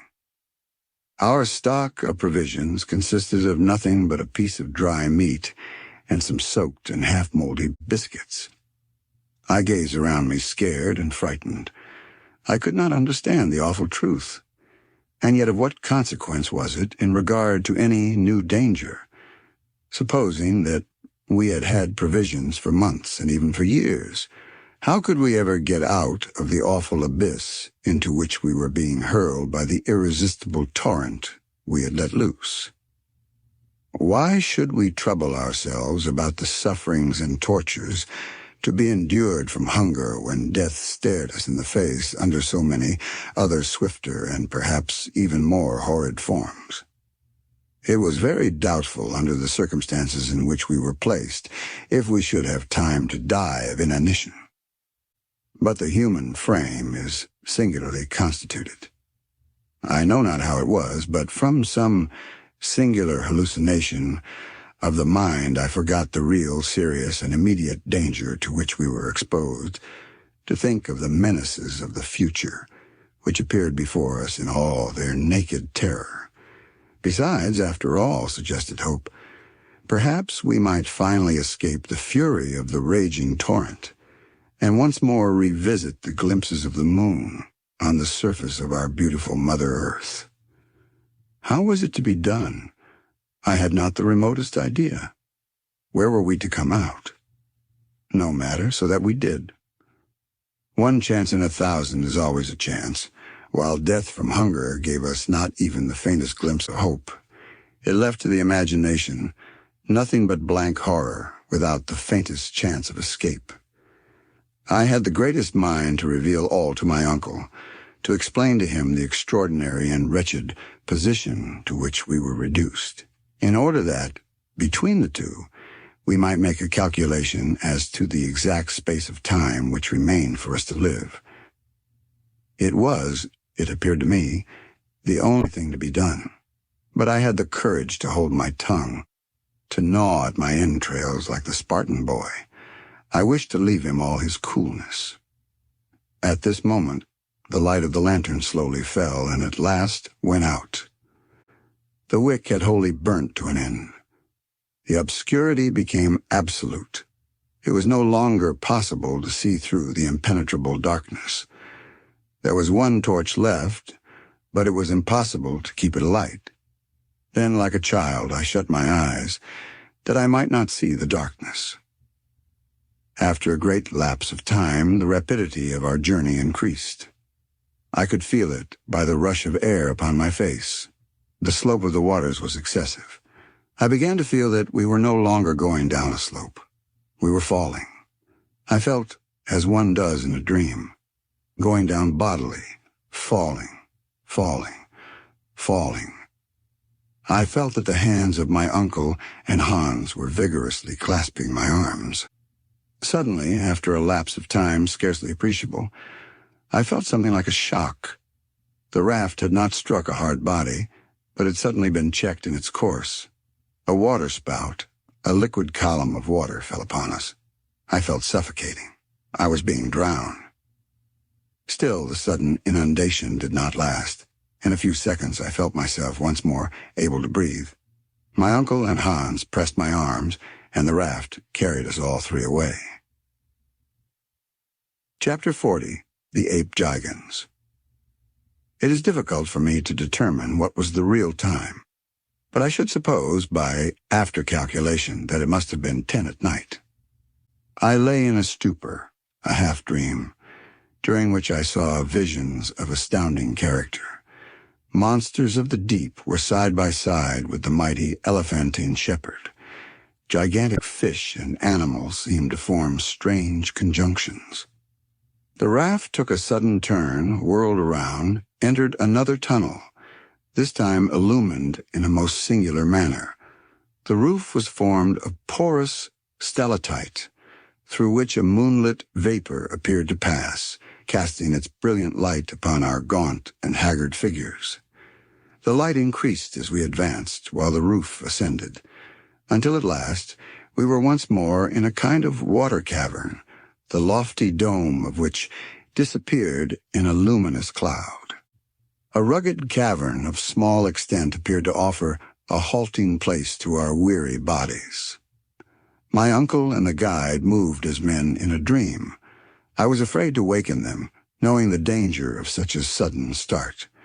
I seated myself beside them to watch. As I did so, I became aware of something moving in the distance, which at once fascinated my eyes. It was floating, apparently, upon the surface of the water, advancing by means of what at first appeared paddles. I looked with glaring eyes. One glance told me that it was something monstrous. But what? It was the great shark crocodile of the early writers on geology, about the size of an ordinary whale.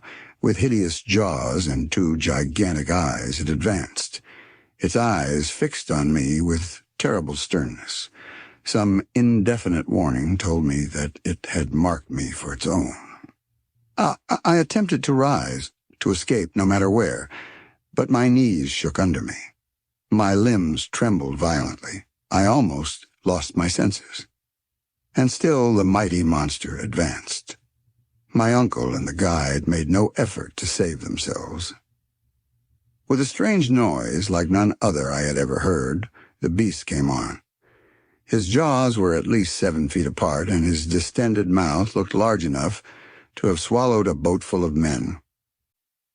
We were about 10 feet distant when I discovered that much as his body resembled that of a crocodile, his mouth was wholly that of a shark. His twofold nature now became apparent. To snatch us up at a mouthful, it was necessary for him to turn on his back, which motion necessarily caused his legs to kick up helplessly in the air.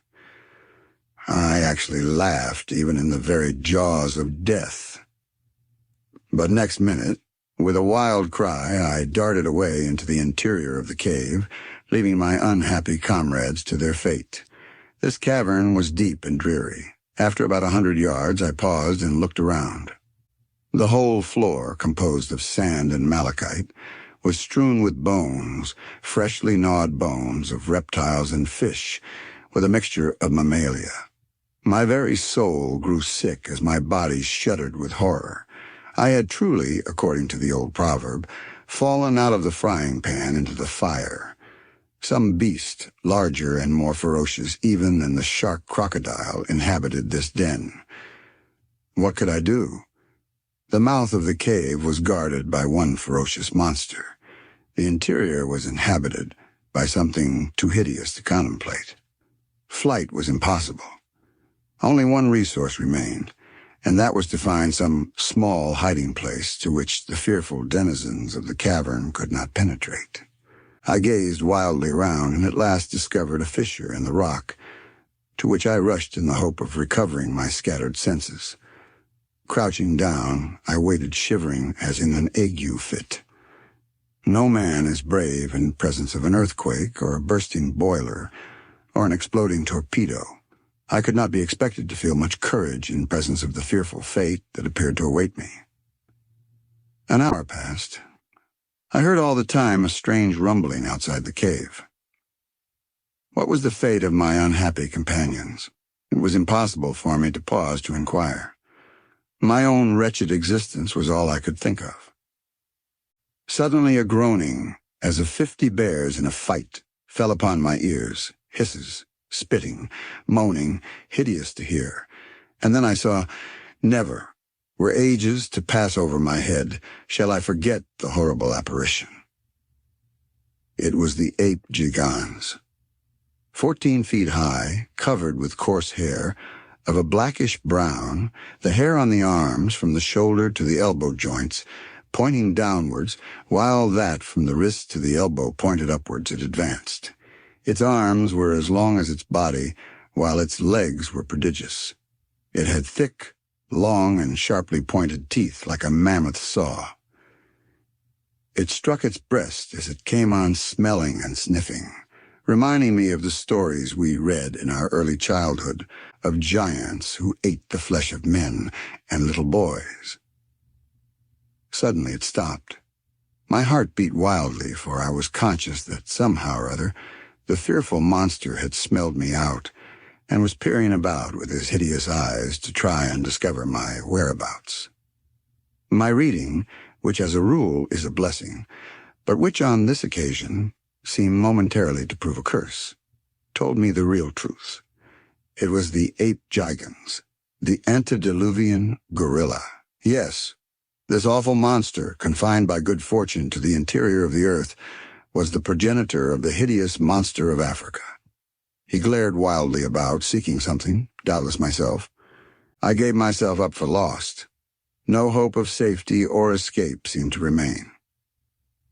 At this moment, just as my eyes appeared to close in death, there came a strange noise from the entrance of the cave, and turning, the gorilla evidently recognized some enemy more worthy his prodigious size and strength. It was the huge shark crocodile, which perhaps, having disposed of my friends, was coming in search of further prey. The gorilla placed himself on the defensive, and clutching a bone some 7 or 8 feet in length, a perfect club, aimed a deadly blow at the hideous beast, which reared upwards and fell with all its weight upon its adversary. A terrible combat, the details of which it is impossible to give, now ensued. The struggle was awful and ferocious. I, however, did not wait to witness the result. Regarding myself as the object of contention, I determined to remove from the presence of the victor. I slid down from my hiding place, reached the ground, and gliding against the wall, strove to gain the open mouth of the cavern. But I had not taken many steps when the fearful clamor ceased, to be followed by a mumbling and groaning which appeared to be indicative of victory.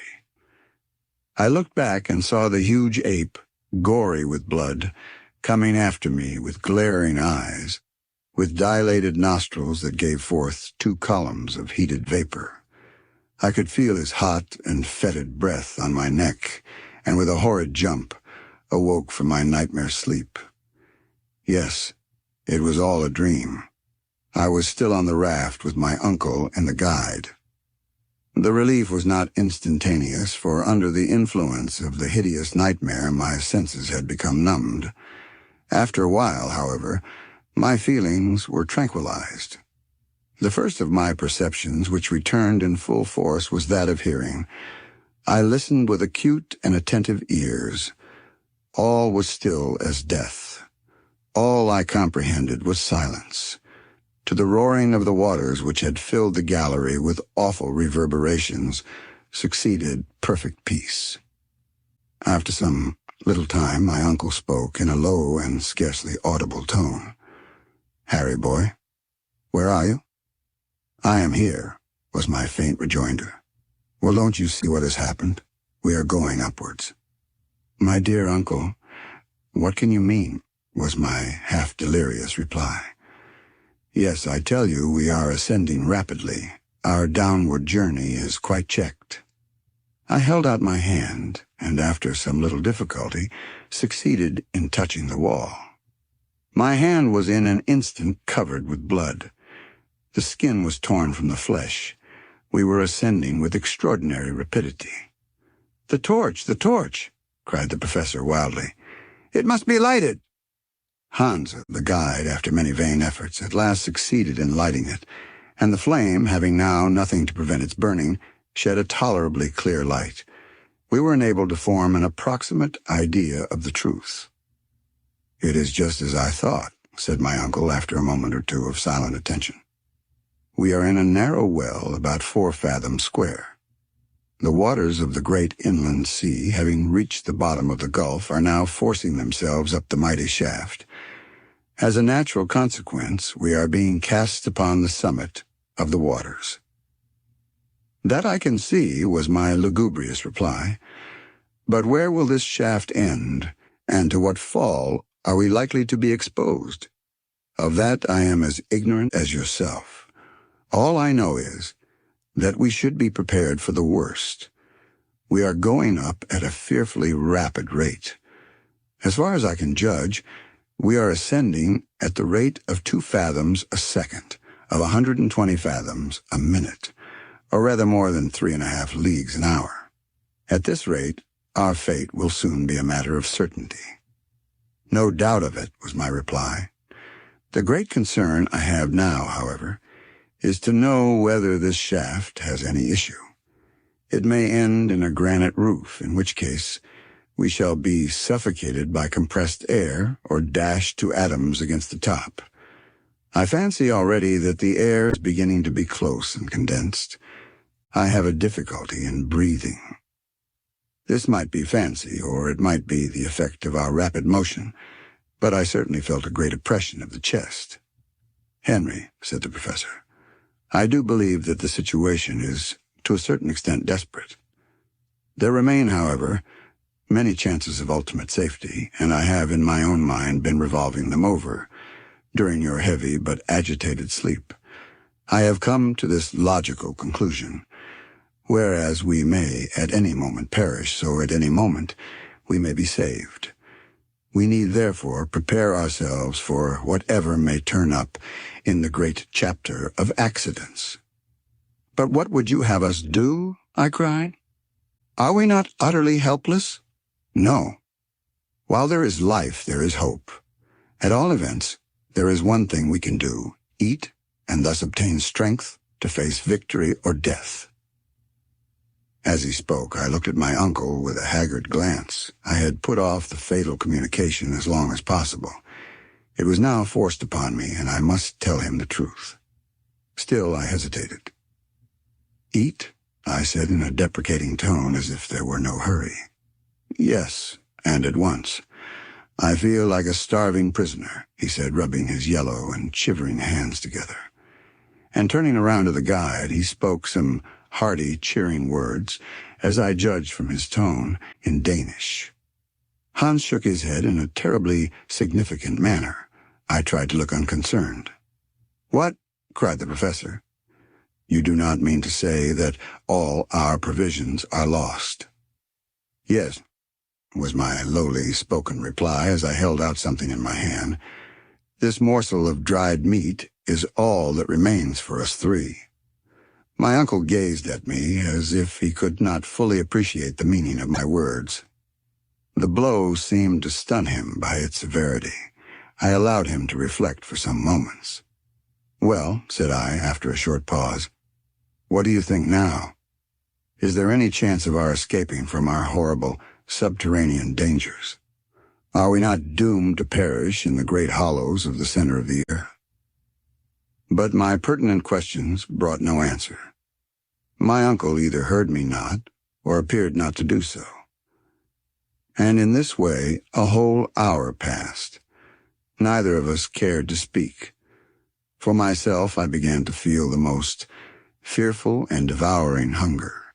My companions doubtless felt the same horrible tortures, but neither of them would touch the wretched morsel of meat that remained.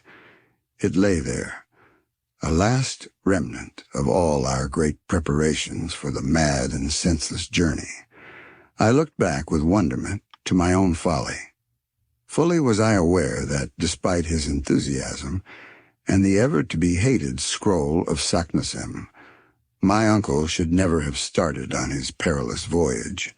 What memories of the happy past, what previsions of the horrible future, now filled my brain. Chapter 41. Hunger. Hunger prolonged is temporary madness. The brain is at work without its required food, and the most fantastic notions fill the mind. Hitherto I had never known what hunger really meant. I was likely to understand it now. And yet 3 months before I could tell my terrible story of starvation as I thought it. As a boy, I used to make frequent excursions in the neighborhood of the professor's house. My uncle always acted on system, and he believed that, in addition to the day of rest and worship, there should be a day of recreation. In consequence, I was always free to do as I liked on a Wednesday. Now, as I had a notion to combine the useful and the agreeable, My favorite pastime was birds nesting. I had one of the best collections of eggs in all the town. They were classified and under glass cases. There was a certain wood which, by rising at early morn and taking the cheap train, I could reach at 11 in the morning. Here I would botanize or geologize at my will. My uncle was always glad of specimens for his herbarium and stones to examine. When I had filled my wallet, I proceeded to search for nests. After about 2 hours of hard work, I one day sat down by a stream to eat my humble but copious lunch. How the remembrance of the spiced sausage, the wheaten loaf, and the beer made my mouth water now. I would have given every prospect of worldly wealth for such a meal, but to my story. While seated thus at my leisure, I looked up at the ruins of an old castle, at no great distance.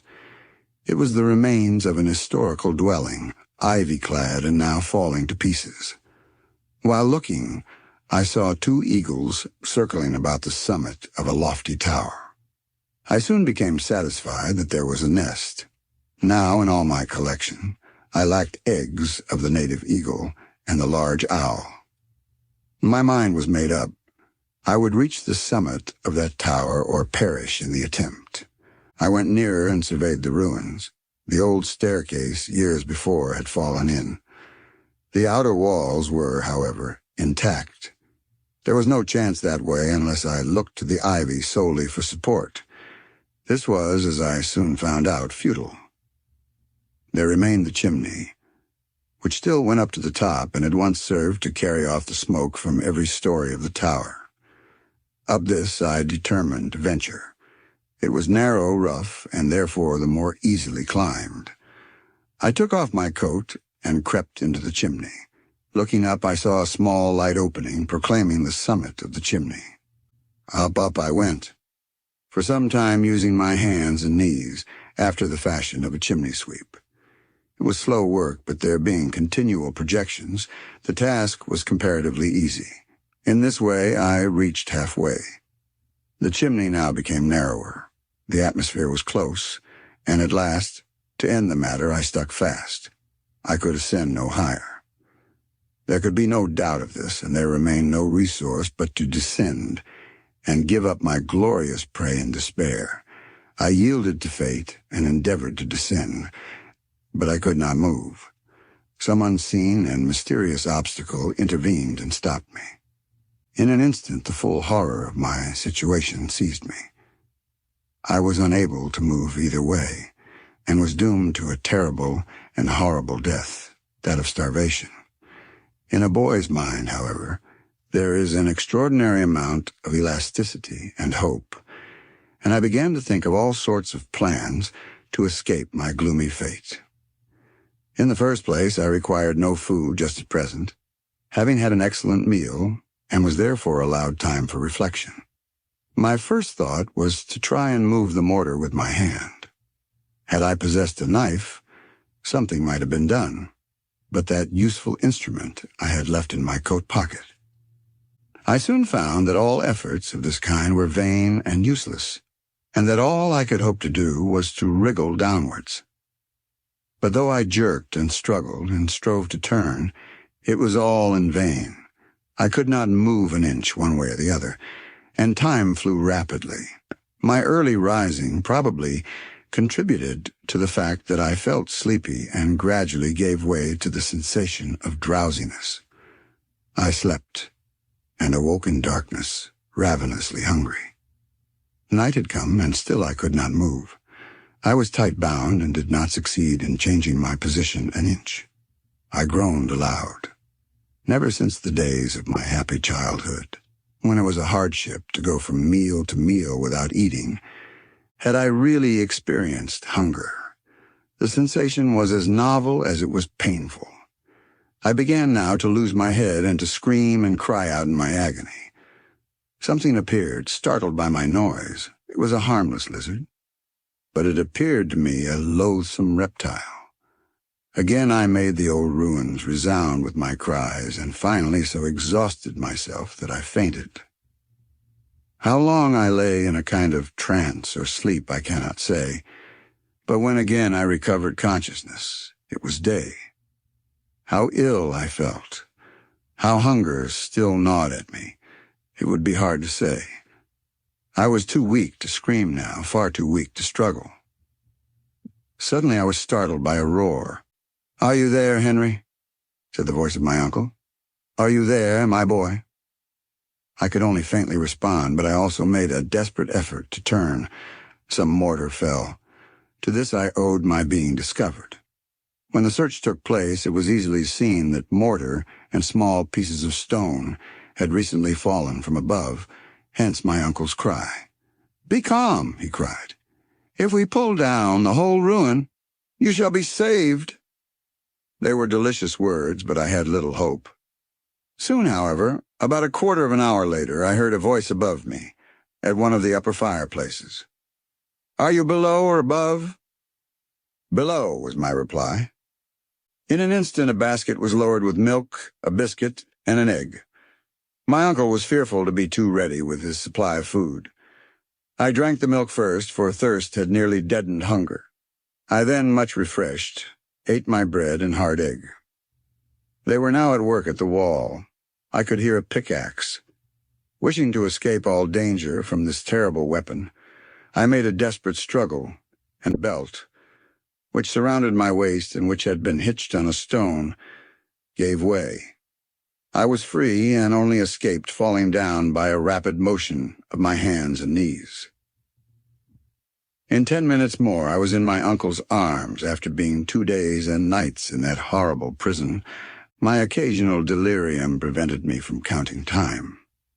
I was weeks recovering from that awful starvation adventure, and yet what was that to the hideous sufferings I now endured? After dreaming for some time and thinking of this and other matters, I once more looked around me. We were still ascending with fearful rapidity. Every now and then the air appeared to check our respiration as it does that of aeronauts, when the ascension of the balloon is too rapid.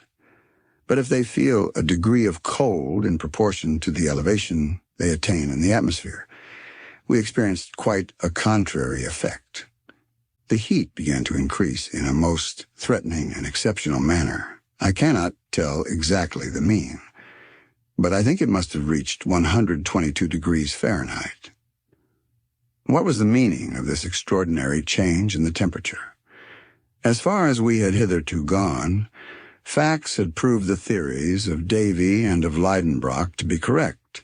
Until now, all the peculiar conditions of refractory rocks, of electricity, of magnetism, had modified the general laws of nature and had created for us a moderate temperature. For the theory of the central fire remained in my eyes the only explainable one. Were we then going to reach a position in which these phenomena were to be carried out in all their rigor, and in which the heat would reduce the rocks to a state of fusion? Such was my not unnatural fear, and I did not conceal the fact from my uncle. My way of doing so might be cold and heartless, but I could not help it.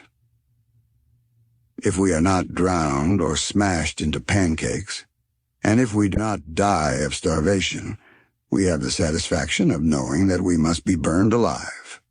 My uncle, in presence of this brusque attack, simply shrugged his shoulders and resumed his reflections, whatever they might be. An hour passed away, and except that there was a slight increase in the temperature, no incident modified the situation. My uncle at last, of his own accord, broke silence. "Well, Henry, my boy," he said in a cheerful way, "we must make up our minds." "Make up our minds to what?" I asked, in considerable surprise. "Well, to something. We must, at whatever risk, recruit our physical strength.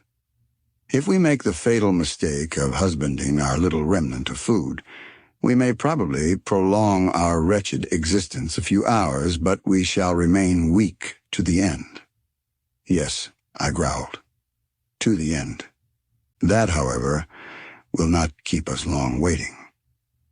Well, only let a chance of safety present itself. Only allow that a moment of action be necessary. Where shall we find the means of action if we allow ourselves to be reduced to physical weakness by inanition? When this piece of meat is devoured, Uncle, what hope will there remain unto us? None, my dear Henry, none. But will it do you any good to devour it with your eyes? You appear to me to reason like one without will or decision, like a being without energy. Then, cried I, exasperated to a degree which is scarcely to be explained, you do not mean to tell me that you have not lost all hope? Certainly not, replied the professor with consummate coolness. You mean to tell me, Uncle, that we shall get out of this monstrous subterranean shaft? While there is life, there is hope. I beg to assert, Henry, that as long as a man's heart beats, as long as a man's flesh quivers, I do not allow that a being gifted with thought and will can allow himself to despair. What a nerve! The man placed in a position like that we occupied must have been very brave to speak like this. Well, I cried, what do you mean to do? Eat what remains of the food we have in our hands. Let us swallow the last crumb. It will bell heaven willing, our last repast. Well, never mind. Instead of being exhausted skeletons, we shall be men. True, muttered I in a despairing tone. Let us take our fill.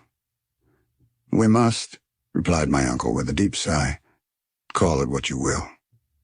My uncle took a piece of the meat that remained and some crusts of biscuit which had escaped the wreck. He divided the whole into 3 parts. Each had 1 pound of food to last him as long as he remained in the interior of the earth. Each now acted in accordance with his own private character. My uncle, the professor, ate greedily, but evidently without appetite, eating simply from some mechanical motion. I put the food inside my lips, and hungry as I was, chewed my morsel without pleasure and without satisfaction. Hans, the guide, just as if he had been eider-down hunting, swallowed every mouthful as though it were a usual affair. He looked like a man equally prepared to enjoy superfluity or total want. Hans, in all probability, was no more used to starvation than ourselves, but his hardy Icelandic nature had prepared him for many sufferings. As long as he received his 3 rix dollars every Saturday night, he was prepared for anything. The fact was, Hans never troubled himself about much except his money. He had undertaken to serve a certain man at so much per week, and no matter what evils befell his employer or himself, he never found fault or grumbled, so long as his wages were duly paid. Suddenly my uncle roused himself. He had seen a smile on the face of our guide. I could not make it out. "What is the matter?" said my uncle. "Sheedham," said the guide, producing a bottle of this precious fluid. We drank. My uncle and myself will own to our dying day that hence we derive strength to exist until the last bitter moment. That precious bottle of Hollands was in reality only half full, but under the circumstances, it was nectar. It took some minutes for myself and my uncle to form a decided opinion on the subject. The worthy professor swallowed about half a pint, and did not seem able to drink any more. "Fortreffelig," said Hans, swallowing nearly all that was left. "Excellent. Very good," said my uncle, with as much gusto as if he had just left the steps of the club at Hamburg. I had begun to feel as if there had been one gleam of hope. Now all thought of the future vanished. We had consumed our last ounce of food, and it was 5 o'clock in the morning. Chapter 42. The Volcanic Shaft. Man's constitution is so peculiar that his health is purely a negative matter. No sooner is the rage of hunger appeased than it becomes difficult to comprehend the meaning of starvation. It is only when you suffer that you really understand. As to anyone who has not endured privation having any notion of the matter, it is simply absurd. With us, after a long fast, some mouthfuls of bread and meat, a little moldy biscuit, and salt beef triumphed over all our previous gloomy and saturnine thoughts. Nevertheless, after this repast, each gave way to his own reflections. I wondered what were those of Hans, the man of the extreme north, who was yet gifted with the fatalistic resignation of Oriental character. But the utmost stretch of the imagination would not allow me to realize the truth. As for my individual self, my thoughts had ceased to be anything but memories of the past, and were all connected with that upper world which I never should have left. I saw it all now. The beautiful house in the Königstrasse, my poor Gretchen, the good Martha. They all passed before my mind like visions of the past. Every time any of the lugubrious groanings which were to be distinguished in the hollows around fell upon my ears, I fancied I heard the distant murmur of the great cities above my head. As for my uncle, always thinking of his science, he examined the nature of the shaft by means of a torch. He closely examined the different strata one above the other in order to recognize his situation by geological theory. This calculation, or rather this estimation, could by no means be anything but approximate. But a learned man, a philosopher, is nothing if not a philosopher, when he keeps his ideas calm and collected, and certainly the professor possessed this quality to perfection. I heard him as I sat in silence, murmuring words of geological science. As I understood his object and his meaning, I could not but interest myself despite my preoccupation in that terrible hour. Eruptive granite, he said to himself. We are still in the primitive epoch, but we are going up. Going up, still going up, but who knows? Who knows? Then he still hoped. He felt along the vertical sides of the shaft with his hand, and some few minutes later he would go on again in the following style. This is nice. This is mica schist, siliceous mineral. Good again. This is the epoch of transition, at all events. We are close to them. And then... What could the professor mean? Could he, by any conceivable means, measure the thickness of the crust of the earth suspended above our heads? Did he possess any possible means of making any approximation to this calculation? No. The manometer was wanting, and no summary estimation could take the place of it.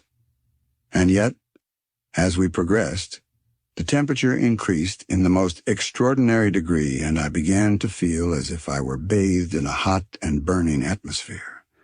Never before had I felt anything like it. I could only compare it to the hot vapor from an iron foundry, when the liquid iron is in a state of ebullition and runs over. By degrees, and one after the other, Hans, my uncle, and myself had taken off our coats and waistcoats. They were unbearable. Even the slightest garment was not only uncomfortable, but the cause of extreme suffering. Are we ascending to a living fire? I cried, when to my horror and astonishment the heat became greater than before. No, no, said my uncle. It is simply impossible, quite impossible. And yet, said I, touching the side of the shaft with my naked hand, this wall is literally burning. At this moment, feeling as I did that the sides of this extraordinary wall were red hot, I plunged my hands into the water to cool them. I drew them back with a cry of despair. The water's boiling, I cried. My uncle, the professor, made no reply other than a gesture of rage and despair. Something very like the truth had probably struck his imagination. But I could take no share in either what was going on or in his speculations. An invincible dread had taken possession of my brain and soul. I could only look forward to an immediate catastrophe. Such a catastrophe as not even the most vivid imagination could have thought of. An idea, at first vague and uncertain, was gradually being changed into certainty. I tremulously rejected it at first, but it forced itself upon me by degrees with extreme obstinacy. It was so terrible an idea that I scarcely dared to whisper it to myself. And yet all the while certain and, as it were, involuntary observations determined my convictions.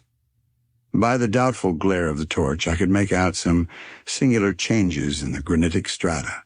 A strange and terrible phenomenon was about to be produced, in which electricity played a part. Then this boiling water, this terrible and excessive heat, I determined as a last resource to examine the compass. The compass had gone mad. Yes, wholly stark staring mad. The needle jumped from pole to pole with sudden and surprising jerks, ran round, or as it is said, boxed the compass, and then ran suddenly back again as if it had the vertigo. I was aware that, according to the best acknowledged theories, it was a received notion that the mineral crust of the globe is never, and never has been, in a state of complete repose. It is perpetually undergoing the modifications caused by the decomposition of internal matter, the agitation consequent on the flowing of extensive liquid currents, the excessive action of magnetism which tends to shake it incessantly, at a time when even the multitudinous beings on its surface do not suspect the seething process to be going on. Still, this phenomenon would not have alarmed me alone.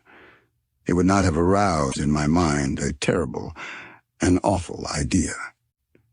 But other facts could not allow my self-delusion to last.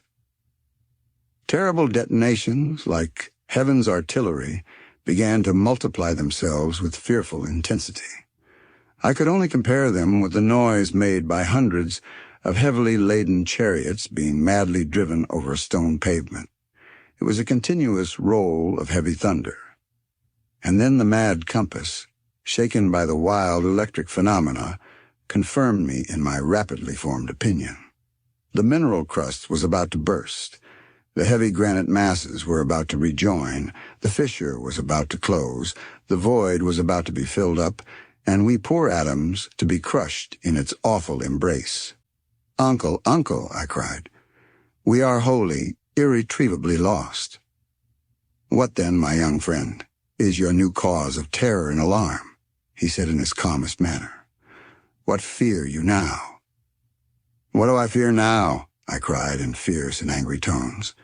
"Do you not see that the walls of the shaft are in motion? Do you not see that the solid granite masses are cracking? Do you not feel the terrible torrid heat? Do you not observe the awful boiling water on which we float? Do you not remark this mad needle, every sign and portent of an awful earthquake?" My uncle coolly shook his head. "An earthquake," he replied in the most calm and provoking tone. "Yes." "My nephew, I tell you that you are utterly mistaken," he continued. "Do you not, can you not, recognize all the well-known symptoms of an earthquake? By no means. I am expecting something far more important. My brain is strained beyond endurance." What do you mean?" I cried. "An eruption, Harry." "An eruption," I gasped.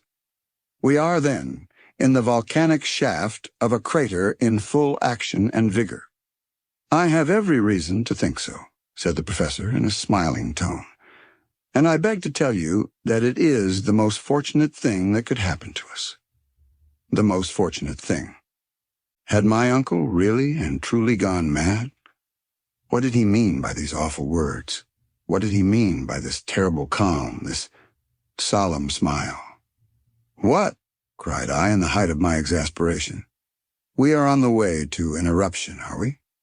Fatality has cast us into a well of burning and boiling lava, of rocks on fire, of boiling water, in a word, filled with every kind of eruptive matter. We are about to be expelled, thrown up, vomited, spit out of the interior of the earth, in common with huge blocks of granite, with showers of cinders and scoriae, in a wild whirlwind of flame, and you say, the most fortunate thing which could happen to us. Yes, replied the professor, looking at me calmly from under his spectacles. It is the only chance which remains to us of ever escaping from the interior of the earth to the light of day. It is quite impossible that I can put on paper the thousand strange, wild thoughts which followed this extraordinary announcement. But my uncle was right, quite right, and never had he appeared to me so audacious and so convinced as when he looked me calmly in the face and spoke of the chances of an eruption, of our being cast upon Mother Earth once more through the gaping crater of a volcano. Nevertheless, while we were speaking, we were still ascending. We passed the whole night going up, or to speak more scientifically, in an ascensional motion. The fearful noise redoubled. I was ready to suffocate. I seriously believed that my last hour was approaching, and yet, so strange is imagination, all I thought of was some childish hypothesis or other. In such circumstances you do not choose your own thoughts. They overcome you. It was quite evident that we were being cast upwards by eruptive matter. Under the raft there was a mass of boiling water, and under this was a heavier mass of lava and an aggregate of rocks which, on reaching the summit of the water, would be dispersed in every direction. That we were inside the chimney of a volcano there could no longer be the shadow of a doubt. Nothing more terrible could be conceived. But on this occasion, instead of Sneffels, an old and extinct volcano, we were inside a mountain of fire in full activity. Several times I found myself asking what mountain was it, and on what part of the world we should be shot out, as if it were of any consequence. In the northern regions there could be no reasonable doubt about that. Before it went decidedly mad, the compass had never made the slightest mistake. From the Cape of Saknussemm, we had been swept away to the northward many hundreds of leagues. Now the question was, were we once more under Iceland? Should we be belched forth onto the earth through the crater of Mount Hekla, or should we reappear through one of the other 7 fire funnels of the island? Taking in my mental vision a radius of 500 leagues to the westward, I could see under this parallel only the little-known volcanoes of the northwest coast of America. To the east, one only existed somewhere about the 80th degree of latitude, the Esk, upon the island of Jan Mayen, not far from the frozen regions of Spitsbergen. It was not craters that were wanting, and many of them were big enough to vomit a whole army. All I wished to know was the particular one towards which we were making with such fearful velocity. I often think now of my folly, as if I should ever have expected to escape. Towards morning, the ascending motion became greater and greater. If the degree of heat increased instead of decreasing as we approached the surface of the earth, it was simply because the causes were local and wholly due to volcanic influence. Our very style of locomotion left in my mind no doubt upon the subject. An enormous force, a force of several hundreds of atmospheres produced by the vapors accumulated and long compressed in the interior of the earth, was hoisting us upwards with irresistible power. But though we were approaching the light of day, to what fearful dangers were we about to be exposed? Instant death appeared the only fate which we could expect or contemplate. Soon a dim, sepulchral light penetrated the vertical gallery, which became wider and wider. I could make out to the right and left long, dark corridors like immense tunnels, from which awful and horrid vapors poured out. Tongues of fire, sparkling and crackling, appeared about to lick us up. The hour had come. "Look, Uncle, look," I cried. Well, what you see are the great sulphurous flames, nothing more common in connection with an eruption. "But if they lap us round," I angrily replied. "They will not lap us round," was his quiet and serene answer. "But it will be all the same in the end if they stifle us," I cried. We shall not be stifled. The gallery is rapidly becoming wider and wider, and if it be necessary, we will presently leave the raft and take refuge in some fissure in the rock. But the water, which is continually ascending, I despairingly replied. There is no longer any water, Harry, he answered, but a kind of lava paste, which is heaving us up in company with itself to the mouth of the crater. In truth, the liquid column of water had wholly disappeared to give place to dense masses of boiling eruptive matter. The temperature was becoming utterly insupportable, and a thermometer exposed to this atmosphere would have marked between 189 and 190 degrees Fahrenheit. Perspiration rushed from every pore. But for the extraordinary rapidity of our ascent, we should have been stifled. Nevertheless, the professor did not carry out his proposition of abandoning the raft, and he did quite wisely. Those few ill-joined beams offered, anyway, a solid surface, a support which elsewhere must have utterly failed us. Towards 8 o'clock in the morning, a new incident startled us. The ascensional movement suddenly ceased. The raft became still and motionless. "What is the matter now?" I said querulously, very much startled by this change. "A simple halt," replied my uncle. "Is the eruption about to fail?" I asked. "I hope not." Without making any reply, I rose. I tried to look around me. Perhaps the raft, checked by some projecting rock, opposed a momentary resistance to the eruptive mass. In this case, it was absolutely necessary to release it as quickly as possible. Nothing of the kind had occurred. The column of cinders, of scoriae, of broken rocks and earth, had wholly ceased to ascend.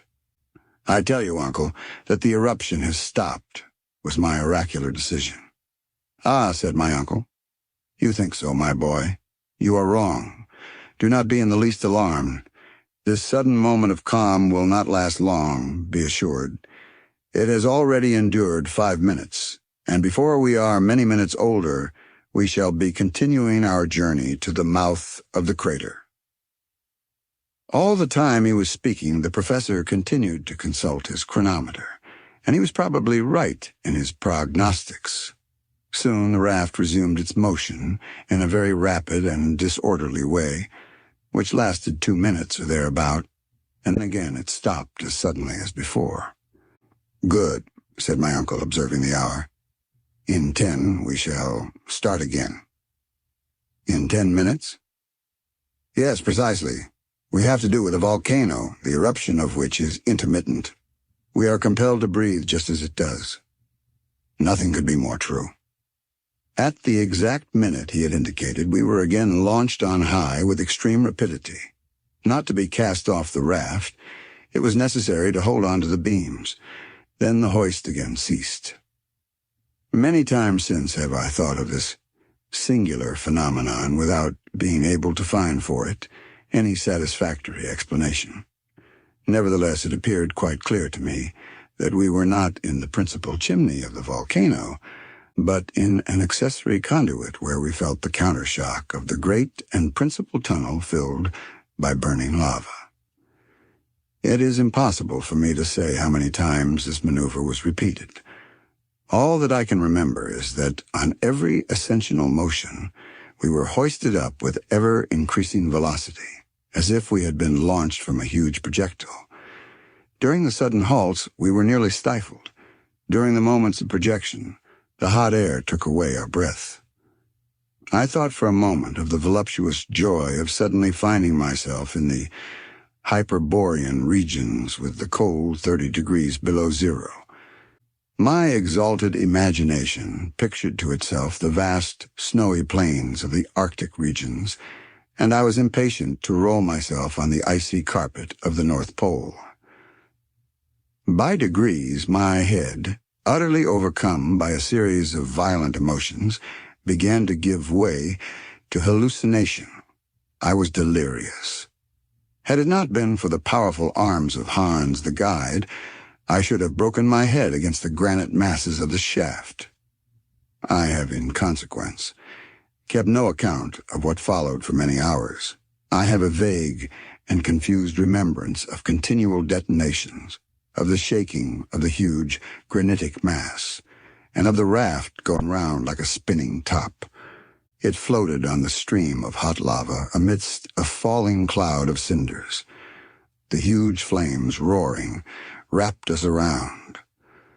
A storm of wind, which appeared to be cast forth from an immense ventilator, roused up the interior fires of the earth. It was a hot, incandescent blast.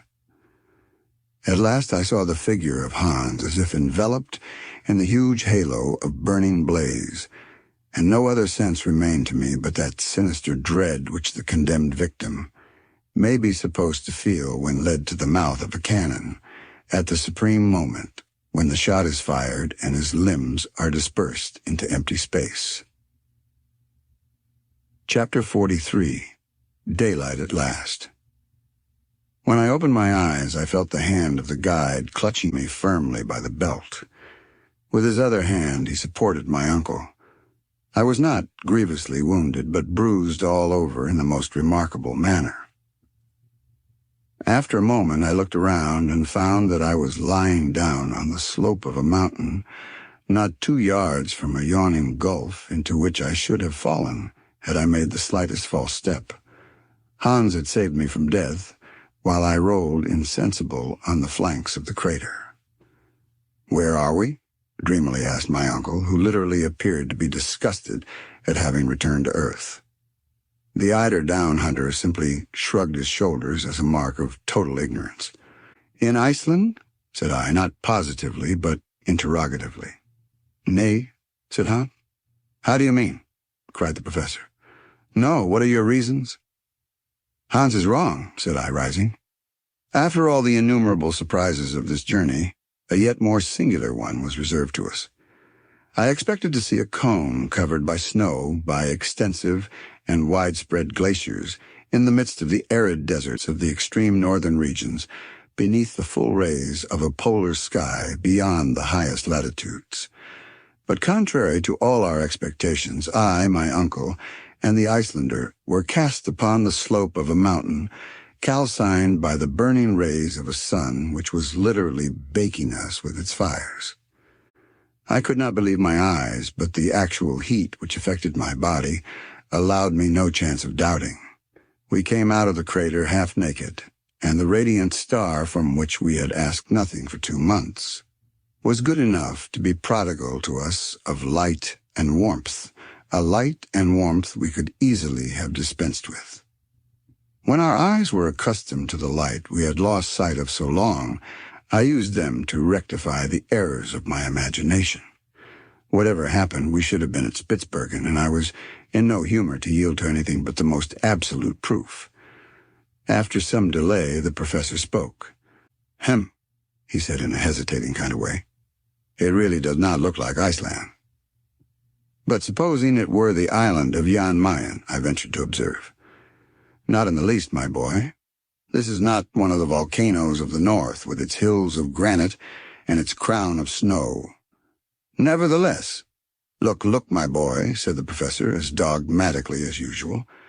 "Right above our heads, at a great height, open the crater of a volcano from which escaped, from 1/4 of an hour to the other, with a very loud explosion, a lofty jet of flame mingled with pumice stone, cinders, and lava. I could feel the convulsions of nature in the mountain, which breathed like a huge whale, throwing up from time to time fire and air through its enormous vents. Below, and floating along a slope of considerable angularity, the stream of eruptive matter spread away to a depth which did not give the volcano a height of 300 fathoms. Its base disappeared in a perfect forest of green trees, among which I perceived olives, fig trees, and vines loaded with rich grapes. Certainly this was not the ordinary aspect of the Arctic regions. About that there could not be the slightest doubt. When the eye was satisfied at its glimpse of this verdant expanse, it fell upon the waters of a lovely sea or beautiful lake, which made of this enchanted land an island, of not many leagues in extent. On the side of the rising sun was to be seen a little port, crowded with houses and near which the boats and vessels of peculiar build were floating upon azure waves. Beyond, groups of islands rose above the liquid plain, so numerous and close together as to resemble a vast beehive. Towards the setting sun, some distant shores were to be made out on the edge of the horizon. Some presented the appearance of blue mountains of harmonious conformation, upon others much more distant. There appeared a prodigiously lofty cone, above the summit of which hung dark and heavy clouds. Towards the north, an immense expanse of water sparkled beneath the solar rays, occasionally allowing the extremity of a mast, or the convexity of a sail bellying to the wind, to be seen. The unexpected character of such a scene added 100-fold to its marvelous beauties. "Where can we be?" I asked, speaking in a low and solemn voice. Hans shut his eyes with an air of indifference, and my uncle looked on without clearly understanding. "Whatever this mountain may be," he said at last, "I must confess it is rather warm.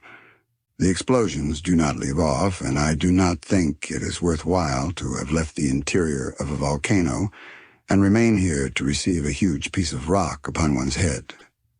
Let us carefully descend the mountain and discover the real state of the case. To confess the truth, I am dying of hunger and thirst." Decidedly, the professor was no longer a truly reflective character.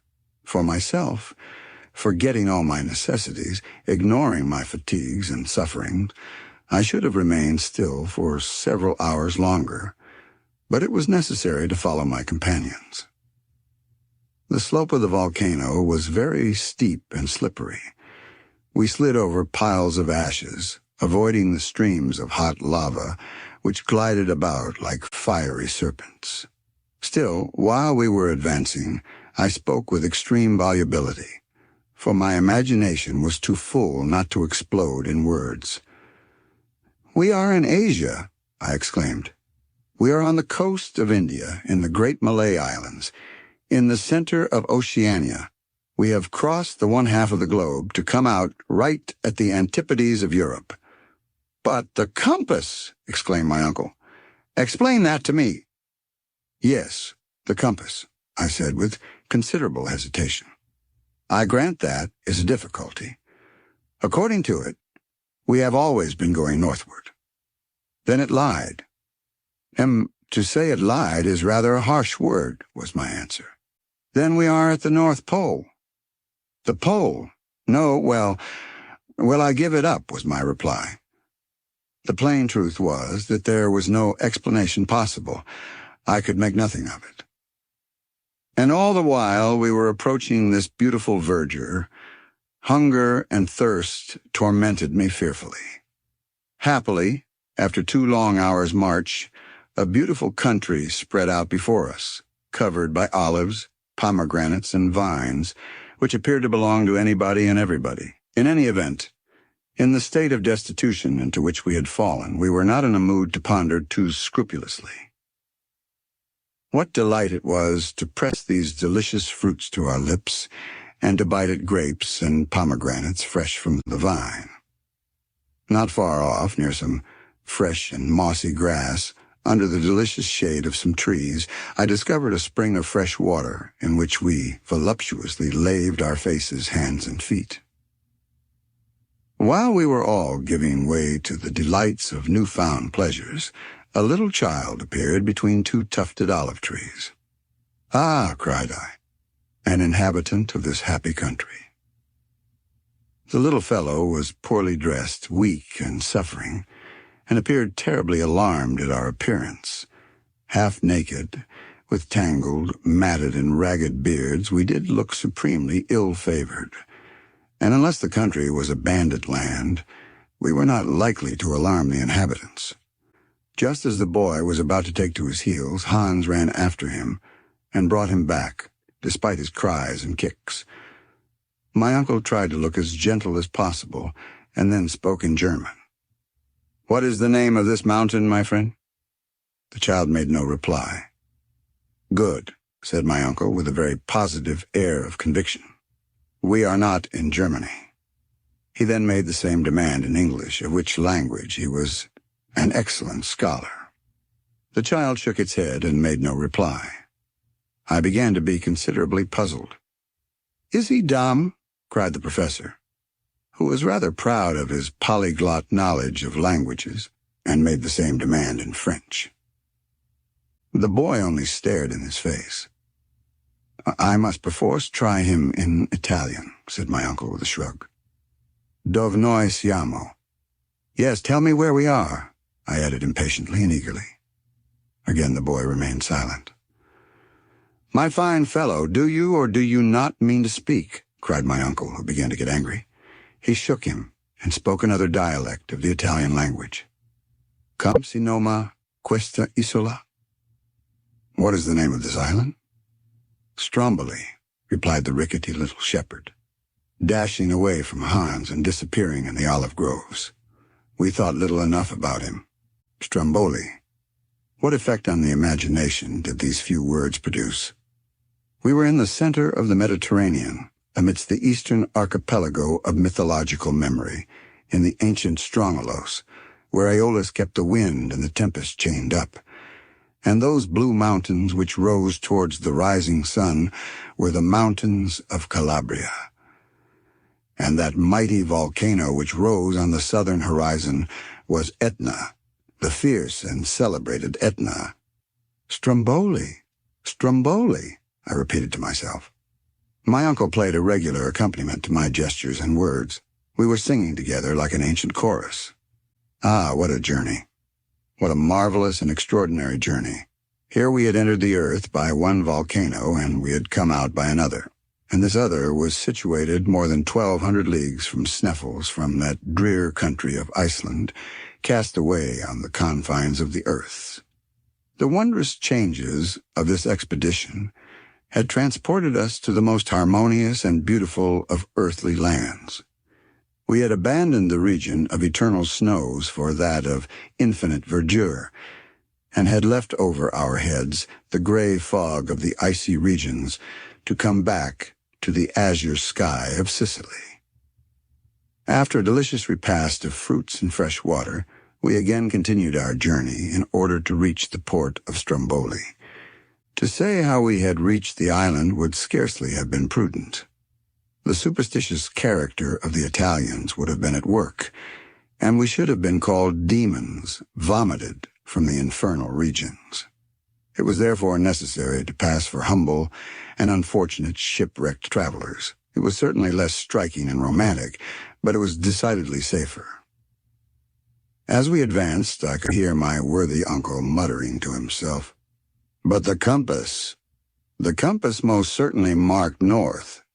This is a fact I cannot explain in any way." "Well, the fact is," said I with an air of disdain, "we must not explain anything. It will be much more easy. I should like to see a professor of the Johanneum Institution who is unable to explain a cosmic phenomenon. It would indeed be strange." And speaking thus, my uncle, half naked, his leathern purse round his loins, and his spectacles upon his nose, became once more the terrible professor of mineralogy. An hour after leaving the Wood of Olives, we reached the fort of San Vicenza, where Hans demanded the price of his 13th week of service.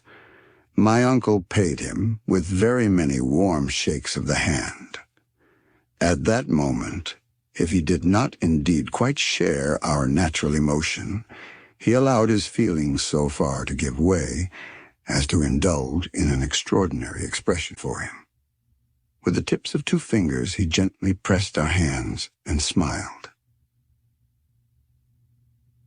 Chapter 44. The journey ended. This is the final conclusion of a narrative which will be probably disbelieved even by people who are astonished at nothing. I am, however, armed at all points against human incredulity. We were kindly received by the Strombolite fishermen, who treated us as shipwrecked travelers. They gave us clothes and food.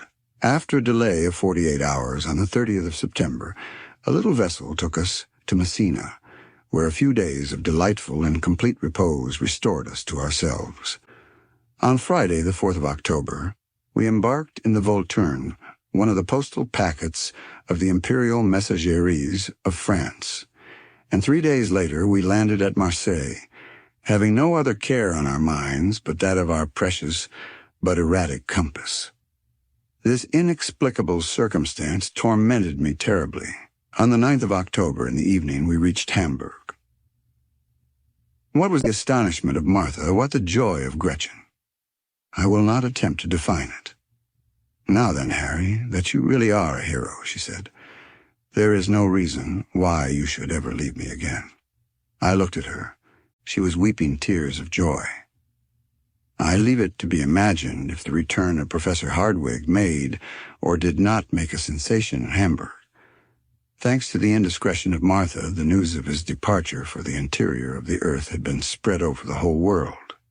No one would believe it, and when they saw him come back in safety, they believed it all the less. But the presence of Hans and many stray scraps of information by degrees modified public opinion. Then my uncle became a great man, and I the nephew of a great man, which at all events is something. Hamburg gave a festival in our honor. A public meeting of the Johanneum Institution was held, at which the professor related the whole story of his adventures, omitting only the facts in connection with the compass.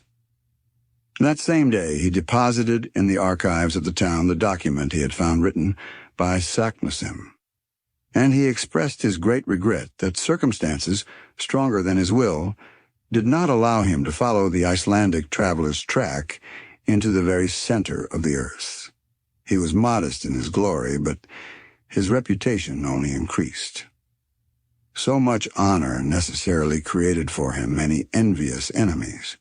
Of course they existed, and as his theories, supported by certain facts, contradicted the system of science upon the question of central heat, he maintained his own views both with pen and speech against the learned of every country. Although I still believe in the theory of central heat, I confess that certain circumstances, hitherto very ill-defined, may modify the laws of such natural phenomena. At the moment when these questions were being discussed with interest, my uncle received a rude shock, one that he felt very much. Hans, despite everything he could say to the contrary, quitted Hamburg. The man to whom we owed so much would not allow us to pay our deep debt of gratitude. He was taken with nostalgia, a love for his Icelandic home. "Farvel," said he one day, and with this one short word of adieu, he started for Reykjavik, which he soon reached in safety. We were deeply attached to our brave eider duck hunter. His absence will never cause him to be forgotten by those whose lives he saved, and I hope at some not distant day to see him again. To conclude, I may say that our journey into the interior of the earth created an enormous sensation throughout the civilized world. It was translated and printed in many languages. All the leading journals published extracts from it, which were commentated, discussed, attacked, and supported with equal animation by those who believed in its episodes and by those who were utterly incredulous. Wonderful! My uncle enjoyed during his lifetime all the glory he deserved, and he was even offered a large sum of money by Mr. Barnum to exhibit himself in the United States, while I am credibly informed by a traveler that he is to be seen in waxwork at Madame Tussaud's. But one care preyed upon his mind, a care which rendered him very unhappy. One fact remained inexplicable, that of the compass. For a learned man to be baffled by such an inexplicable phenomenon was very aggravating, but heaven was merciful, and in the end my uncle was happy. One day, while he put some minerals belonging to his collection in order, I fell upon the famous compass and examined it keenly. For 6 months it had lain unnoticed and untouched. I looked at it with curiosity, which soon became surprise. I gave a loud cry. The professor, who was at hand, soon joined me. "What is the matter?" he cried. "The compass," What then? Why its needle points to the south and not to the north? My dear boy, you must be dreaming. I am not dreaming. See, the poles are changed. Changed. My uncle put on his spectacles, examined the instrument, and leaped with joy, shaking the whole house. A clear light fell upon our minds. Here it is, he cried, as soon as he had recovered the use of his speech. After we had once passed Cape Saknussemm, the needle of this compass pointed to the southward instead of the northward. Evidently, our error is now easily explained. But to what phenomenon do we owe this alteration in the needle? Nothing more simple. Explain yourself, my boy. I am on thorns. During the storm upon the Central Sea, the ball of fire which made a magnet of the iron in our raft turned our compass topsy-turvy. Ah, cried the professor with a loud and ringing laugh. It was a trick of that inexplicable electricity. From that hour, my uncle was the happiest of learned men, and I the happiest of ordinary mortals. For my pretty Verlin girl, abdicating her position as ward, took her place in the house in the Königstrasse, in the double quality of niece and wife. We need scarcely mention that her uncle was the illustrious Professor Hardwigg, corresponding member of all the scientific, geographical, mineralogical, and geological societies of the 5 parts of the globe. End of the voyage. I hope you like this audiobook. If you'd like to hear more, please support us on patreon.com. It really helps us keep going. www.patreon.com/c/audiobooks752. Thank you, and I invite you to listen the other books I have recorded. Also, please subscribe to my channel and activate the notifications so you will be the first to know when we publish a new book.